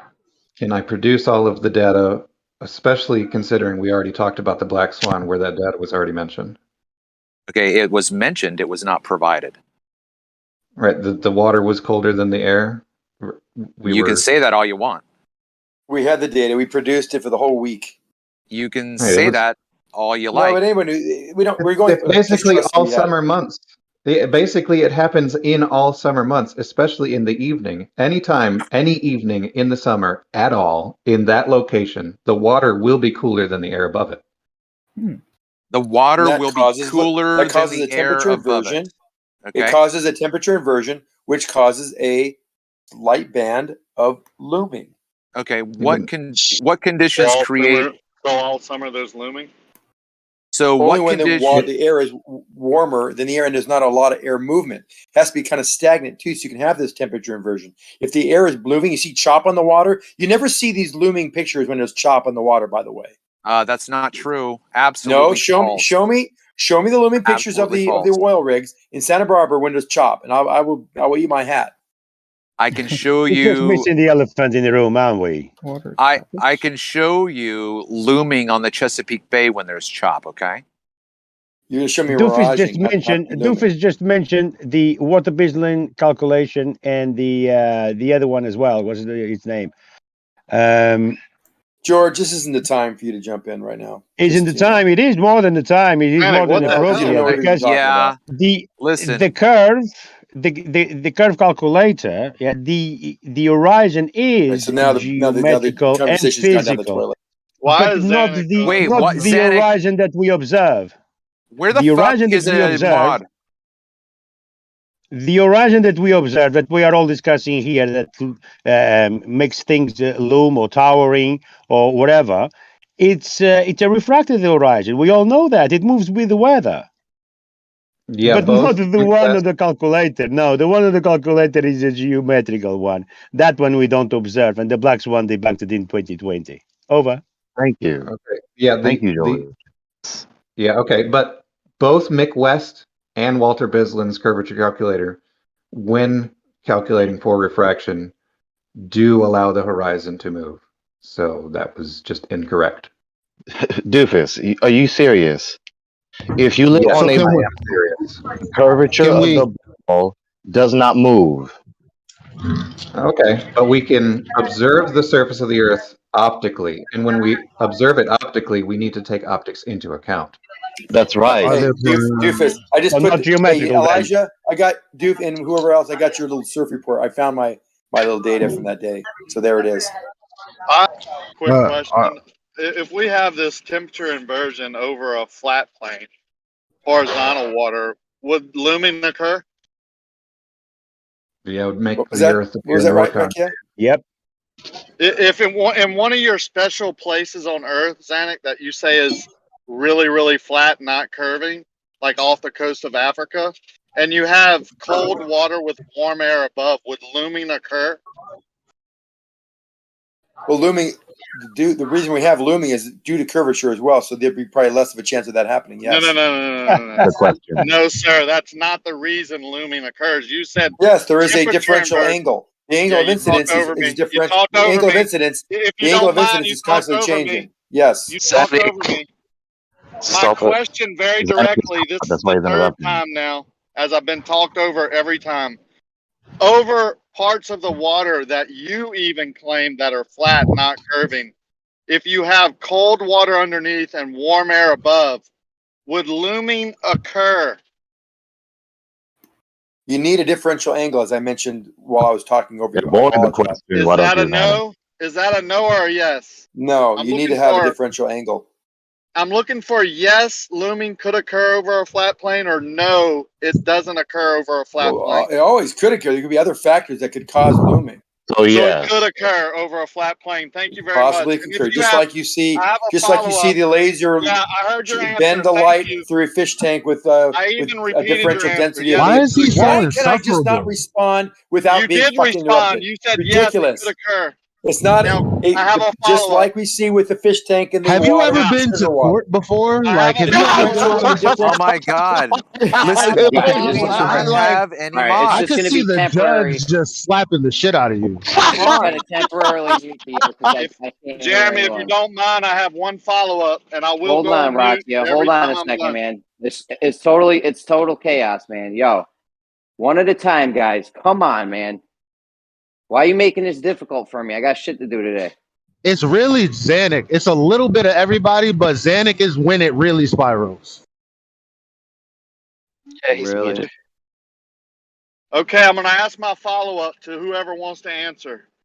When the water is warm and the air above is cool, do you have sinking Yeah. Not stably. or the opposite of looming? It wouldn't be stable, but I mean, there'd be a narrow band where sinking would occur, and then Uh-huh. above that you would get an inverted image. That'd be a superior mirage. Okay. Can looming in the foreground occur while sinking in the background occurs if the conditions are right?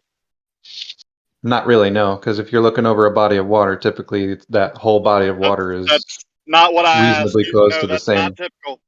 No, Oh, thank you different for depths. chiming in. Thank you for chiming in while I'm still talking. That's Thank you. not. That wasn't my question. I understand that you're talking while I'm talking. That's great. You're weird, man. Now, That wasn't my if question. I understand that you're talking while I'm talking. Thank you. As you Once persist in again. trying to answer a question he didn't ask you.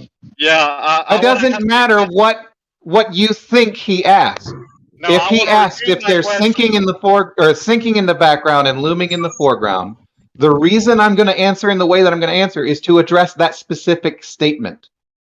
While he's Okay? trying to tell Now, you didn't answer the question Yeah, instead of I listening said to the I'm question he's trying to tell about you. to if anybody would let me do it.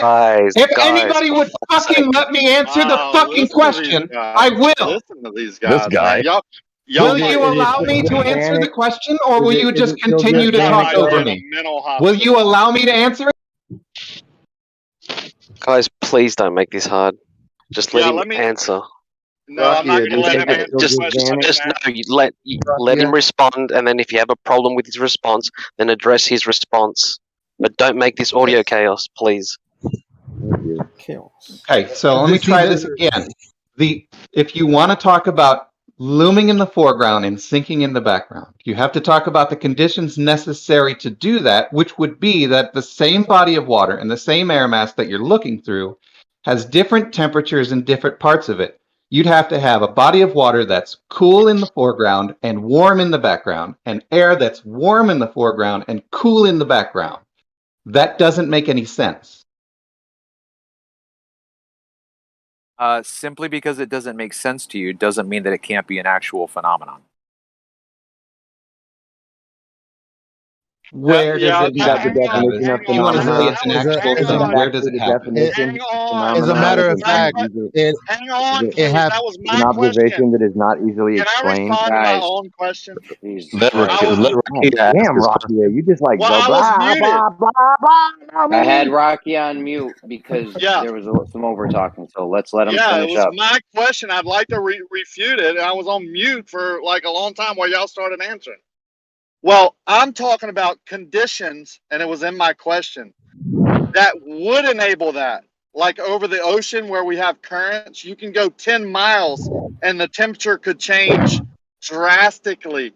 So could the air when you have downdrafts and updrafts. The weather conditions is what we're talking about. You can be riding in 100-degree heat and that warm air is hitting you in the face, and then all of a sudden you have this rush of cold air hitting you in the face. I've felt it.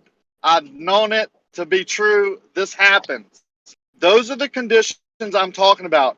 Under those conditions, could it be that something is being loomed up in the foreground and sinking in the background? Yes or no?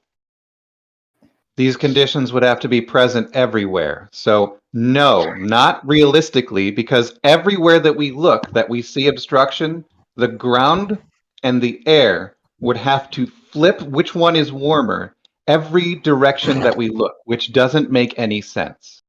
No, because it wouldn't be like that in every direction. That what you said doesn't. It would make have sense. to be. But furthermore, because that's what he meant by it's the unstable. so exactly. So what Rocky is talking about is exactly what happens over. Oh my gosh, Lake Pontchartrain.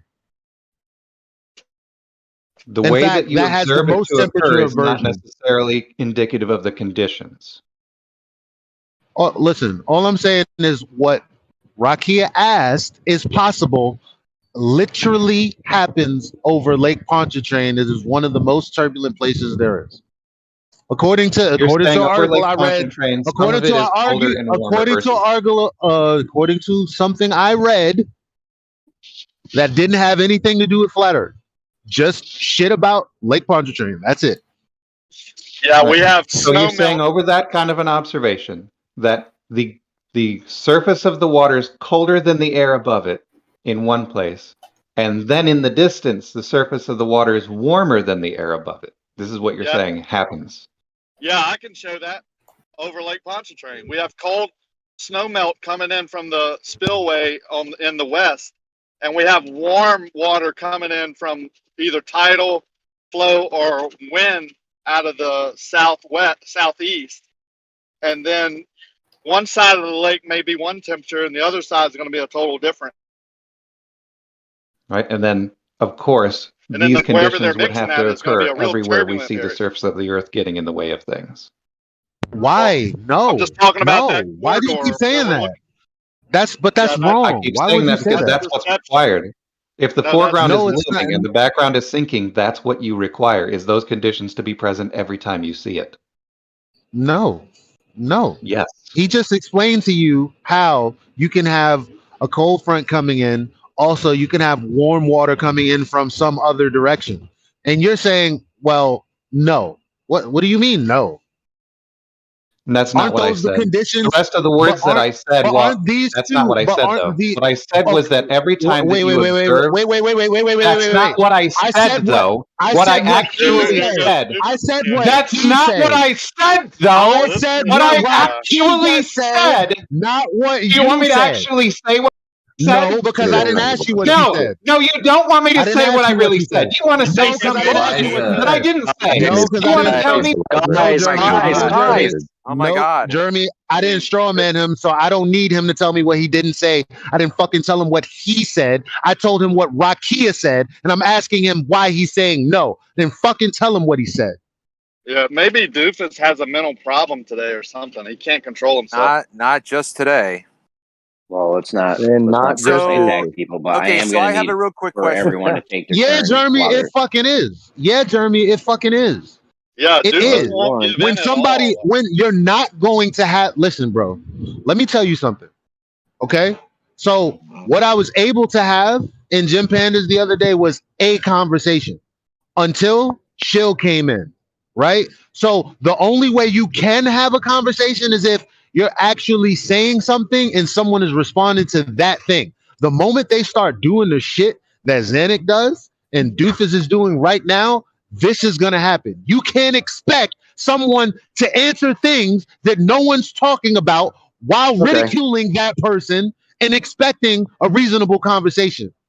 That's These are dumb. the games they play, dude. These are the games they play. We've been doing No, it for these are years the now. I games mean, y'all allow. this isn't new. No, you're allowing Doofus and Xanac to ruin the conversation and then blame it on me and this other guy. It's ridiculous. On the I'm real, not blaming dude. it on anyone. Just the tactics these guys use. What the fuck? If there's over talking and shit, I'm shutting it down on whoever's side. The size don't matter when it comes to that. Well, I think you can obviously see who's really the cause right now and take care of that person. And he's muted. Yeah, Bro. that's what I'm saying. We got the modding, Rakia. We got the modding, bro. It's all good. It ain't just me, man. Everybody's aggravated.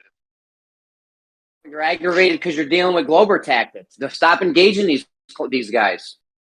I never really engaged, asked anybody, and Doofus stepped up. What am I supposed to do if you can't control their mic? I can't control their mic. He's controlled. He's controlled. His mic's controlled. He's on mute. So let's stop talking about Are you it. sure it's not Rakia? Because it seems like he's starting to piss you off, Jeremy. Yeah. So the issue is settled now. Let's stop talking about it. Yeah, okay. I'll ask anybody again if they think this can occur because foreground and background are two different things. I also think the foreground, due to perspective, is appearing to go up, towards eye level. It appears to do that. We know it doesn't. And then once you reach that point, that limit, then what's beyond that? If it's at if it's at the exact position that it's in under the conditions it's in, then I think obstruction would occur due to the angle. Are you saying it appears to do that, but you know it doesn't? What do you mean by Well, it appears to do that? Like you see it do that, but Water you know it appears doesn't. to So you ramp up experience your eye it level. doing that, but you know it doesn't. That's good to know. Well, no, it's the way our eyes perceive things, or our brain does, because you're above the water, but as you look out, line of sight, that point appears to reach your eye level, which we know it doesn't. That's what How's I'm that a saying. brain thing? okay. You're saying All that? right, my Hold on. bad. You're saying that's your brain perceiving that? Like what? Yeah, your brain interprets what information comes into your retina. Yeah, your brain does that, not your eyes. I'm going to need a chance to correct what was going on there because something did occur.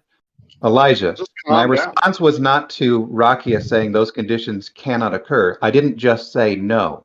What I said is, in order for you to have the foreground blocking the background, and for you to assume that the Earth has no curvature, you require those conditions. They must exist in order for you to see that. That's what I actually said. In other words, no. What is the matter with you people in synonyms and antonyms? Will you No, deny not in one other words, statement no. that is That is synonymous not with what the I statement said. that you just Thank you said? for doing it again. Not in other words, Wow. no. In other And you're words, already you yelling, dude. require the conditions that you require. No, why? That's Why are the you words yelling? that I used. I don't say the words no, those conditions Can't can't control it, exist. What I actually said was that those conditions are required every time you observe that. Oh, okay. So then the answer is yes. Wow. Yeah, the answer is definitely yes. If the Well, no, he conditions did. are right, Yeah, that's basically what he's saying now. yeah. He had said some shit about it would have to apply everywhere. So what you meant was those conditions, in order for you to see that phenomena, would have to be those conditions present every single time those were the conditions. Yeah, we would all agree with that. Maybe it was just we were all like, kind of high rent. Okay, we all agree with those conditions that Rakia asked you if it were possible. Yeah, if those conditions were present, then it would have to be present every time that they're present. So every time you saw the effect, that would listen very carefully every this time. time you saw that effect, it would mean that it was the facilitation of whatever was happening at the atmosphere the previous time. It would have to be the case that time and all other times. So in other words, when Rakia asked you if these were the conditions, is that possible? The answer was yes. Yeah. Okay, let me be very specific once again because you've misinterpreted it one more time, which is funny. What you require in order to observe what you ostensibly assume is a flat surface to get in front of distant objects, you require the temperature of the ground to be colder and the air to be warmer in front of you, and the temperature of the ground in the background to be warmer and the air to be colder in the background. That has to happen every single time that you see the surface of the earth is in the way of something in the distance. And we know that doesn't happen every time. But it happens. Those And we're not conditions saying aren't that. present. I'm not saying that these are the only two conditions that would cause that either. You are. I mean, obviously, there's other conditions that apply. I just brought in. Well, what conditions do you think would be necessary in order for the foreground to be looming and the background to be sinking? Well, do you have any others? Why does he have to answer? Yeah. Well, because he asked me a question is what conditions I say would be required. I gave that answer, and I already know, for instance, that those conditions are not present in general observations, but we do still see the surface of the earth in the way. How do you know? How do you justify that statement? All right, because typically I'm observing things over land, and over land we don't see the ground is warmer in one place and colder in another place, and the air is colder in that same place that the ground is warmer, and the air is warmer in that same place where the ground is colder. Those are conditions that are unexpected and unrealistic. We do get sinking. We do get sinking over land. What are you talking about?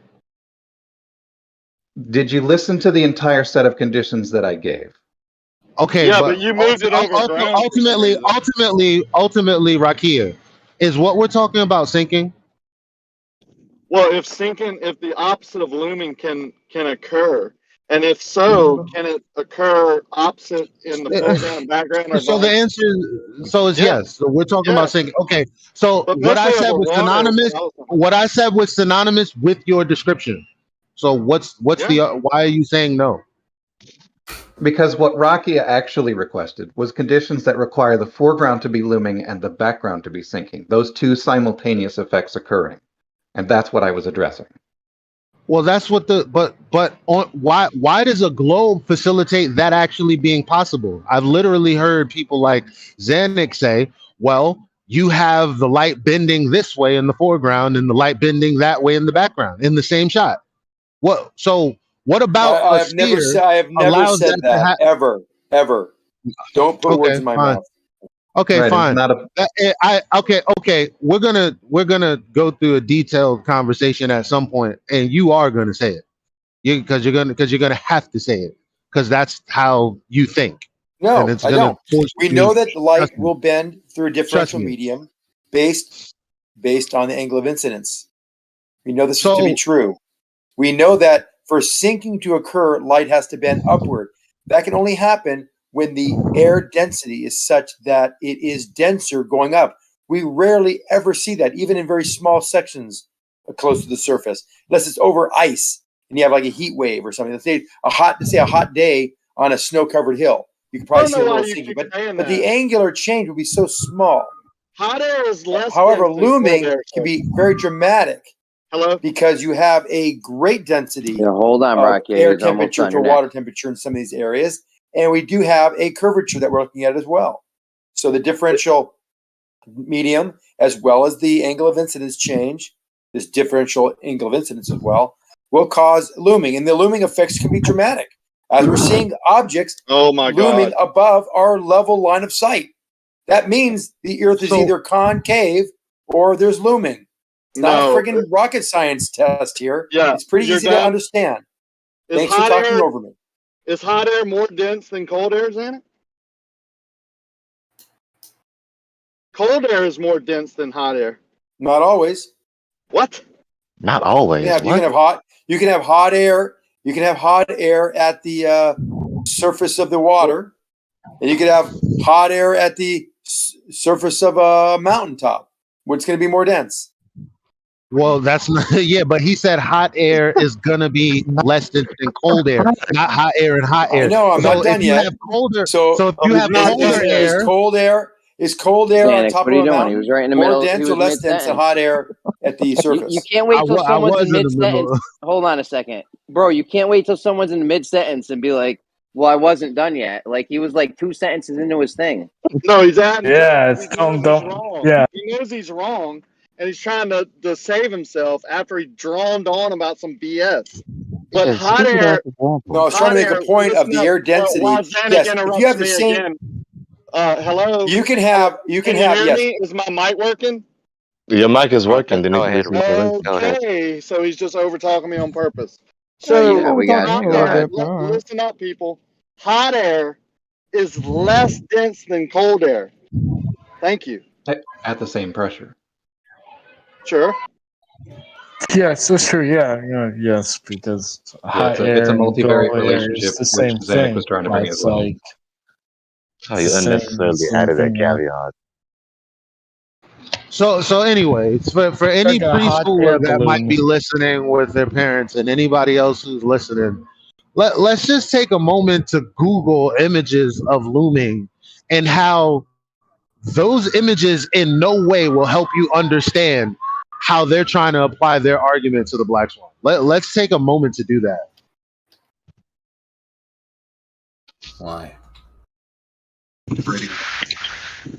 Personally, I think we just cover the same topic day in, day out, and we don't think about anything original. When we start thinking about things that are original that people aren't using, then we can get more definitive topics.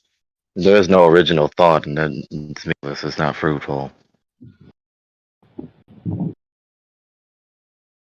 There are the facts that are in dispute. That's it. Yo, Jeremy, would you be able to play a video if I posted it? Would he play it for him to watch it? Right now. Why are you answering for Jeremy? Why does it matter to you? I Just can't not- watch it's the not gonna video happen. right now. I don't play it for the. I can't stream it in the room either because I'm on my phone.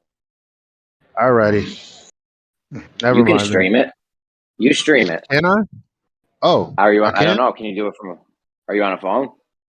Yeah. Oh. Yeah. Go ahead. Oh, no video permission. Hold on. I got you. He Hold doesn't on. have screen share verified. Make me I'll give it to you moderator right so I now. can mute this bitch Xanax. Yeah. I'm gonna give it to you right now. Hold on. Now, someone please explain to me why we're talking about refraction when we already know debate at this point in the debate that the appeal to terrestrial refraction is a begging the question fallacy. I already explained why it isn't earlier in this Elijah, you conversation. got the Elijah, you got the permissions. Go ahead. Thank you. Yeah, it is It is ad hoc because you're definitely going to need the radius of Earth to tell us hypothetically. Because when you look through the rest of the paper, the theoretical light rays obviously can't be less than the radius of the Earth, so they have to imagine them being some bit larger. That's in not order true, to give you a actually. different. What? I'm sorry. Are there two lines? One being the curvature of the Earth, and the other line representing a light ray. And isn't there a distance between those two values? Okay, so what you said no to is actually yes. No, I'm saying it's that possible light can for a light bend. ray to have tighter curvature than the curvature of the Earth. That's actually No. That's what I just said. That's what I just said. It can. It doesn't always. Can you two at least let the man finish his sentence? We let him finish his sentence. No, you didn't. Can I Elijah get wasn't the density done. of the air causing this? We don't see. Do we ever see when we fly Now he airplanes? begins another paragraph instead of being silent and letting Elijah Gregory, finish his Gregory, in the sentence. middle of sentence. Gregory, please. And so was We ever see- Elijah. No, he wasn't. He was done. So you were see what your talking over me. sentence is? Gregory was talking You over are me. being Please being let me interrupted? speak. Do you Yo, hear how Jeremy, you are being interrupted? Jeremy, this is why it's going to keep happening. No, I was Like, actually straight just up. saying a quick So sentence. this Now we is can how talk over the it's entire going to time. keep happening Right now. because it's not me doing it. When I Can I interrupted the make a guy comment, earlier, Elijah? Would you when I yield for a interrupt, comment? he's Yes or no? interrupting right now. I was in Would you yield I was for a comment? literally. Yes or No, no? he's not yielding. He's not yielding. Okay, so stop I'll be and wait quiet till he's then. done. One at a Let time, me know when guys. it's time I can talk. Zanuck, I just let you off mute, bro. Just control yourself. Wait till people are done with their sentences, please. Sounds like When the other guy told me I was interrupting, I stopped interrupting him because I was, and I don't like to be a hypocrite. God. Jeremy, all I hear is Elijah and Gregory talking. Can I say something? He just can't help it. Zanuck, you can say something when. Okay, here's what happens during a They're conversation. not saying Somebody anything. talks. They're just babbling about being talked over. I know, but here's how a conversation goes. Somebody talks while you wait patiently, being quiet, and then when they're done and they stop talking, that's when you start talking. And I How did. many times have you been punched in the mouth, Zanuck? Hey, watch your Somebody's mouth. Your body's gonna be cashing checks. That's that not you don't the have answer. any money in the How bank many for. times have you been punched in the mouth? Me, 0. Because I wish a nigga would. Tough guy, listen to me. Listen to me very carefully. You're nothing. You're nothing but a mouth. You'd be surprised about Zanuck, man. Oh, he's a Marine. He's a boxer too, is he? Bring him. Bring it. Dude, you don't I'm even gonna say about that. you don't know who you're dealing with here. Let's just go back to the basics. About that, man. Please get back to the statement, Elijah.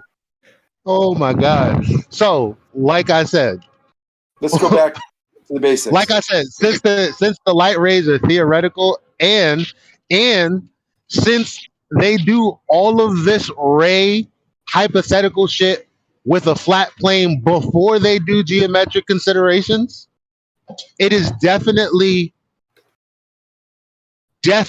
a begging the question. And you guys trying to explain why the horizon is further is definitely ad hoc, because the claim, like in the video that I'm about to share and show, the claim is that yo, Jeremy, it just what do you doesn't want to end. do? I just don't get it. I'm What here. do you I want to know. do? It just doesn't end. I'm gonna just put him on mute. I'm just putting him on mute, and go ahead. No, he's not gonna respond. I'm not taking him off mute. I can't micromanage, man. I'm busy over here. I can't micromanage every time Zanuck needs to speak. Yes, it has to be no Zanuck daily. That's all. Oh well, he should have learned from the past like 5 fucking servers that everyone hated him in. Anyway, I know. All right, I took my shot while he was muted. Okay, I sucker punched him. Yes. Go ahead, Elijah. Yes. So, no video permission. Wait, let me leave and come back. Maybe I just have to restart. It's a screen share role. He doesn't have the screen share role. Oh, it's not LV live stream. Yeah, I don't know what verified? it's called in the bot. Yeah, it doesn't work. Just post the video, and whoever's gonna watch it will watch it. What's the command? Does anyone know the command for it? I think it's SV. I'm not sure. Jeremy, since it's not going to, there's not going to be a time in the near future for me to say something. Why can't I just Is say it it now and SV? get over with? Oh, try it now, Elijah. Elijah, try it now. All right. Go ahead, Zanuck. Go ahead. Well, hold on. Let Zanuck make a point real quick. The air density is always going less as you go up, always greater going down. You mentioned temperature at the surface. Yes, there can be small bands where there's a drastic difference in temperature, which can change the density at a very small scale near the surface. But generally, the air is always going to be denser as you go lower and always be less dense as you go up. So light bends down toward the denser medium. That's just the way it works. Near the surface, there can be some temperature inversion, but it's very close to the surface. That's why we see angularly in our field of view that these looming characteristics, these looming observations happen in a very narrow band near the surface. I don't know why that's so hard to understand. I will pay $30 right now. I need to throw this money on the table. I will pay $30 right now to anyone who can clip out the person who asked him or the person who opposed what he said. Either asked of what he said or opposed what he said. Check for $30. It was Rakia. Boom. Done. Yeah, no. I mean, clip it out. Clip it out. I'll give you $30 right now. I just told you, and everyone heard it too. You can welch on the bed if you'd like, but go ahead. So clip it out, and if you play it, you have $30. Go get. Oh my god! Fucking liar. No, nobody asked you that fucking question. No, Xander. They did. Elijah, try to screen share real quick. I think somebody gave you a roll. Now, please let me say this. I don't think it worked, Jeremy. I'm not sure if I actually have the permission to give him the role. Maybe you can try it. I think it's SV, or it could be SSV. I'm not sure. One of the two. Let's hear from Gregory. So the last thing that Zanuck said. Are you not aware, Zanuck, that it presumes that you live on a ball? Ergo, it's begging the question. Does pressure? Can pressure be a variable in our optics? Density is the majority of the factors. You said that did it? Hold on. Light bends toward the denser medium. It doesn't assume a sphere. We see the effects and we can attribute it to a sphere, but our calculations do not include understanding or acknowledging or assuming a sphere in any way, shape, or form. Answers. Please pay attention to what Zanuck just said. We don't assume a sphere, breath number one. Breath number two, we can attribute it to a sphere. In other words, this is what we say about which we presuppose.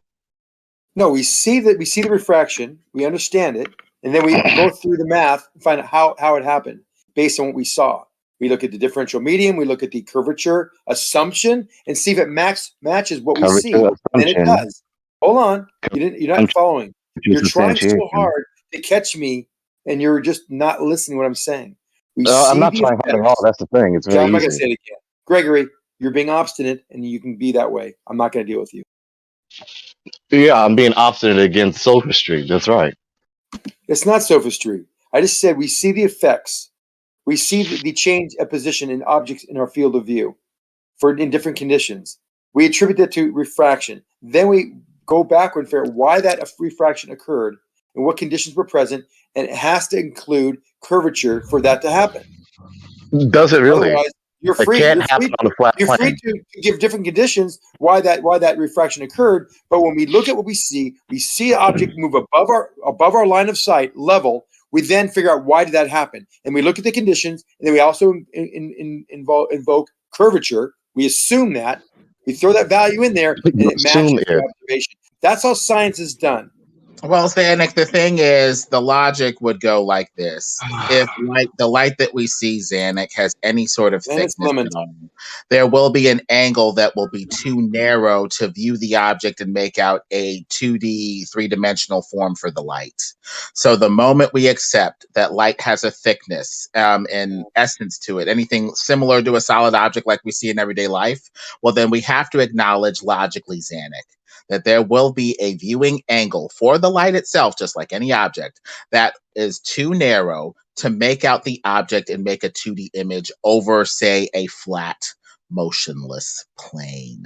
And that would explain why we don't see things as opposed to a hump of Earth curvature being in the way, simply from being at too narrow and too limited of a viewing angle for us to make out the object.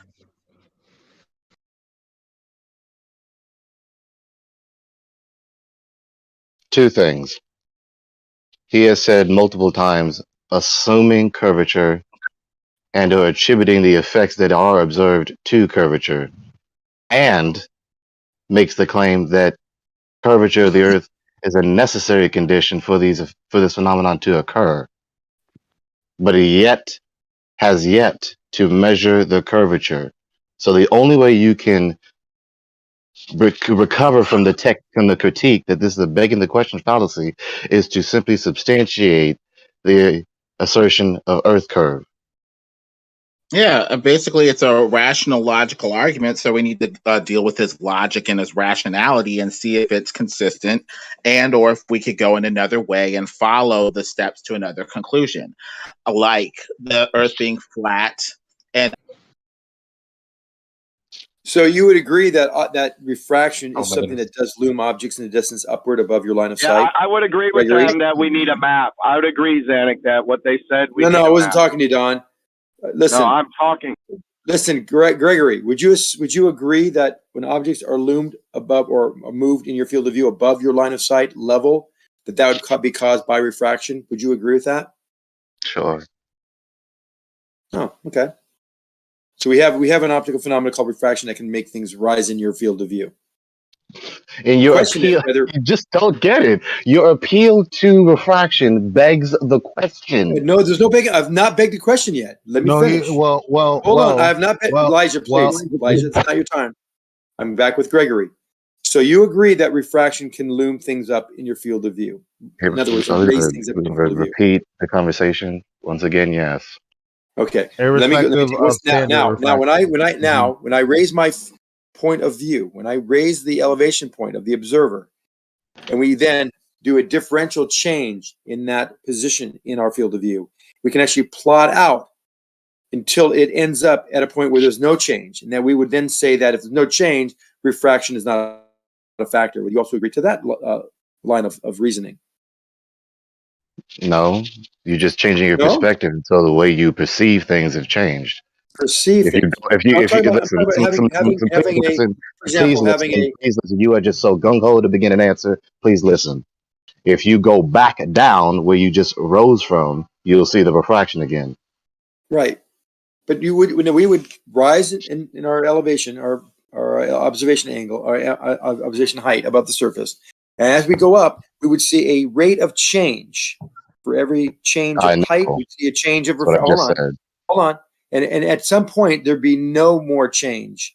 We wouldn't see a change of position with height based on trigonometry, where that object should be. In other words, the higher you go, by the way, less you will see the refraction phenomenon. Trigonometry includes perspective. That's an integral part of it. That's why we have perspective. Please listen to me. Please listen to me when you're talking to me. Okay? Listen while I'm talking? Okay. When someone is steel manning you, or when someone is reiterating or with a slight rephrasal of what you said, you should recognize that. You're a grown man. You have now I was taking a different dimension. Recognize that. So please listen. So with that example that you just gave, all you described to me was that if you change your position, your perspective will change. No dir. Okay, you missed the point about trigonometry and how we can actually know where this object should be in our field of view based on known distances to it. So we start raising our field. Trigonometry. Now you want to appeal to trigonometry and the actual location of objects. That is what perspective is, basically. It revolves around trigonometry. He's changing the conversation. No, you don't need to write 9 for him. You don't need to. We don't need to interpret. Gregory's doing a good job of articulating his own. Matter of fact, I'm going to locally mute Elijah, you don't need to jump. that if I'm talking when he's talking, it's just going to be highly annoying. Oh, okay. Yeah, Zanuck, I think you may have to take an extended break because you clearly cannot control yourself. I don't want to be continuously muting you and unmuting you. So, like I said, time for an extended break, my friend.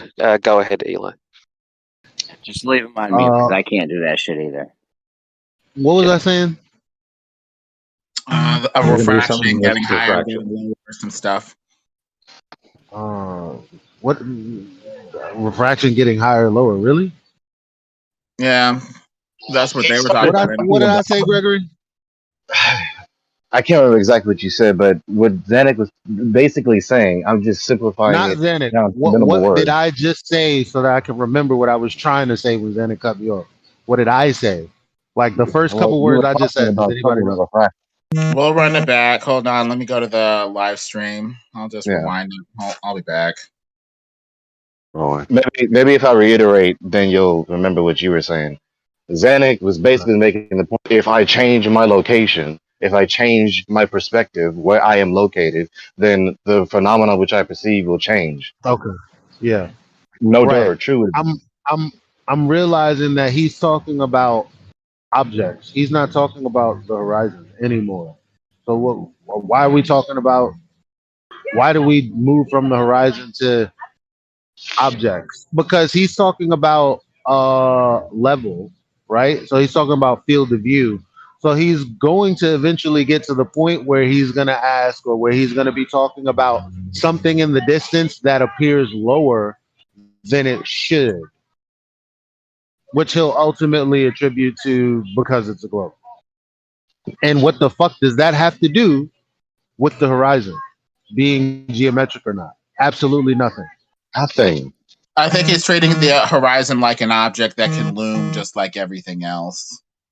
Yeah, that's what the other guy tried Can I to jump say. in real But quick? Yeah, can I jump in? One of the by the way, Travis, to Yeah. vindicate you from earlier, someone said that you were wrong when you said geographic horizon, but actually, if y'all are looking at my screen right here, where I pulled up like the horizon from National Geographic, when it talks about the horizons, one of them is the geographic horizon. So Yeah, there you go. I'm not worried about that. It could be interchangeable, but his point was geometric versus geographic, which is whatever. But here's my point. When you look at the diagrams that Andrew Thomas Young creates for his targets, he never has the horizon looming up. It's always in front of the target. So, let me think if I'm saying this correctly, because it's one of the critiques that I've had of him. Looming is always the target. That's what it is. Okay, look. So you have a target, and the horizon is either at the target or in front of it. When Andrew Thomas Young describes looming,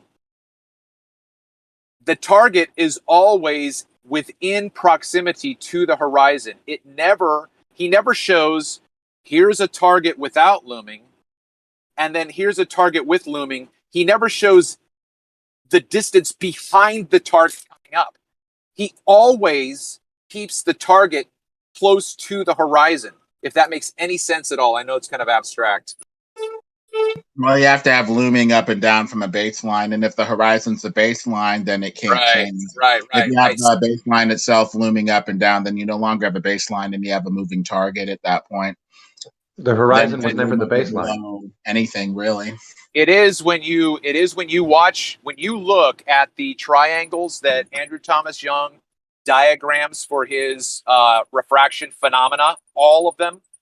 The horizon is always the line of demarcation. It's always where he bases his observation. Right. Well, so exactly what you're saying, what we read out. The object itself is what's looming. He's describing the object itself being loomed upward.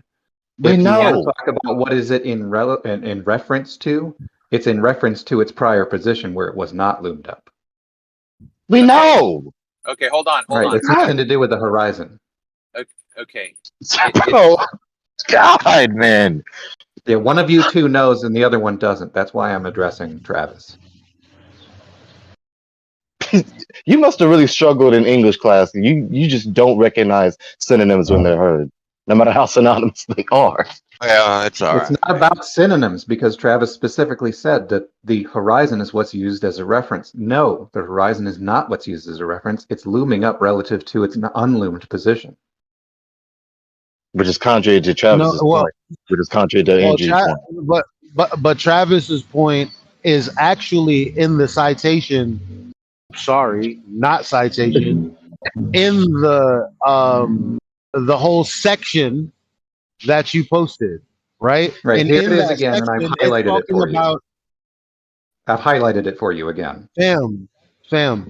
The only reason I'm being rude is because you guys are being rude. Right, but here it is. I've highlighted it for you again. In the I didn't actual ask thing you. that you read I didn't out. ask you to highlight I anything. understand. I was making You were I didn't ask you to discussing what was highlight in. any. I I didn't ask you understand to that you highlight were anything. discussing. I was making. I understand Let that you were Lucas finish. discussing. I was saying something when he interrupted. Moderation. Hey, Moderation. I was already talking. Moderation. Yo, Jeremy, I was What are talking you when guys he doing? interrupted me. I was talking when he interrupted me. How dare you All say right, let him relax, finish? doofus. Let him finish, doofus. I was talking about the thing that he posted to me and how it goes towards Travis's point. Now, to simulate this effect, it's convenient to choose a temperature gradient that makes the ray curvature about half that of the Earth instead of the usual 1/6 to 1/7. If you look at the bending page, you'll see that the temperature inversion of about yada yada yada yada yada yada. Hold on. Right here, to compare with the standard atmosphere case, click here. About twice as much of the target is visible in the looming model. So now it's telling you, right, how much of a target is visible directly behind the horizon, which is exactly what Travis said. And the part that you continued reading last time, which you chose not to read this time, it also says, which I've highlighted for you, it appears as if the surface of the Earth has diminished convexity. The reason why those words appear there is because the diminished convexity would allow you to see more of the surface. So the horizon would, of course, have to be in a different place. Do you realize how that assertion which you read begs the question? It doesn't, and I explained it before, but I can do it again. The No. amount Doofus. that light bends downward, the Doofus. amount that light bends. I understand that you want to interrupt me. That's fantastic. That's happened several fucking times today. No, But Doofus, it's the not going to do light any that good to bends repeat downward what has been causes said. you to see. Thank you for interrupting again. So Well, the he's light the one that said is you were begging bending the question. downward. He was going It to tell doesn't you make a how waste he Just can let at him least do finish. Yo, that. hold on, doofus. This is the room. Guys, You guys keep hold telling on, me to doofus. wait until you're done talking, right? Well, Jeremy, Guys, let Gregory, him finish. I don't care. Hold on, man. Let him finish. Let Gregory him finish. called him out Let him on finish. begging the question. Let Elijah. Gregory finish. Let Gregory finish. Doofus was in the middle of a sentence. I don't understand. Did Doofus interrupt him? Go ahead.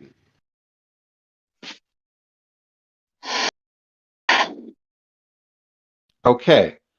Now, the light bending Yes, he downward did. causes. Yes, he did interrupt him. Yes, he did. No. All right. The light go ahead, bending Doofus. downward. The light bending downward causes you to see more of the surface because the light that was beyond what you would say is the geometric horizon has curved in such a way so that you can actually see that part of the surface. That's what Andrew Thomas Young is describing. It's not begging the question to say that light bending downward would cause you to see more of a convex surface. Okay, listen to me. That assertion, which you just reiterated for the umpteenth thousandth time, presupposes that you live on a ball. Well, how about we presuppose we live on a flat Earth? Let's see how that works. Who said that? All hypotheticals presuppose something. That's the point of the hypothetical. Right, so appealing to what he said. Who is talking? Travis is roboting. Travis is roboting. Yeah, all you got to do is. I was just talking. Can you not hear me? No. Yeah, you were No, you roboting, were Travis. roboting. And I heard his voice while the mic mute icon was up. What's going on here? Just for future reference for me, Jeremy,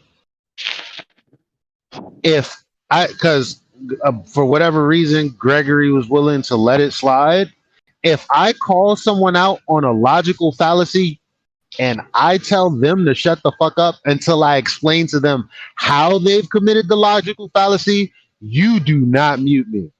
Elijah, you mute them.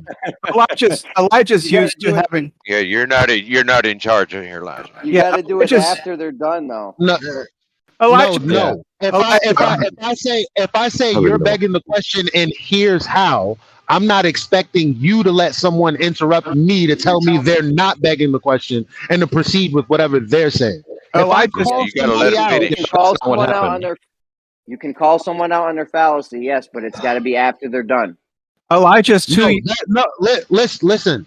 Okay, so Gregory said, you're begging the question and I'm going to explain why. Then Doofus said, no, I'm not, and here's why. That is what happened. Gregory said that while Doofus was already talking. Like, Gregory has to wait and you have to wait. Everyone has to wait until the other person's done talking. Are you 100% sure? Where's the live stream? Elijah, Elijah, I'm not 100% sure, no, but that's what it sounded like to me. So. Okay, I am 100% sure. That's why I'm telling you what I'm telling you. If I call somebody out, hypothetically speaking, for a logical fallacy, I'm also going to assume that I'm going to have the floor to explain to them why I'm telling them that it's a logical fallacy. That's Elijah. Well, listen, if someone's finished and then I begin with, okay, what you've stated and finished with is a logical fallacy, and here's why, I then do not expect someone to jump ahead of me and say, no, they're not, and here's why, which is exactly what just happened. Well, Elijah, you have to go back to Nathan's where Bully Boy can control the mic and mute people. Otherwise, in the real world, you're going to have to obey the real world rules. Okay, so to get back to the central point, please. This is not a worthy dispute. Yes. To get back to the central It is point. a worthy dispute because he keeps letting this shit happen, and that's why we can't communicate here. It's called. Of course, it's called manners. It's not worthy right now. Dispute that later. I want to get back to the central point. It's called manners, Elijah. Get some. She doesn't even know where he's at right now, which is really foolish. But anyway, and that's funnier than anyone just caught if they heard me. But whatever. Yeah. The central point.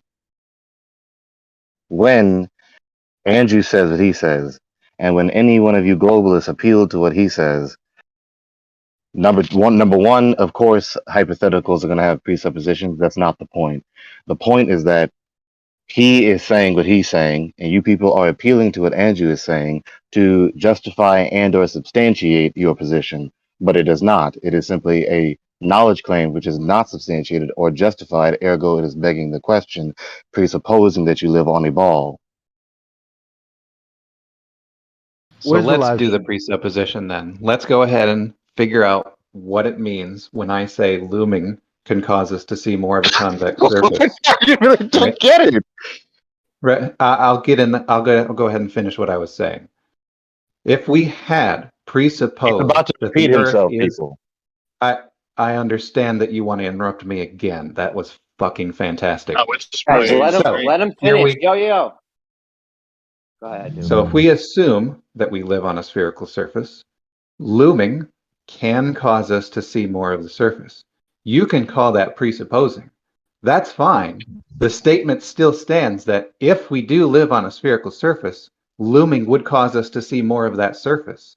It's not a fallacy to say that that's the case, because it's the case. I am not. Hold on. Wait. I am not saying that your implication of how the phenomenon would occur is the begging the question. Your appeal to the implication is based on the presupposition that the Earth is a ball. The Earth is a ball premise is the presupposition. So when you appeal to what he's saying, you are appealing to an implication of this phenomenon if it is happening on a ball that you believe the Earth to be. So when I say it's begging the question, the particular premise, when I say it's begging, you really don't get it. When I say it's begging the question, I'm saying that what he's saying and what you're appealing to by what he's saying is presupposing you live on a ball. And how should he word it? How should it be said? Well, the real problem is I've been asked how it could work or what it should look like for a spherical Earth, and my response is this is what looming does to a spherical surface. That's not begging the question. That's just called answering the fucking question. Wow. Okay, so can you respond to what I said? So when I critique respond to what you said. When I critique your argument, which includes the appeal to this paragraph you keep repeating, what is your response? Semantics. It's fucking semantics. Yeah, man. Yeah, I want to know how do you want him to word it? Hold on, wait. People keep doing it all the time. Semantics is the study of meaning. So if we want to have a fruitful dialogue, we need to be saying words that are meaningful. Don't critique me for saying things that are meaningful if we're trying to have a dialogue under the truth. To answer Left Lane's question, you're missing the point. It's not about the wording, it's about the argument itself. Thank you.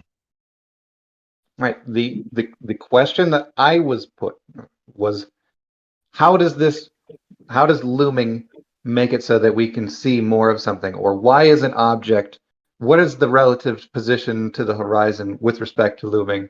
All of that is addressed in the citation that I gave. If I'm answering those questions, I'm answering it with that citation. If we then want to take it to what we observe of the surface of the Earth, we actually could go into much further detail about measurements of reality, which involve the density of the atmosphere, especially at 20 feet above ground level and higher, consistently being such that the highest density is below, which causes looming. Okay, so for the umpteenth thousandth time, can you address my critique of that appeal? I did. Okay, so if that's your response to my critique, you still don't get it. You still don't. I addressed the critique using measurements of reality. That's what I just did. No. I'm not talking about measurements. I'm talking about your argument. Yeah, my argument is that since the atmosphere and its makeup, especially at 20 feet above ground level or higher, is such that looming must occur. My argument is very much tied to how looming should work on a spherical surface. Because what's interesting about looming is that on a completely flat Earth or Earth with no curvature or however you want to word it, extended plane, whatever, that would make it so that the Earth would appear to us as though it were concave because of looming. Okay, so I'm going to say this one more time because obviously you're stuck on DEFCON 4 in defense of the globe. One more time. Your appeal to this paragraph, to justify and or substantiate your position presupposes that you live on a ball. Ergo, it is begging the question. The argument is begging the question. That's the last time I'm going to say it. How about we look at a demonstration of what he's talking about? If the argument presupposes how looming should work on a spherical Earth, and then I demonstrate, and if I demonstrate, Jesus Christ, hold on, I'm in the middle of talking. God damn it! All right.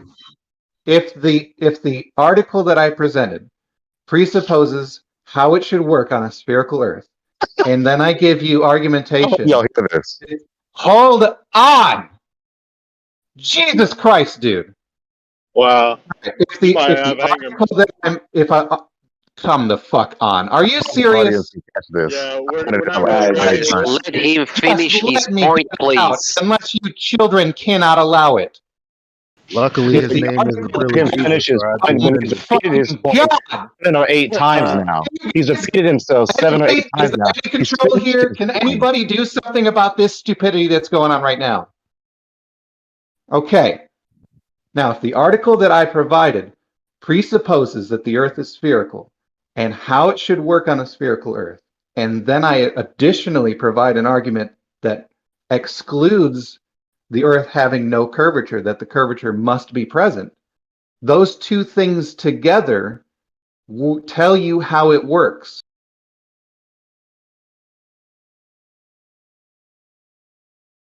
I said I was going to say this for the last time. I'm not repeating myself anymore. It's on record. Everyone heard it. The whole audience heard it. You heard what I It's said. no longer begging the I'm gonna question remind if I yourself what answer said. the question. He answered you sufficiently, Gregory. Give it up. Yeah, it's no thanks, longer Doofus. begging the question if I answer the question that you think is being begged. Why are you still talking, man? We've already heard you. We thank you. He said he's not repeating himself. Why are you repeating yourself? That's all I was saying. Strange, man. So Yeah, obviously we can't strange. continue this conversation because no matter how much effort I or anyone else try to put forth the effort to move forward the conversation, right? Initial claim, counter argument, rebuttal, back and forth. No, that's not going to happen.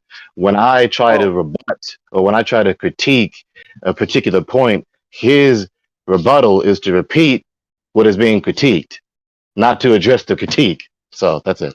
Exactly. If I'm talking about the critique, Oh, we're talking about whether or not it's begging the question. The question that you think is being begged is whether or not the Earth is spherical.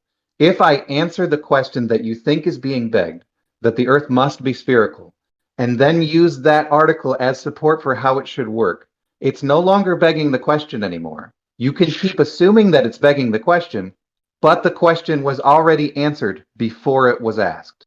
Okay, fine. I'll say it one more time.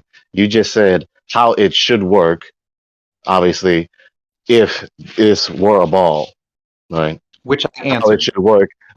So when you read the article talking about how it should work, quote unquote, how it should work is the implication of the presupposition. You weren't paying attention.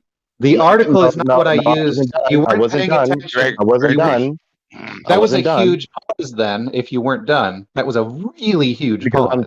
I'm trying very hard to let you understand. I'm not trying to blast you with 1,000 words within 1 second. Okay. English words. So that is when he talks about how it should work. That is talking about the implications of the presupposition. I am not critiquing the implications as the begging the question. I am critiquing your argument in appeal to this article talking about the implications of the presupposition that the Earth is a ball to substantiate your position and justify your position that the Earth is a ball. Appealing to this begs the question. That's just gibberish. All right. Well, what I actually said wasn't that this article is how I know the Earth must be spherical. Thank you for that straw man. That's not what I said. I did not say that to you. I gave you. Thank you for interrupting again. Thank you for interrupting yet again.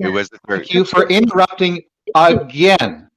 All right. I didn't say that you thank you to explain how you know it works. For interrupting. Thank you. What I did was I actually thank you for interrupting, Rocky. You had to chime in. Yeah, Doofus had just thank you for bringing it again. Which is impossible. Accusing me of strawmanning me. Just one moment. I know. Hold on, Doofus. Hold on. I got to mute a whole slew of people every time you fucking talk. Next time I got to mute you guys, I'm leaving anyone I mute, don't take them off mute from now on. Okay. Stop taking the people I mute off mute. I'm not, Jeremy. I'm not. Is it fair to say that what's it called? Scarecrow, what do you call it? The Crow Man or whatever. That's not really a mutable thing, but interrupting is what's causing problems. So maybe we'll just stop interrupting everybody. I just muted a whole bunch of people so Doofus can finish. Can we let this happen? The I have to argument unmute that these I people. put forward. The argument that I put forward in support of the Earth having to be spherical was not the article. So that argument that I put forward that the Earth must be spherical is not the article. And if I then say with that argument that the Earth must be spherical, and then use the article to support what it should look like on a spherical Earth, that is not begging the question. Yeah. However, if you utilize in your argument premises that are assumed to be true and haven't been verified to be true, then it is begging the question. And the premise that the Earth is a sphere, in this case, since that is the argument, its sphericity, it is begging the question. That wasn't one of my premises. You didn't pay attention either. Well, it's included in all premises have to be elucidated and validated, lest it be a begging the question, as detailed by the definition. The premises that I used are that the atmosphere has such a stable organization, 20 feet above ground level or higher, that the highest density is below, which causes looming. And if the Earth had no curvature, the Earth would appear to us as concave under those conditions. Those were the premises that I used, not that the Earth is spherical. I started presupposing that the Earth was flat and then disproved that. Davis, may I ask you a question? Yeah. Why did you post a link to this article? Because a question was asked about how it should work on a spherical Earth. In addition, another question was also asked how looming is relative to the horizon. Both of those questions can be answered by that article. If I want to address whether or not the Earth is spherical, that's what the other argument was for, the one that was not the article. Okay, so listen. These articles are explaining how it would work or how it should work if the Earth was a ball. Oh my God, correct? dude. Correct? Like you just said. Did I use the article to support my position that the Earth is spherical, yes or no? Can you just answer my question? Stop trying to anticipate some sort of end conclusion I'm trying to get to. Just answer the question. Is the article talking about how this phenomenon is occurring, how it should occur, how it would occur on a ball? Yes or no? Yes. Right. So it's explaining the implications of the premise, the Earth is a ball, in light of this phenomenon. Yep. And what did I use to prove that premise? So when you say this, you reference this article to answer a previous question. How would it work if the Earth were a ball? Great. Next question. Well, next step. When you say this, when you appeal to this, right? When you reference this, when you post the link, okay, to justify, because it's simply an explanation, a priori explanation of the implications of the premise that the Earth is a ball. This is a justification. This appeal to this article is trying to justify the position. When you appeal to this article, it doesn't substantiate the premise that the Earth is a ball. It is presupposing the Earth is a ball and then explains how this phenomenon would occur or should occur on a ball. So why can't we just presuppose it flat then? And then go from there. I addressed that. Addressing the premise. The premise is proven. We're done with the premise. It has been to the guy who just asked the question, because before you get to this page that we're all talking about, on the first page, at the bottom of that page, it's talking about how all of these refractive values happening over a plane. However, geometric considerations would need to occur for a sphere, which is when they go into all this other stuff on this page. So they did it first over a plane, by the way. So looming could happen over a plane, right? Of course it could. Yeah, but that would make it look concave. Yeah, that's Why do you say that? Why do you say that? Because that doesn't follow in my mind. Because that can be demonstrated over a flat surface, which is I I don't see how you could not imagine that through an orthographic illustration, how something being loomed up on a flat surface would appear to be higher than that flat surface. It would make it look concave. Yeah, that's the thing. No, wait. If anybody wants an image of what looming should look like, again, all you have to do is Google image looming. Because because remember, you guys' idea of light ray bending is what's informing your imagery in your mind, whether you copy paste it on a globe or on a flat earth. This is the lens for which you're thinking of this phenomena happening. That's why obviously you're saying, well, looming on a flat earth would make the whole earth look like it's concave, because you're envisioning those light rays bending inverted. But that's not what really happens. In fact, if you Google, I was almost done. In fact, when you Google looming over, like, and you see the actual images, what they show you is like an inferior mirage. Yeah, it's not showing any curve of the water or anything. It's showing straight lines. But that's taking place on a curved Earth. So, well, it's not showing curved Earth. Because you presuppose. No, the images Elijah, are not showing curved Earth. Elijah the images are showing a flat surface. Elijah is saying that refraction doesn't work the way we think it does. So inform us on how refraction works, Elijah. I didn't just say that. I said, well, yeah, maybe I did. Because thank you. But yeah, maybe I did, because again, these are conventional ways to describe something, but you're reifying the theoretical light rays to inform you on saying that the earth would look concave. That's not true. What's not true? Given What your I just said. presuppositions about the nature of light and how it How did you behaves, determine that's that? why you How did you think determine those are it? the implications. How did you determine Because that I wasn't read it true, from that same Elijah? because I read it from that same paper. The same paper specifically states that theoretical light rays don't actually exist, which means that the way that they're trying to depict it isn't actually real. How do I also know? Because when you Google images looming, they just show you things that appear to be levitated above the horizon. So That's how about what a it looks physical like. demonstration? Not then?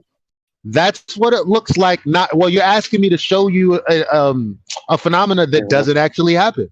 No, I All right, won't I'll be show showing you. you a concave looking Earth Well, I can show you a demonstration over a flat surface. of a concave Earth. No, of looming over a flat surface. We're getting confused. But the example of looming, you can just Google it, and that's what it is. But those are Okay, well, examples here's on a a curved Earth. demonstration. Here's a demonstration over a flat surface. No. See, that's the problem. Everything you think. Hey, can you guys hear me? Hold on. All the data. Hold on, real quick. Can you guys hear me? Because I'm parked right now, so I should be. Yeah, you're good, Travis. You're good, Travis. Okay. So what I would like to ask is that after B-Ball does his little thing, if I could also present something to demonstrate what I think is happening over a flat extended plane with looming. Okay. In the meantime, I want to say the obvious fact, which is very exemplified by Brenda, but it's happening on a ball, and that's the problem. Every empirical data, all empirical data, you interpret through the presupposition that the Earth is a ball, and you never substantiate it. Yeah, that's just not true. The empirical data works irregardless of the shape of the Earth. So one other thing, since Brenda did speak up, okay, Brenda, hold on. The point I think that Elijah was making to a certain degree is that when you Google images of looming, it confuses superior mirages with looming. So the looming image that Andrew Thomas Young presents is not a superior mirage. It doesn't have an elevated target above the horizon with space between it and the horizon. So part of what Elijah was saying was even the images that we try to Google don't know what the fuck they're talking about. Thank you. So like I said, I can show you a demonstration of looming over a flat surface. If anybody's been paying attention to the chat, I posted it several times. Are you talking about the white thing with the laser thing over the? Yes. Yep. Yes, that is a flat surface. Yeah. Okay. And you notice how the light is being loomed up.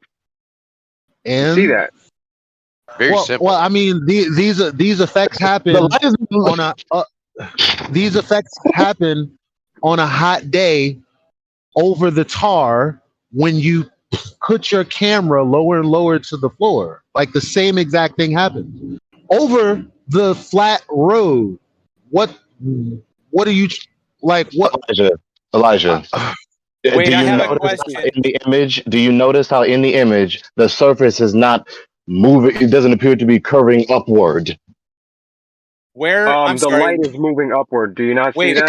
It kind of does look a little curved. It Wait, does wait, look wait. convex, but we don't see that in reality. Where's the Other time? than when you have like again in the summertime. Right now, as a matter of it's not that hot right now, but on a hot day, if in a humid day, if I were to take my my phone and lower it down on a road that I know is hot, it's gonna do the exact same thing. Well, Because you know why? Because you know why? Because the tar is hotter than the air above it. That's exactly what happens. Well, for one, when you lower your camera down to the road, you don't know if that road is perfectly flat or not. Oh, okay. My point is being missed. Now My point is being I'm going to post. Hold on one second. Now I'm going to post looming over a curved surface. My point is being missed. With regard to the first image that Earth is Life just posted, my point is that the objects and the surface that the objects are on does not appear to be concavely curving toward us. They're It's just moving rising. upwards, which would appear. It's just moving upwards, not concavely curving toward us. It's moving upwards, so that It's would not appear supposed to kind of appear like it's concave. curving towards you. It's not supposed to move closer to you. But you said it's concave. Right, If that's it's not what the word concave, then concave things are means. It curving doesn't mean toward closer you. to you. Okay, Right, concave so- doesn't mean closer to you. Okay, so let Not me just jump closer. in. Curving toward you. You see, I have to keep repeating myself over and over again because you people just keep misinterpreting very basic English. We do not see the object on the surface concavely curving toward us. Wait, hold on. If we're over a flat surface and you're looking at something in a distance, and then that object moves upward, wouldn't that mean that the flat surface is moving up? It's curving upwards. It's not curving concavely toward us. What do you mean? No, what do you mean by towards you? It's upwards. So you don't know you don't recognize a concave thing when you see it. When you imagine standing inside a basketball. Okay, Hey, can I jump in real standing quick? inside a basketball. Listen. Let's move past it. Imagine standing inside a basketball. Go ahead. When you look around yourself in the basketball, the basketball, the surfaces are curving upward and toward you. We don't see that in the pitch image. Yes, you do. Concave means any amount of upward curvature. What the fuck you? Yeah, it doesn't have to be as small as a basketball. Yeah, just the concave and You're missing the point. curve back We at don't you at the see same any rate. amount of concave curvature toward us. That's the point. The point is So moot. So what's going on in the picture then? Why is it moving upwards? What's going on? It's simply, I don't know the exact term, but it's some refraction, be it looming, superior Maj, whatever it is, it's not concavely moving toward us. Well, which is remember, the this is implication of a your flat surface. attempt at a reductio ad absurdum. Remember, this is over Can I a try flat to talk? surface. Okay, can I try to talk just real quick? I'm not going to try to argue anything. I'm just going to try to describe what I'm seeing. So we're looking over a countertop, if I recall correctly. Okay, so what we're seeing right now is simply vertical displacement. These targets are raising up in a vertical direction. Okay. What also happens is once they get toward the higher part, you see a reflection of them below them. So you've got a couple of different effects happening here that's not consistent with just simply, quote unquote, looming. That is looming. That is looming. Please do not interrupt me. Please do not interrupt me. Okay? I'm trying to be as clear and thoughtful in terms of how I am obviously agreeing that these objects are being raised up. Okay? They are being raised up. What you would have to prove is every element of looming, which would include receding these targets into the background so that it almost looks stretched out, because What looming does on hold on, please. That's not required. From what I recall, looming includes is the removal of convexity so that it looks farther along the track. Okay. Which is what we've already agreed to before. All right. Okay. Oh, there might shit, that's true. Hold on, please. No, you're right. Go Hold ahead. on. I got excited. You're right. Hold on, please. My point is, if you're going to claim that this is looming, all elements of looming must be present. And I still would like to have an opportunity to present my photo. Okay. All right. Does light bend towards the denser medium?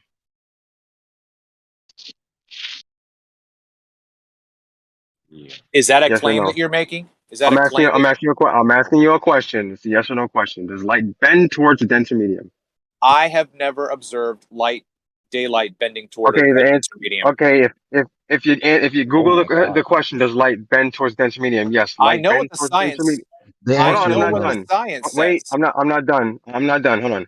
If you Google which way does light bend, light bends towards the denser medium. That is. And hold on, I'm not done.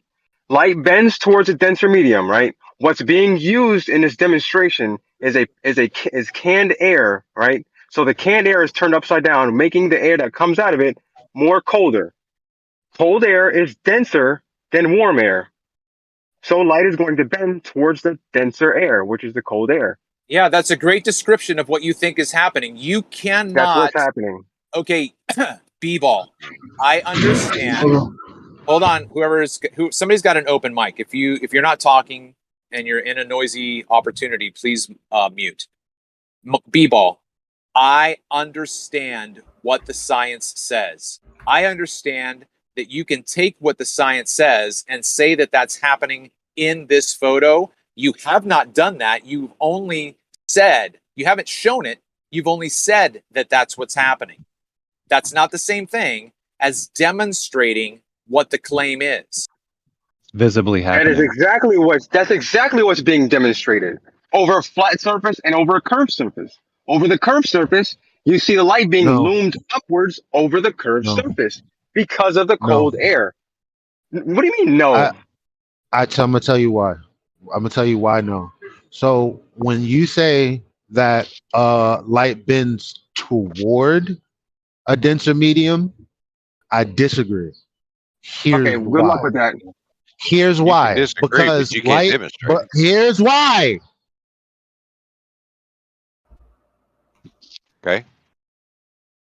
Because light isn't attracted to dense mediums. Therefore, what you mean is once the light passes a denser medium, it is affected. It has to interact with the denser part. And the reason that I'm making this point is because if the light is coming to my eye off of a curving surface beyond the point that I can see, that means that the light ray is moving away from the curved surface and away from me, which means it's going up towards the less dense area. So no, I'm not going to be agreeing that because the air below it is more dense, that it's going to be attracted to that denser air. No, I won't be agreeing with that. Okay, so when we can go through this. Which way does light bend? We can go through this in very basic terms then. Light from an object is radiated outward in all directions. We obviously agree with that. I don't really need to ask for your approval. The light that's going slightly upward from that curved surface is going in such a path that were it to continue straight, it would not reach your eye. However, if that path that light ray took was bent downward ever so slightly, it would then be able to reach your eye. Instead of the curved surface being in the way, you would see more of the surface. Right. Yeah, that's perfectly reasonable. No, right. But that doesn't meet or address what I just said at all.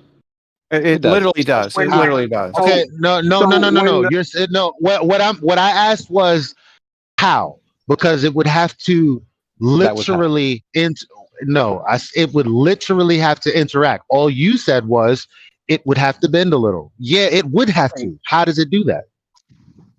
Right. So Okay, any so light what that we is pass through such a gradient, any light that we pass through such a gradient where the highest density is, that's the direction the light goes.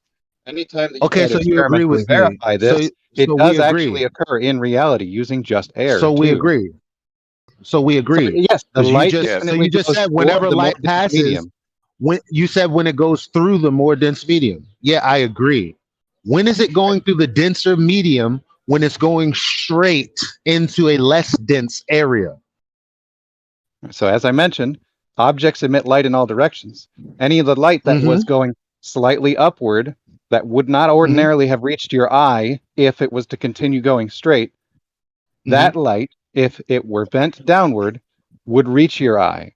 The reason why it does that is If because it were through bent such a downward. gradient, the reason why it does that is that through such a gradient, any light that we shine through such a gradient, the gradient is the important factor here, the light goes toward the more dense part of that gradient.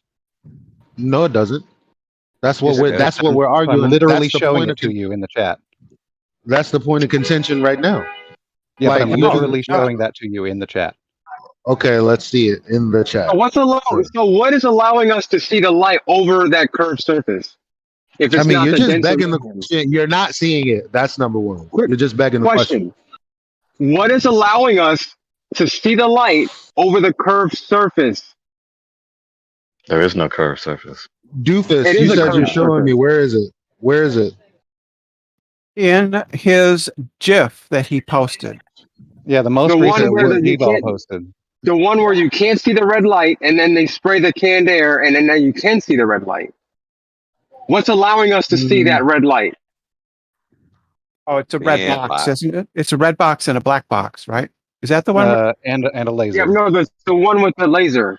The terraforming in the canned air, which is more than twice as dense as the air would be at negative 100 degrees. Okay. So the Well, B-ball, light is bending toward the more dense what medium, GIF? correct? What minute? and B-ball already expressed that it can happen over a flat plane. I don't get what this proves or disproves. Right. The discussion is not about the surface of the Earth yet. It's about what light does through a gradient. Thank you No, for I just keeping up, brought it. Lakia. Hey, thank you for allowing me to give my input. And I'm bringing in the surface because that is what we're talking about. Curved and flat surfaces. Thank you, asshole. So, Right. So the premises were what would occur if we assumed an Earth with no curvature if light were bending downward. I don't have to assume anything. I If those just two say premises are if those two Yeah. premises are what's Yeah. being discussed, then we probably need to at least solve one of them. We can tackle one by or talk about discussing both of them. through experimental verification what light does through such a gradient, and that's what we're doing right now. Yeah, over a flat surface is the more dense layer at the surface, or 20 feet above the flat surface. In your idea, The experiment that was given, the more dense air is introduced at the bottom. What do you mean? yeah, over in a flat surface and a curved surface. It happens on both. Okay. Yeah. So what are you proving here? The behavior of light through a density gradient such that the highest density is below, which is to bend downward toward the more dense medium. Which would happen Okay, over a flat plane. but the light would have to interact with the medium to be affected by it. Yeah, nobody. It can't be. It can't be. No, because that's begging the question. So again, when you talk about begging the question. Snell's law, when you talk about Snell's law, I accept that. But when you try to slip into that's why the light tends to go towards the more dense medium, I'm like, no, that's the point that you're not justifying with any kind of evidence whatsoever. That is Snell's law, Elijah. That is Snell's law. That is Snell's law. It just is. Yeah, but it has to interact with the medium. It can't be in proximity. Nobody disputes that. Nobody disputes that, Elijah. Okay. So if you're not disputing that, and the Earth is curved, right? So your eyeballs are catching the light. You're not shooting laser beams towards the object. Therefore, nobody says that they are. light.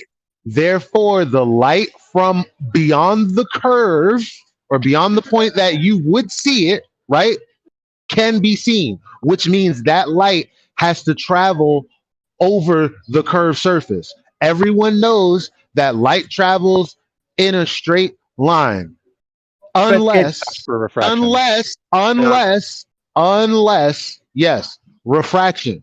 Therefore, when it's traveling straight over the curved surface, the only thing that can interrupt it is a denser medium, right? Or a less denser medium. So since the curving ground, the further away that target is from you, the more curve you have to worry about.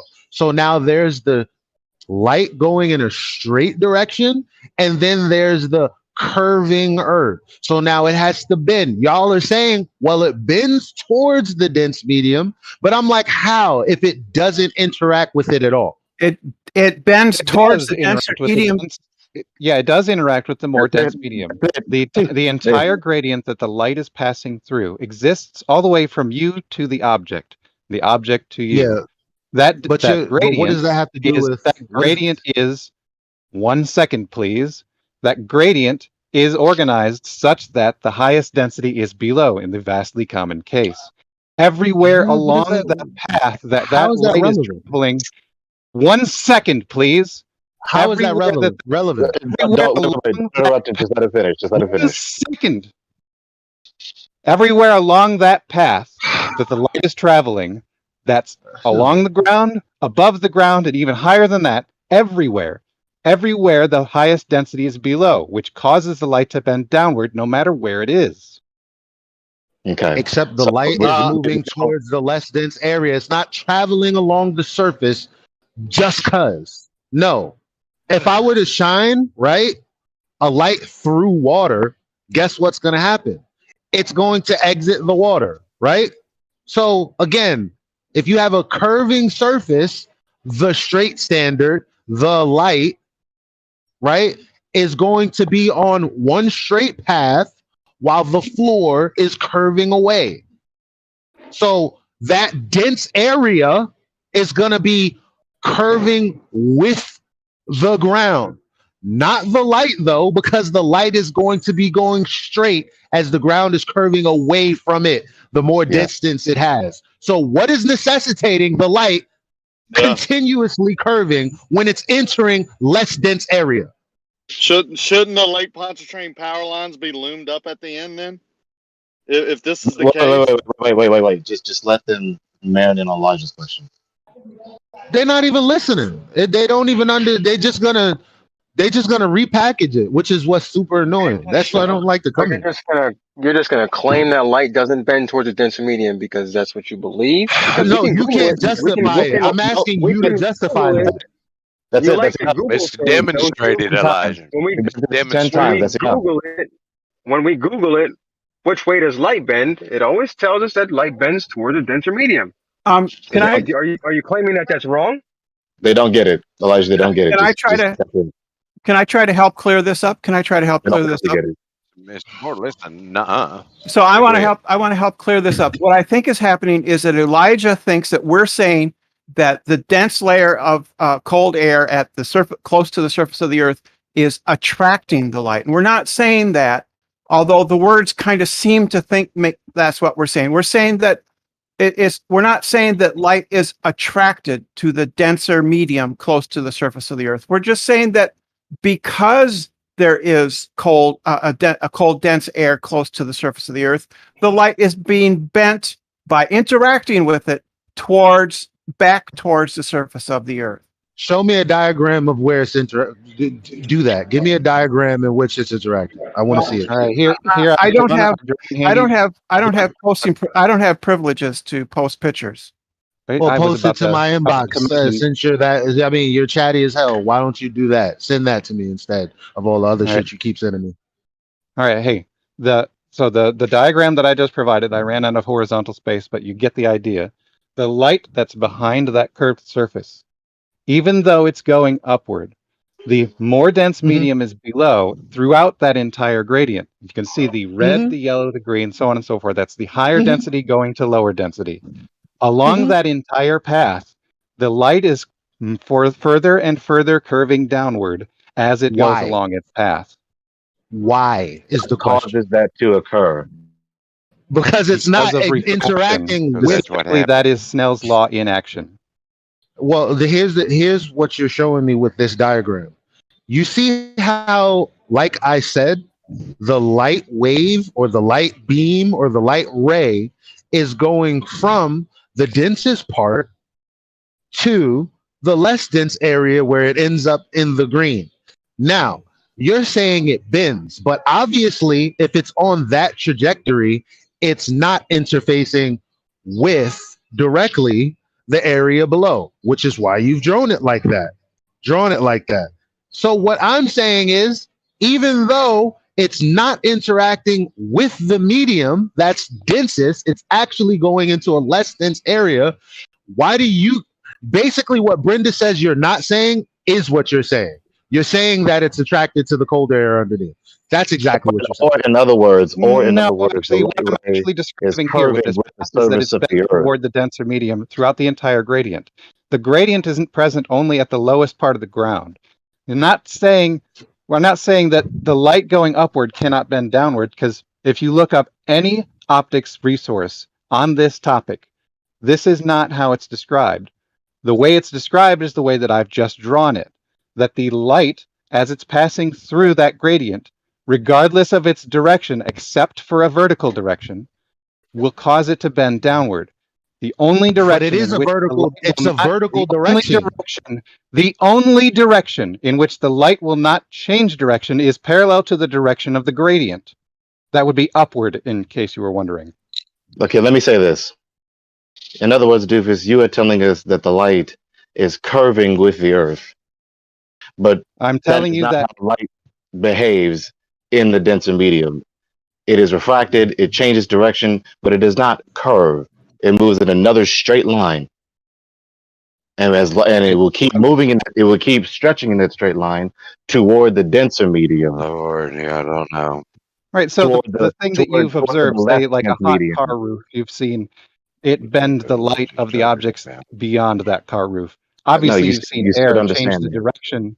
Obviously, you've seen the air. Obviously, you have seen the air change the direction of light before. This is a real world example. But real life and what I'm this saying is a to real you. world example that every one of us in this room is familiar with. That air can change the direction of light. You still don't understand what I'm saying to you.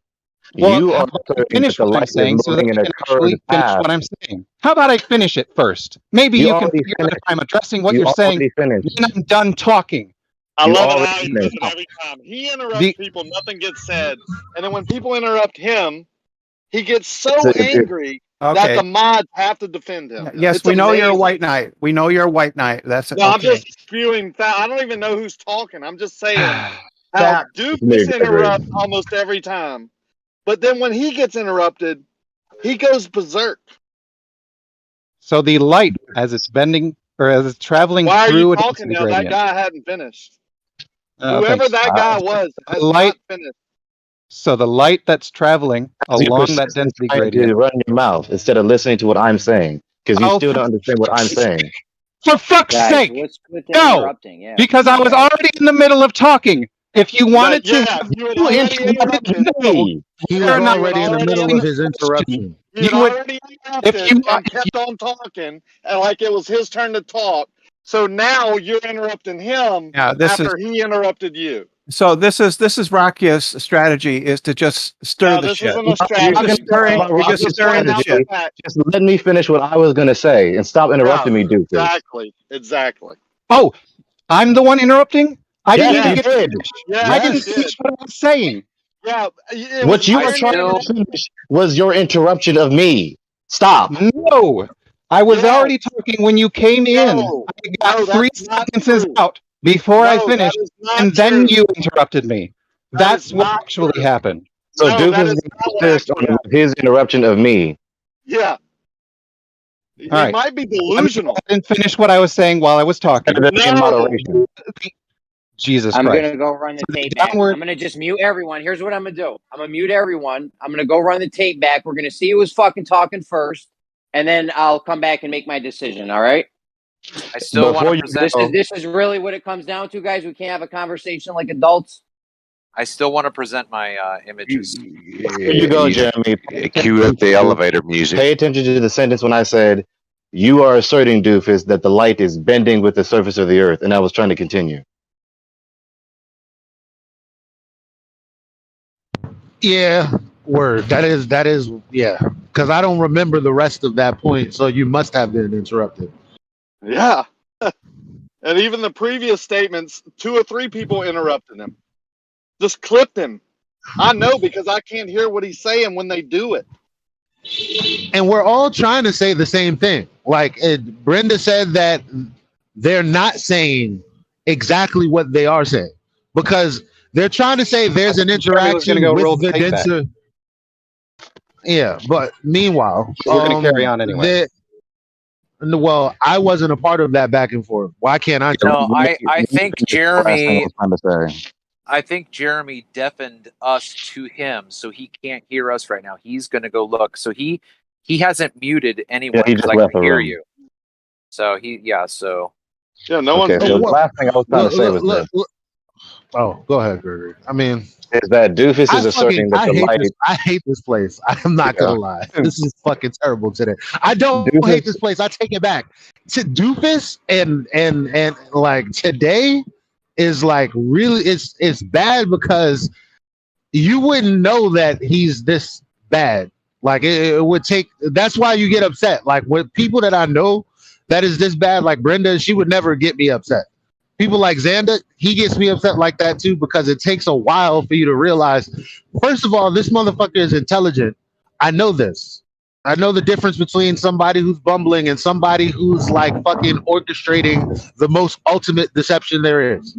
Like, and that's what gets me upset. Like, there's no fucking way y'all are this smart and don't know what we're saying. It's not. I can't. I'll never believe that. I don't have that kind of faith. Sorry. Doofus is asserting that the light is curving with the surface of the earth through the denser medium, not acknowledging that light does not move that way. It moves in straight lines. So as it is moving in a straight line through the denser medium, supposedly around the curvature of the earth, it is going to stretch and stretch and stretch in a straight line toward the less dense medium, which is opposite the way he is describing the real light. Yeah, that's just wrong. You're just wrong. You're just factually wrong. Why are you saying that? Why are you saying he's wrong? Because he is. He's factually wrong. Well, that's our critique of what you're showing us, and you're yet to justify why it's wrong. All you do is reassert the position. Matter of fact, his reassertion was the diagram. And I was like, oh, this diagram is literally showing the problem and the reason we're critiquing you. I don't How have. could you be that dumb? I don't have permission. I don't have permission to post images. I can't post an image. Brenda, wait, Brenda, just wait. Okay, sorry. So you restated exactly what you said uninterrupted last time, which is funny. So we can go back to the tape and make sure that I didn't interrupt you when you said it because I heard the whole thing. Now, the light as it's going through I'll finish the part that I was saying before I was interrupted. The light that's passing through the medium itself is not infinitely thin. It has a width roughly equivalent to its wavelength. The light, as it's passing through such a medium, will tilt downward ever so slightly because the higher density portion of that medium is below. What I drew in that diagram is exactly how gradient index optics lenses are built and how they work. Light doesn't stretch in curved paths, period. Yes, it does. Can you explain why gradient index lenses do work then? Yeah. Light does not move or stretch in curved paths. All it's a reflection. Yes, it does. You're just saying that a lens doesn't work. You're saying no, it's non sequitur. No, it's non sequitur because again, like Snell's law, you're gonna sit here and try to hijack something real and attribute it to your fake ass argument. Hell no. No, you're basically saying that refraction doesn't exist. No. Is what you're saying. Nobody's saying that. No. Yes, it is. No, Yes, it standard is. refraction 7 You're over saying 6 light R. doesn't bend. Standard refraction 7 over 6 R refraction in infinitely narrow rays, which is the only way from Andrew Thomas Young or anybody you could actually try to demonstrate your claim while saying that you understand that light rays aren't infinitely narrow. But this is the argument you would have to make. You would have to actually justify it with infinitely narrow rays in order have to a do this. In question. fact, that's exactly what Andrew Thomas Young says. So where's the justification for what you're saying? I have a question. Actually, Andrew Thomas Young says that they aren't infinitely thin. Yeah, that's the point. He says that He himself. says this is what we use. This is what we use to come up with our math to tell you what we're telling you. Question. Yeah. He knows that it's not Can I ask a real, question? but this is the convention Okay. he has to use to describe refraction. What do you Travis, like? it's just, What are it's you just missing? it's just the convention chosen for the graphics and the mathematical model used. However, the Well, that's actual reason for why they curve in the first place is that they're not infinitely thin. He says that. I have a question. Okay, may I ask it? Okay. Okay. no. Okay. That's not why he says it. Okay, That's hold not on, true. please. Okay. Cite that. Okay, hold on, please. So, looking at that that diagram photo that or picture that you have, Doofus, the XN, right?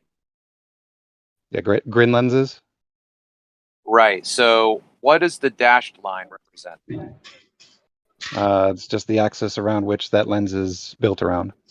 Okay, the axis. So, am I to assume that I'm on the other side of those arrows that are pointing out at different angles and looking at a target at that position? Is that what I'm supposed to understand from this representation? This representation has nothing to do with the location of any observer anywhere.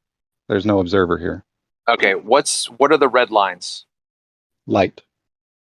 Okay, so we have light bending down toward a denser medium and light bending up toward a denser medium. Is that correct? Yep. So do we have in reality at the same observation light bending down toward a denser medium and light bending up toward a denser medium? This is how a grin lens works. Okay, so in reality, do we have an event where light is both at the same time as this picture demonstrates, light bending down and bending up at the same time, meeting at a particular point? As I mentioned, in reality, grin lenses exist. Yes, in reality, this does occur. Okay, but we're not. Travis, he meant no. He meant no. Hold on. The red line is supposed to Definitely be meant the yes, air, not because the the light. question was, is it in reality? Of course it is in reality. Okay, because the red red lenses line is are in reality. the red line is air, not light. Yes. You said Elijah, yes. Elijah, hold on. I'm not done. You meant no then. I'm not done. Okay.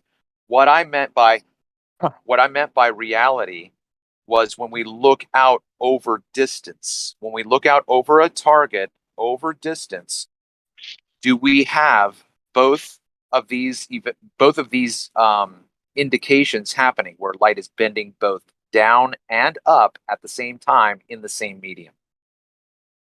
Yes, it depends on what you're looking through. I mean, obviously, you know what an inferior mirage is. Okay, right? so no. Okay, so you're asserting that They let me in and everything. Okay, hold on. So what you're Oh, asserting my bad. I was is muted and then I was unmuted. Sorry. what you're saying is from this demonstration is that this is representative of what an inferior mirage does? No, the demonstration in the article is specifically applicable to grin lenses. It shows you what light does through such a gradient, but it shows you what light does through such a gradient, so you can apply that to any gradient. Okay, so you can apply it to any gradient. So in this gradient of, say, looming, we have light both bending down and up in the same gradient. No, looming is downward refraction. So where does this representation of light bending down and up at the same time in the same gradient happen as we look out over a target? Do you have goldfish memory? I did mention an inferior mirage. Okay, where is your evidence then that that is what's happening in an inferior mirage? Obviously, if we see an object in the distance, no, don't where we tell see me. I'm in the middle of talking. Thank you. I didn't ask you to And- explain. Doesn't see what he sees in the distance. Hey, If you hey, can't see what you're seeing, hey, you don't have hey, a claim. I'm already talking. motherfucker. You Hey, don't have a claim. You don't have a claim hey, if you don't see what you hello, see. If you can't see what you're seeing, you hello. don't have a claim. I'm already That's in the it. middle of That's talking it. here. Game over. Thank you for Game interrupting. fucking Thank over. you. Thank you for interrupting. Same guy screaming again. All right. I only got one word out and then I got an interruption. That's awesome. So when we look at, I can't even remember what you asked. What did you ask, Travis? Okay, first of all, I asked for evidence, not an explanation. Yeah, I was about to give it, but what was the question? Okay, again, I don't want you to explain anything. I want you to present a link that will evidence the claim that you're making about this sideways diagram of a gradient lens. Okay? Oh, no, you were asking me about where we see light bending both upward and downward. I can go ahead and cite your observations of an inferior mirage.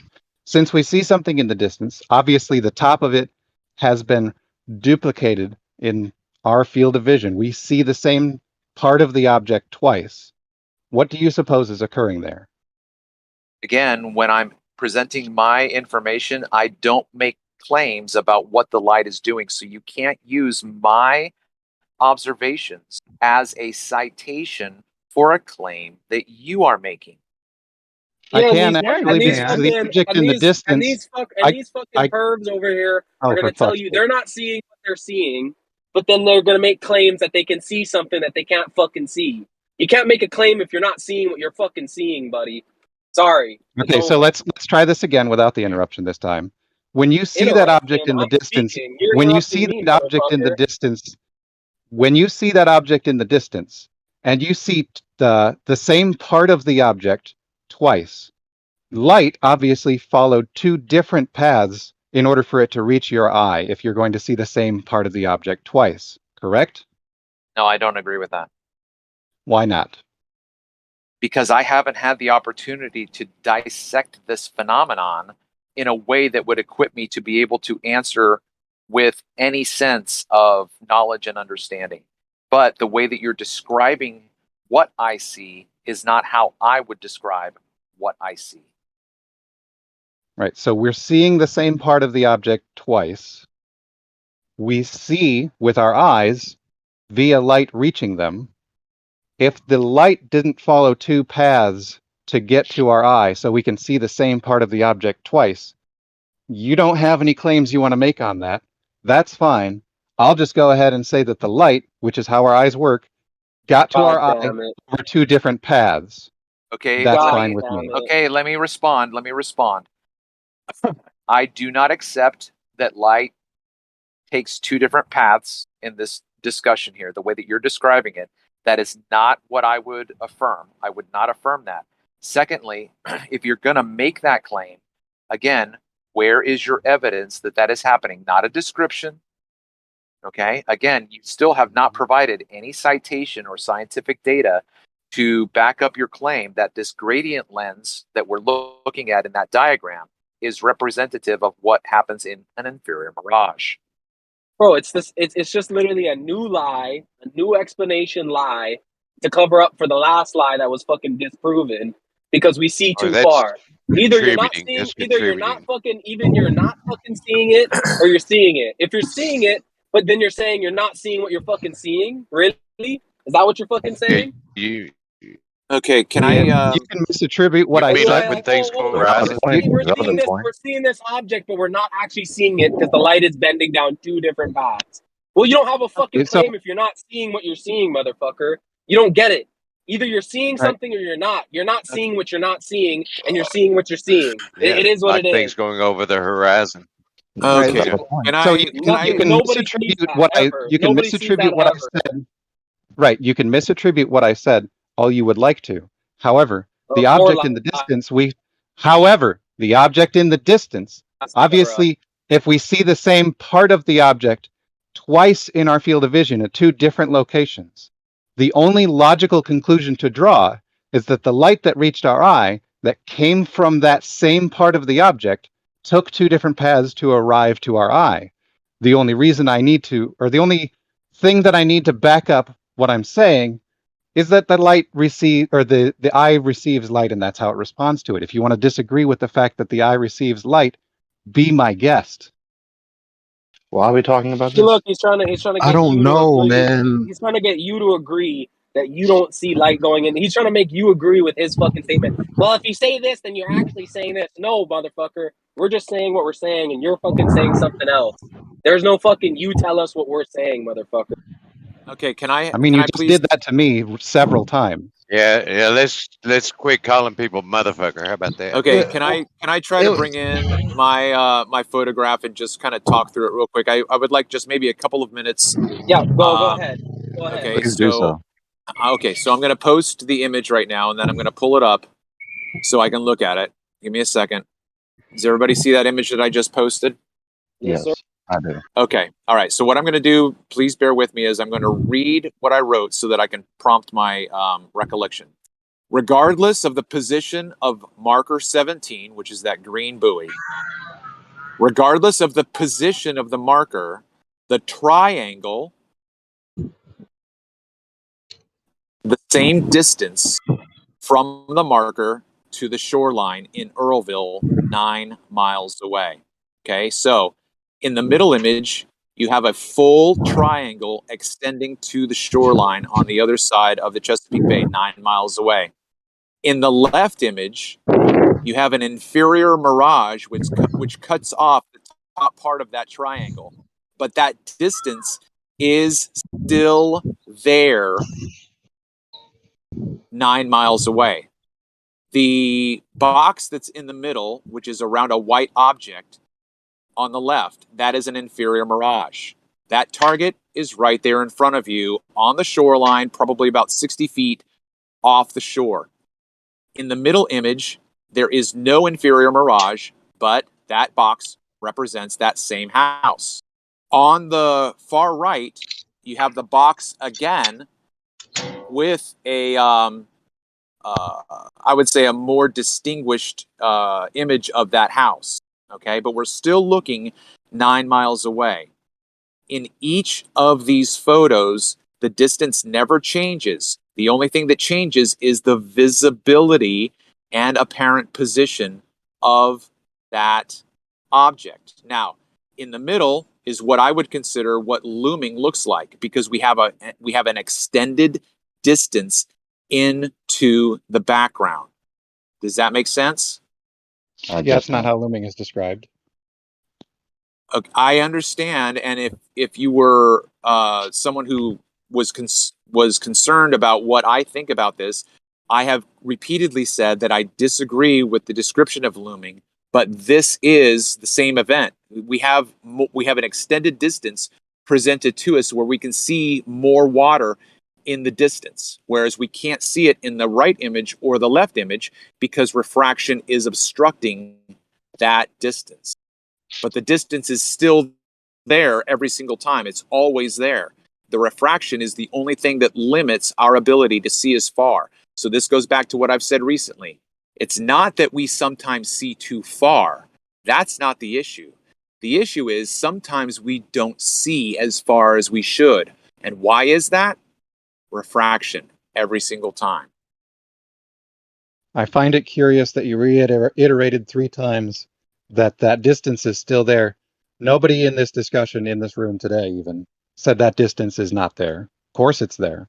The problem is that if we're looking through such an inferior mirage and we see the distant object twice in our field of view, and that light had to arrive to our eye somehow, then when we see that same object twice, that light had to follow 2 different paths. That's the only thing that it could have done. Yeah, but I'm not making that claim. I'm not making claims about the paths that light is taking. I'm trying to establish the fact that this is a 9-mile observation, a shore-to-shore observation. And the only thing that the only thing that gets in the way of our ability either to see the shoreline at all, which is what the 2 inferior mirages prohibit, or to see that shoreline with any amount of clarity, which is what the middle image prohibits, is refraction. Refraction is the only thing that prevents us from seeing something in the distance either with clarity or with any sense of visibility. Right, and that's your position, obviously, because you don't believe the curvature exists. Okay, but what I'm your Copernicus. You're killing it right now. Well, I'm not trying to kill it. I'm trying to express the research that I've come across, say it out loud so I can hear myself say it again, have you guys hear it, whether or not you agree with it. But part of my point is that the even if you look at this panel together, I was in the same position every single time. I set up in the same spot. These are all the same focal length. And yet the position of the landscape in the distance is not only at a different position vertically, it's also magnified and diminished as well. So there's not ever just one effect happening in an event. There are multiple things happening. Okay. Everybody is already up to this point agreed that multiple things can affect how you see things in the distance, except when you say that refraction is the only thing that gets in our way. Then for some reason at that point you decide that it's not possible for multiple things to Okay, right. But see, here's the problem. Now, if I were to find someone who wasn't a part of this discussion and show them an inferior mirage and ask them how to interpret the inferior mirage, so then look over to the image on the left. Okay. So the image on the left, we have a limit to the visible water. Would you agree? We can only see as much of the surface as we can see. Yeah, sure. Okay, so we have a limit to the visible water. In my experience, when we see inferior mirages over the water, the interpretation that most people give is the limit is created by curvature. The inferior mirage is a vertically displaced image, but that limit to the water is curvature. However, in these images, we can clearly see that the limit to the water is not curvature, but an inferior mirage. So when you are looking out without a panel, when you are looking out over the ocean and there's an inferior mirage there, the inferior mirage is creating the limit to the water, not curvature. Okay. There are plenty of people who will agree that while we can see as much of the surface as we see, and some of that surface in the distance we can't see, would it be possible to be obscured by refraction? However, on those cases where there is no inferior mirage and we still only see as much of the surface as we see, then what? Okay, great. I've also addressed this on my channel. That is what is called sinking, whereas the background is dropped behind a refraction event without a mirage. So I've called it proximate looming, which is what Rakia was bringing up before. We have looming in the foreground, and I can show this. I can demonstrate this, and I have. Same Why observation. Is it sinking? Hold How on. does it sink? Hold on, please. Okay, I'm just curious how we have sinking. Same observation, but the foreground is lifted up, the background is dropped below, and the background is also magnified so that it looks closer to us. Okay, I've got to answer a voicemail and get back to... Does anybody understand how there can be sinking in the background? I wonder why this great research hasn't been published and taken a revolution in how we understand refraction in the shape of the Earth. Well, it's all a bunch of nonsense too, because we can't have. How do we have something loomed in the foreground and sinking in the background? But how does that sinking work? It means light has to be bending upward, and if light's going to be bending upward, the atmosphere better go denser as it goes up. Well, the other way to interpret that would be like Travis just said, but I'll say it this way, without interruption, right? Sure. Sure? You sure? You said right, and I said sure. Okay. So now what he said was there's looming, and then with the sinking, what I would say is that first of all, the angle of the light may be in such a position that you can't resolve it. So that's why some images look cut off from the bottom, while at the same time, no, I can't, because I just asked you to fucking do something that you said sure for. You said sure. I know, but I had a question about you. Said what you meant. Sure. Okay, I don't want to forget what I said though. Okay. You said sure. But you said something that's very confusing. I want to know what you were saying. Maybe you should take a notepad or something. All right, I'll make a note. So maybe I should just start over now, because I want to make sure that my point is done. Yeah, please do. So I'm only repeating what I'm saying because of Xanax. So every time he interrupts me, I'm going to start again.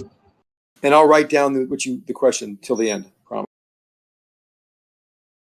So you have the looming, and then at some point far beyond, you have some of what you're looking at so low that you can't resolve what's in that angle of view.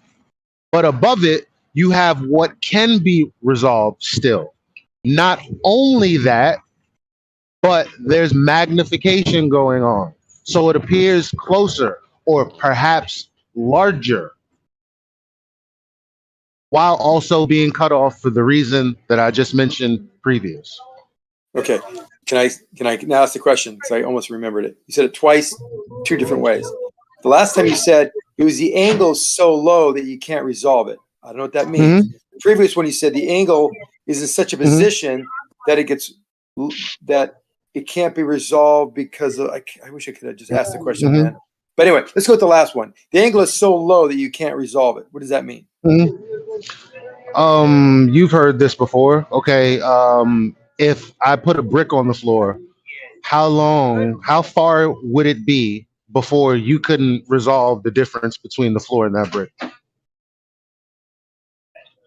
Up until the point where you have an angular resolution that has been exceeded by the capacity of your eye and brain combination. Oh, so you do understand what I was saying. And that would happen at 0.02 degrees. So you do understand what I was saying then? Well, no, that has nothing to do with the angle being too small. Lower means you can't see. Well, I just asked you, would you be able to distinguish between the brick and the ground? If the answer is no, but I then build bricks on top of that, you're going to be able to see those bricks, but not the bricks at the bottom. So it's going to appear as if it's cut off, if you know that there's an entire structure. No, you'll see the brick as long as they're 0.02 degrees in size. Right. So if it's beyond that, I'm talking about if it's beyond that. But if there's a brick or two or three stacked above that, obviously those bricks will have a wider angle and you'll be able to see it. Can I interject real quick with a graphical representation so you guys can figure out what it is you're actually talking about? No, he understands what I'm talking about. He just agreed to it. He understands when there's. But he disagrees with why. Well, when I asked him how far away would a brick have to be before you could no longer resolve between the ground and that brick, and he answered with, "Well, it'll get to a certain point where it goes beyond the 0.2 observable limit." There you go.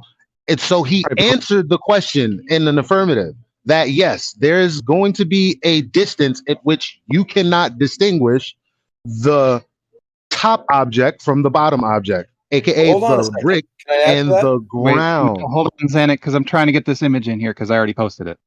Okay. So the problem that you run into with the explanation of angular resolution is that we can observe in the distance with no mirage that more of a distant object is obscured than the smallest details we can still resolve. We have an angular resolution that's higher or tighter than the amount that is missing. So it's not angular resolution which is causing the bottom to be missing. Well, Bingo. how would you can't? But Rakia, number one. Maybe I would like to go Bingo, into by the the way. details of what you said. Maybe not. But everyone should appreciate. But everyone should Can I appreciate please make a that response you to your can't. break? You're addressing to me, It's and I will gonna be build on what real you just hard said. if I'm talking and everybody's trying to. I mean, I know y'all hear me trying. I know you hear me. I know you hear me. I don't give a fuck if I'm monologuing. I know you hear me talking. Elijah, you made your point. I know you hear me talking, and I was Let him doing finish, guys. fine. Let him I was finish. doing Go absolutely ahead, fine. Elijah. And here we go again. Go ahead, Elijah. So, like I was saying, and if it takes me 25 minutes to remember what that was, that's your problem. So, Can I respond, please, uninterrupted? Listen, no, I have you a real can't. quick response. No, you It's can't. exactly No, you the point. can't. Because the more you talk, the further I'm going to be away from remembering what I was trying to say. Oh, you were just once you clarifying do, what you do meant what by you're gonna what say you real said. quick. That's it. So now, what he just said is, right? When we were talking about those bricks, he was talking about how much you would be able to see, right? Because in a real view of things, right? You would have the geometric horizon in that example, right? That would have to be a fixed frame of reference for you to know observably, apparently, how much of something is being obstructed from that thing. You're killing us. Let me respond quickly. No, before you're I not forget. gonna. You're not gonna respond because I was Elijah, talking you're to gonna the have to other. finish up, man. No, I'm You're gonna have to finish up. I'm finished, but I was talking to the other guy. Why is Zanuck trying to respond to me? Because you told me about the Because brick. you I were was going to originally respond about talking the to brick. Zanuck.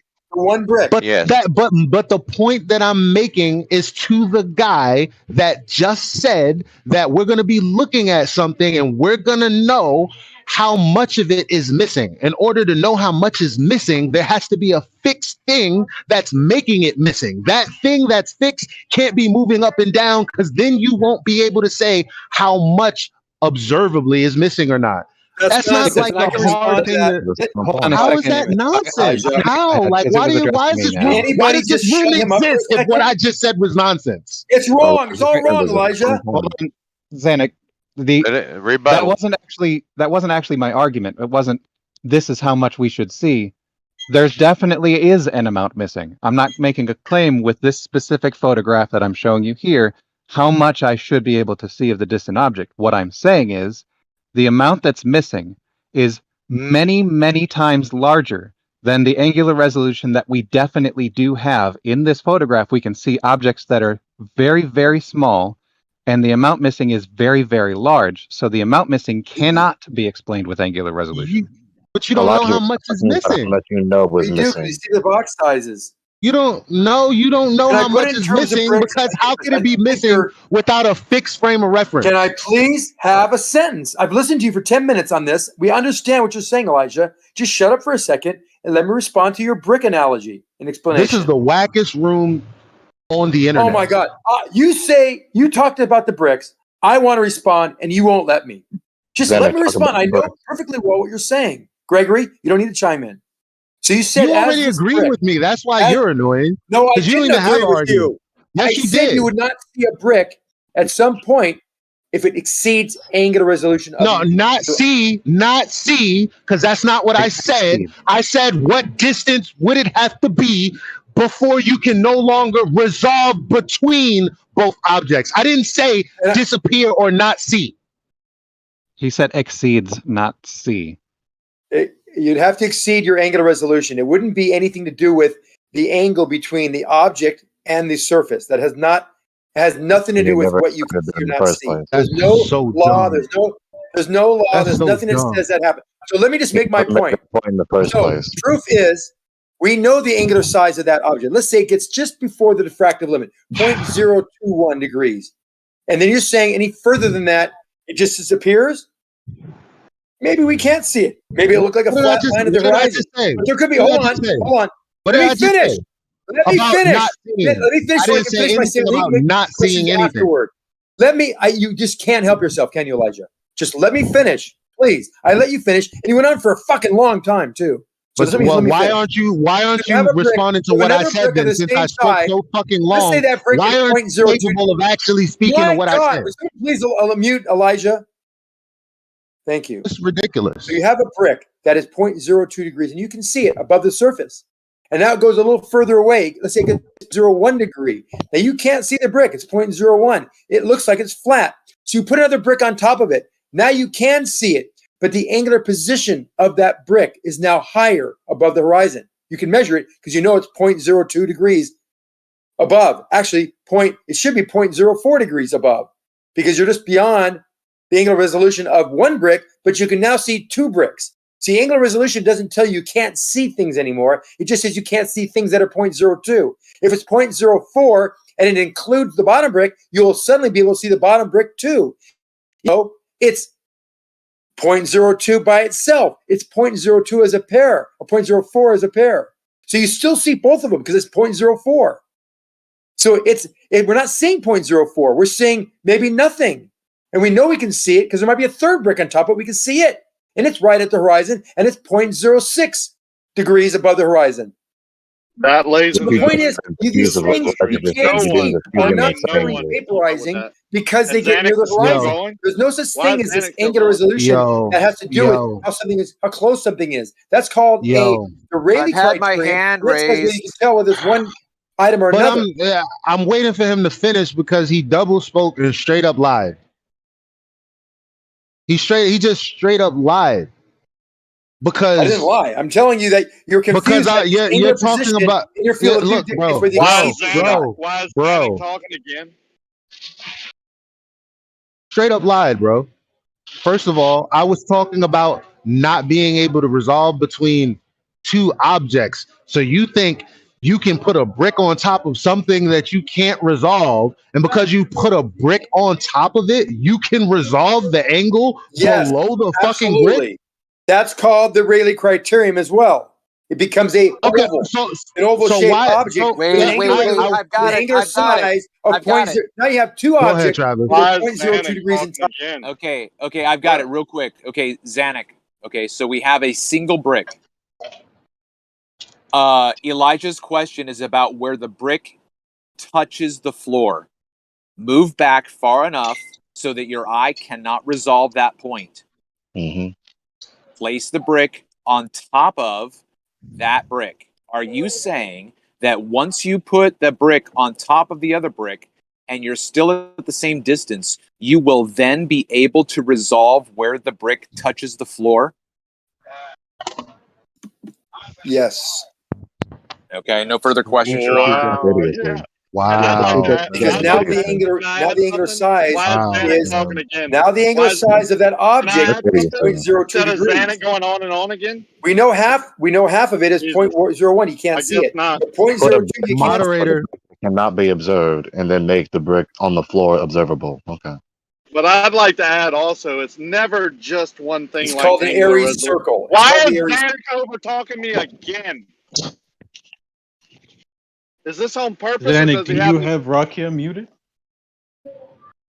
You know damn well he doesn't. He was very, very faint, but I hear. You're full of shit. You're a liar. All right, let's get on past you.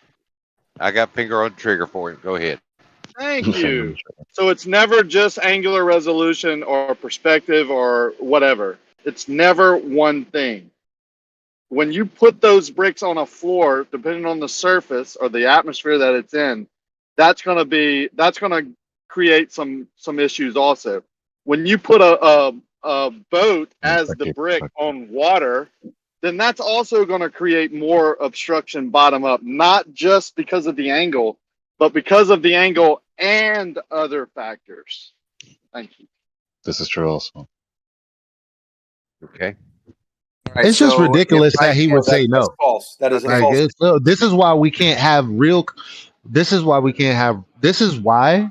this room exists and why we're still here instead of actually making real change with the people that we all knew was the enemy only 10 years ago before they turned why do we say the enemy? Us versus Everybody knew who the fuck the enemy was, unless you was an Uncle Tom before now. Who's the Everybody enemy? know. Who's the enemy? Everybody knew who Come the on, Howard. enemy was Don't do Brenda. Don't do before Brenda. this conversation took place in 2015.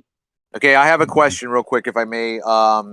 Doofus, the Wolfie image of MC the MC1, right? That's They where don't the even believe original. there's a fucking enemy. That's insane. Wow, Elijah, why are you talking My over me? bad. Man? Gotta Can you not hear me? calm down a little My bit. bad. I Because that's thought I what he muted does. myself. Rocky cannot hold. No, I Elijah, did think I muted myself because Oh, I have a that's local funny. mute. I'm sorry. Okay, so again, I'm addressing Doofus. That is MC the MC1's original source that Wolfie used for his presentation. Okay. I don't recall, so I'm going to ask you, and I'm not trying to catch you out. Do you know what distance that freighter is that's obscured? It's not entirely relevant to the point that I was making. He didn't ask that. Yeah, yeah. So again, do you believe that the obstruction that we see in that image is due to Earth curvature? I don't really need to make that claim, because the reason why I brought up that image was that the claim was made of. Thanks. So the reason why I brought up that claim was to address the angular resolution issue, which that very clearly demonstrates is not the issue. You Okay, post so it all the time, every day. wait. I have a, okay. So let me. Okay, hold on. Please let me then try to address it, since he posted it for a particular reason that wasn't relevant to my question. I get that. That's fine. So my question to you is, Doofus, is it your opinion that those containers, at whatever distance they are, is it your opinion that they cannot be magnified or diminished from their true angular size due to refraction at that distance and position? Magnified in exactly what way? Because when you say the word magnified, typically that means in both axes, both vertically and horizontally, that it is changed size. I just simply mean, because you are appealing to angular size, I simply mean, is it possible that the angular size of those containers has been changed in any way by refraction? Refraction typically only works in the vertical direction in our atmosphere, so Okay, not I can. horizontally. Okay. So I yes, can. we Hold know. on. Hold on. Hold on, please. Hold on, please, because you were breaking up and garbled. I can present evidence from my own footage that horizontal magnification is absolutely a reality. Okay, that'd be interesting. Go ahead. Okay. No, I can't do it right now. I'd have to go. It would be like me making you go fish for it. I don't know where it is. I can give you one, actually. Okay. I have one for So you. hold on. There's no reason for you to talk right now, Zanuck. But my I point. have something. I can give it to you. I can give you what you want. Okay, but my point is. Zanuck, let them talk. Okay, yeah, but my ultimate point, Doofus, is this: that everyone from Ruhiv to Rumpus has denied that magnification can happen laterally, and I have seen it with my own eyes. I've documented it with my own footage. Okay, let's see it. I just pointed it out for you there, Doof. Travis, there's your horizontal magnification. Oh, he's saying that's magnified horizontally? Yeah, that's what he's talking about. Because that is longer, much longer than it should be horizontally. But the problem is, Doofus's point was, we see it in one dimension. He was talking only vertically, but when we have sinking, or we have stooping, a stooping effect, the stooping effect will compress things. So we have it spread out, magnified lengthwise, but vertically it's shrunk. So you can't have it both ways. Magnification would be in both dimensions, and that doesn't happen. That's why the sunsets are, oval and things. But you never see it truly magnified greater than a half degree all the way around, which is its actual size, actual angular size. Yeah, well, we're talking about refraction in our atmosphere. That object that you pointed out, Zanuck, It would be curious to see that on various days at the same zoom level to see if it actually is changing size horizontally, because it should be changing size only vertically. Yeah, they actually, I mean, in his defense, that object that's actually an oil well. Look, like I thought it was a ship at first because it's so stretched out, but on some days it'll be very, very narrow and be it's oil. It's platform grace. Right, This is a red herring for Travis's question. Travis, stick to your question. Stick to your question. The very last question you asked Doofus: can this obstruction of what is being observed be because of refraction, not because of Earth curve? Stick to that question. Can it be because of refraction? No, he was asking me about the angular size of things in the distance. He wasn't asking me about obstruction. I know you asked Doofus the question and he didn't answer it. He avoided it. No, he specifically asked me about angular size, and I addressed it directly. I don't know what conversation you were. No. I'm trying to help you. You don't understand what I'm saying to you. Oh no, that was Doofus talking. There's a picture for you, Doofus, that is a different day. Right. It's not comparative enough. I don't think. You two sound similar. I still don't know which. I'm not sure which of the. I'm not sure what focal length specifically each of those is taken at. But Travis, you got what I just said? I think Travis is gone. I think he's busy. Yeah, he's busy. I guess he is busy because he's muted. Yeah. Not responding right now.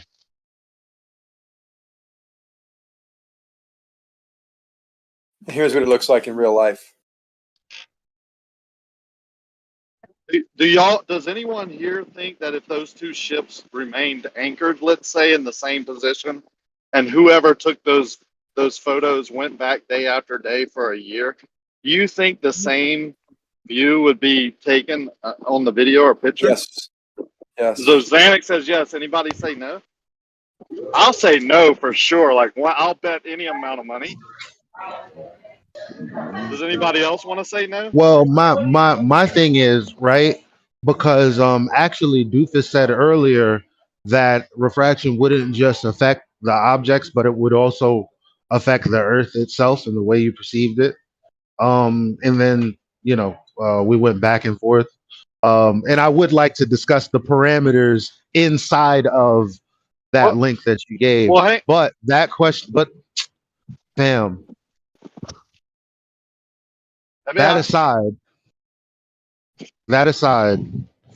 the thing is, the only thing that I would want to know is if the oil rigs move like the horizon moves laterally. Dude, what the hell? What the hell? What? I was almost done. What the hell? What? I asked you a specific question, or the room a specific question about the ships. Yeah, okay. And I'm saying I don't think that they would ever move laterally dude. They're claiming. I don't think listen to what I'm saying, fam. Just apply what I'm saying to the oil rig to the ships, because what I'm talking about universally applies. It's supposed to refraction, right? To all objects. So it wasn't that deep. Do you know my question? The ship, do you expect it to move? And I'm trying to tell you yes. No, I'm trying to tell you no. No, I don't think that they can. I finish now? Wow. No. Like Dude, you have some psychological issues. Mm-hmm. Now you see how crazy this is, because he's asking everyone if they would expect the ships to have moved. And I'm trying to answer that question. He asked me if I knew the question. That is the question, right? I did know it, right? 10-minute, I just want to respond to it. Well, I was literally almost done, and you interrupted in the middle of when I was almost finished and at the last sentence of when I was finished. Dude, it wasn't a question for you to go on about what you think. I was asking a yes or no question, so then I could then say, then why in the hell do y'all talk for hours about conditions making refraction move things up and down if you don't think that ship in the distance is going to appear differently over the course of a year?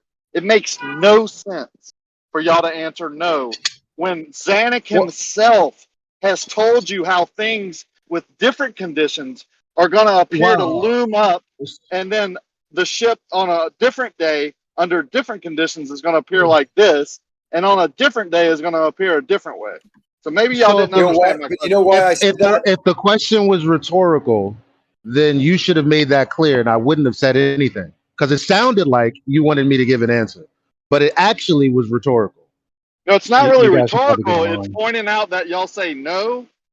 Like you're even saying no when we all know the conditions will affect the distance ship, especially because distance matters also. And when the Not when you're that high conditions above change, the surface. yeah, y'all That's the just point. cut me off. Now, man, Probably I just agree with Rakia on this. The images and what you see on the horizon depends on the conditions of the day, is all No, he's saying. he said, okay, so my response to that was trying to be, if it was a fixed ship, I would not expect it to be affected in the way they claim the horizon is affected. AKA, if you were to take observations of the ship every day, I don't expect it to appear closer and further. That's all I was going to say, because that's their claim ultimately. Why not? I mean, the conditions are going to make that. Now you're not letting me finish. No, there's a miscommunication. There's a disconnect. There has to be. Yeah, because the conditions obviously cause things to appear in different positions. That's my whole point. Yeah, vertically, bro, not laterally. Oh my God. I didn't say anything about laterally. That's what I said. That's what I'm saying. Oh my God. What is this dude screaming at me Because that's what I'm saying. I didn't say you said it. My answer to your question, genuinely, because you asked it to everyone, is unlike what their claim is, I don't think there will be lateral displacement.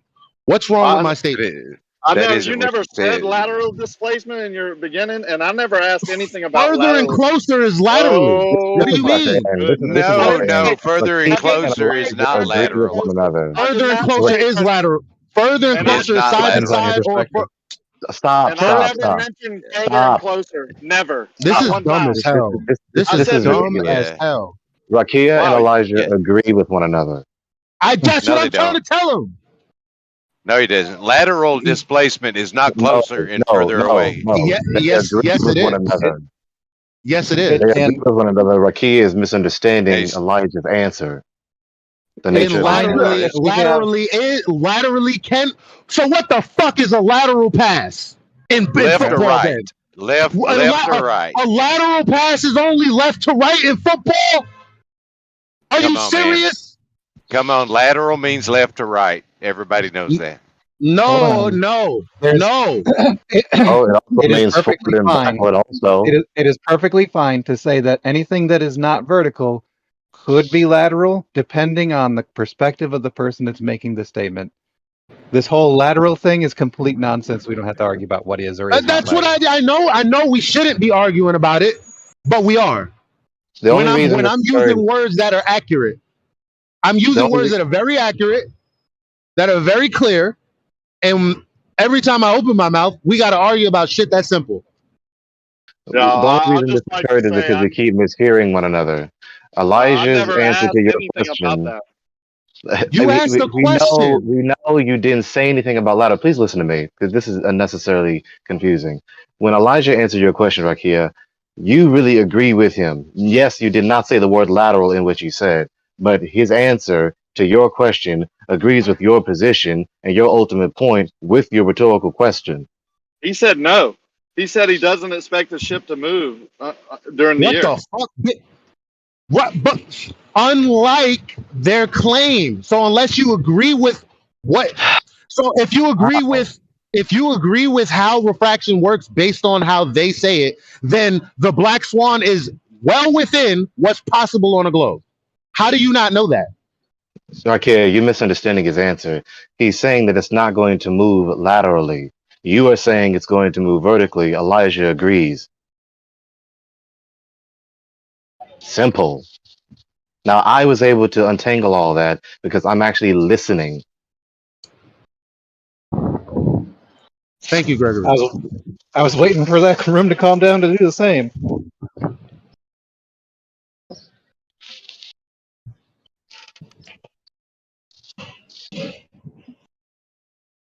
So, did you finish your point after your rhetorical question, Rakia? Yeah, I'm at the bank. Y'all carry on. Okay. Well, really, he should have prefaced it with, "Do you globe earthers think it wouldn't move?" Because apparently it was a question for them. Yeah, that would have I think he clarified asked it. Danik. No, he said if anyone can answer is what he said. Oh, okay. In other words, any Someone please glober. answer. In other words, any globalist.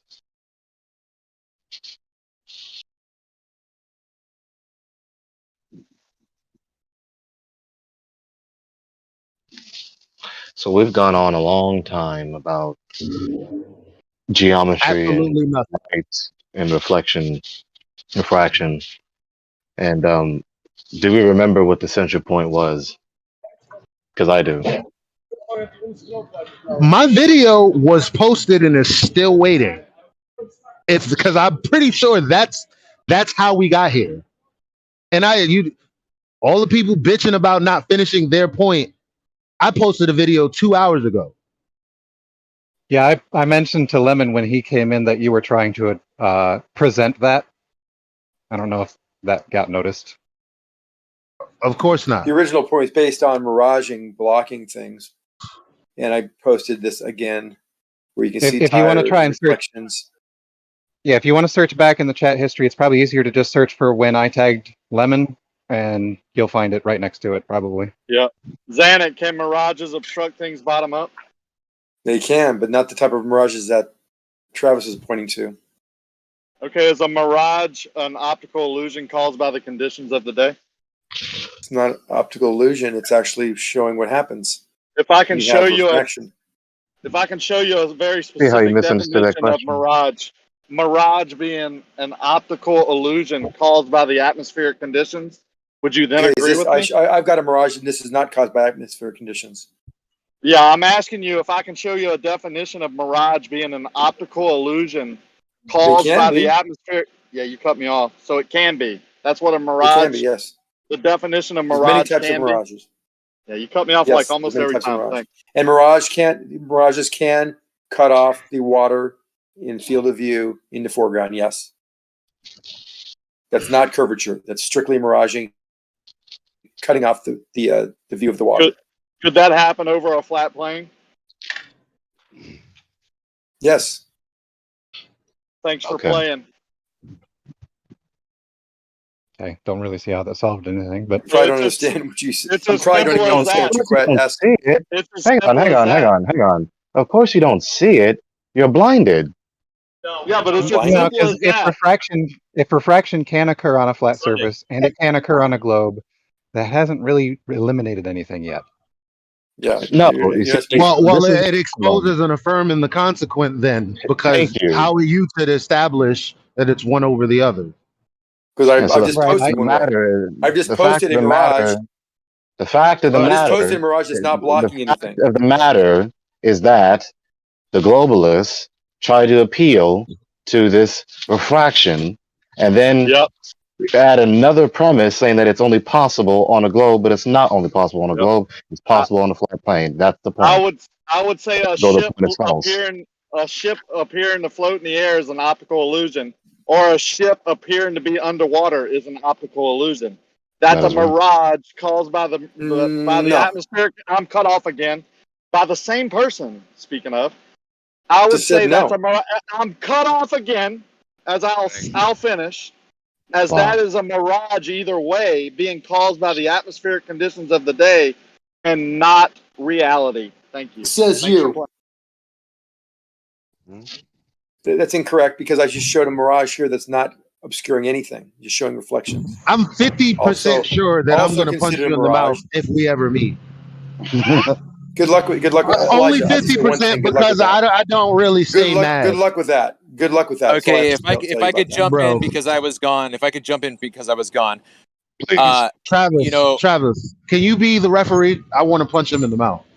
No, because I would be. That would end very badly for you. I would be a biased party, and I would participate. So you both would be regretting anything you did or Yeah. tried to do. Yeah. You would get washed. Lesser Bro, grades. I'd Lesser much rather grades. talk about not how I valid can too. Let's wash get back to you. the point. I will wash you like some dirty dishes. not Yeah, you can think that all you like, but that's okay. I have no problem with you think that. Let's go on Bad In Boys fact, Club next that's one of my season. strategies. Bad I Boys like to let Club people next think they season. can win. Let's not hear You'll about your wash I let that people camera. think they can win, Here we and then go. what happens to them? They lose. All right, I'm guys, done. I'm come sorry. My bad. Guys, Flat Earth is appealing to violence. Appealing to violence. Get on here. Thousands of people thought they could do that to me. Thousands, and it failed. Okay. Again. I'm sorry. Listen, get bandsaw. So now Xanax beat up 1,000 men. Oh my God. Bandsaw. Beat them physically in many different disciplines. In many different disciplines. Get back to the point, please. Can I interject here? I think I that. thought Bandsaw was trying to talk. Sorry. I just suggest physically wouldn't be the platform you'd like to base your competition with me on. Why is Xanax talking now? I stopped talking so that Bandsaw could talk. Travis, please go ahead. Thank you. No. Attention. Drop the. Hello. You're cutting out, Bandsaw. Well. Yeah, you're coming in and out, buddy. I think what he was trying to say is drop the physicality of the conversation. Okay.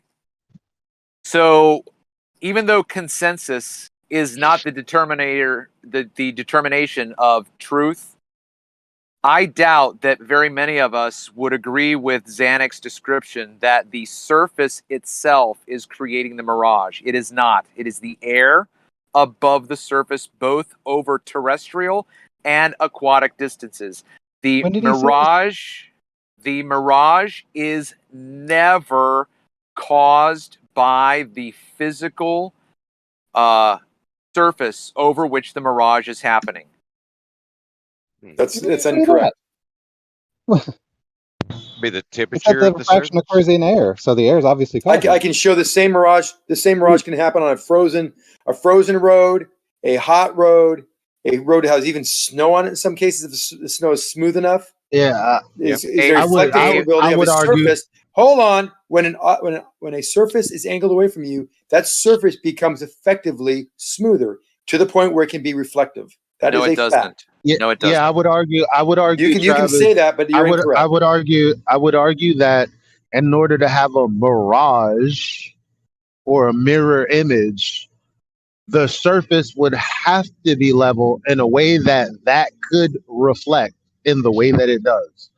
Couldn't do that on a curved surface. I can show you a road that has the exact same temperature as the air and the air around it at night using lights and see this reflective capability. You see it all the time at night. That's got nothing to do.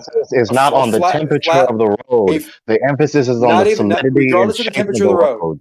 Regardless of the temperature of the road. Regardless of the temperature of the road. So everything's your point is stabilized. moot. Gregory, listen. Right, your point is moot. Listen, you might learn something. The emphasis is not on temperature. Stop talking about the that has a surface that is angled away from you in a certain way. It will at some point have reflective qualities, and you can prove this by the fact that the road's temperature will be the exact same temperature as the air at night. There's no sun hitting it. No, that's absolutely incorrect. Irrelevant to the point. Well, I've done the test before. I know it's to be true. Okay, well, you have to show your evidence. Otherwise, we have nothing to evaluate except for your claim, and your claim is